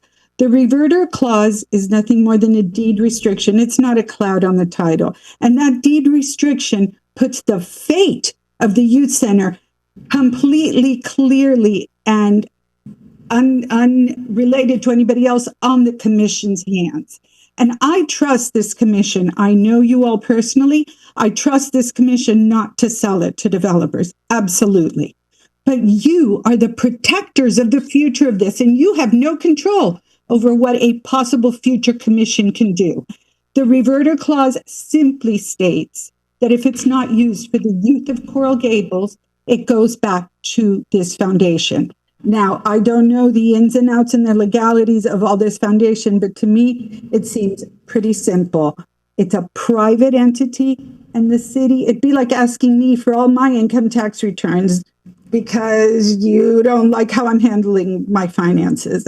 You have no right to do that. There's no legal standing for it. And I think our esteemed city attorney knows where this is going to end up. So you guys want to waste our taxpayer money, that's fine. But remember, at the end of the day, if you do your job as commissioners and you protect this fabulous asset for the future of our city, then the fate of it is in your hands and it's all done. And it's very simple. Thank you for taking my comments. Thank you. That's it, ma'am. All right. So, City Clerk, I think we're ready for a vote. Vice Mayor Anderson? Yes. Commissioner Castro? No. Commissioner Lara? Yes. Mayor Lago? Yes.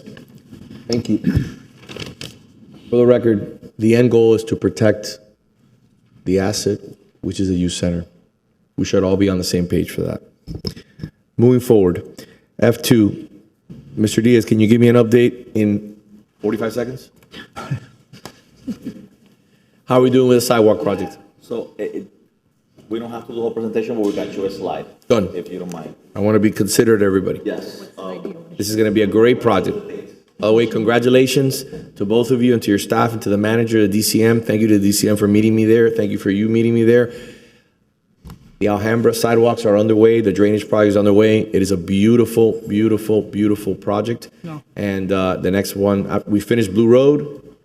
The park looks great. University sidewalks look great. I'm just looking for two projects: Doctors Hospital and Granada sidewalks. So we have 3 separate projects along Granada, all of which are being funded through, currently available through grants or funding through the county's Mobility impact fees. mobility impact fees. I love it. Now, there are dates associated with the availability of those funds. So I think this is the most important map. And phase one, it's the circle itself. We Okay. actually have, my apologies, I'm gonna let you listen. There you go. Take control. The expert here. Control. As long as you know who to delegate to. Take control. So, Melissa Desires, Public Works Director for Transportation. So the first phase of these 3 projects would be the portion of Granada sidewalks from Bird Road to Ponce. That, subject to availability of funds, because we still have to submit a justification analysis to Miami-Dade County, we would be starting design in the fall, and construction would be approved for the following year. And that's when the funding will be made available to us by the county.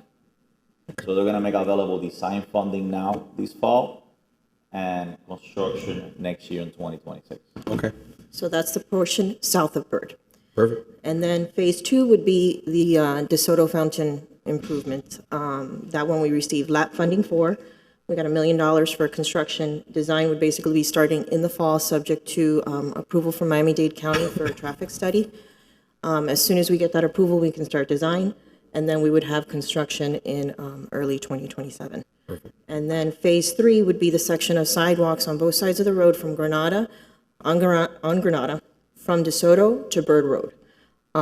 That would be the last phase. That one, we did receive funding from FDOT. That one is a Transportation Alternatives grant. And initially, the funding was approved for, it was summer 2027. For design. For design. And then construction would be fall 2029. We've been in talks with DOT. They're looking to see if they can move the funds up so that we can start design next July. And it's not finalized yet, but it looks like they're going to approve that. So that's several slides. And Which one do you want? Well, so the DeSoto Fountain, we have $1 million for construction that we're getting through the grant. The other one, this is the first one. The for this phase year. 1, we're getting, how much are we getting? Like fees? That one, we're getting paid The full complete, amount. the full amount. Almost $2 million. We're getting design and construction for that one. And then the other one, we're getting another $1 million, correct? $950,000. In federal on funds. The last, but unfortunately, we're attached to the schedules when they're gonna make those funds available to us. Okay, perfect. Right? Through the mayor? Yeah, of course. Mayor, we will try to accelerate that to the state and county and to see if we can accelerate those dates. Don't know if we're going to be able to, but we will try. Okay. Thank you. Thank you. So, Mayor, while the team is still up there, do you want to take F14, Yes. which is the FDOT letter that this team worked with me on? Okay. So, let's see. Letter went out on August 21st to FDOT Secretary Iglesias, addressing various items in our city and outside of our city dealing with the underlying. We had a meeting with Senator Garcia, our esteemed transportation engineer, Ms. Melissa Desires. Let's see who else was there. The underline folks were there. The underline was there. They were there, Meg Daly. And so we covered intersections all the way under the underline from the 17th Avenue all the way down. And we incorporated also our additional requests on Granada, Bird Road, et cetera. So you want to give a brief explanation of the asks that we did on behalf of Coral Gables? So one of the asks that we did was an intersection improvement on Granada Boulevard and Bird Road, seeing as we're going to be constructing sidewalks on the north approach and on the south approach. We reached out to DOT. We did a walkthrough. DOT did decide to move forward with what's called a push-button project. So right now they're at 60% plans. They're looking to install high-emphasis crosswalks and push-button signals and detectors. at the intersection of Granada and Bird. So that will also be an additional phase, but DOT is taking care of that for the Granada sidewalks. DOT is also looking into installing sidewalks along the south side of Bird Road from Red Road to Riviera Drive. And we also asked them to include some audible push buttons on Lejeune at several different intersections as part of this upcoming design project that they have coming up in the fall. And we also asked them to look into maybe doing a study at the intersection of University and Lejeune. Okay, so just a practical standpoint, if you have the sidewalks on the south side of Bird Road, you now can get all the way to University, cross over to use the pedestrian walk bridge on the north side. Unfortunately, we don't have a bridge on the south side. Be able to come across, come back at Granada, and be able to get the high school kids over to the high school on a sidewalk, as opposed to trying to, traverse an area that's impossible to traverse right now with no sidewalk at all over a bridge. So this is going to be huge, because we put in the University Drive sidewalks. We're going to have now the Granada sidewalks. My hope is next to finish the Riviera sidewalks, and eventually we'll get to the sidewalks from Bird down to the University on Alhambra. So the connectivity with the underline will be enhanced. Now, the intersection improvements all the way through the underline will make it so much safer for folks to be able to walk, bike, and safely get across US 1. It'll also help the children to be able to get over to Carver Elementary School and the junior high. So piece by piece, we're building it out. There's still more to do after this, but we do have the support for it, and the letter is attached to the agenda if any of you want to read the details. And I did get a response already from the Secretary that they are going to be reviewing it and responding. Perfect. Great work. Thank you. Thank you. Thank you. Moving on to item F4. That's yours, Commissioner. Okay. Yes, item S4 is an update on the Employer Morale Committee survey. It was some commission meetings ago that we were talking about the satisfaction of employees, and we did talk about a survey that we were going to send out. It wasn't in combination with another survey that we were doing. We specifically wanted to know about morale. So I want to know where we are in the process of that, and if we're not, I would love to see how I can help with that, especially when the questions are being generated, or which one would we would Certainly. use. So good evening, Mayor, Commissioners, Raquel Javierieta, HR Director. So we have partnered with FIU's Industrial Psychology Master's Program, and we're going to launch an engagement survey in January. This might be something different than what you're looking for, right? An engagement survey looks really in depth to a whole bunch of factors that drive an employee's engagement to ensure that they're motivated, they're likely to stay, and how content they are working for the city. So that's something that we've engaged FIU, and we're going to do starting in January. That's where I actually have my graduate degree from, and that's industrial, exactly my field. But yeah, I think that the survey is going to be more of a general survey, and I'm really concerned with morale. I don't know if maybe they can help us, because they'll have a lot of resources for us besides that, to target actual morale, because what they're going to be asking is about their directors and a whole bunch of other questions that could be interpreted in another way. Right, so in this engagement survey, what we're going to look for, there's 7 key drivers of engagement, which is the purpose, job, team, supervisor, recognition, growth, and wellness. And as a result of that, then we'll get to understand the employees' intent to stay, their pride and their motivation, that are all tied to efficiency, productivity, customer satisfaction. So that we're doing that in January. Okay. Thank you. Thank you very much. Moving on to item F7. Living seawalls. Okay, that is a video, and I'm going to give you guys, give you all a choice. Do you want to look at the video now, or do you want to look at it when I have the legislation drafted next time? I just have it as a discussion item. The video is a Channel 10 presentation, so it's probably going to take a good solid 10 minutes. I think we'll be more engaged in a shorter meeting. Commissioner Lara, flip the coin. The vice mayor's choice surprised me. Okay, I'll surprise you. It's 10 minutes after 6. I'm going to defer the video. You can look at it in the meantime. It's really cool, and it costs less than standard seawalls. So I'll bring I didn't plan on bringing the legislation to next time. The time I put this on, the agenda was light. So I thought I'd put it on as a discussion item. But you do have a memo for me this morning with the link. So we'll defer that, and there is an item on permitting fees. Okay, perfect. City Manager, you know which item that is? Yes, I just gave it to the mayor. F13. F13, we'll defer that as well. We're deferring F13. And also the manager says to defer H3. Okay? Mr. Mayor, just to confirm, we deferred F7, F13, and H3? Yes.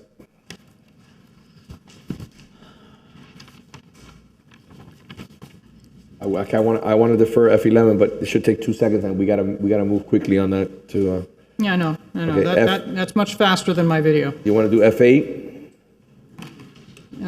The F8 needs to be done. Okay, let's go. Okay, do we have staff available on F8? Yes, Mayor. Vice Mayor.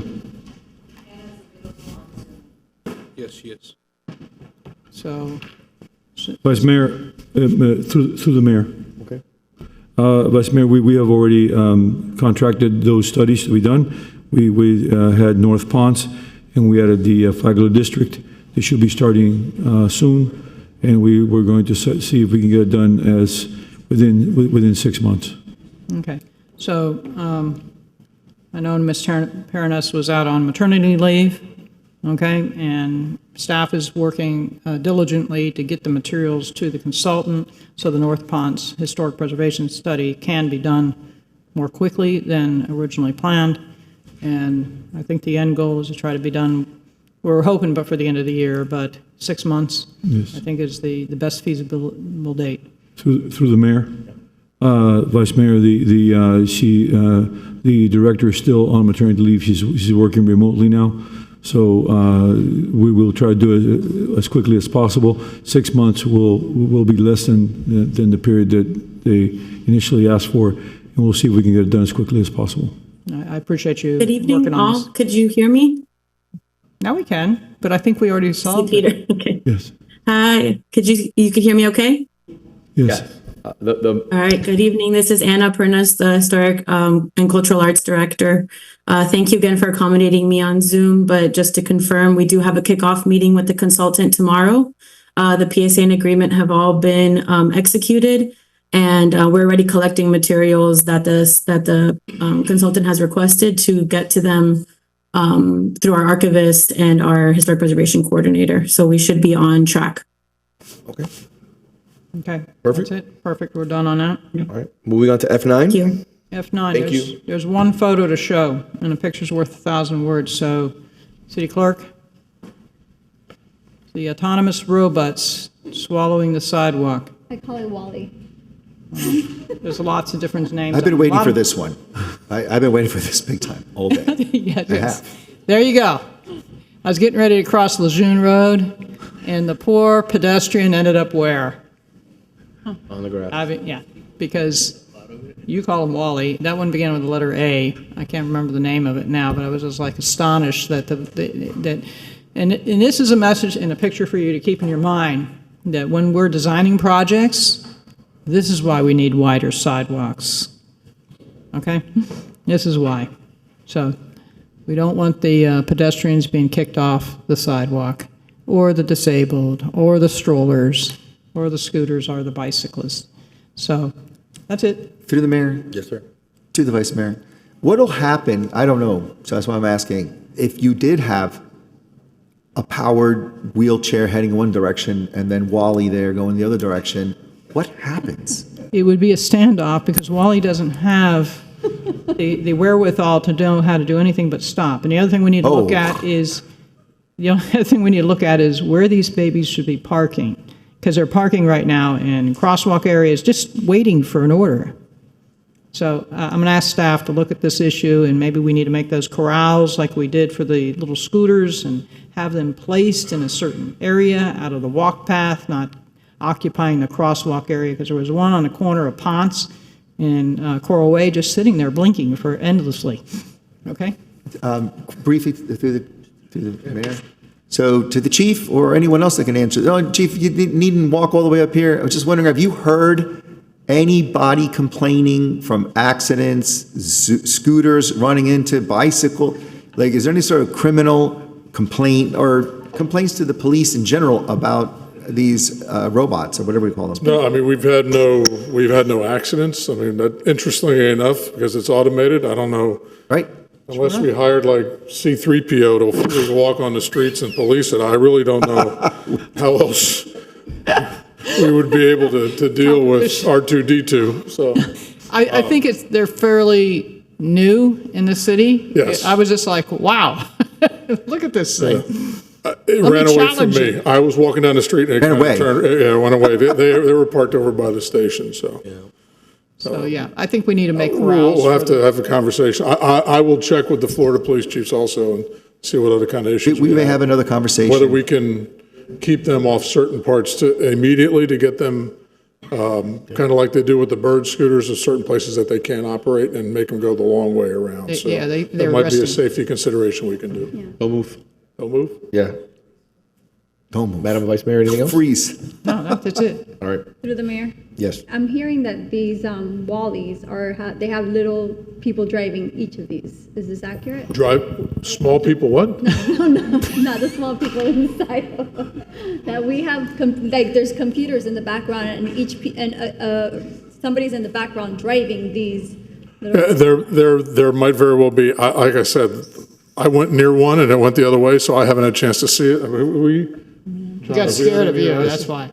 Madam City Attorney? Yes, so Mayor and Commissioner, per the statute, they're required to have a human being operating them, obviously remotely, if they're going to operate on the sidewalks or across a crosswalk, et cetera. So, I mean, we'll look into it, Commissioners and Mayor, through the manager, we will look at it, what other kind of statutes or things, enforcement measures we would take.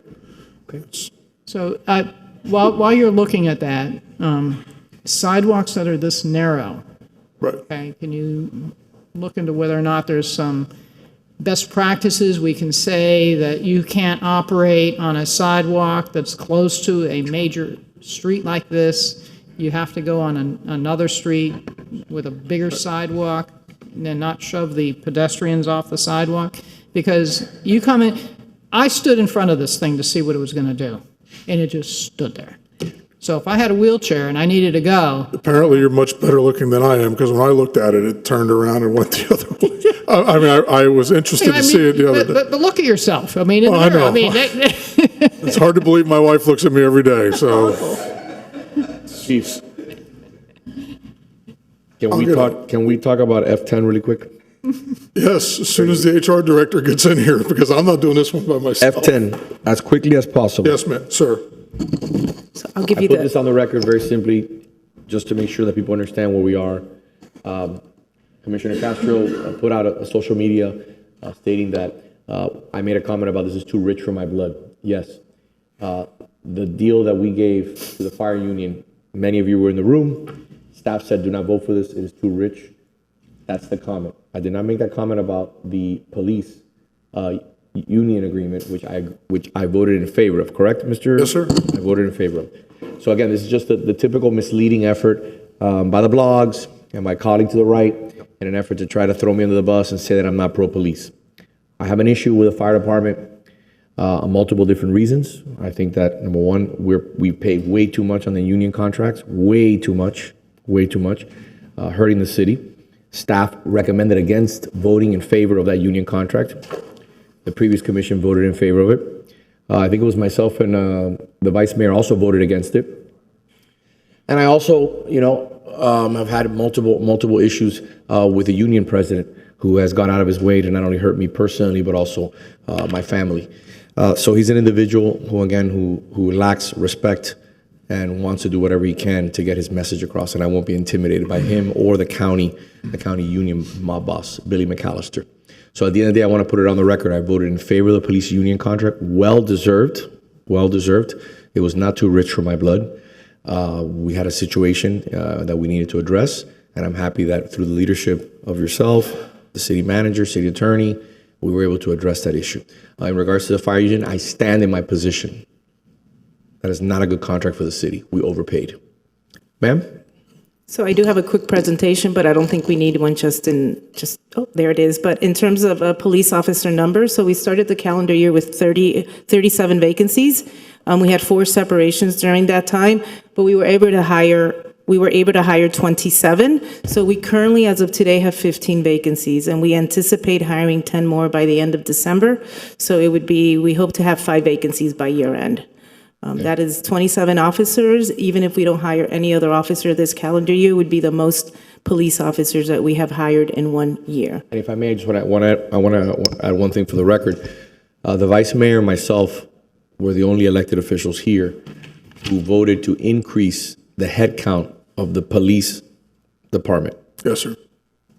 Chief, when was the last time that actually occurred? Not hiring people, but actually increasing headcount. We increased it by 15 people. At that level? Yes. I don't think I've ever seen, in my 38 years of being here, we've never done that. I think the last time we had an increase, city manager was Salerno, and he added like 1 or 2 bodies. But that's the biggest part. And that, in response to that, as you recall, it was the fire chief and myself that were asking for more bodies because of the upward vertical horizon patrolling. We are still doing the downtown district, even though we don't have the bodies to do that as such. Major Bobowitz oversees that. We've incorporated, the drone patrols and everything else, but we are patrolling the downtown. Officer Lago's here, who's down there regularly, so we're staying on top of it with the overtime on some of the salary savings, so it hasn't impacted the budget. But again, if I could take a moment of personal privilege, the relationship between the police department background investigators, recruiters, and HR has been unbelievable. I would have never thought that I'd be able to sit here today and say by the end of the year, we will have 30 new police officers within the city of Coral Gables, regardless of how we got there. And that has a lot to say with Raquel's people. It is a team effort. The background investigators, we bring in detectives, the same ones we honor in the morning are actually doing backgrounds, and communications section, which the manager in his first stint we looked at. We made really radical changes, and we are now we're working on our accreditation for communication, has professionalized that, and we are looking at, I think, 2 vacancies in communications, and we're starting to see the family atmosphere where certain communications people are taking the jump, if you will, to becoming police officers. I think, the narrative from before, people leaving, those are issues that will come up. As you know, the HR director and the manager, we have our first session coming up, or the team has their first session coming up with the FOP for negotiations. Any kind of separations now are retirements or disciplinary in nature. That could be. And I mean, that's just the part of doing business. So I can't say enough about our people and our partnership because it is amazing to have 300 total employees and hire 10% of that in a year. And that's just the sworn positions, not the communications, has been unbelievable in my mind. How are we in regards to crime? Just briefly, our numbers. They continue to track down. I mean, at last time I've actually looked at them, it's down 14%. As all of you saw the other day, those individuals that ran from the police, that had the intentional ramming of cars, we got that as an armed subject call. After the arrests, again in the Grove, the coordination by Chief Hanlon, again Gordon Dickinson, to catch those individuals with the dogs, the canines, drones, and the helicopter. And we cleared several other cases also victimizing people in Pinecrest in the county. This is what comes through. And, we continue to drive it down. You've heard stories, the crime suppression team, which we started putting together, is something that is focused here on these issues. Again, I know that the residents feel better when they see us, and we are out there with this commission's approval. You know, we're going to have radios, which we've already gotten, by the way. 300 of those are going out, so we're going to know where every officer is standing, let alone where they're at. And the technology continues to go. So we're continuing to drive down crime, and we'll give you a report up through the manager next time around. Thank you very much. Through the mayor, just one quick question. So I don't know which of the two of you asked, but by the way, I'm not surprised at all. The HR has done so well. I've only been here just a little over 100 days, and it's been absolutely stellar, both the police, actually all the departments in the city. So if you did get to 5 vacancies, right? Is that actually, at that point, you have more police officers than you would have before you increased the number of police officers a couple years ago, right? Correct. So like the 5 down is actually a net gain Of 10. from 10. So right now, if we use the pre numbers, Yeah, three fiscal years ago, we're at even. We're at 0 vacancies. So the 15 current vacancies we have are the 15 additional positions that were added, 5 for each of the last 3 years. I think Mayor remembers the last time we were at, honestly, and the Attorney General was here at the time, when we were the only department at 0 vacancies. I think it lasted about 3 weeks. But, I mean, it happens. Again, as we've had many discussions, and I know it's been said, this is the transfer portal in policing. People are going to go for whatever it is, and we're going to continue as we see it. You know, we were affected by a lot of other things, but I think it's essential. My biggest concern now for the department is with 19 people in the academy that we have right now, I have to make sure, and we have talked about this, and the manager and I have talked, and HR have talked about this, is the training of those individuals and the supervisors is going to be imperative 5-10 years from now. And we can't lose sight of, I need that senior leadership to continue to train these individuals. The vicarious liability the city attorney can tell you about is they're responsible for these officers right out of the street. We can't have those mistakes that we've seen other places in the country have. So we're focusing on that, you know, to keep that crime down and our people safe. Thank you very much. Very proud of it. Through the mayor. Yes. I find it astonishing, actually, that the mayor once again is trying to rewrite history. But Billy, can you do me a favor and can you put up the first graphic that I gave you? It's a line graph.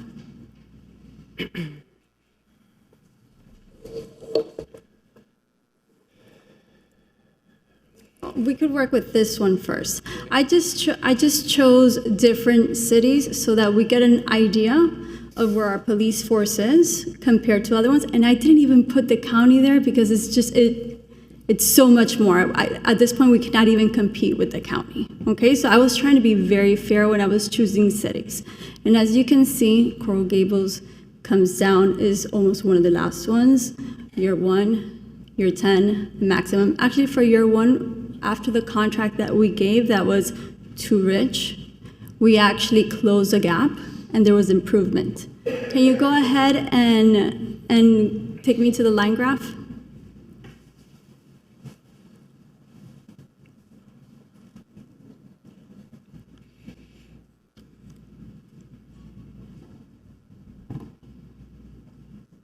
So this line graph right here, the blue line is the city of Coral Gables. As you can see, after the contract that we gave that I thought was, at least we were trying to close the gap, we are going to be doing better in recruiting new officers. Why? Because we're closer to what other municipalities are offering. We're competitive. That's something that I've been fighting for.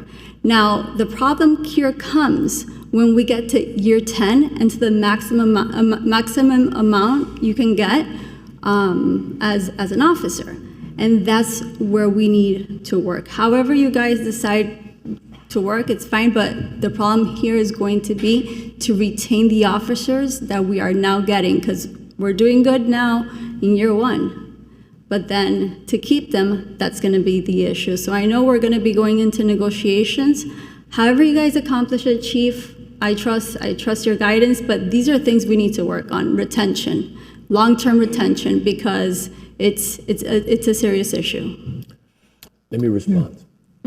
Actually, before you respond, I also have a video that you alluded to. So go ahead and put it, too rich for my blood.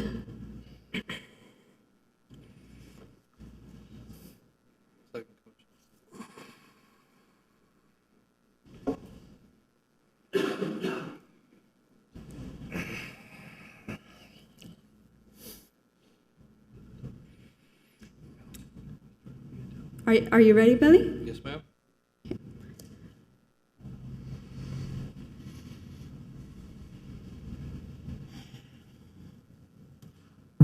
But this is too rich for my blood. As you just heard, the mayor said, these contracts are too rich for my blood. And he claims that I'm fiscally irresponsible. But the facts tell a different story. Last April, Coral Gables had 40 police officer vacancies. Today, that number is down to 17. Progress that only happened because we fought for fair contracts. And here's what he calls too rich. This chart shows salary growth across nearby cities. Coral Gables officers don't even come close to catching up. So when the mayor says these contracts are too rich for my blood, remember this: our officers are still not compensated competitively compared to neighboring cities, and we are still struggling with vacancies. The real irresponsibility is ignoring public safety and driving our officers away. Too rich for my blood. Too rich for my blood. Too rich for my blood. Okay. That's the video you're alluding to, right? So let me respond. Okay. Let me respond. Okay. But we gotta be honest with ourselves here. I mean, this is probably one of the most ridiculous things I've ever heard in my life. You have literally 5 minutes before every issue that you state in that ridiculous social media ad is refuted. Is it the lowest crime we've had in the last 10 years? It continues to track down, yes, sir. So It is you lower. you have the chief telling you that. Okay, number one. Number two, did I vote in favor of the last police union contract? Yes, sir. What you do there is you conflate the police and fire union together. Let me make it simpler for you.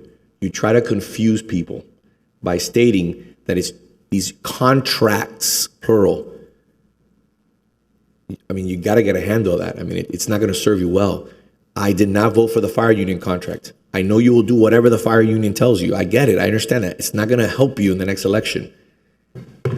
The fire union, the fire department is 100% capacity. Yes or no?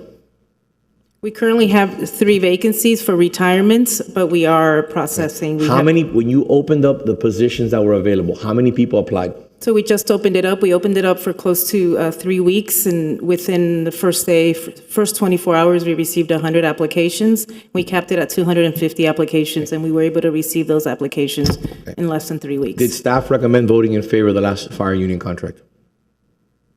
At the time, staff felt that it was a little on the rich side. Good. I'm happy you use the word rich. Let's go back to it's hilarious. Let's go back to the commissioner's graph, please. That shows first year, 10 year, and I think it was 15 year. No, it's max. Whatever it was. Let's go back to that, Billy. Thank you. Mr. Clerk. Quick question, Raquel. I think the number was $69,000 start, correct? Correct. Does that include the bonus pay? That does not include, we offer a $10,000. Okay, hold on a second. See, this is what happens when you do things just like what you did on Instagram. You try to mislead people. You try to act like as if I'm casting a huge net and saying police. I'm not saying police. That's firefighters. If you add the $10,000 bonus on top of the $69,000, we're above Miami Beach. Okay? And you don't want to mention that because that would ruin your whole exercise of making people again more and more confused. This is not going to help you.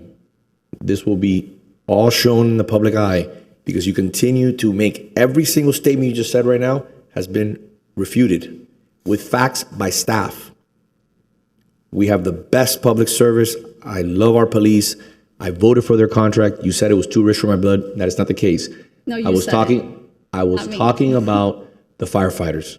So please stop and at least have a little sense of responsibility and respect. And I admit when I said that I did not vote for the firefighters, But don't embarrass yourself when I refute every single comment in front. Respectfully, I don't know how else to say this to you, but you are a liar. And I don't know how else to put it in a better way. Liar. And keep on lying, everybody's seeing it.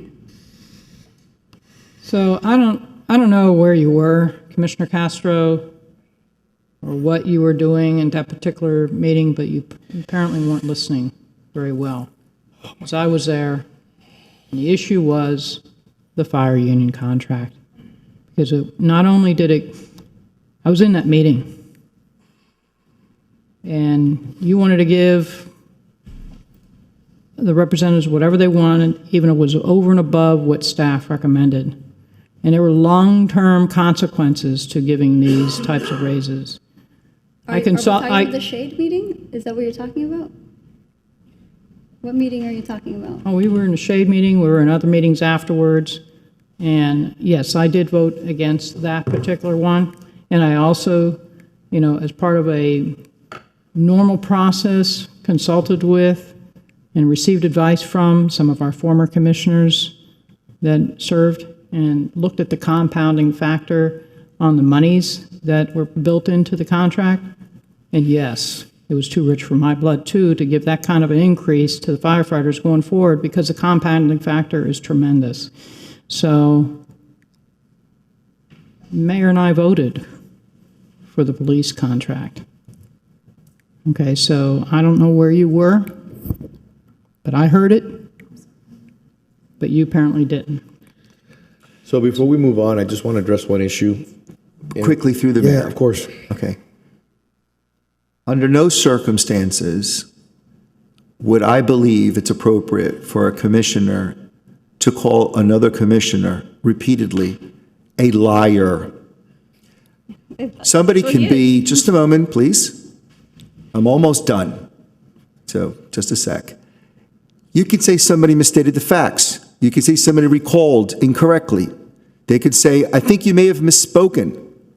But in this dais, there's no room for accusing somebody over and over again of being a liar for emphasis. And then on top of that, you just dropped the mic and you didn't say what was the incorrect fact or why somebody is a liar in your view. In any event, I'd like to raise the bar, and I challenge you to join me in bringing back some decorum, some civility, and respect to the dais, because you're bringing it down, Commissioner. I know you don't want to be down there. I know you want better. I know you can do better. Please. So, in closing of the item, I didn't respond to her calling me. I didn't respond to her calling me a liar, because when you have the police chief and Raquel, who's the head of human resources and is the person that handles the negotiations, refuting every single statement that is made on that Instagram, I don't have to refute it. It refutes itself. You have two professionals in front of you who are the most knowledgeable people here stating the facts. Where are we with crime? What was staff's opinion in regards to the union contract? It was too rich for our blood. How are we in regards to hiring? Where are we in regards to salaries for first-year police officers? That graph is misleading. It doesn't include the $10,000. You guys did the work for me. But again, this will be all cut and paste, like social media, and be used to the benefit to try again, as they've done for the last 12 years, to try to tarnish my reputation. But at the end of the day, it doesn't work because people see through the antics and the circus. So I just want to say thank you for being here. The intent of putting this up was to bring some peace of mind to our residents so that they understand the great work that the police officers are doing and how we're looking forward to going into contract negotiations in a positive way, just like we did last time, where we gave a record-breaking contract to the union, correct, Chief? It's the largest contract to the FOP that I've ever seen in my 30 years. And for the record, did I vote for that contract? Again. So I want to thank both of you for your hard work, along with the manager. Thank you so much. Thank you. Mayor, through the manager, is it possible for you can take H12? Because right now Yes, I'm sir. about to lose all the motorcycles. H12, let's go. And the motormen are going to have to walk. Done. And I want to get everybody out of here quick. I know. too. I know. This is our usual lease. It's a reoccurring lease from procurement that we do for our motorcycles. We don't purchase them. after we rent them. So we've actually cut this number down from years past, only because we're using the downtown unit ninjas. So instead of what we've had currently, we're down to 11. But the ability to increase that number within this contract and the procurement code is allowed if necessary. I'll move it. Second. And I'll just read it quickly into the record, Mayor, if that's okay. Yep. H12 is a resolution of the City Commission accepting the recommendation of the Police Department to enter into a lease agreement of 11 2025 FLHP Harley-Davidson motorcycles from Peterson's Harley-Davidson and Miami LLC for a 3-year period and an estimated amount of $346,500 as a sole source procurement pursuant to Section 2-689 of the Procurement Code. We have a motion and a second. Any public comment? No, Mr. Mayor. All right. Commissioner Castro? Yes. Commissioner Lara? Yes. Vice Mayor Anderson? Yes. Mayor Lago? Yes. Thank you, sir. Thank you, Chief. Quick question, if I can. Yeah. Mr. Mayor, to the chief. Very, very briefly, can you give us a quick update, if there's one to get, about horse patrol or additional horse? Is there something quick we can say? It's been harder hiring horses than it has been officers, to be honest with you. You know, Commissioner, they laughed at me when I brought back the horse patrol, and it was so. Yes, so first of all, the horse patrol has been funded through the LETF accounts, and we put that in, and we continue to do that. We have finally found 2 horses that have passed the physical in North Carolina. Good stuff. Wait, just a moment. I'm In sorry. North Carolina, But yes. were there some that didn't pass the physical? Yes, I had 3 horses that didn't pass the physical. As you see, Major Boblitz has been to North Carolina twice. Commissioner, so yes, this body has approved. We have 3 stalls at Tropical Park. We have an MOU with county parks, as well as working with the sheriff's office. We have found 2 of the 3. They will be, and part of that, we're going to close that deal and have them brought down to us. There is a transition period of making sure, so we're working with Davie Police, who are like the horse police. They will transition with the riders there for a little bit, and then they will come out there. Part of our agreement, obviously with the county, is that we will also be patrolling Matheson Hammock, Chapman Field. I know our residents have issues on the dog park, which is on the west side of Old Cutler, Matheson, so we'll be in there as well as some time out in Tropical Park. But yes, we will be introducing you to the new horses. I don't suggest we do a ribbon cutting for the stalls because it just doesn't smell good. So Thank you for the update. All right. thank you. All right. So moving on, F-17. So resolution that I'm sponsoring to extend our signature hurricane protection program, which is original for windows, but now it's for roofing. We've had a tough time. See if we can get people to take advantage of this program, and people who meet the financial threshold so they can save on their permit fees in regards to windows and roofing. Great idea. I'll move it. Second. Mr. Clerk, do you have any public comment? No, Mr. Mayor. Commissioner Lara? Yes. Vice Mayor Anderson? Yes. Commissioner Castro? Yes. Mayor Lago? Yes. All right, moving on to the next item. F-23. F-23 is a resolution of the City Commission directing the city manager to include a new legislative priority to encourage the state of Florida to increase the current property tax exemptions for residents with qualifying disabilities and for the establishment of new property tax exemptions for individuals diagnosed with Alzheimer's and for low-income caregivers. I'm going to pull my version up here, but I did ask our esteemed finance director to give us some numbers to look at as to what this particular item would be. In general, this is a legislative item which we're going to ask for additional homestead exemption for caregivers, for individuals with disabilities, individuals with Alzheimer's, and in addition add to that the blind categories and increasing them to $50,000 all across the board. I'm missing one. But anyway, I did have some of the numbers run, and Paula did give us the courtesy of running some of the numbers, assuming that we are currently 734 individuals that have widow, veteran, blind, or disabled exemptions. that number will be increased. This is helping the individuals that need it the most. When I was knocking door to door, I know that we all went on Country Club Prado and saw an individual that's 85 years old taking care of a 110-year-old. I know the house. Yeah, you know exactly the house.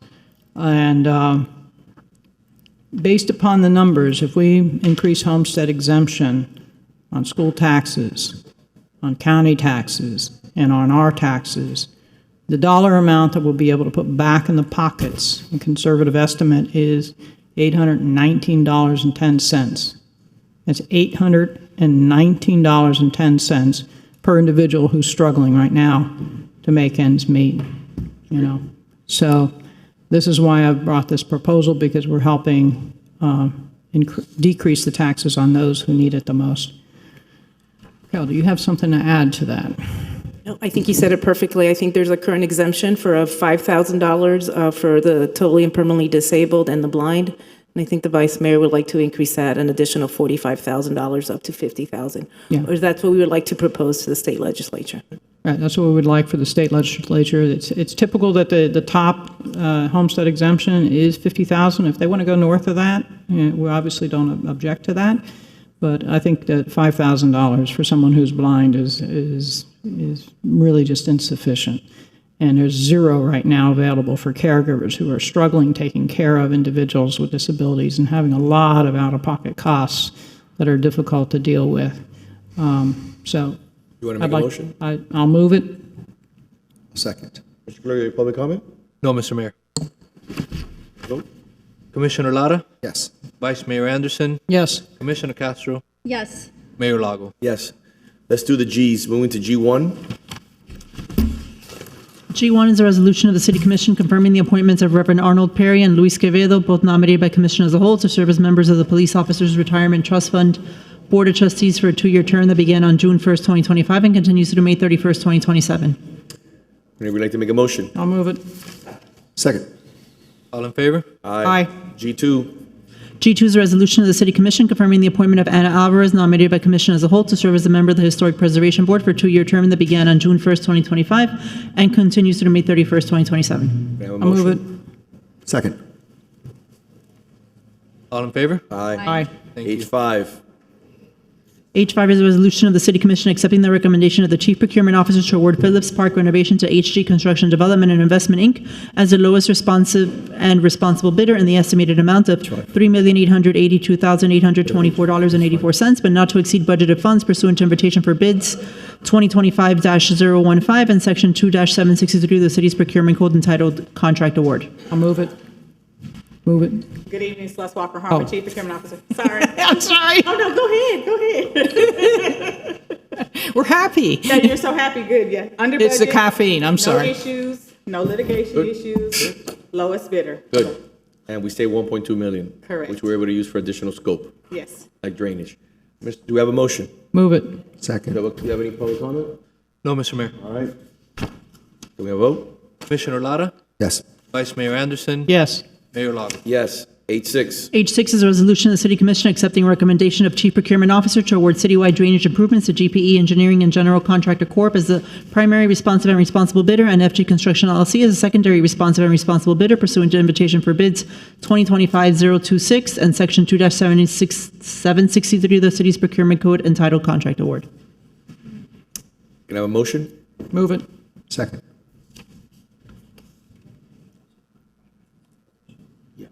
Where is that? Which one is it? Which one is that? Can I, Mr. Clerk? You good? Okay. Commissioner Lara? Yes. Vice Mayor Anderson? Yes. Mayor Lago? Yes. H8. We didn't do H7. Are we skipping it? We didn't, I apologize. Yeah. No, you just skipped it. H7, I'm sorry. H7. Excuse me. H7 is a resolution of the City Commission accepting the recommendation of the Chief Procurement Officer to award the windows and doors replacement Coral Gables Country Club to Lee Construction Group LLC, the most responsive and responsible bidder in the estimated amount of $615,000 pursuant to Section 2-763 of the Procurement Code entitled Contract Award and IFB 2025-13. I'll move it. Second. Any litigation? We're good? We're fine? No litigation? Fine. Perfect. All right. Vice Mayor Anderson? Yes. Commissioner Castro? Yes. Commissioner Lara? Yes. Mayor Lago? Yes. H8. H8 is a resolution of the City Commission accepting the recommendation of the Chief Procurement Officer to award RFP 2025-12 Security Guard Services to FPI Security Services, Inc., the highest ranked responsive and responsible proposer, pursuant to Section 2-763 of the Procurement Code entitled Contract Award and Request for Proposal 2025-012. Can I have a motion? Second. Mr. Clerk, any public comment? No, Mr. Mayor. Commissioner vote? Castro, Yes. Commissioner Lara, Yes. Vice Mayor Anderson, Yes. Mayor Lago. Yes. H9. H9 is a resolution of the City Commission, a resolution of the City Commission accepting a recommendation to approve a sole source contract with Ocean Impact LLC for replacement of windows and doors at City Hall and Annex Buildings, 405 Biltmore Way, in an estimated amount of $3,473,393.53, or not to exceed the available budget pursuant to Section 2-689 of the Procurement Code titled Sole Source Procurement. Can I have a motion? Move it. Second. Mr. Clerk, any public comment? No, Mr. Mayor. All right, let's have a vote. Commissioner Lara, Yes. Vice Mayor Anderson, Yes. Commissioner Castro, Yes. Mayor Lago. Yes. H10. H10 is a resolution of the City Commission authorizing the acceptance of Amendment Number 2 to grant agreement number LPA 0269 with the Florida Department of Environmental Protection in the amount of $375,000, approving the extension of the tax expiration date for the Coral Gables Citywide Septic to Sewer Conversion Assessment Project from December 31st, 2025 to October 31st, 2026, authorizing City Manager to execute the amendment to the agreement with FDEP for said financial assistance. I'll move it. Second. Mr. Clerk, any public comment? No, Mr. Mayor. All right, let's get a vote. Commissioner Lara, Yes. Vice Mayor Anderson, Yes. Commissioner Castro, Yes. Mayor Lago. Yes. H11. H11 is a resolution of the City Commission authorizing the acceptance of Amendment Number 1 to grant agreement number LPA 0498 with the Florida Department of Environmental Protection in the amount of $700,000, approving the extension of the expiration date for the Coral Gables Force Main Replacement Program from November 30th, 2025 to November 30th, 2026, and authorizing City Manager to execute the amendment to the agreement with FDEP for said financial assistance. Can I have a motion? Move it. Second. Mr. Clerk, any public comment? No, Mr. Mayor. Can we get a vote? Vice Mayor Anderson, Yes. Commissioner Castro, Yes. Commissioner Lara, Yes. Mayor Lago. Yes. H13. H13 is a resolution of the City Commission amending fiscal year 24-25 amended annual budget to recognize impact fee receipts collected through July 31st, 2025, and to appropriate such funds towards the cost of capital infrastructure projects. Can I have a motion? I'll move it. Second. Mr. Clerk, any public comment? No public comment, Mr. Can we Mayor. have a vote? Commissioner Castro, Yes. Commissioner Lara, Yes. Vice Mayor Anderson, Yes. Mayor Lago. Yes. H14. H14 is a resolution of the City Commission renewing the City Manager's authority to evaluate site development options regarding surface parking lots owned by the City and Gables Projects LLC that are adjacent to each other and located on the 300 block of Aragon Avenue, and provide recommendations to the City Commission regarding the site's potential for development. Can I have a motion? I will need to recuse myself on this one. I'll move it. I have comments. No. Okay. And what are your comments? The board feels that the commission does not take the board's recommendation seriously. This is age 14, and I took the time to go ahead and hear some of the board members there, and I completely agree with their analysis. One of them said in particular, each of us should go to our commissioners and present the same plan. Some will say yes, some will say no, some are in our pockets, and some are in pockets of others. We have to convince them that what we are presenting is actually from the community, and they are supposed to be representing the community. Everybody is tired of development in that board. They feel that if we give them the parking lots, a big building will go there, and the community doesn't want that. They don't want to go into a garage. The neighbors want to park in the street. This is coming from that board, and it's coming from residents, so I won't be supporting this. We'll defer the item. H15. No, before we move to H15, we'll move to J1. J1 is a resolution of the City Commission amending Resolution Number 2024-284, and in accordance with Section 2-30 of City Code entitled Regular Meetings, Special Meetings, setting forth revised meeting dates for 2025, more specifically changing the date of the City Commission Special Assessment Hearing and City Commission First Budget Hearing for Friday, September 12, 2025. Can I have a motion? Move it. Okay. All in favor? Aye. Aye. Thank you. E7.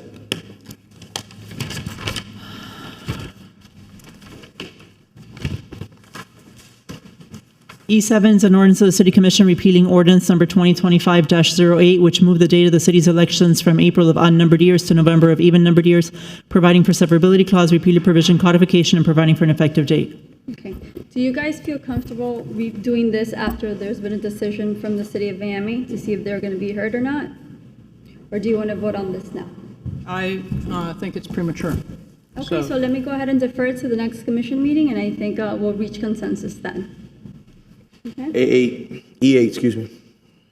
E8 is an ordinance of the City Commission amending City Code, Chapter 105, Buildings and Building Regulations, Article 2, Building Standards, Section 105-28, Construction and Dredging at Night, on weekend days and holidays, and Chapter 34, Nuisances, Article 6, Noise, Section 34-169, and enumerated prohibited acts to amend City Code to prohibit certain construction prior to 8 a.m. rather than the current prohibition on certain work prior to 7:30 a.m., providing for severability, repealer, codification, and providing for an effective date. Mayor, E8 is the companion item. Can I read that one as well? We can consolidate for purposes of the public hearing. E8 and which one? E9. E9, It's a companion in the zoning code. Yep. That deals with parking. So E9 is an ordinance of the City Commission amending Article 3, Uses, Section 3-411, parking, loading, or unloading in residential and neighboring districts of the city's zoning code in order to prohibit parking of vehicles used by licensed contractors in residential areas prior to 8 a.m. on certain days, providing for repeated provisions, severability clause, codification, and providing for an effective date. So we can consolidate for purposes of the public hearing. Okay. Thank you. Good evening, everyone. These items are sponsored by Commissioner Castro, both of which amend the city code and zoning code prohibitions on starting construction before 7:30 a.m. in residential districts. This was changed that 7:30 a.m. start time to 8 a.m., and this has to do with weekdays. This doesn't affect Saturday or Sunday or holiday prohibitions. And the companion in the zoning code amends a section in the zoning code about the parking of contractor vehicles in residential districts prior to 7:30 a.m. and similarly amends that to 7:30 a.m. So that would mean construction in residential districts would be from 7:30 to 6 p.m., excluding Sundays and holidays and when otherwise prohibited in the code. There is the city I had a conversation with Peter, and then I didn't see his face. Well, he grew a beard, you know. Yes, I had a conversation with Peter, and Peter had a reservation, but it was all squared out. It's in his discretion if he feels it's appropriate to go ahead and have a waiver. So in case of an emergency or to his discretion, if he waives it, he can go ahead and start at 7:30, depending on the circumstance. And I know we reached that agreement, and I think he's comfortable. There he goes. He's comfortable with that now. Billy, I had a letter from, whenever it's public comment for this item, I had a letter from the residents that they wanted you to read on the record. I sent it to you. What was the date of the letter?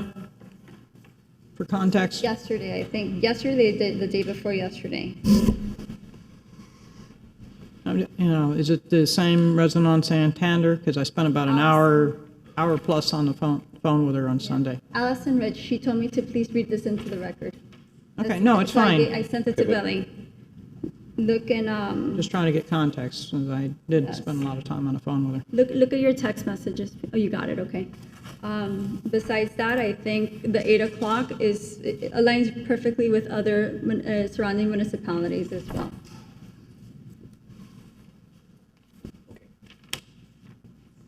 You want to? So are you done? I'm done. Okay, perfect. I'm voting no on this. I passed the legislation for Saturday construction, which does not allow any exterior construction on Saturdays in residential neighborhoods. If you look at other cities, this is well within what other cities do.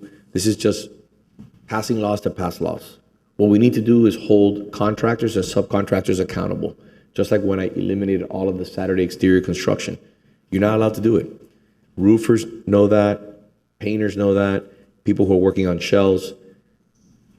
Once you've already limited the exterior work on Saturdays, you've even cut further the ability of contractors to do work. So at the end of the day,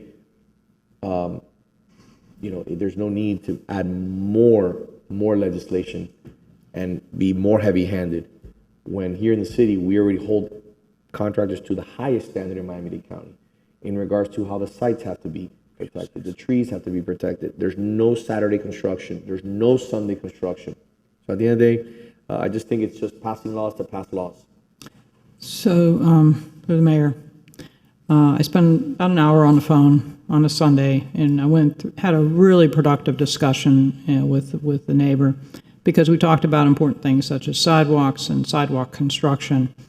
And I think this really gets down to best practices and something that the manager can control, what type of noise occurs within the MOT setup, where people can park, and having a discussion, because it differs from neighborhood to neighborhood. In this particular neighborhood, we have some special circumstances. It's not just because of Ms. Rich. It's because, we've had a number of problems with this contractor. The site has been shut down a number of times due to non-compliance. We have an excellent code enforcement officer there now. She's very vigilant. And I addressed a number of issues with Ms. Rich, who used to live over where the plaza construction was. So there's always going to be this tension between getting the project done versus dragging out longer. So in order to strike that balance, the conversation that we had, and I think that we need to have this also with the contractor, the subcontractor, who's really the person that is defiant and was operating a backhoe, I understand, on Saturday, in the morning, which is clearly not allowed under our code. That her concerns also were too that yes, construction requires noise, but it doesn't have to be all hours of the day in a particular area where wears on a certain person. She has issues that need to be considered. We can deal with that through the manager's office. If they can shift their construction instead of the entire day right in front of her place and work somewhere else for a while to give her a break so she can have a Zoom call, so she can get some rest because she's going through therapy right now, et cetera, without getting into any personal details. So I think it was a very productive discussion, and I did have that. I relayed all that to the manager, and I talked to the manager about having the MOT modified and for stronger enforcement there because of the number of issues we've had on this particular project. Okay, through the mayor. Yes? Go ahead. Okay. At the end of the day, this is a At the end of the day, this is a residential area. Ms. Rich was not the only one who reached out to me about this noise ordinance. I have support from other residents, not only in that area, but in other areas. As a commission, we're here to support our residents and make sure they have the best quality of life. Let the developers go ahead and help themselves. They have the financial means to go ahead and fight these things. Let's go ahead and represent residents. This is a disturbance. It's half an hour. It's not much to ask for. Lily, if you could please read the letter from the resident that wanted to be read on the record, or residents. Sure, Mr. Mayor, would you like to take public comment first, or? Yes, I would. Thank you. Okay. So I have a member of the public requesting to speak also on this item, Mrs. Maria Cruz.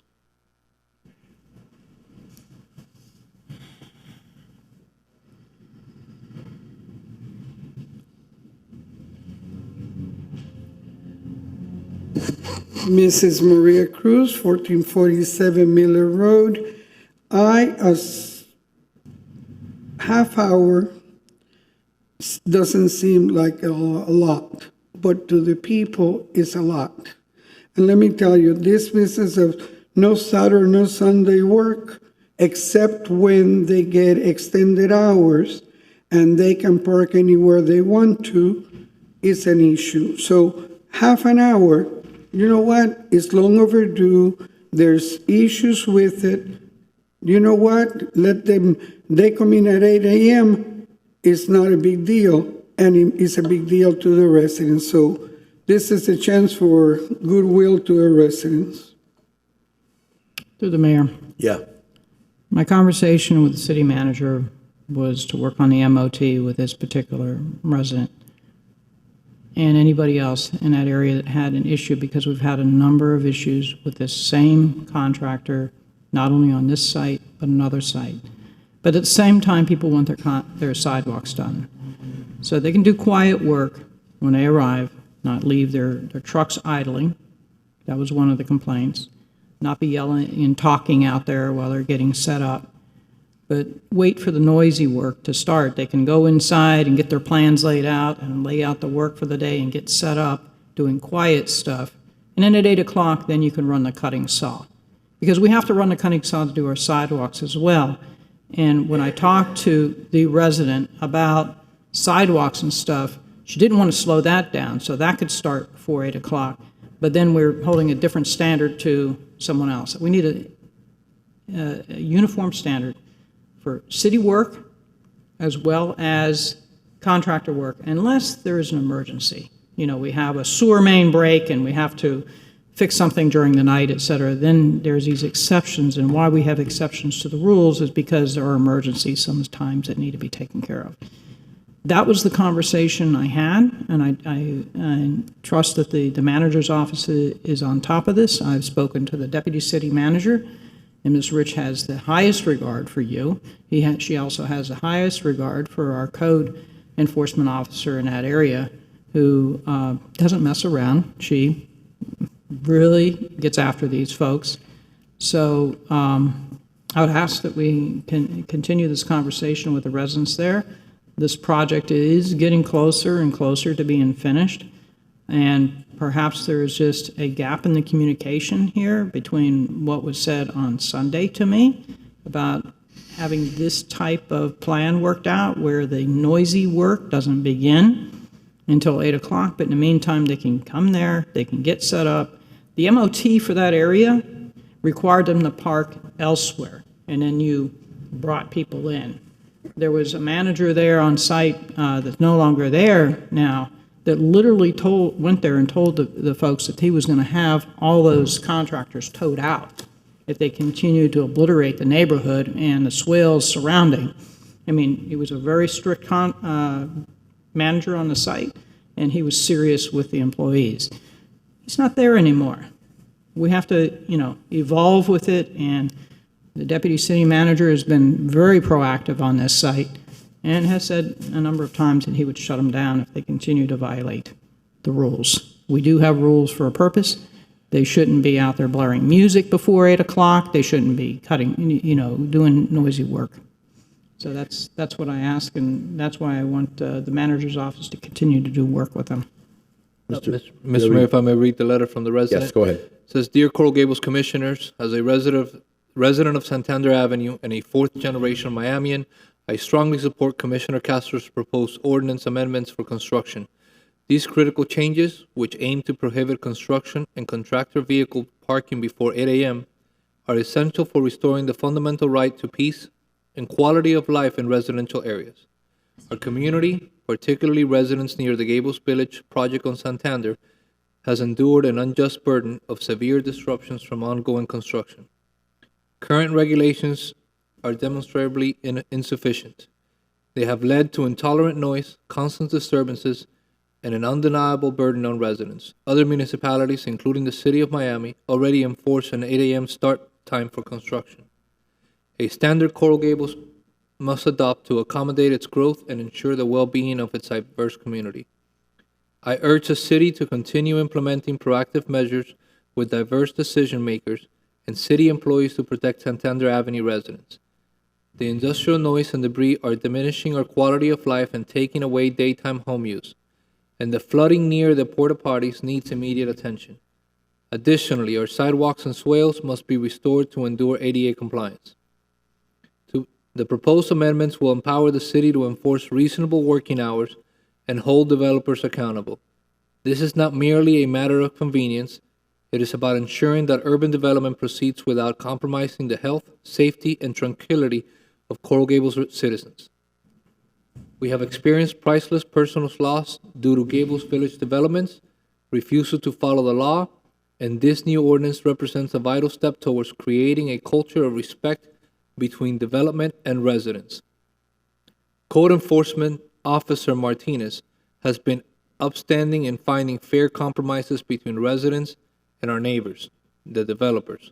Mayor Lagos' community champion Laura prioritized our community safety. Vice Mayor Anderson has been exceptionally diligent and compassionate to finding protections for disabled residents. Commissioner Castro thoughtfully introduced these essential ordinances to center solutions for residents. Joe Gomez is proactive and fair. Thank you for prioritizing resident safety, livability. Commissioners, your vote on these amendments will profoundly determine the quality of life of my block and shape the future community. I implore you to adopt these vital amendments without delay. Okay. Any further public comment? No, Mr. Mayor. All right. Would you like to make a motion? I'll move it. So I'm going to, let's see, the photos, et cetera, that were sent appear to have a date that preceded my conversation with her. I'm going to ask to give the deputy city manager the opportunity to work out a resolution on this site, because Ms. Rich clearly said to me that she didn't want to impact our city's ability to move forward with sidewalks, move forward on our projects as well, and that we do quiet work. Let's not do the cutting saws before 8 o'clock in the morning, but do the setup and have the respect. This morning I sent in the pictures of the flooding on the street. Director Diaz is responding to that issue to take the first phase approach of putting a drain cover over that's permeable to resolve it. If that doesn't resolve it, we will, before the TCO is issued, make sure that this contractor takes care of the drainage issues on that street because it's impacted by their project. There's other things that I sent to you as well that need to be addressed. Would you like to share with us your thoughts on the impact of an 8 a.m. start time on the city projects as well as other projects in the city? Thank you, Vice Mayor, and through the mayor. We've been taking a very proactive approach, as you know, with this contractor. In fact, we have a meeting scheduled tomorrow with the contractor. They're coming into our office to talk to them about all these issues and how we're going to move forward. In terms of the 8 o'clock start time, as we've expressed, that's a concern to us because every half hour you shave off construction is an impact. All we're doing is prolonging the pain to the residents. And two things. Number one, in the summertime, the important thing is to get as much of the heavy work done earlier in the day because of the incredible temperatures that we're having. And when the time changes, the window of construction work is limited. So we still have 6 o'clock, but by 5 o'clock, by 5:30, it's very difficult to do any outdoor work. So again, if you take half an hour every day, that's 2.5 hours a week. You add that over a month, that starts adding up. A day, two, you start cutting into the construction schedule. So all this is critical. So again, I think we can treat each of these projects on a case-by-case basis. When there's necessity, we can do certain things, Vice Mayor, as you mentioned, that we can work with the contractors. And that's one of the reasons that the manager directed us to bring in the contractor in tomorrow. We're going to have a sit-down with the contractor. Again, we found that they were doing exterior work on Saturday. We cited them for that. They have running fines right now that are significant. They're going to have to address that. They're not going to get their TCO. We're going to address the drainage issues as well. So we are very proactive on the site, and we're going to continue to do so. So this is my request. Defer this. Give the deputy city manager an opportunity to meet. You can join a meeting if you want to as well. I did spend considerable time on the phone with this individual. I do think that there is room for compromise to where we get quiet work done, respectful work done, not have the trucks running outside, not be splashing the water all in the mud and muck and parking all over the residential side, repair the walkability of the area. I mean, there's been some asphalt added in areas to improve. Absolutely. And, code enforcement officer had a big part to do with that, so my hat's off to her. She's amazing. And I appreciate you stepping in on this and dealing with this particular contractor that we've had so much trouble with. So, sorry, I didn't know we were done, Vice Mayor. I'm sorry. What is the will of Commissioner Castro? Yeah, so this letter was sent yesterday. That was after the conversation that you had with her. You had a conversation on Sunday, you were saying, right? Yes, I had a conversation with her, and I had spent considerable amount of time with her. I live a mere 4 blocks away from the site. I'm watching it constantly. The impact of this goes beyond this particular site, and there's a way to address the MOT for this site differently than every other site in this city because it is so surrounded by single-family homes on all sides. Okay, so would you like? If I may, Go ahead. directly through the mayor, we have the resident on the Zoom. They'd like to Okay. partake. Okay, Ms. Allison Rich is currently on Zoom. I'm asking her to unmute if she wishes to address the commission.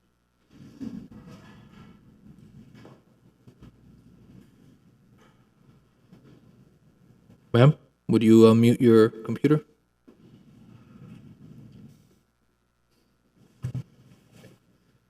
She's not unmuting. Okay. All right, so. There she is. Okay, you got it. Ma'am, go ahead.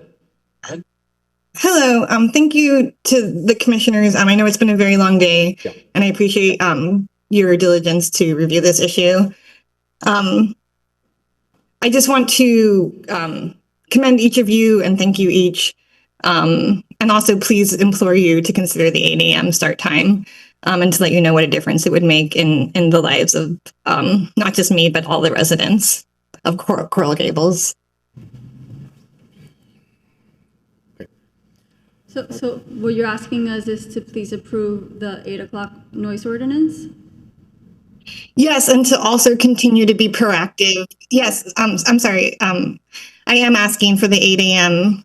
Ordinance, and it's not just me, but it's all the people in our community and the people who are going to live near these development projects in the future. It's also just the norm for City of Miami and for larger developments. So it's not anything new or radical in any way.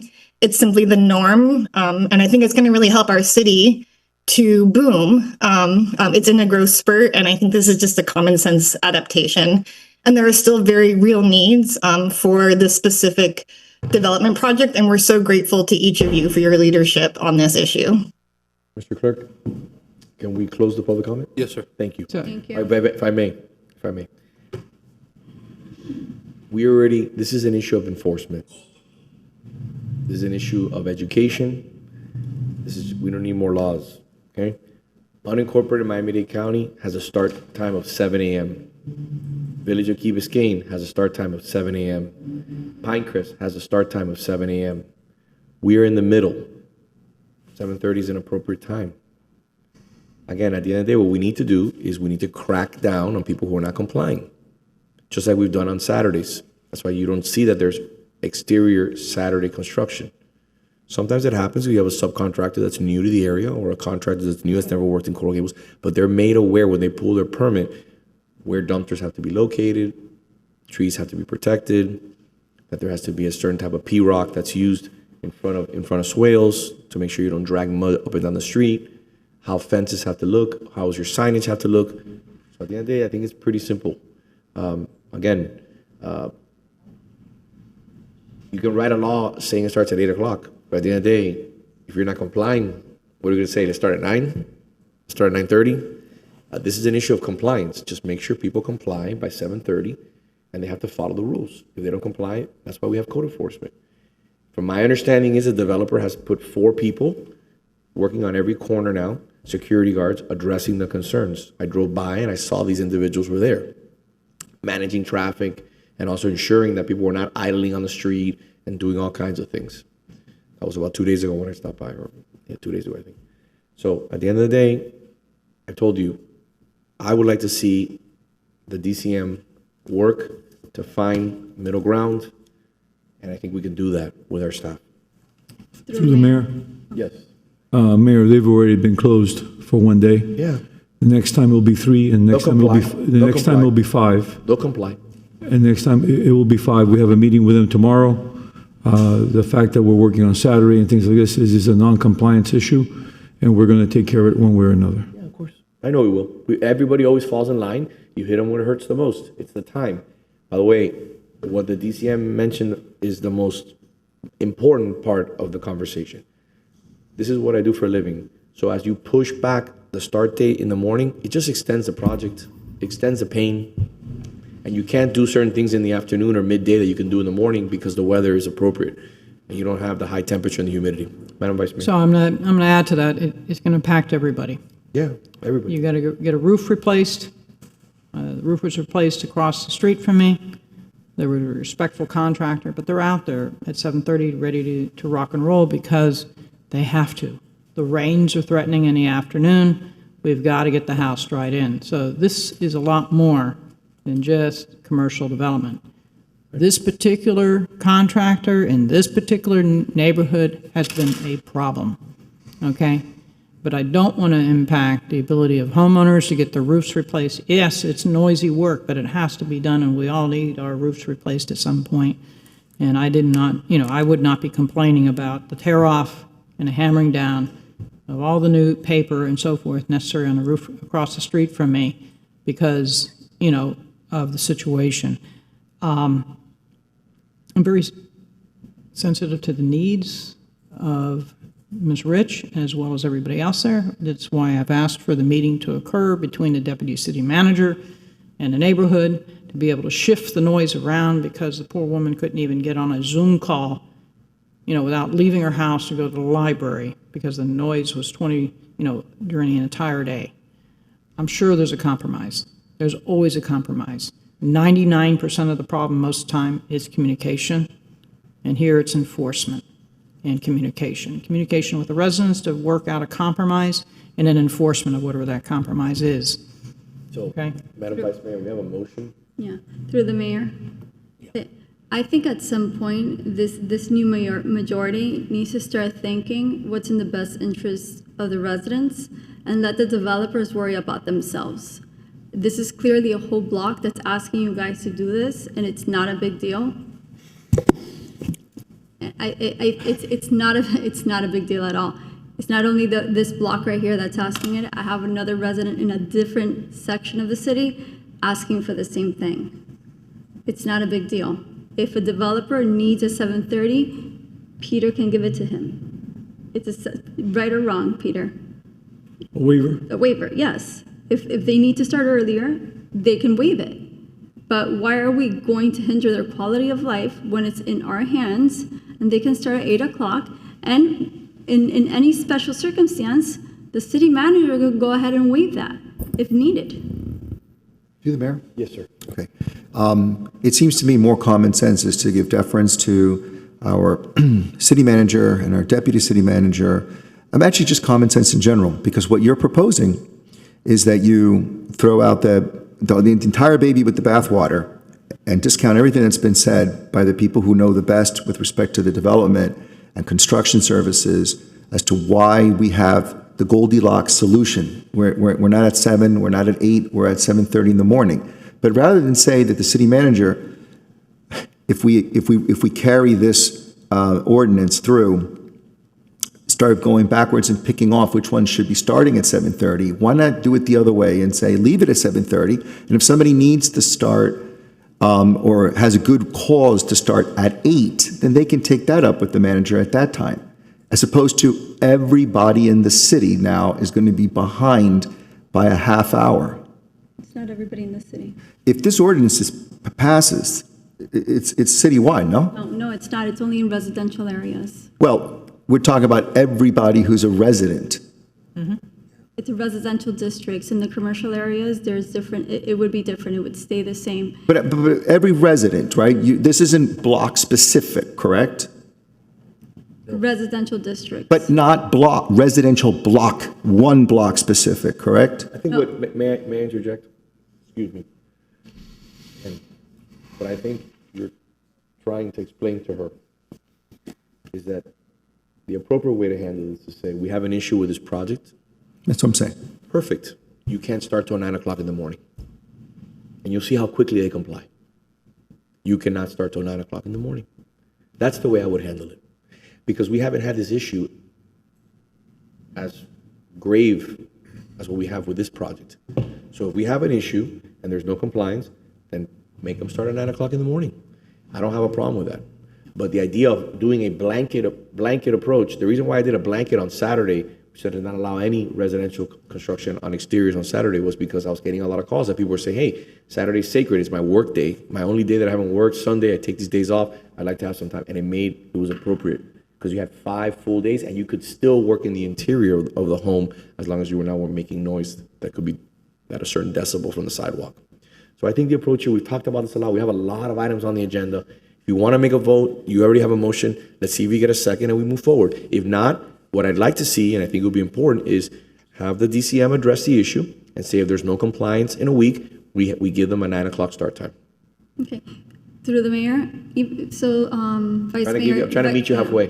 No, right, but Vice Mayor, even if I defer this item, there's no support for it. It seems like this commission doesn't want to do that, no matter if I do defer the item. So I'm going to go ahead and I'm going to move. Just remember, you're not saying no to me. This isn't my idea. This is the idea of the residents. So hold on, wait, finally, so there's not a misconstruction of anything that's been said here. This is not a no to the residents. This is giving the city manager's office the ability to deal with the issue, especially where we have a non-compliant contractor, not on one site, but 2 sites, okay? And not restricting the ability of homeowners when they need to get their leaky roof replaced from getting their job done, you know, on a timely basis, or they're trying to get it done before the hurricane season begins, okay? There's only a finite period of time to get this stuff done. So we have a problem contractor.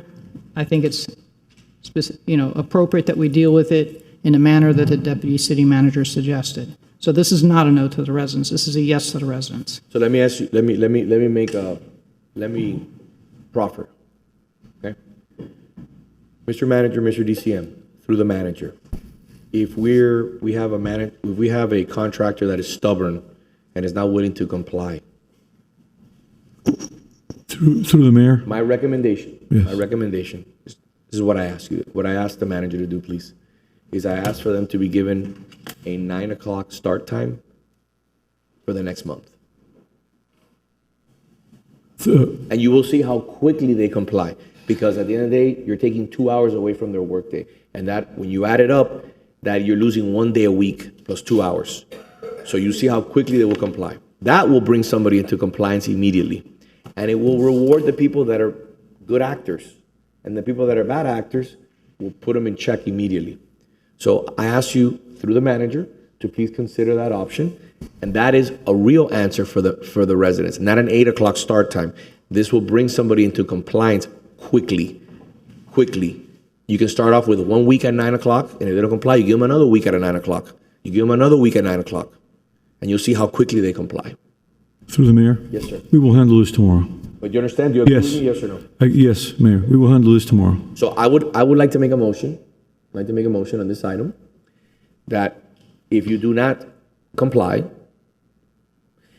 you will be forced to start at 9 o'clock for 1 week. Once you start complying and following the proper protocols in place, we will give you back your start time, your original start time. There has to be a hammer in place to make sure that the residents are not bothered to the point that these residents have been bothered. And I want you to consider that. Just consider that. Okay? Consider that. That's all I'm saying. Consider. Through the mayor? Yes. Mayor, and we've also looked at stopping the job 1 day. Yeah. Then we stop the job 3 days.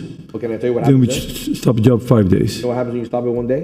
It takes 3 days to start the job again. Which again, it's their fault for not complying, but it's painful. It's very painful. It's very painful, but if we have a contractor that is not cooperating, wants to do what they want to do, it's not acceptable. We will consider certainly the 9 o'clock start time for a week, and other options if necessary.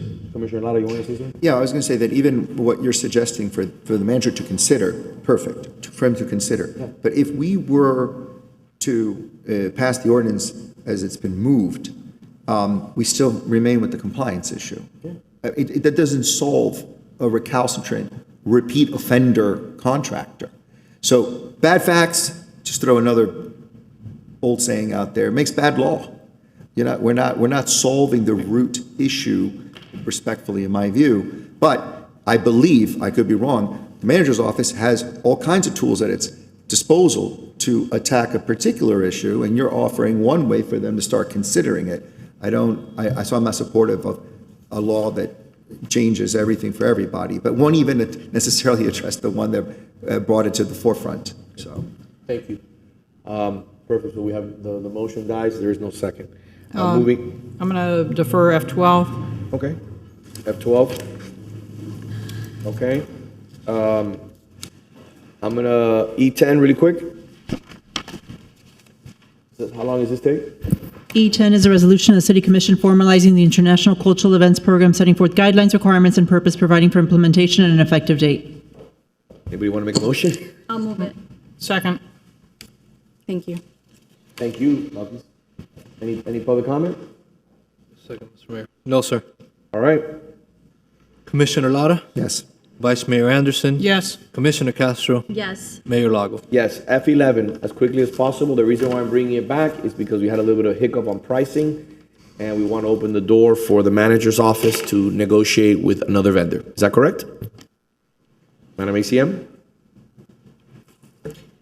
Correct. There was an original conversation at the commission level in regards to celebrating the end of her centennial at the Venetian Pool, and there was a resolution to work with Orchestra Miami. As part of that resolution, they had promised to fundraise those funds. At this time, we met with them, and they asked for the city to provide those funds to the orchestra. Those funds were not fundraised, so we would like to ask at exploring additional avenues to make sure we get the best price for the city. So I attended that meeting with the ACM and other members of the city, and she's spot on. So, I'll move it. okay. Second. It's not a resolution. It's a discussion. Oh, Yeah, but again, I'm discussion. just making it, we have to give direction to Okay. staff, so it's, It's the caffeine, I'm sorry. no, we gotta give direction to the manager's office to move forward with another. Do I need a vote? I think there's consensus. Yes, because there was a prior resolution Yes. directing. Okay, the- so I was right. Motion and a second? I'm sorry, who seconded? I did. Oh, okay. All in favor? Aye. Thank you. F19. F19 is a resolution of the City Commission rescinding resolution number 2025-163, which called for a special election to be held for approval or disapproval of a ballot question prohibiting future amendments to the date of the city's election via ordinance and canceling the special election for that question. Okay, I think this is very, very easy. It's invalid and it's wasteful. Florida law and Miami-Dade County Charter already require voter approval before a city can change its election date. The Coral Gables ordinance moving elections to November was unlawful to begin with. So no matter what, that ballot question was to let the people decide. The people have to decide anyway. So it's the language is conflicting. It's a waste of taxpayer money to hold a special election on a question that's illegally and meaningless misleading. That's it. Madam City Attorney, through the guidance of the City Attorney, that's why we made the decision to move forward the way we did. Let me be clear. We already have it in April. So at the end of the day, we're still waiting for a decision from the Supreme Court, which we're pending. I haven't heard it's come in yet. Correct. So this, whether we vote one way or not, we've already put it on for an April election, correct? You've given direction that we bring it back to put it on the April So we're ballot. waiting for the decision for the Supreme Court, and we'll wait. You like to make a motion on that? So do you prefer I defer this again? No. Just make a motion. I mean, if it's, did you understand what the motion was? It's regarding the ballot question that was out, asking that the residents have to vote. The residents have to vote on it no matter what. Commissioner, it's your item. Okay. You do as you please. If you would like to make a motion and move forward, you can move forward, whatever you like. I'm moving it. Okay, we have a second. I'd like to wait for the decision of the court. Okay. So the item dies. Moving on to F20.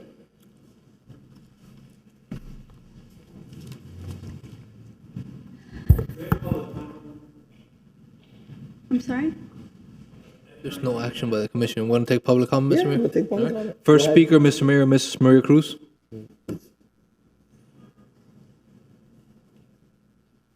Which item? F19, going back. Oh, that we, We're not doing anything on it. Just standing.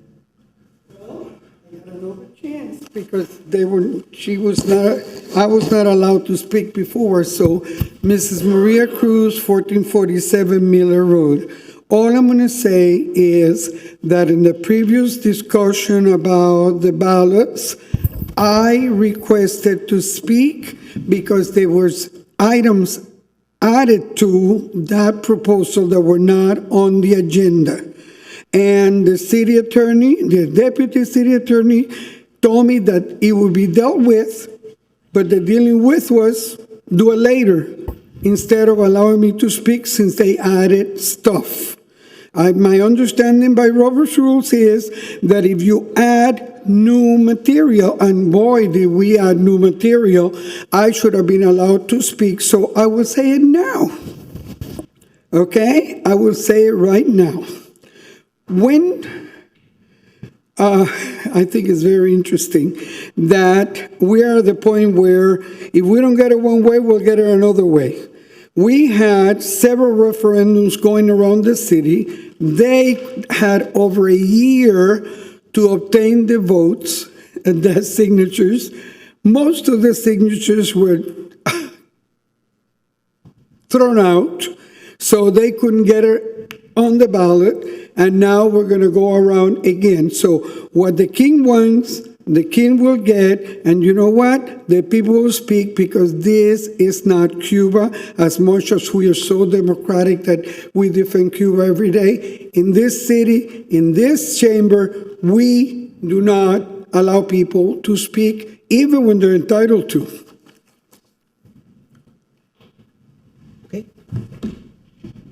So Mayor, Mr. Rip Holmes. Commissioner Castro, Mayor, if I can just clarify for a moment. As I stated, we will bring back those items that were mentioned about those additional questions for the April 21, 2026, which is the reason that we said we would bring them back at a later date, because they were not advertised. So, for the record. Yes, sir. Hi. As you know, I believe that the citizens do not want Miracle Mile to become an 8-story street or full of mixed-use, mid-rise buildings, whatever. And so we need to preserve democracy. I want to get to an issue, if you'll allow me, about, this money stuff, right? I believe that the reason that there was a discussion to begin with, that this was even proposed to move the election to November, is because of developer money being able to, I don't want to say buy elections, but I'll leave that open. What happens is, and we all know this because we vote, right? So you go out and you vote in a governor's race, you vote in a president's race, you have a guilty conscience, gosh, there's local elections, do you even know what you're voting for?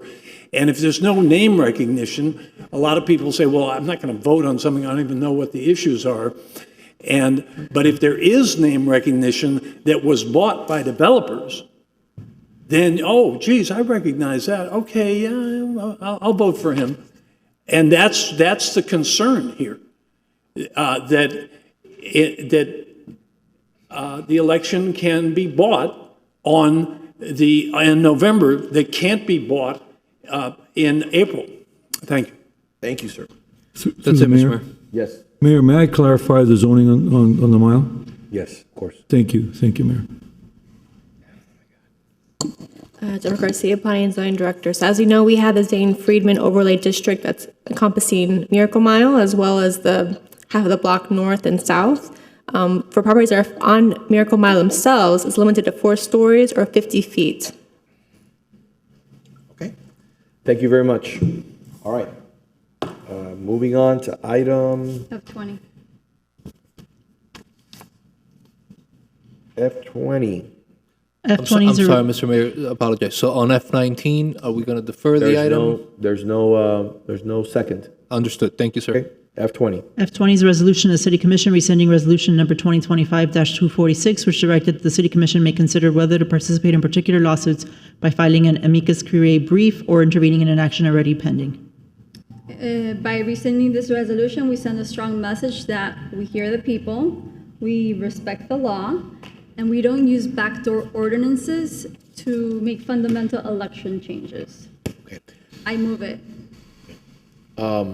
Madam City Attorney, you gave us guidance in regards to how we could handle moving of the elections, correct? Correct. Okay, perfect. We were not breaking the law. That's number one. Please don't say that. It just makes the whole city not shine in the best light. Right now, Okay, we're breaking the law. Right now.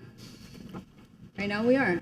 But if you want to say next commission meeting, you feel more comfortable, I'll be okay with that too. No. Again, I'm not voting for this. So We're moving Mayor. forward. we're wasting time here. So again, look, the plan is simple.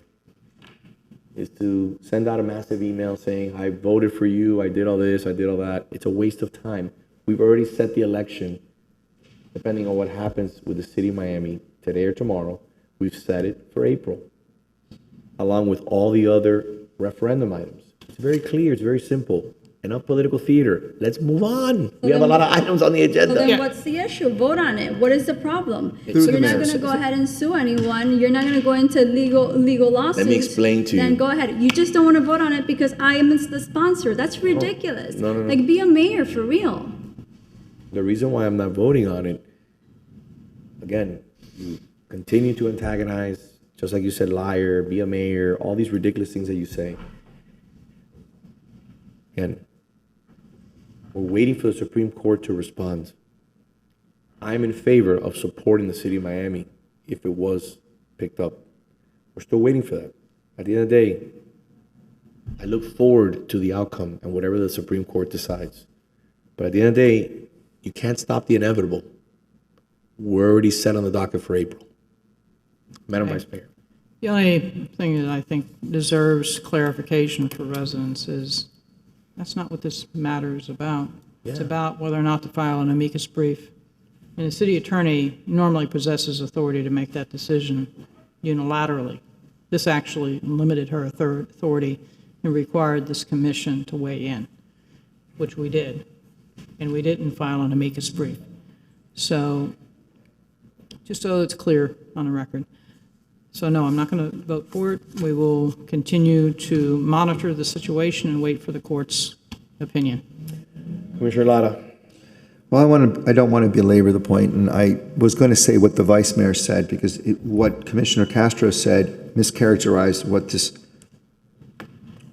the action taken by the commission was on the resolution that she seeks rescission. But I just want to say, to make it in simple terms, at the time that the majority of this commission voted to move the elections to November, it did so not only with the advice and counsel of our city attorney, but given the state of the law at the time and the facts. Subsequently, there was a challenge to a different municipality, the city of Miami. There's been no challenge to the city of Coral Gables. A third district court of opinion came out after we voted. It wasn't in position or existed at the time we did vote. And that is also subject to further appellate review. What I don't want to do, because you said it yourself a few meetings ago, you don't want to begin debating the law. That's not your field. Did you not say that? Did I quote you correctly? Do you want an answer from me? It's rhetorical. Okay. But you did say, I don't want to get into the law. So I don't want to get into it with you either. But when you say what we're doing and did is illegal, you're speaking out of turn. Just like when you say to one of your fellow colleagues that you're a liar, you're speaking out of turn, respectfully. Moving on. Would you like to make a motion on this item? If there's no support for it, please bring it back next commission meeting, Billy. Yes, ma'am. Thank you. F21. F21 is a resolution of the City Commission calling a special election on the proposed ballot question and city charter amendment to be held on April 13, 2027, providing for submission to the electors for approval or disapproval of a ballot question, asking if the charter... I will defer this item. But if I may, Madam City Attorney, again, I'm not an attorney. We have, thank you for confirming that under your breath that I'm not an attorney. Thank you for that. We just placed an item on the ballot for a November election. Why would you defer this item that will not be held or heard ever? You want to just hear it every commission meeting and just slam the entire agenda like you've done here with items that are not going to get heard? I do. You know why? Okay. Because your item is going to come back up. That's why. Item's going to come back. Your item is going to come back up. Am I wrong, City Attorney? That item is going to come right back up, is it not? So the items that are coming back would be placing the additional items on the April 26th election. Those are the items My that are item's not coming back. The election was voted on, and we're having an election in April. Now, what we're talking about is the additional referendum, the referendums that we moved from November. so that we could have a comprehensive election in April that deal with city issues, nothing else, correct? Madam City Attorney? And items will be returning. There's some timing requirements that we have with Miami-Dade County, so there's certain direction has to be given within 120 days of a special election. So we will, as I mentioned, likely be returning in early 2026 to confirm those additional questions and call for the contract with the clerk and the canvassing boards as necessary. So closer to those dates, we will be returning, but I didn't hear a plan to return next meeting with an item. So, Mr. Mayor, additionally, although the item that was adopted today had a date on it, I still have not requested of Miami-Dade County to make sure that date works with them. While it's usually a formality, we still want to make sure that that's a date that works with them. And if we have to come back and change the date for any reason, we have time to do so. That's perfectly fine. Yeah. But this is stone. This is set in concrete. We're moving forward. We've received the direction, and it certainly will make our schedules once we confirm those dates with the supervisor of elections. But as I mentioned, the timing of items for return, we generally do that closer to the election date when we have to contract with the supervisor of elections and meet those deadlines with the county. So what would you like to do with I would F21? defer the item for the next meeting. Defer for the next meeting. Okay, F24. F24 is a resolution of the City Commission authorizing city manager to engage with the Florida Department of Government Efficiency for support with financial auditing, long-term planning, and improving financial controls and operational efficiency. This item is sponsored by Commissioner Castro. As the title indicates, it's to engage with the Florida Department of Governmental Efficiency to collaborate with them on certain items, including a 10-year financial plan, a full audit of city expenditures, and providing the city with recommendations regarding financial controls and operational efficiency. Yeah, I think this would be pretty easy because in your memo, you also stated that you needed a long-term financial audit. And I think this aligns perfectly with what you were proposing. So I don't see why you wouldn't at least second this. May I respond? This Ariel Fernandez brought this up. It did not receive a second. Why? And the DCM will tell you, the manager will tell you, because staff opposed it. Correct? Correct. I am in favor of an audit, but a audit that we hire the auditor, not that we open ourselves up to anyone else. By the way, one of the things that I see Maria chuckling in the back, like always. One of the things that we need to be careful when you ask for the Doge to show up, when they look at that you raise your salary unilaterally, that you put a $20 million COLA, that you gave a $40,000 check to the theater without a procurement process, that you hired X amount of employees encumbering the city over $10 million a year. And they see my memo, which again, out of respect, like Commissioner Lara said, I did not send that to the financial auditors in the state of Florida because I would not do that to the city. Out of respect, if I were to do that, I would bring it before the commission and say, I'd like to send this to the state of Florida for their review and consideration. But I want the support of my colleagues in the commission. So at the end of the day, Ariel, Commissioner Fernandez brought this forward already.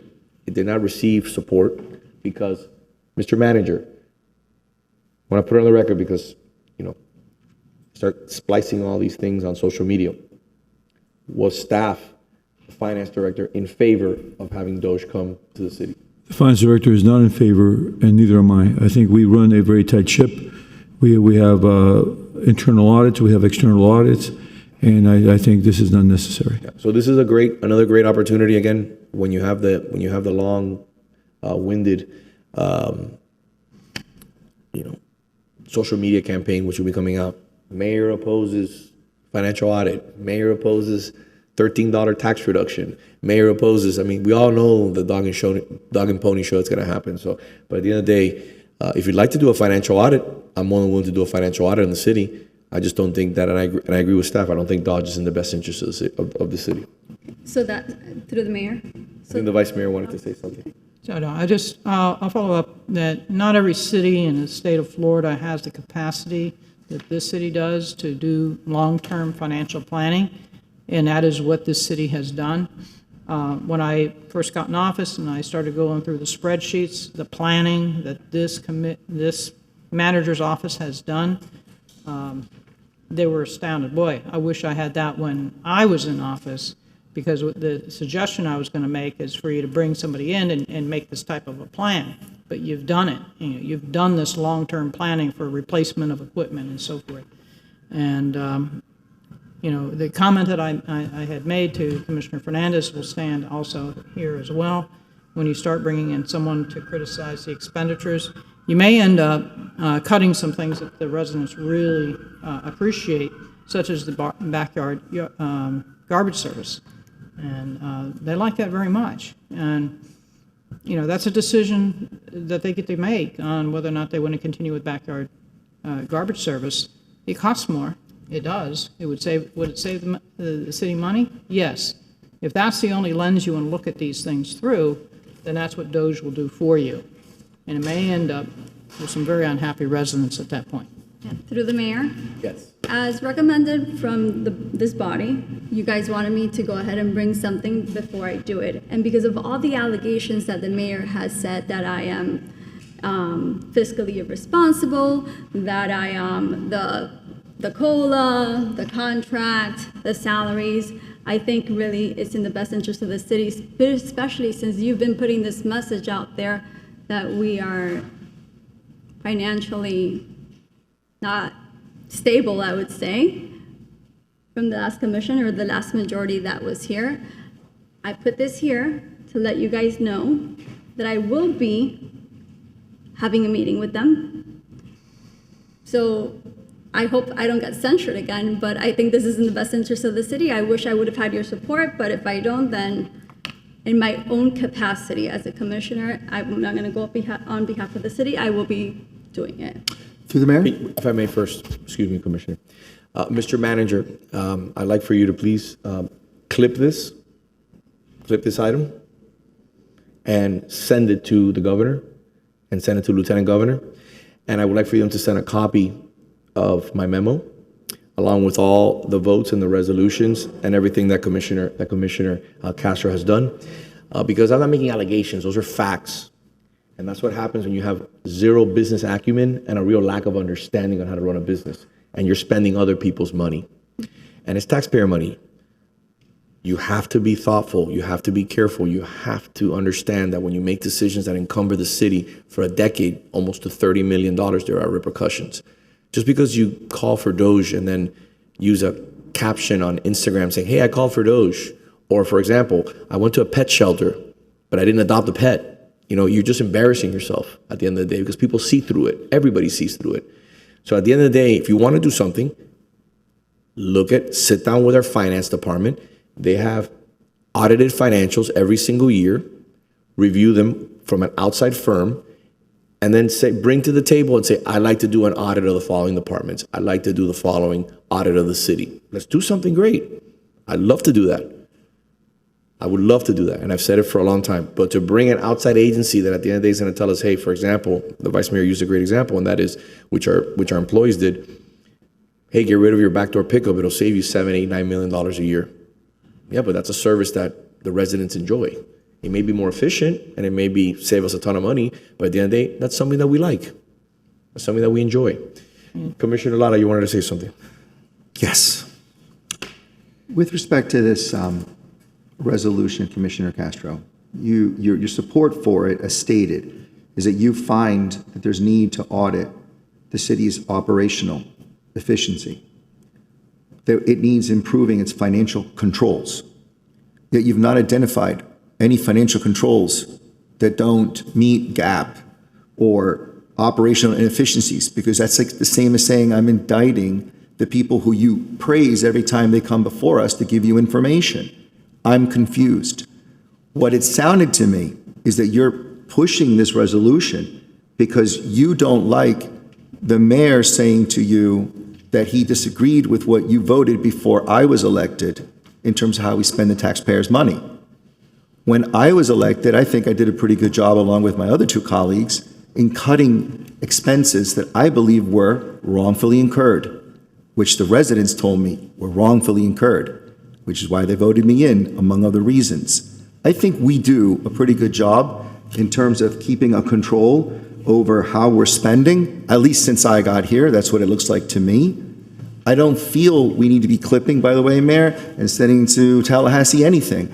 I don't feel you should be going unilaterally to Tallahassee unless you're going to go up there and say, if that's the case, if we put this to a vote, my colleagues vehemently disagree with the need for this. But I alone, as a maverick, am coming up here and saying, look at me, I'm asking for you to come in. But you better be prepared to air whatever you believe is dirty laundry. I don't think there's any dirty laundry here. So you're either going to tell us what it is, or you're going to make it up if you go to Tallahassee. Neither of those is a particularly good outcome. So respectfully, no more political theater. No more drama. Let's focus on if there's a particular item that you think is misspent, something that shows a lack of control, something that looks like inefficiency coming from some root cause. I'm all ears, Commissioner, all ears, as are the residents. Madam Vice Mayor? So I'm gonna follow up, and I'm going back in time to when you were first elected and Commissioner Fernandez was first elected, and y'all wanted to spend the reserve money. Remember that. You wanted to spend, instead of putting that money into the pension and paying down that debt, you wanted to spend that as well, because residents want everything done now. Don't forget the Absolutely salary not. increases. Well, the salary increases. That's going to go well with Doge. That's going to go real well with Doge, but when you're spending your reserves, so then now you're going to have to come up to the state of Florida and ask for help, because you can't clean up after a hurricane, and you're going to have to go out to debt on a hurricane. There's a complete presentation that was done to dissuade you and Commissioner Fernandez and Commissioner Menendez from spending those monies. And the amount of money it would have cost residents in a way of lost interest on the money that we have in reserve, plus the borrowing and carrying those funds for years while we wait for FEMA. And now we don't even know if FEMA is going to be able to reimburse us in the future, because that's up in the air at the moment. These are the types of decisions. I mean, if you're going to send this up to Doge, let's have a complete look under the hood and look at all these types of actions that were proposed. But now, finally, that we have under control, because it's going to, with the ballot, take a 4/5 vote. But by the way, Be able to touch those. why did I sponsor that piece of legislation to require a 4/5 vote? Because we were in the middle of having a conversation and we were begging Castro, Fernandez, and Menendez to please do not take money from reserves. Please. No, let's take money. Let's spend it on sidewalks. Let's spend it on this. I go, let's budget accordingly. We spend $2 million a year on sidewalks. Let's add a little bit more. What will make you happy? Don't touch the reserves. That's why that piece of legislation came forward. So, would you like to make a motion? After this conversation, I mean, I think you know the action I'm going to take, so I don't think I even need to move it. I know there's not consensus here. Okay, so that's it? That's it. Perfect. All right, Mr. Clerk, do we have any public comment? Mr. Clerk, do you have any public comment? Yes, sir. All right, go ahead. Ms. Maria Cruz? While she comes up, can you check to see that F25 and H15 are the last two? I will double check, Mr. Thank you very much. Just want to make sure. I'll go ahead and for F25, okay? Mrs. Maria Cruz, 1447 Miller Road. We continue speaking from two sides of our mouth. Let's see. I tried to remember, I was sitting there, and I tried to remember in one of the first commission meetings that Commissioner Lara was here. I remember very vividly how he said that it was wrong to use city money to pay for tickets to go to events. And then somewhere along the line, I heard and I saw that, guess what? Once he was in, after he was elected, he requested to be reimbursed for tickets that he had previously bought before he was elected. Oops. Oh, it was a mistake, I guess. Let's not call Okay, and then I'm listening, and I hear that, garbage costs the city money. The city money, let's see. Where does the city get the money? From the residents. My money, and I say I want to use it because I don't want to pay so much for the garbage. I'm entitled to say that as a resident. I'm entitled to ask you all to lower our garbage fee. It's not the city money, it's the residents' money. We do not subsidize garbage. You know why not? because the money is our money. Instead of using it for this, we want to use it for that. So that's really, really it bothers me. And then, of course, we forget, when you look at payroll, and I often ask for payroll from different departments, it's very interesting when you see people that have been reclassified. They were something before, now the title has changed, the requirements changed, but they're making more money.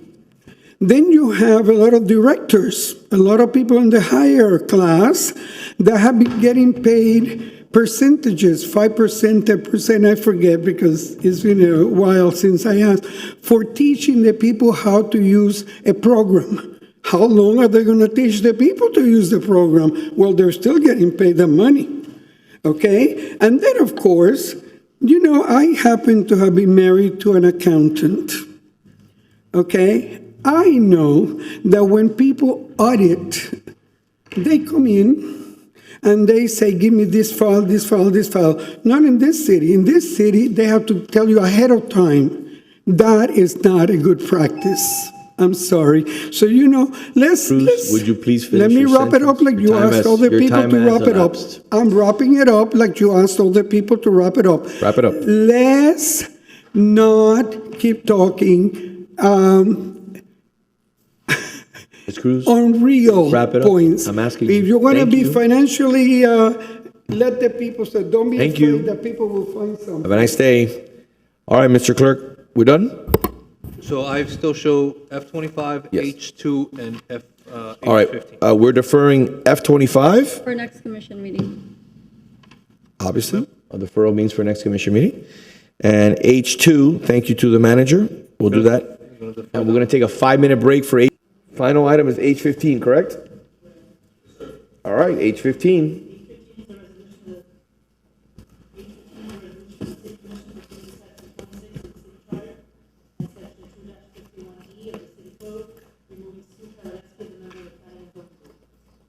Mr. Manager. Yes, sir.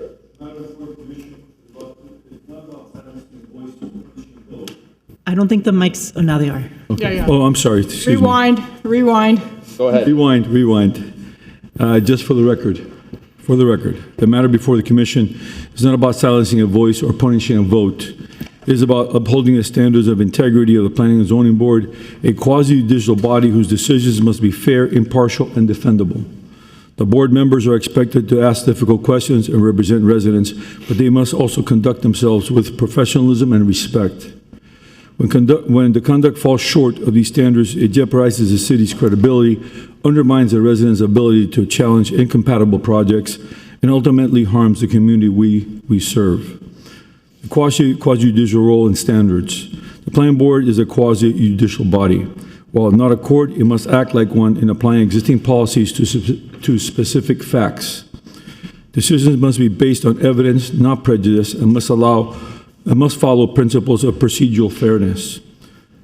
Actions of the board are subject to judicial review, meaning the process and conduct must meet a high standard of integrity, impartiality, and professionalism.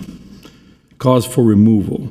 This resolution has nothing to do with how Ms. Kowalski voted on any issue.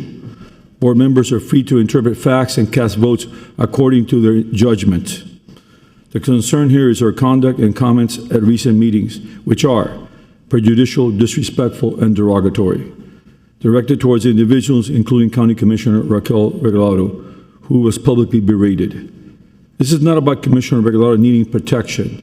This is about a standard of professionalism expected in quasi-judicial proceedings, regardless of the individual involved. Including derogatory remarks towards the University of Miami, one of the city's most important community partners and economic drivers, containing baseless prejudicial statements about Chinese students. These behaviors fall short of standards required of a quasi-judicial officer and undermine the city's credibility. Consequences for the city. Because of her actions, a developer determined that they could not receive a fair hearing before the city's Planning and Zoning Board. As a result, the project was shifted to the Miami-Dade Rapid Transit Zone process, bypassing the city's review. This decision has serious consequences. The project can become larger and more massive in scale under the RTC process. The city lost the ability to manage the permitting process or have meaningful input. The city can no longer impose usage or signage limitations. The outcome is detrimental to the city of Coral Gables and its residents. Resident voice and fairness. Residents deserve to have their voices heard in a process that is fair, credible, and defensible. When board members act with bias or make prejudicial statements, they jeopardize the city's legal standing and weaken the residents' ability to challenge incompatible projects. Ensuring impartiality and professionalism is the best way to safeguard residents' interests and preserve the city's authority over development. Prior briefings, Ms. Kolawarski was briefed by the Assistant Director of Planning and the City Attorney's Office regarding this project and was aware of what was at stake. An overlay or alternative plan was presented to try to retain the project in the city of Coral Gables versus the RTC process, which brings greater density and would allow the project to be higher and bypasses our signage and use limits. She has been advised of standards expected of board members. I met with her personally to bring these issues to her attention, as I thought it was important to emphasize the standards expected of board members and why I was placing her removal on the agenda. I did not want to blindside her. Despite this, she has acted in a prejudicial and derogatory manner, comprising the city's ability to conduct fair hearings and affecting the final project results, which I again must stress is detrimental to the city and the Riviera neighborhood. In conclusion, this decision is not about one individual. It's about the responsibility we all share to preserve the integrity of our city's processes and protect the interests of Coral Gables residents. The Planning and Zoning Board plays a vital role in ensuring fair hearings and defensible outcomes. Maintaining high standards of professionalism is essential to safeguarding our authority, preserving residents' trust, and ensuring that development in Coral Gables reflects the values of our community. Removal is a difficult but necessary step to restore credibility, fairness, and the effectiveness of the board. Thank you, Mr. Manager. We have a presentation, Mayor. Please. Bring up the slides, please. First slide. This is the mark, the original proposal. It's 8 stories, and by the way, has a 50-foot linear plaza through the entire project. Second slide, please. The zoning of the mark is on the left.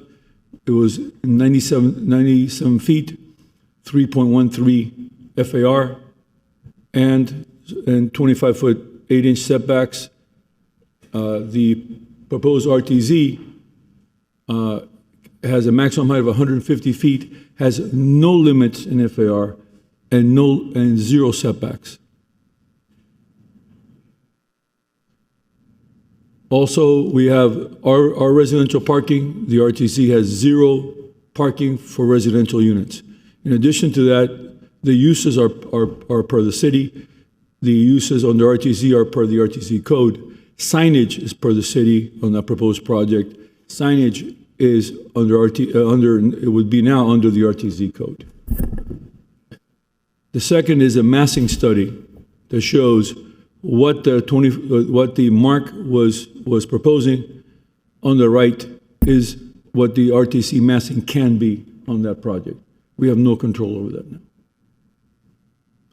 And now we have a montage showing some of the issues that we have just discussed.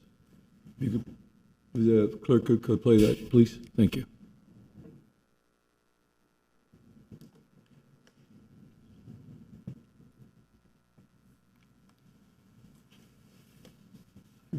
It's for cable TV to play. Okay. If we could play that, please.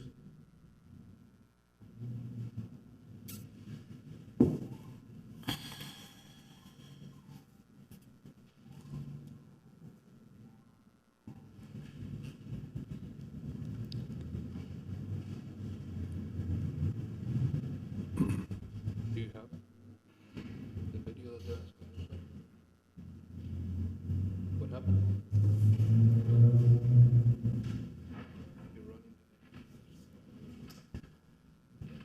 I think while we wait for that montage, I think it's very clear when the mark came before the Planning and Zoning Board, the code allowed 6 stories. They were requesting 8. Is that correct, Madam Director? I just want to put on the record. Yes, the current zoning of the property right now is MX1, so it only allowed to have 6 stories, including Mediterranean. And they came to us asking for 8. They're requesting MX2, which is a total of 8 stories. And how many feet? 97 feet? 97 feet, correct. Okay. So instead of negotiating, we basically. So funny.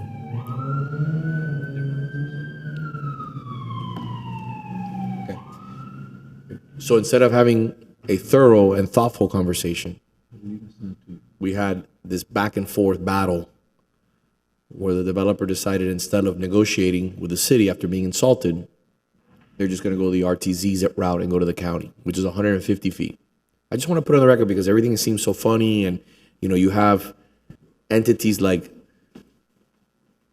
the Coral Gables Gazette, Polito Cortadito, the blogs that spew all this misinformation because they have an agenda, confusing the residents. Are we in a better position today, Madam Director, with the RTZ, or we would have negotiated with the developer? We would have had a smaller building with a smaller massing as a result of less FAR. What is your opinion on that? So it's always better for the city to exercise our own authority over properties within our city. Unfortunately, with the RTZ subzone as proposed by the county, we would lose that control over things such as signage, setbacks, lighting. But when the applicant came to you and said, "Look, this is what we would like to put on this project. Let's negotiate." Why did they decide to go towards the county and RTZ after their first meeting with the Planning and Zoning Board? What was your inclining? What was the reasoning why they decided to go the county route? I'm assuming because of remarks made to them at that public hearing. Okay. So through the mayor, yeah, I can provide you an answer because I was told because they were deferred and they couldn't move forward, and why go through this process? So we're going to go to the county. Okay. Through the mayor. Yes, sir. Commissioner Regalado asked them to come through us first. Mm-hmm. And they did not. She did not take the RTZ initially. They came. The project went through the Board of Architects and went to the Planning and Zoning Board. At that point is when they decided to go to the RTZ process. We had Commissioner Regalado come at our invitation to explain and to see if we could negotiate some things through the overlay. And that was a disaster in that meeting. And at that point is when the commissioner and the developer decided to go strictly through the RTC process. Through the mayor. Yes. Question, was it, for it to be deferred, it's not Sue alone that deferred it, right? It was a board deferral. No. It was Felix Pardo played a major role, and obviously not wanting to negotiate or not wanting to do their part. And there was also, I think it was one additional vote, right? How many votes were there that day, Mr. Manager? Excuse me. It was Felix, the people who were not willing. It was deferred because of the traffic study. Yeah. However, they decided not to come back because of the insults of the University of Miami and so forth. So it was the feeling that they could not be, that there was it was not a fair process. And that was what the commissioner also felt after the over 3 hours of being 3 hours and 20 minutes of being in the Planning and Zoning Board under one item. So what you're saying is that this through the mayor. So what you're saying is that it wasn't deferred just because of Sue. It was deferred by the board, and they decided not to come back because of the deferral. Because it's really hard to say because of Sue and because of Felix, because they don't have the majority. Let's say we did have another extra person and it was deferred. Okay, maybe I'll take the blame for that. But just to go ahead and put the blame or to say that Sue has that much power for them to not come back, I think that's overreaching. Through the mayor. Yes. Through the mayor. Commissioner, is not the deferral that is the insult and the feeling that they were not going to get a proper process. The commissioner felt exactly the same way. after being in that meeting for being berated and badgered for 3 hours and 20 minutes in that planning and zoning meeting. That was the problem. They went to the Board of Architects. They went multiple times to the Board of Architects without incident. They wanted to do the project with us. The commissioner Regalado asked them to do the project with us. So it was being badgered and believing that you were not going to get a fair process, and that's what happened. Because they went to the Board of Architects and they went multiple times to get this project to the Board of Architects. So, you're ready to go, Mr. Clerk? Perfect. How long is the video? 18 minutes long. All right, let's go. All right, so cable TV has the video ready to go. Yep. Not move the boundary line whatsoever. Well, first of all, you weren't present at that vote, correct? You were not here. You had to recuse yourself from that vote. Sue, if I may, what I ask is, Robert has made a statement which he's entitled to. And I'm commenting. I understand. But what I ask is, let him speak, let him finish. Once he's done, please do so. But I do want to point out, and my understanding is that the member does not have to be present to make a statement on the minutes. Excuse me, when he says we, and he wasn't even here, that is an inaccurate statement. That's not correct. I read the minutes that I'm entitled to read as a board member, and I see that there is a mistake. It's a false statement. I want to make the correction for the record. So the record is said correctly that this board did not move the boundary, the CBD boundary line. Okay, are you done? Because I'd like to comment. Are you done? Go ahead, please. Okay. First of all, the statement that I made was that this board subjectively and arbitrarily was trying to change the CBD boundary. That is a statement of fact. I didn't say that this board has the purview to do that or not. I said that's apparently what was happening with the 3 votes on this board. Mr. Chairman. There was no vote to move the CBD line. And as I said in my statement, the vote apparently, the intention of that vote from 3 members was to arbitrarily and subjectively move the CBD line. I never said that this board had the purview or didn't have the purview to do that. I said 3 members of this board on their own subjectively tried to move the boundary. Sue, I'd like to move the meeting forward. Okay, but I do have a comment on recusal. Did Mr. Behar ever fill out one of these forms when he recuses himself from these meetings? This is part of the law, and I have never seen him fill out one of these, nor has it been made available to this board. Well, we'll ask the legal department. I believe that you just simply get it from the clerk's office and it's available to you. Well, it doesn't say that we have to ask for it. It's supposed to be given to us. It says right here what the rules are. Well, I'll ask the clerk to provide copies so that you have them available to you, so that if and when you need a recusal, you'll have the form. Yeah, but I mean, the filled out form is what we need per the rules. But no, you have These to. aren't my rules. This is the rules set forward in this form. Right, you're to fill out that form. I'm not saying if I want to recuse myself, any board member that recuses himself or herself has to fill out a form. Correct. And it has to be made available to the board members. We've never received this. Well, my understanding, the matter of course, is that if you do recuse yourself, you go to the clerk's office, you get the form. So Okay, but Mr. Collier, I'm saying whoever fills out this form, I know it should be on the record, but by this form, it says it has to be distributed. The completed form has to be distributed to the board. He will do that, Mr. Okay, Collier but just said he's he saying will do if we want to recuse ourselves, I'm saying if somebody else recuses himself, that form completed must be provided to the board. We've never gotten one from Mr. Behar. It comes from the clerk. So whoever it comes from, we never got it. Okay. Mr. Collier will look into it and make sure the board gets it. Thank you. I don't know about you people, but I didn't see anything on the news about adding more capacity for sewers. I think we're putting Band-Aids on an old system. So when you're saying, we're going to add another 830 bedrooms, that's a lot of toilet usage. Okay? To put it bluntly. Yeah. And that's one building. That's one building. And these are students, right? They drink a lot. You need a lot of capacity for them. Okay? So thank you for bringing that up, because I think we need to discuss this a little further. this board should discuss it, that came across my computer right after that project was approved was a flyer. Hey, students, come here and be part of our project. And it had a big University of Miami logo on it.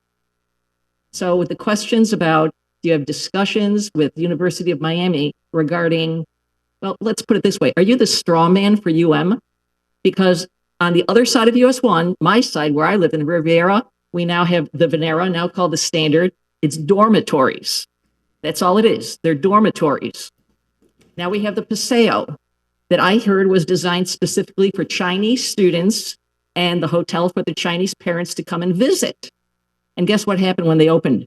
The pandemic. No Chinese students, no Chinese visitors.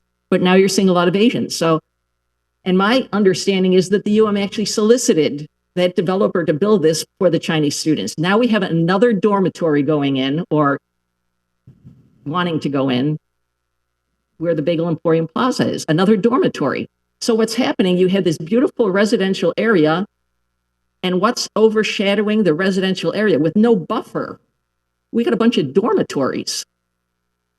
When did we become the straw men for University of Miami? Why are we building dormitories in a residential area? So we're turning the Riviera neighborhood, where Chip lives, where I live, where Henry lives, where a lot of people here live, into basically a very transient neighborhood. And I don't know if you've been to the Publix. When I go to my Publix on Monza, which is where the Standard is, it looks like the locust came there because you can't find anything because the students have come in, especially on game day, and you can't find anything on the shelves.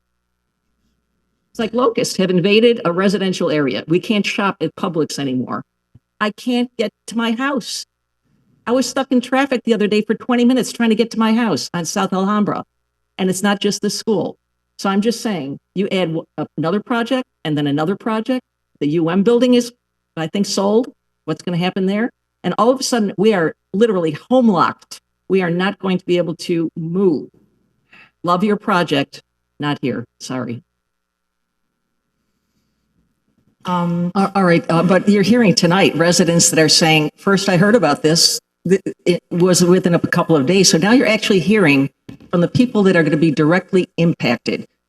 Forget the commission, forget the city administrators. Sue, I hear from people all the time, and I'm happy to sit here and listen to them. And I spoke to them during the break, and we're happy to receive their calls and their emails. But if we were to stop a governmental process just because someone says that they did not know about it, government would not function. And you should know that as a county employee. So I mean, you're going to take these comments and say, tough luck. No, we have a public hearing and we welcome them to attend the public hearing at the county, and they have their right to speak here. They have their right to speak to the Coral Gables commissioner. The manager is sitting here. There's plenty of opportunities to speak to all the stakeholders. The only time where they will not be allowed to speak to stakeholders is if this developer decides to go live local. And then we're all out of the conversation. Okay, so the answer to my question is no, you are not going to slow down the process. Your characterization is incorrect, and I disagree with you. Okay, we can agree to disagree, but that's what I heard. I don't know, do you still sit on the TPO, the Transportation We all sit Planning on the Organization? TPO. Yes, Okay. and I am the chairman of Bicycle and Pedestrian Safety. Fantastic. Okay, so to your point, it's kind of like the cart before the horse. We're forcing all these people into a dense area to use Metro Rail that isn't going to be expanded for 10, 20, 30, 40 years, okay? And if we did force them to use Metro Rail, guess what they're saying to us? Guess what the TPO is saying? They're not using Metro Rail. Headline, transit ridership has declined steadily. So all the TPO studies, these are studies from 2022 all the way up to this year. That includes buses, and it is not true of Metro Rail. Actually, Metro Rail is being used more now than ever because of the development in part of the rapid transit zone and the investment that we have made in upgrading our stations, which were 30 I don't know what I'm years reading old here then, before the because I development. have a pre-pandemic to current study here, and it says that levels of ridership are down 14 to 26%. That includes COVID.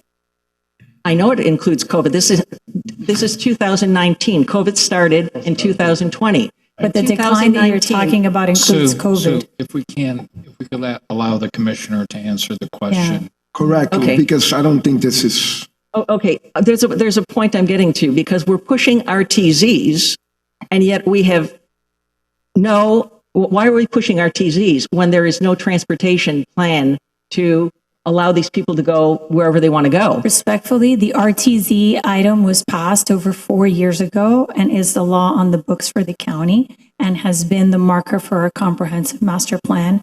So as far as any issues with the RTZ, respectfully, that ship has sailed. Okay, so again, the TPO, again, all studies from TPO, you sit on the TPO, it says the transit use decline attributed to Uber, Lyft, and taxi use by age group. The biggest groups that you're trying to attract to an RTZ, which would be a Those student studies population. are countywide studies, Sue. That is not District 7. Pardon me? That is not District 7.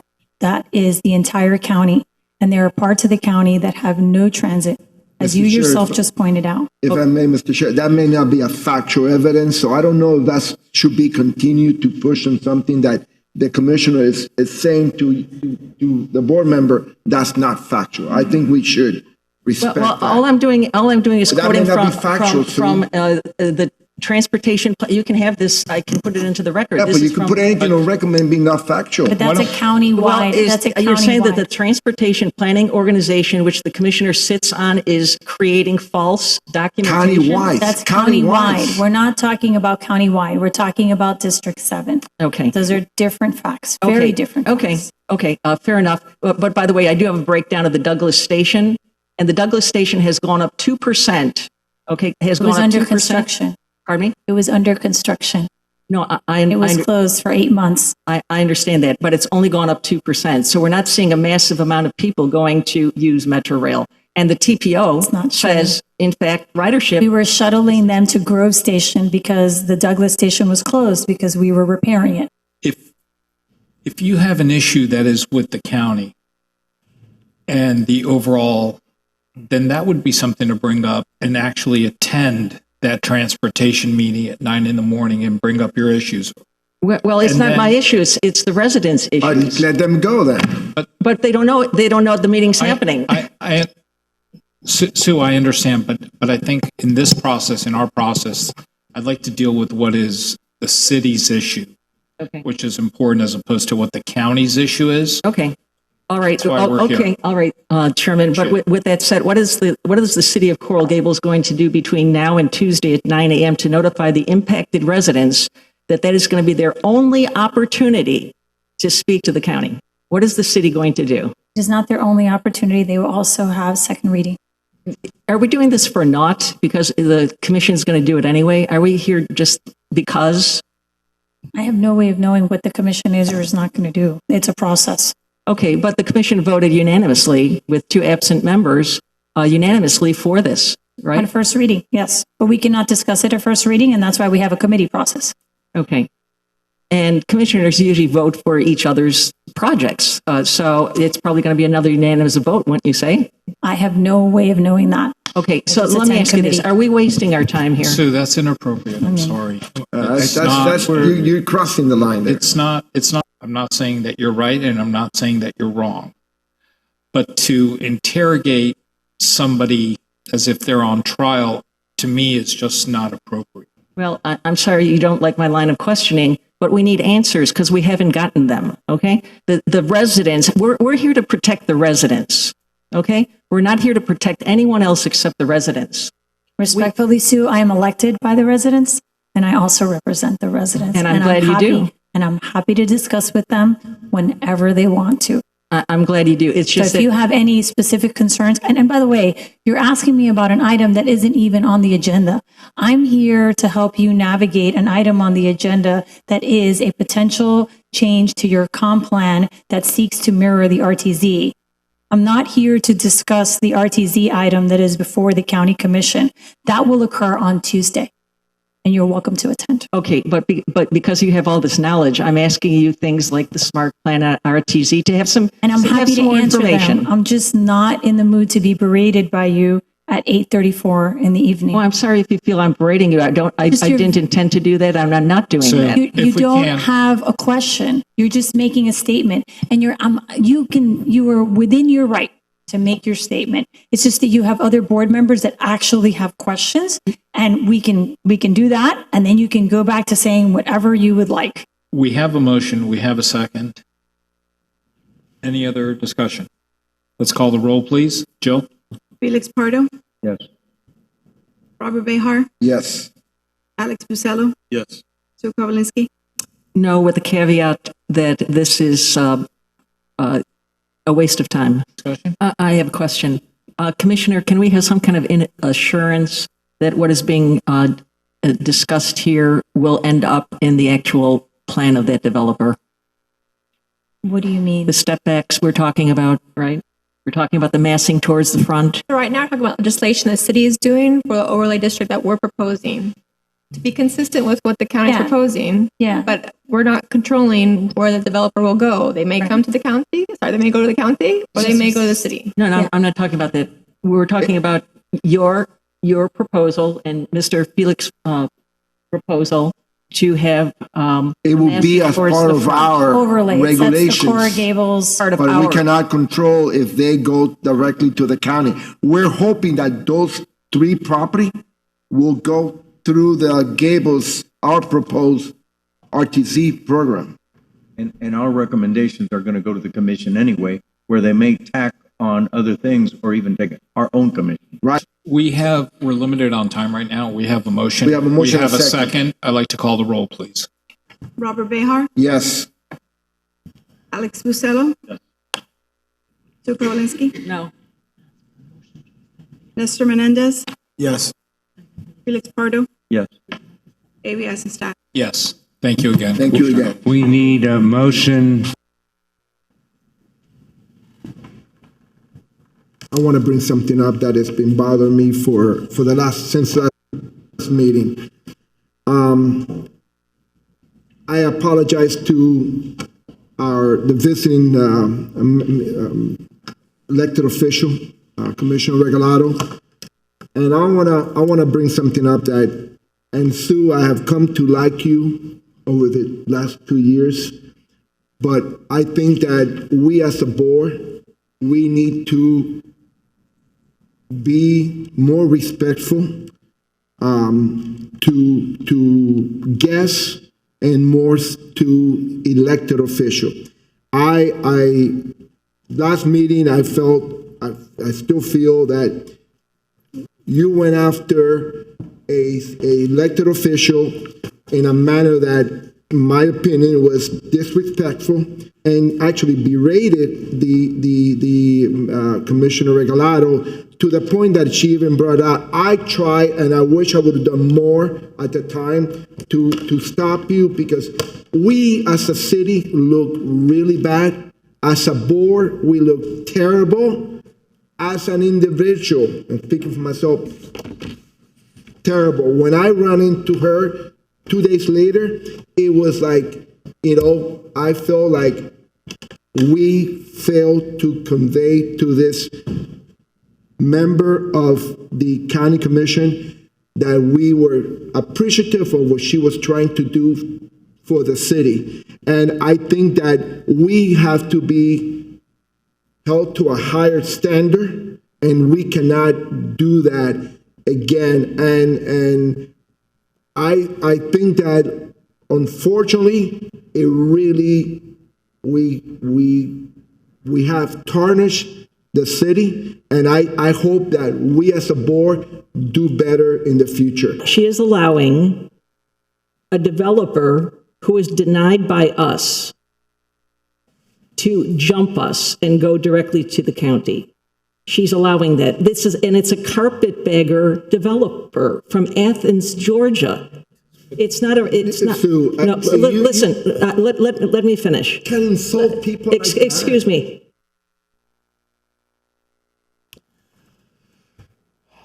Thank you, Mr. Clerk. I think that montage speaks for itself. And Mr. Manager, if I may. Yes, Mayor. I wanted to use an example of what happened today.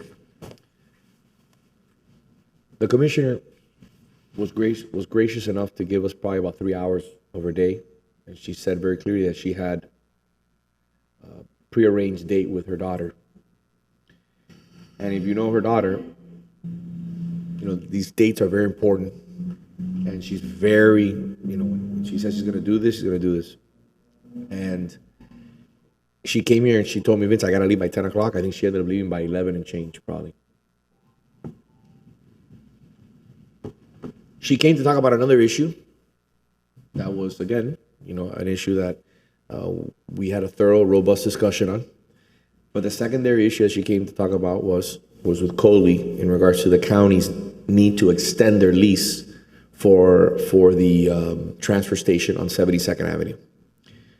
We could have gotten into an argument on why we may not want to extend it. We had just given a presentation in regards to the city heading in a different route. But we as a commission took a different position than Sue. We decided to put our concerns and our position on the record. And I requested, along with my colleagues in the commission, for her team in the county to negotiate with the manager and staff to find a resolution. We're very clear what we want. I don't know if the commissioner can provide us with the cost savings that we're looking to get as a result of this new technology we're thinking about bringing on board. But we had a conversation and we disagreed. And there was an impasse, if you notice, at one moment there. Well, we agreed to say, let's talk offline, Mr. Manager, have conversations with the county. We understand that you have 6 months left in your lease, and let's see if we can find a resolution. I think that's the appropriate way of handling yourself, especially when you're dealing with any resident, any business owner, and especially a county commissioner who you have to negotiate, and sometimes things become a little bit contentious. What I just saw right now, to me, again, doesn't shine a good light on the city. Doesn't shine a good light on the city. And I commend Robert Behar for apologizing on the record.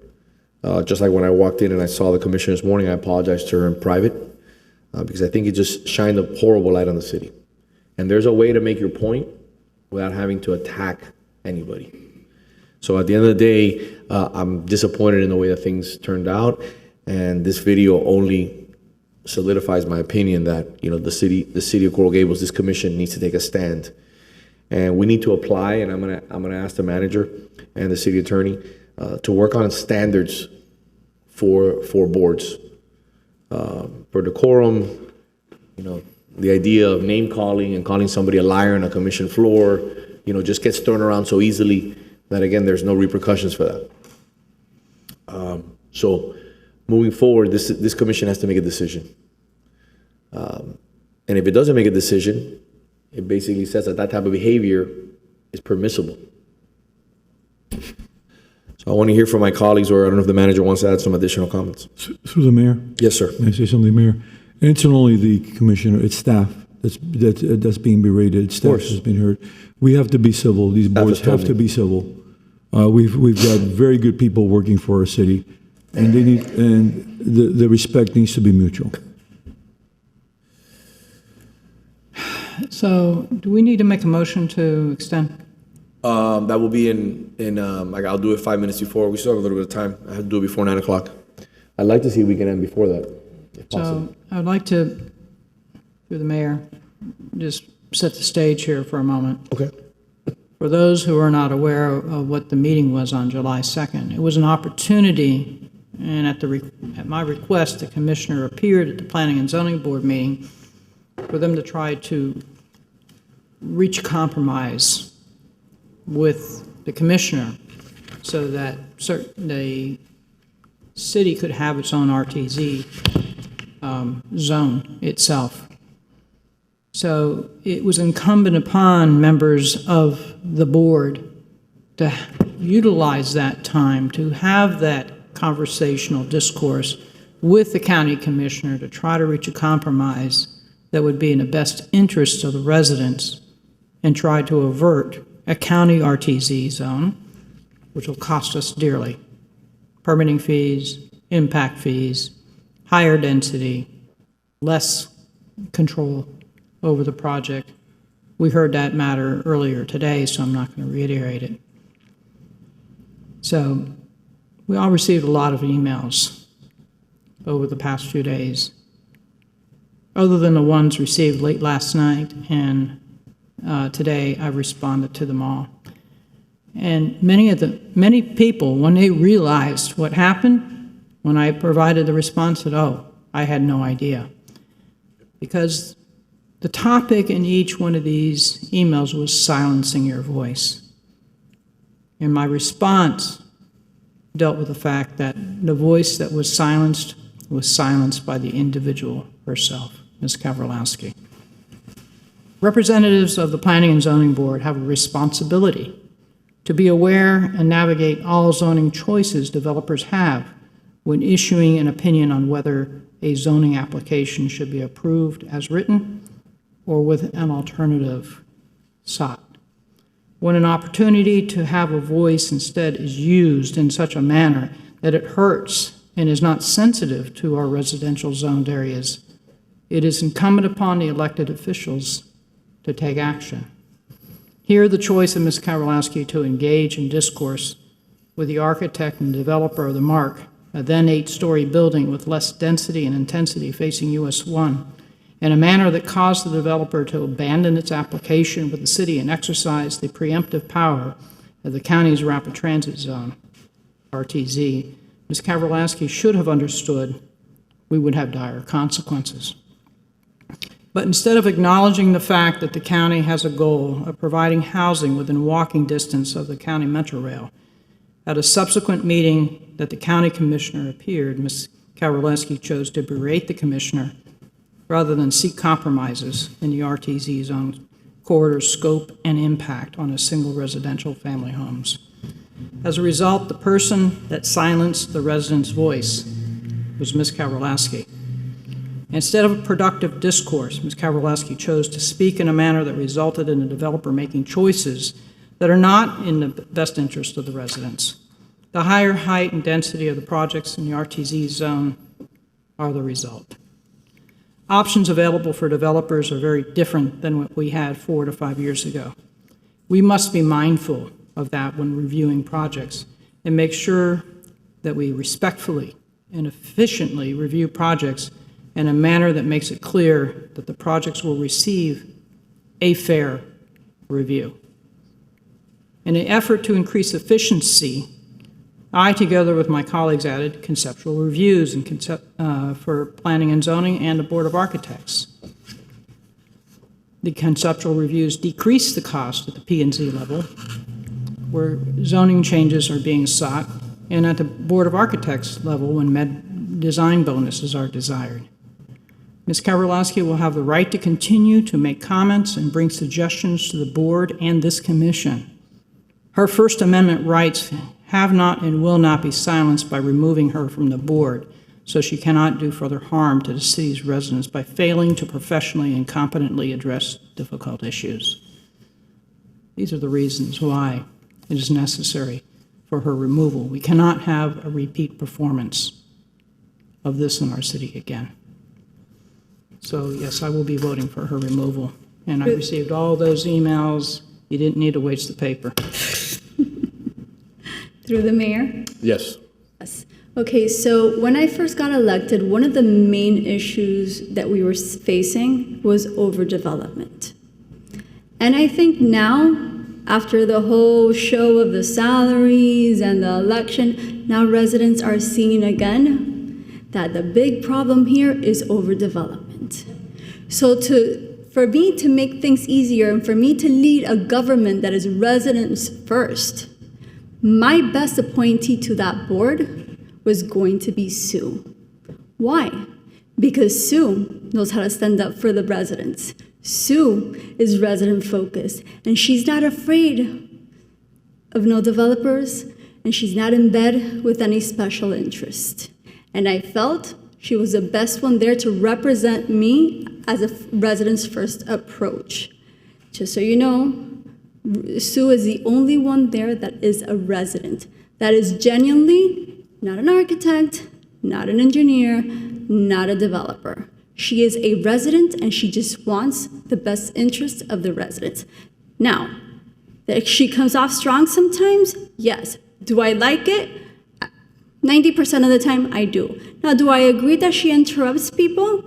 That we can work on. But whatever she says, she's entitled to say it. That's my belief, okay? Now, I do have a statement from her. Unfortunately, she couldn't be here. If I may, can I just interrupt you? I apologize. Madam City Attorney, I need a motion for one of my colleagues as we're getting close to 9 o'clock and it has to be done before 9. Yes, that's correct, For sir. an To extension, and continue beyond 9, you need a motion and I'm gonna setting a time until when you want to continue.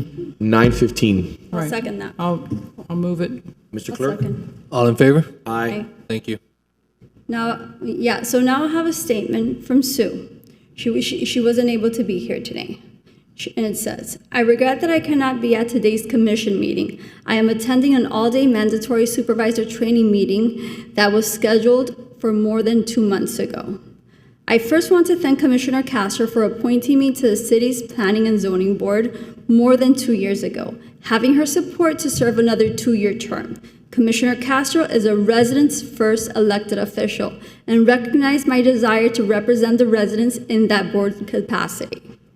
During my term, many development projects have come before me, the board, and I've always evaluated them based on 2 criteria.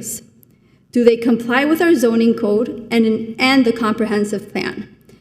And have the residents directly affected by the projects been effectively informed, consulted, and satisfied with the project?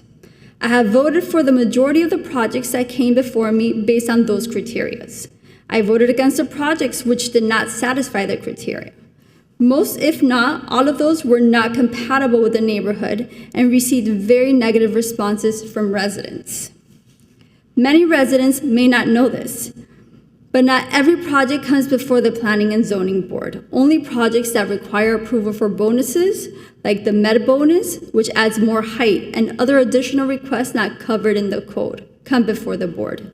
In other words, developers come to Planning and Zoning to ask that they be allowed to build something that they normally do not have the right to build. Far too often, I have witnessed board members showing unrestricted enthusiasm over projects, not asking critical and necessary questions or staying silent, and then voting yes. I was not one of them. Neither was fellow board member Felix Pardo. But today, you will hear from the manager and the mayor and the vice mayor try to frame me and Felix Pardo as the bad guys.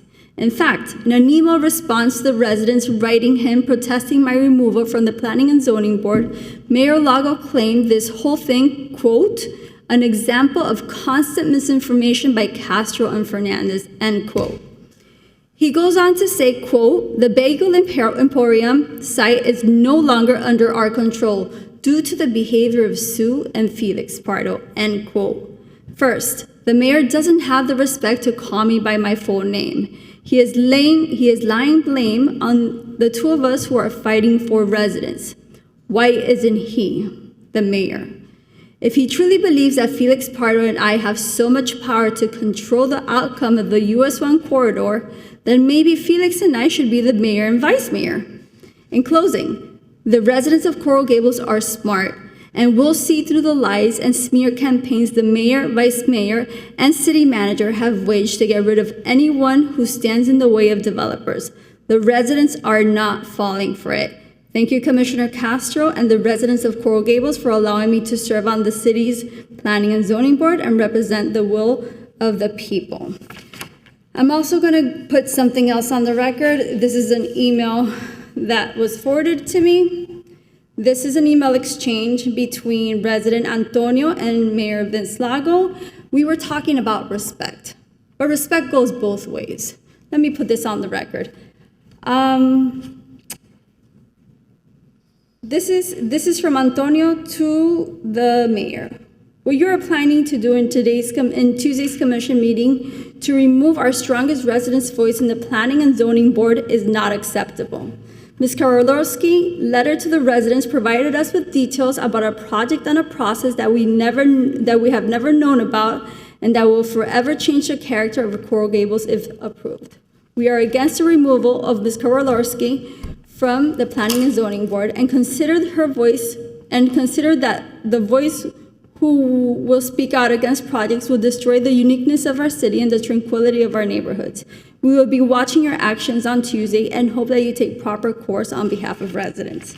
Then, Mayor Lago responded with, Antonio, thank you for your email, and I will use it as an example of the constant misinformation campaign by Castro and Fernandez.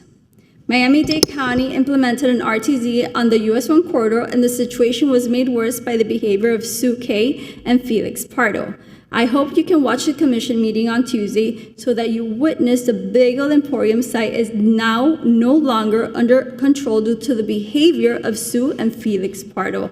I ask you to read the following Miami-Dade RTZ ordinance and ASAP's article to understand the truth and not fall for the political theater. Then he goes ahead and he puts a link of the RTZ ordinance, and then he puts a link of an ASAP article. I've copied the office and the clerk. It continues. Oh, I didn't know you were advertising ASAPs, but okay. Vince, the purpose of my email this morning was only in response to certain indications of the alleged intent to remove Ms. Sue from her seat on the Planning and Zoning Board for simply voicing the opinion of most Coral Gables residents. In my opinion, Ms. Korolorski, as the reason why Bagel Emporium site is now no longer under control of the City of Coral Gables Commission is a cheap shot and poor reflection of your authority as the mayor. Unfortunately, during my last 15 years as a Coral Gables resident, I have experienced many biased decisions by different Coral Gables commissions in favor of high-density developers when their projects were clearly against the then existing and long-established planning and zoning requirements. For example, the thesis, the mark, the waterway for short. I will be watching attentively your leading vote on Tuesday and compare it with your recent and persuasive re-election campaign promises to defend the residents of Coral Gables versus the developers and special interests. Truly yours. And then the mayor says, Antonio, just to be clear, I will vote to remove Sue Kay. Please become educated. Very disrespectful. Don't let your underlying bias side with a group of individuals who intentionally mislead you for their own benefit. The proof will be provided on Tuesday. I hope you write me an email after the commission meeting. He writes back, Vince, I never thought you would act differently now in this matter. Your past speaks for itself. No sense in changing now your well-earned negative legacy. I find disrespectful on your part your arrogant and condescending attitude in suggesting I become educated and cautious about my underlying bias. No need to patronize me. Just do your job defending the interests of the residents of Coral Gables versus the developers and special interests. That's what I've been saying almost the whole commission meeting today, but apparently I'm the one that's wrong. To end my conversation, I want to go ahead and once again tell this commission, residents have spoken. This is over 70 emails that everybody has gotten, 70, asking for us to please not remove Sue from the Planning and Zoning Board. This does not include all the ones I received today and late last night that I haven't been able to reply to. But once again, let's see if we act on behalf of the residents or other self-serving reasons. Okay, I'd like to respond. Thank you. First and foremost, I was very respectful with the gentleman. The way he responded to me at the end, there was another response that she didn't read where I told the gentleman, thank you for his guidance or something to that effect. I wasn't going to share this story.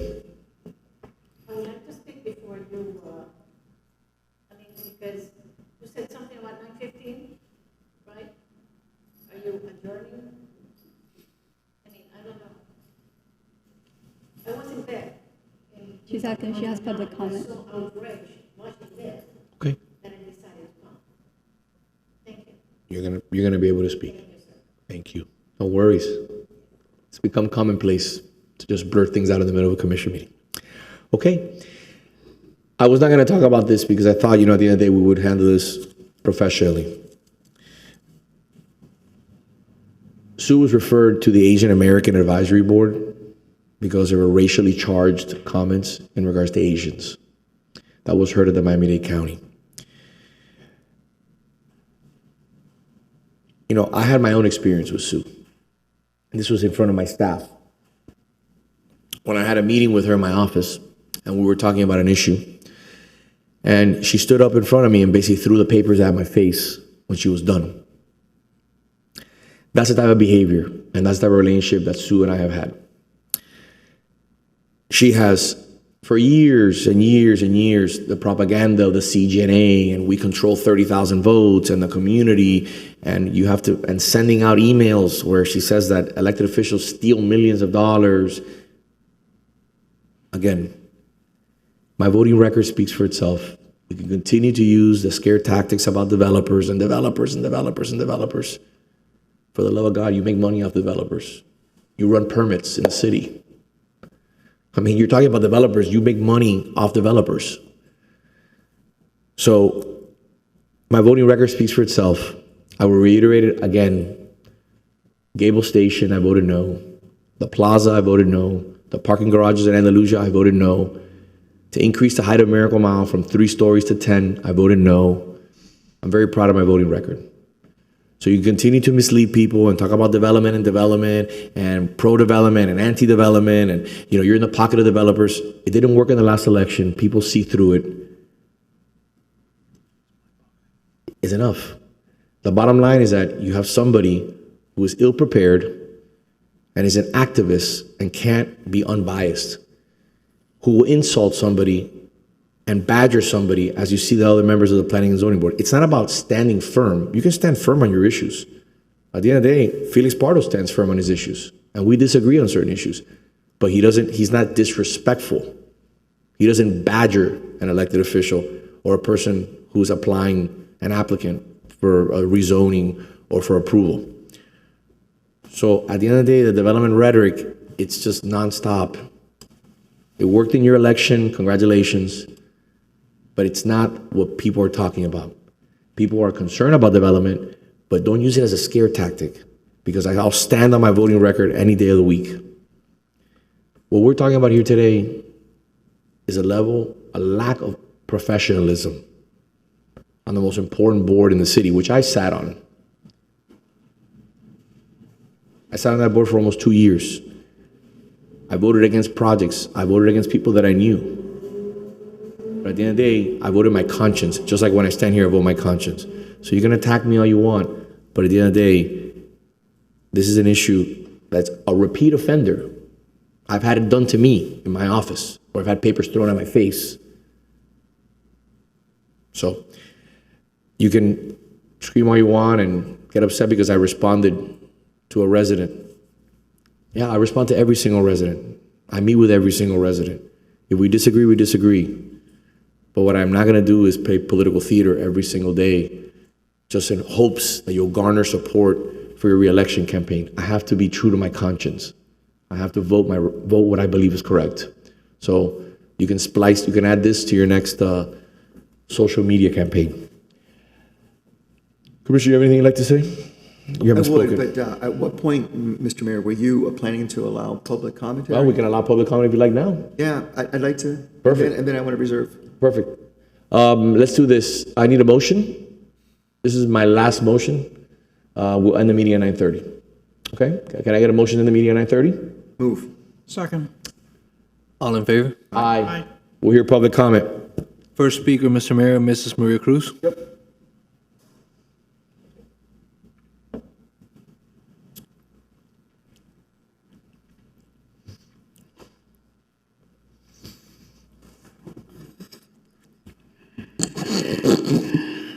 Mrs. Maria Cruz, 1447 Miller Excuse me, Ms. Road. Cruz. Mr. Clerk, will you please start the clock? I will. Thank you, sir.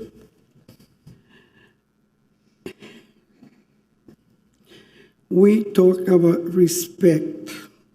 This resident just said something, and then you were very sarcastic to her. That's part of being respectful. Let me tell you, you're talking about Sue throwing a paper at you. Let me tell you, when you came to my ear and said I was no longer a Catholic, that was not respectful either.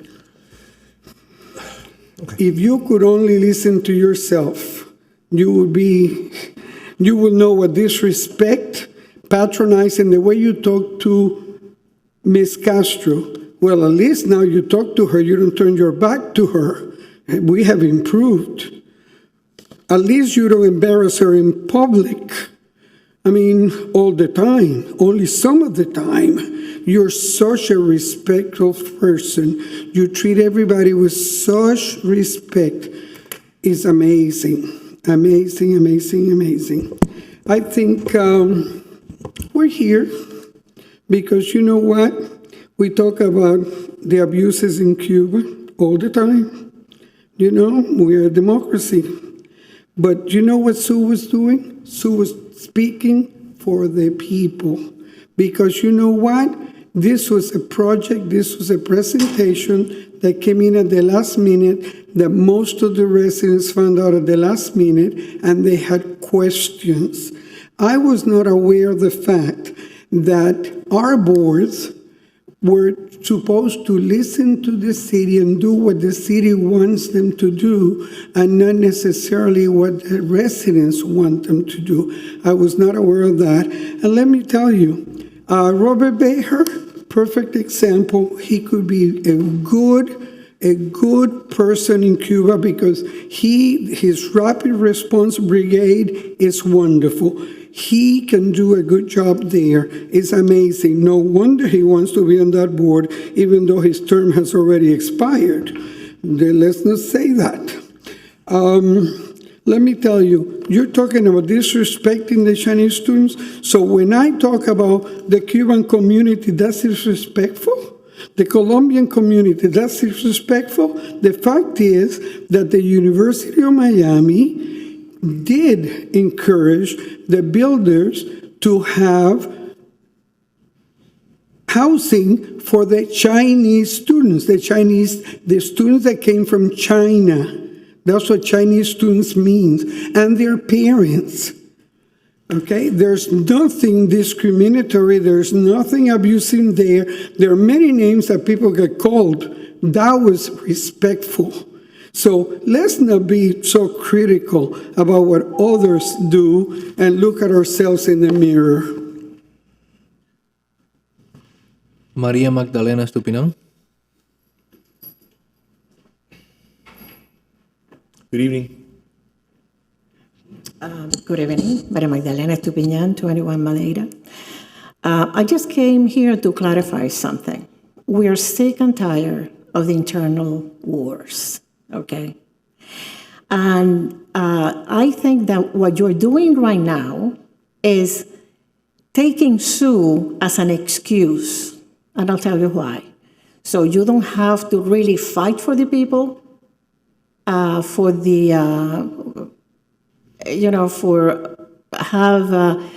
the developer doesn't have so much, I don't know, maybe the high, the whatever. So now Sue is the scapegoat. And it's not your fault. You don't have to face the developer. You are absolutely wonderful because, it's Sue's fault.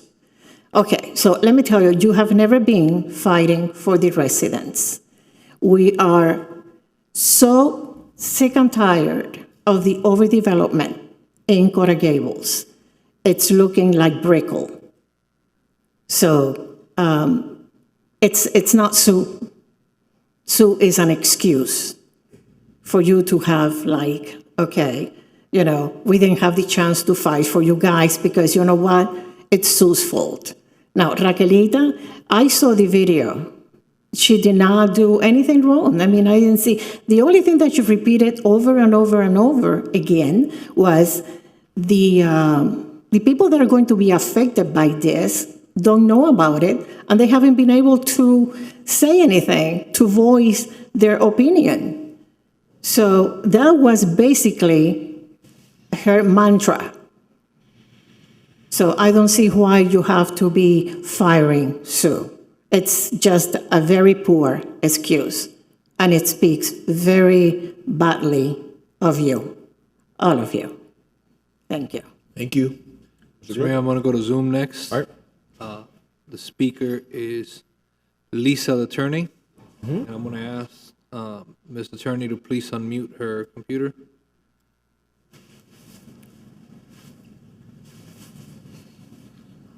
Give me a second.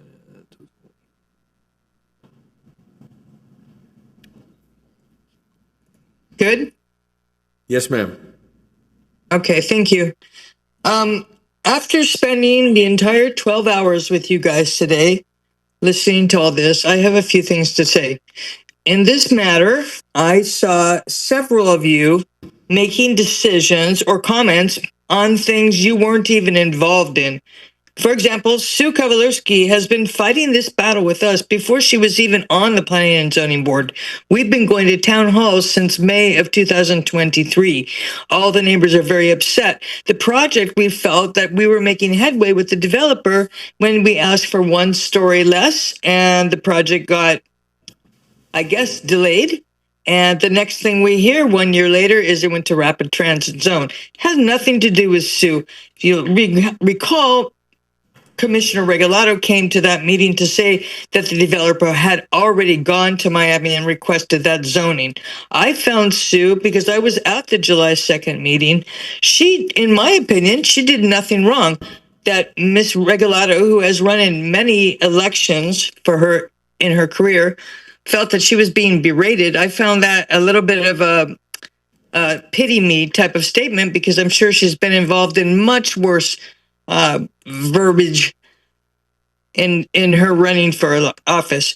So anyway, I think that you're taking Sue off the board is purely to make her look like it's her fault that the city of Coral Gables didn't have more to say about this development. I'm sorry, but you guys never got involved in this before we did as residents. Never. I've never seen a single one of you at a town hall meeting. And for the meeting that I was at about the Waterway Committee with Mayor Lago at the residence, which was just before the election, you made a phone call to a lawyer right in front of us on speakerphone and said there's Live Local Act and there's nothing we can do about it. So the job is done. You guys didn't try and stop it when it came out a couple years ago. You didn't fight like the city of Doral did. And now here it's coming down to it. And that's what I've heard all along is that we have nothing to do about it. It's too late. I'm sorry, but honestly, when I listen to especially you, Mayor Lago, and secondly, Mr. Lara, you guys talk so poorly to Ms. Castro. It's far worse than anything Sue said to Ms. Regalado. So I am embarrassed and I cringe when I hear some of the things you say. You may not be raising your voice, but it's what you say that's so embarrassing that you would speak to somebody else like that. That's it.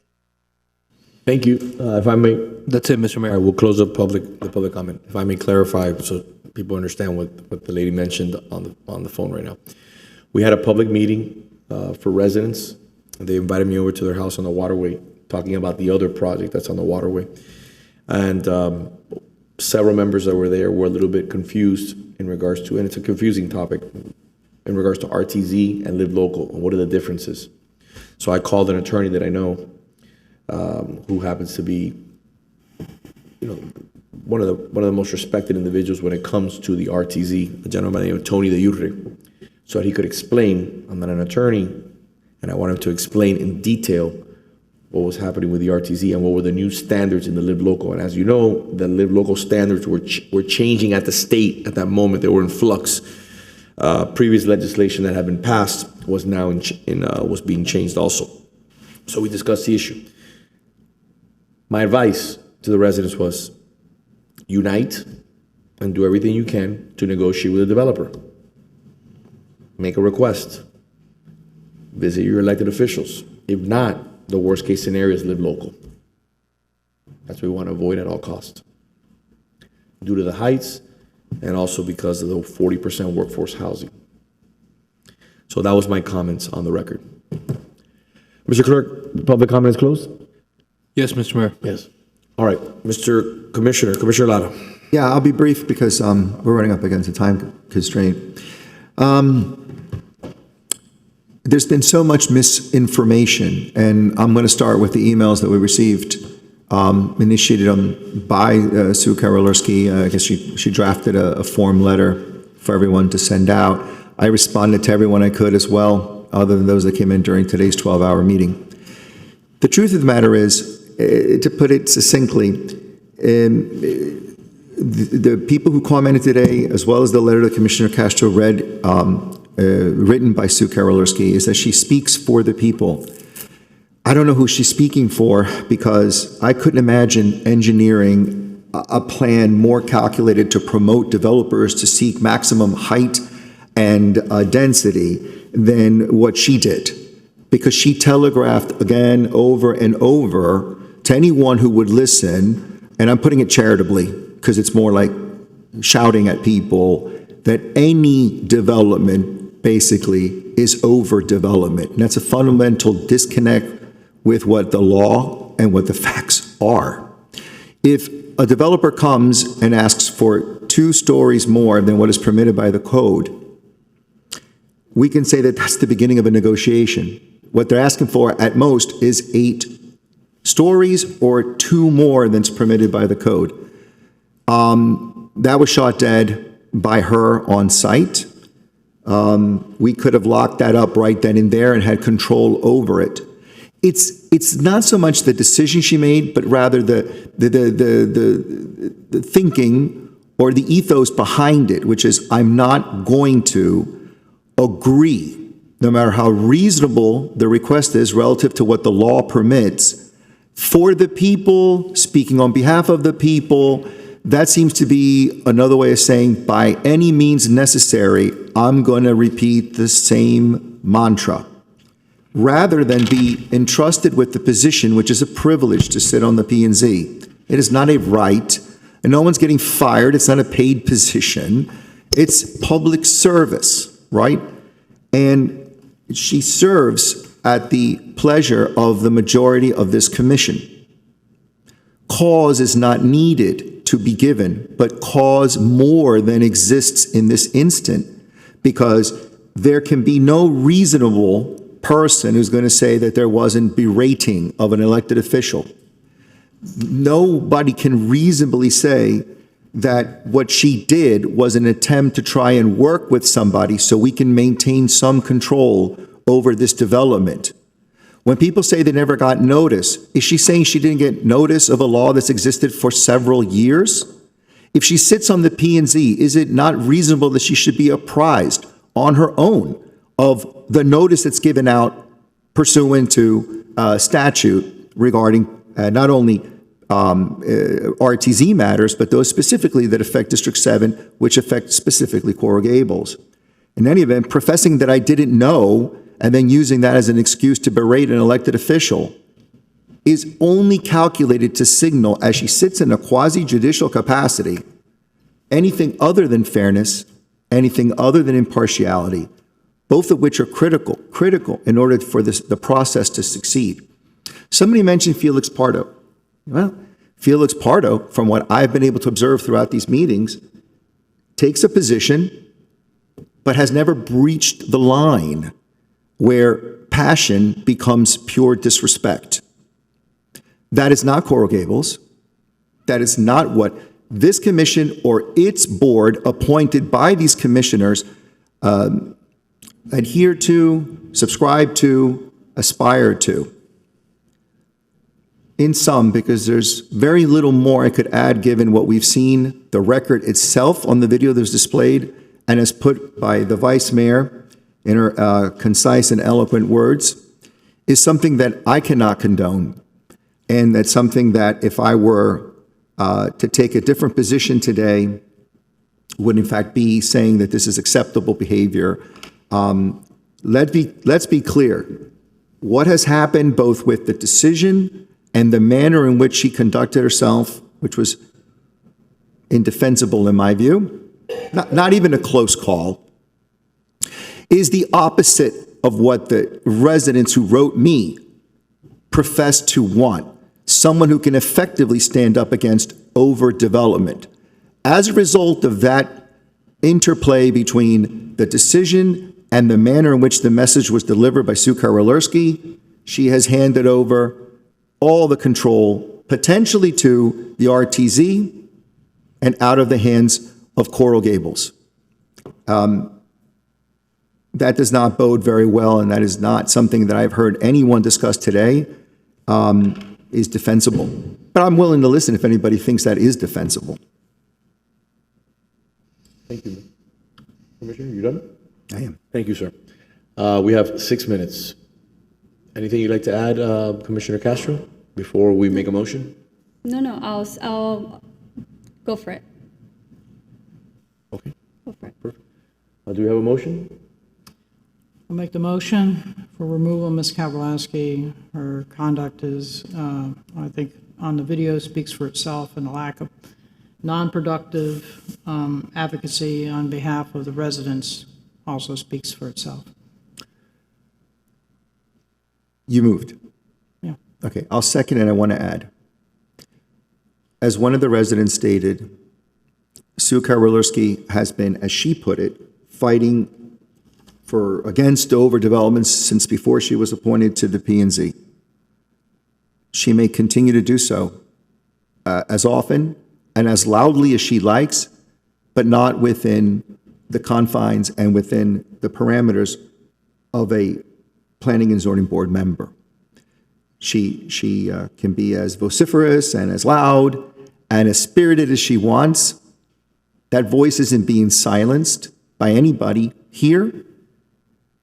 But when we have the mayor, the vice mayor, the city manager, another member of the P&Z, and myself apologizing to a county commissioner because of what occurred during that meeting, without even the slightest hint of contrition on her part, is not politically driven.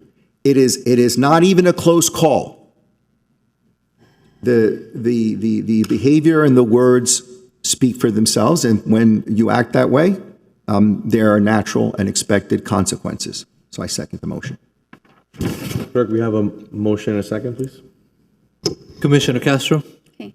My answer to this motion is going to be no, but I also want to add that now I'm not going to have an appointee to this board, and I've thought about it a lot. So for the next commission meeting, I would like to appoint someone who I trust, is resident-focused, who has the best interest of this city, and who I believe is fair. So can you go ahead and please, for the next commission meeting, appoint Kirk Menendez? Yes, ma'am. Thank you. Commissioner Lara? Yes. Vice Mayor Anderson? Yes. Mayor Lago? Yes. Just to clarify my colleague's request, that has to be brought before the commission and placed on the next agenda, correct, Madam City Attorney? Yes. Just, That's what I asked. I just want to make sure. Okay. All right, moving forward. Madam Vice Mayor, anything good for the order so we can finish up in the next, literally we have 3 minutes? Can't think of anything right now after this many hours. Commissioner Castro. Yes, I know there was a lot of back and forth and everything that I presented. Nothing got a second, and that wasn't a surprise to me. I came in knowing that was going to happen, so that is perfectly fine. But I do want to say that this moving, what you guys voted on, that the April election on the ballot was a complete victory. And not a victory for me, victory for the people. Because of how much I was advocating, I was censured for it. And this makes it totally worth it now that the people have a vote. I also retained my personal attorney to go ahead and prove that we were doing wrong. And I'm very, very happy that we at least are putting this to a vote. This is a complete victory, and I'm extremely happy, very, very happy. So if we can take something from this meeting is that. The second thing is, and I'm very, very excited to announce that the fight's not over. The fight is not over, people, because now I just got appointed as vice chair of the Development, Code Compliance, and Redevelopment Board for the Florida League of Cities. So I would not only be representing the best interests of my residents, especially when it comes to overdevelopment, but I will be representing you at the state level. And for that, I'm very happy, and I hope everybody that I represent is very proud as well. Thank you. Commissioner. Well, I congratulate you, Commissioner Castro, on that. And there's nothing I can think of that makes me happier than when you say you're happy. So I'm very pleased for that this evening. I'm very proud of the way we all conducted ourselves today, for the most part. But I think we're going to do better as we go further along in the meetings to come. We have another one that's coming up very, very soon. And it's 1 minute to go, so I'm going to stop right there. Thank you. Mr. Manager, with the support of my colleagues on the commission, I'd like to bring forward the Biltmore parking in the next commission meeting and make sure we address that in the next meeting. So I'd like that on the agenda, please. We were planning to do that, man. Perfect, thank you. Number two, Mr. Clerk, I would like for you to do a public records request, because we talked a lot about development today. I'd like to do a public records request, and I would like for the public records request to be over the last 2 years. I'd like to see every development project that's come before the city and how we voted. I'd like that to be sent to all my colleagues in the commission. And make sure that you give a copy to the Herald also, because I want to explain a little bit about how we're voting on development projects. And I want there to be a clear, distinct record. Number three, I'd like to wish my daughter, Catalin Lago, who on Friday turns 11 years old. I want to wish you a happy birthday. I love you, and you brighten my day every single day. So I want to thank God for having the opportunity to be her father, and it is a true, true, true blessing. With that being said, thank you to staff for doing an amazing job. Thank you for the residents that joined us. Thank you for our democracy. So at the end of the day, it's what has made this country the greatest country in the world. Thank you and God bless.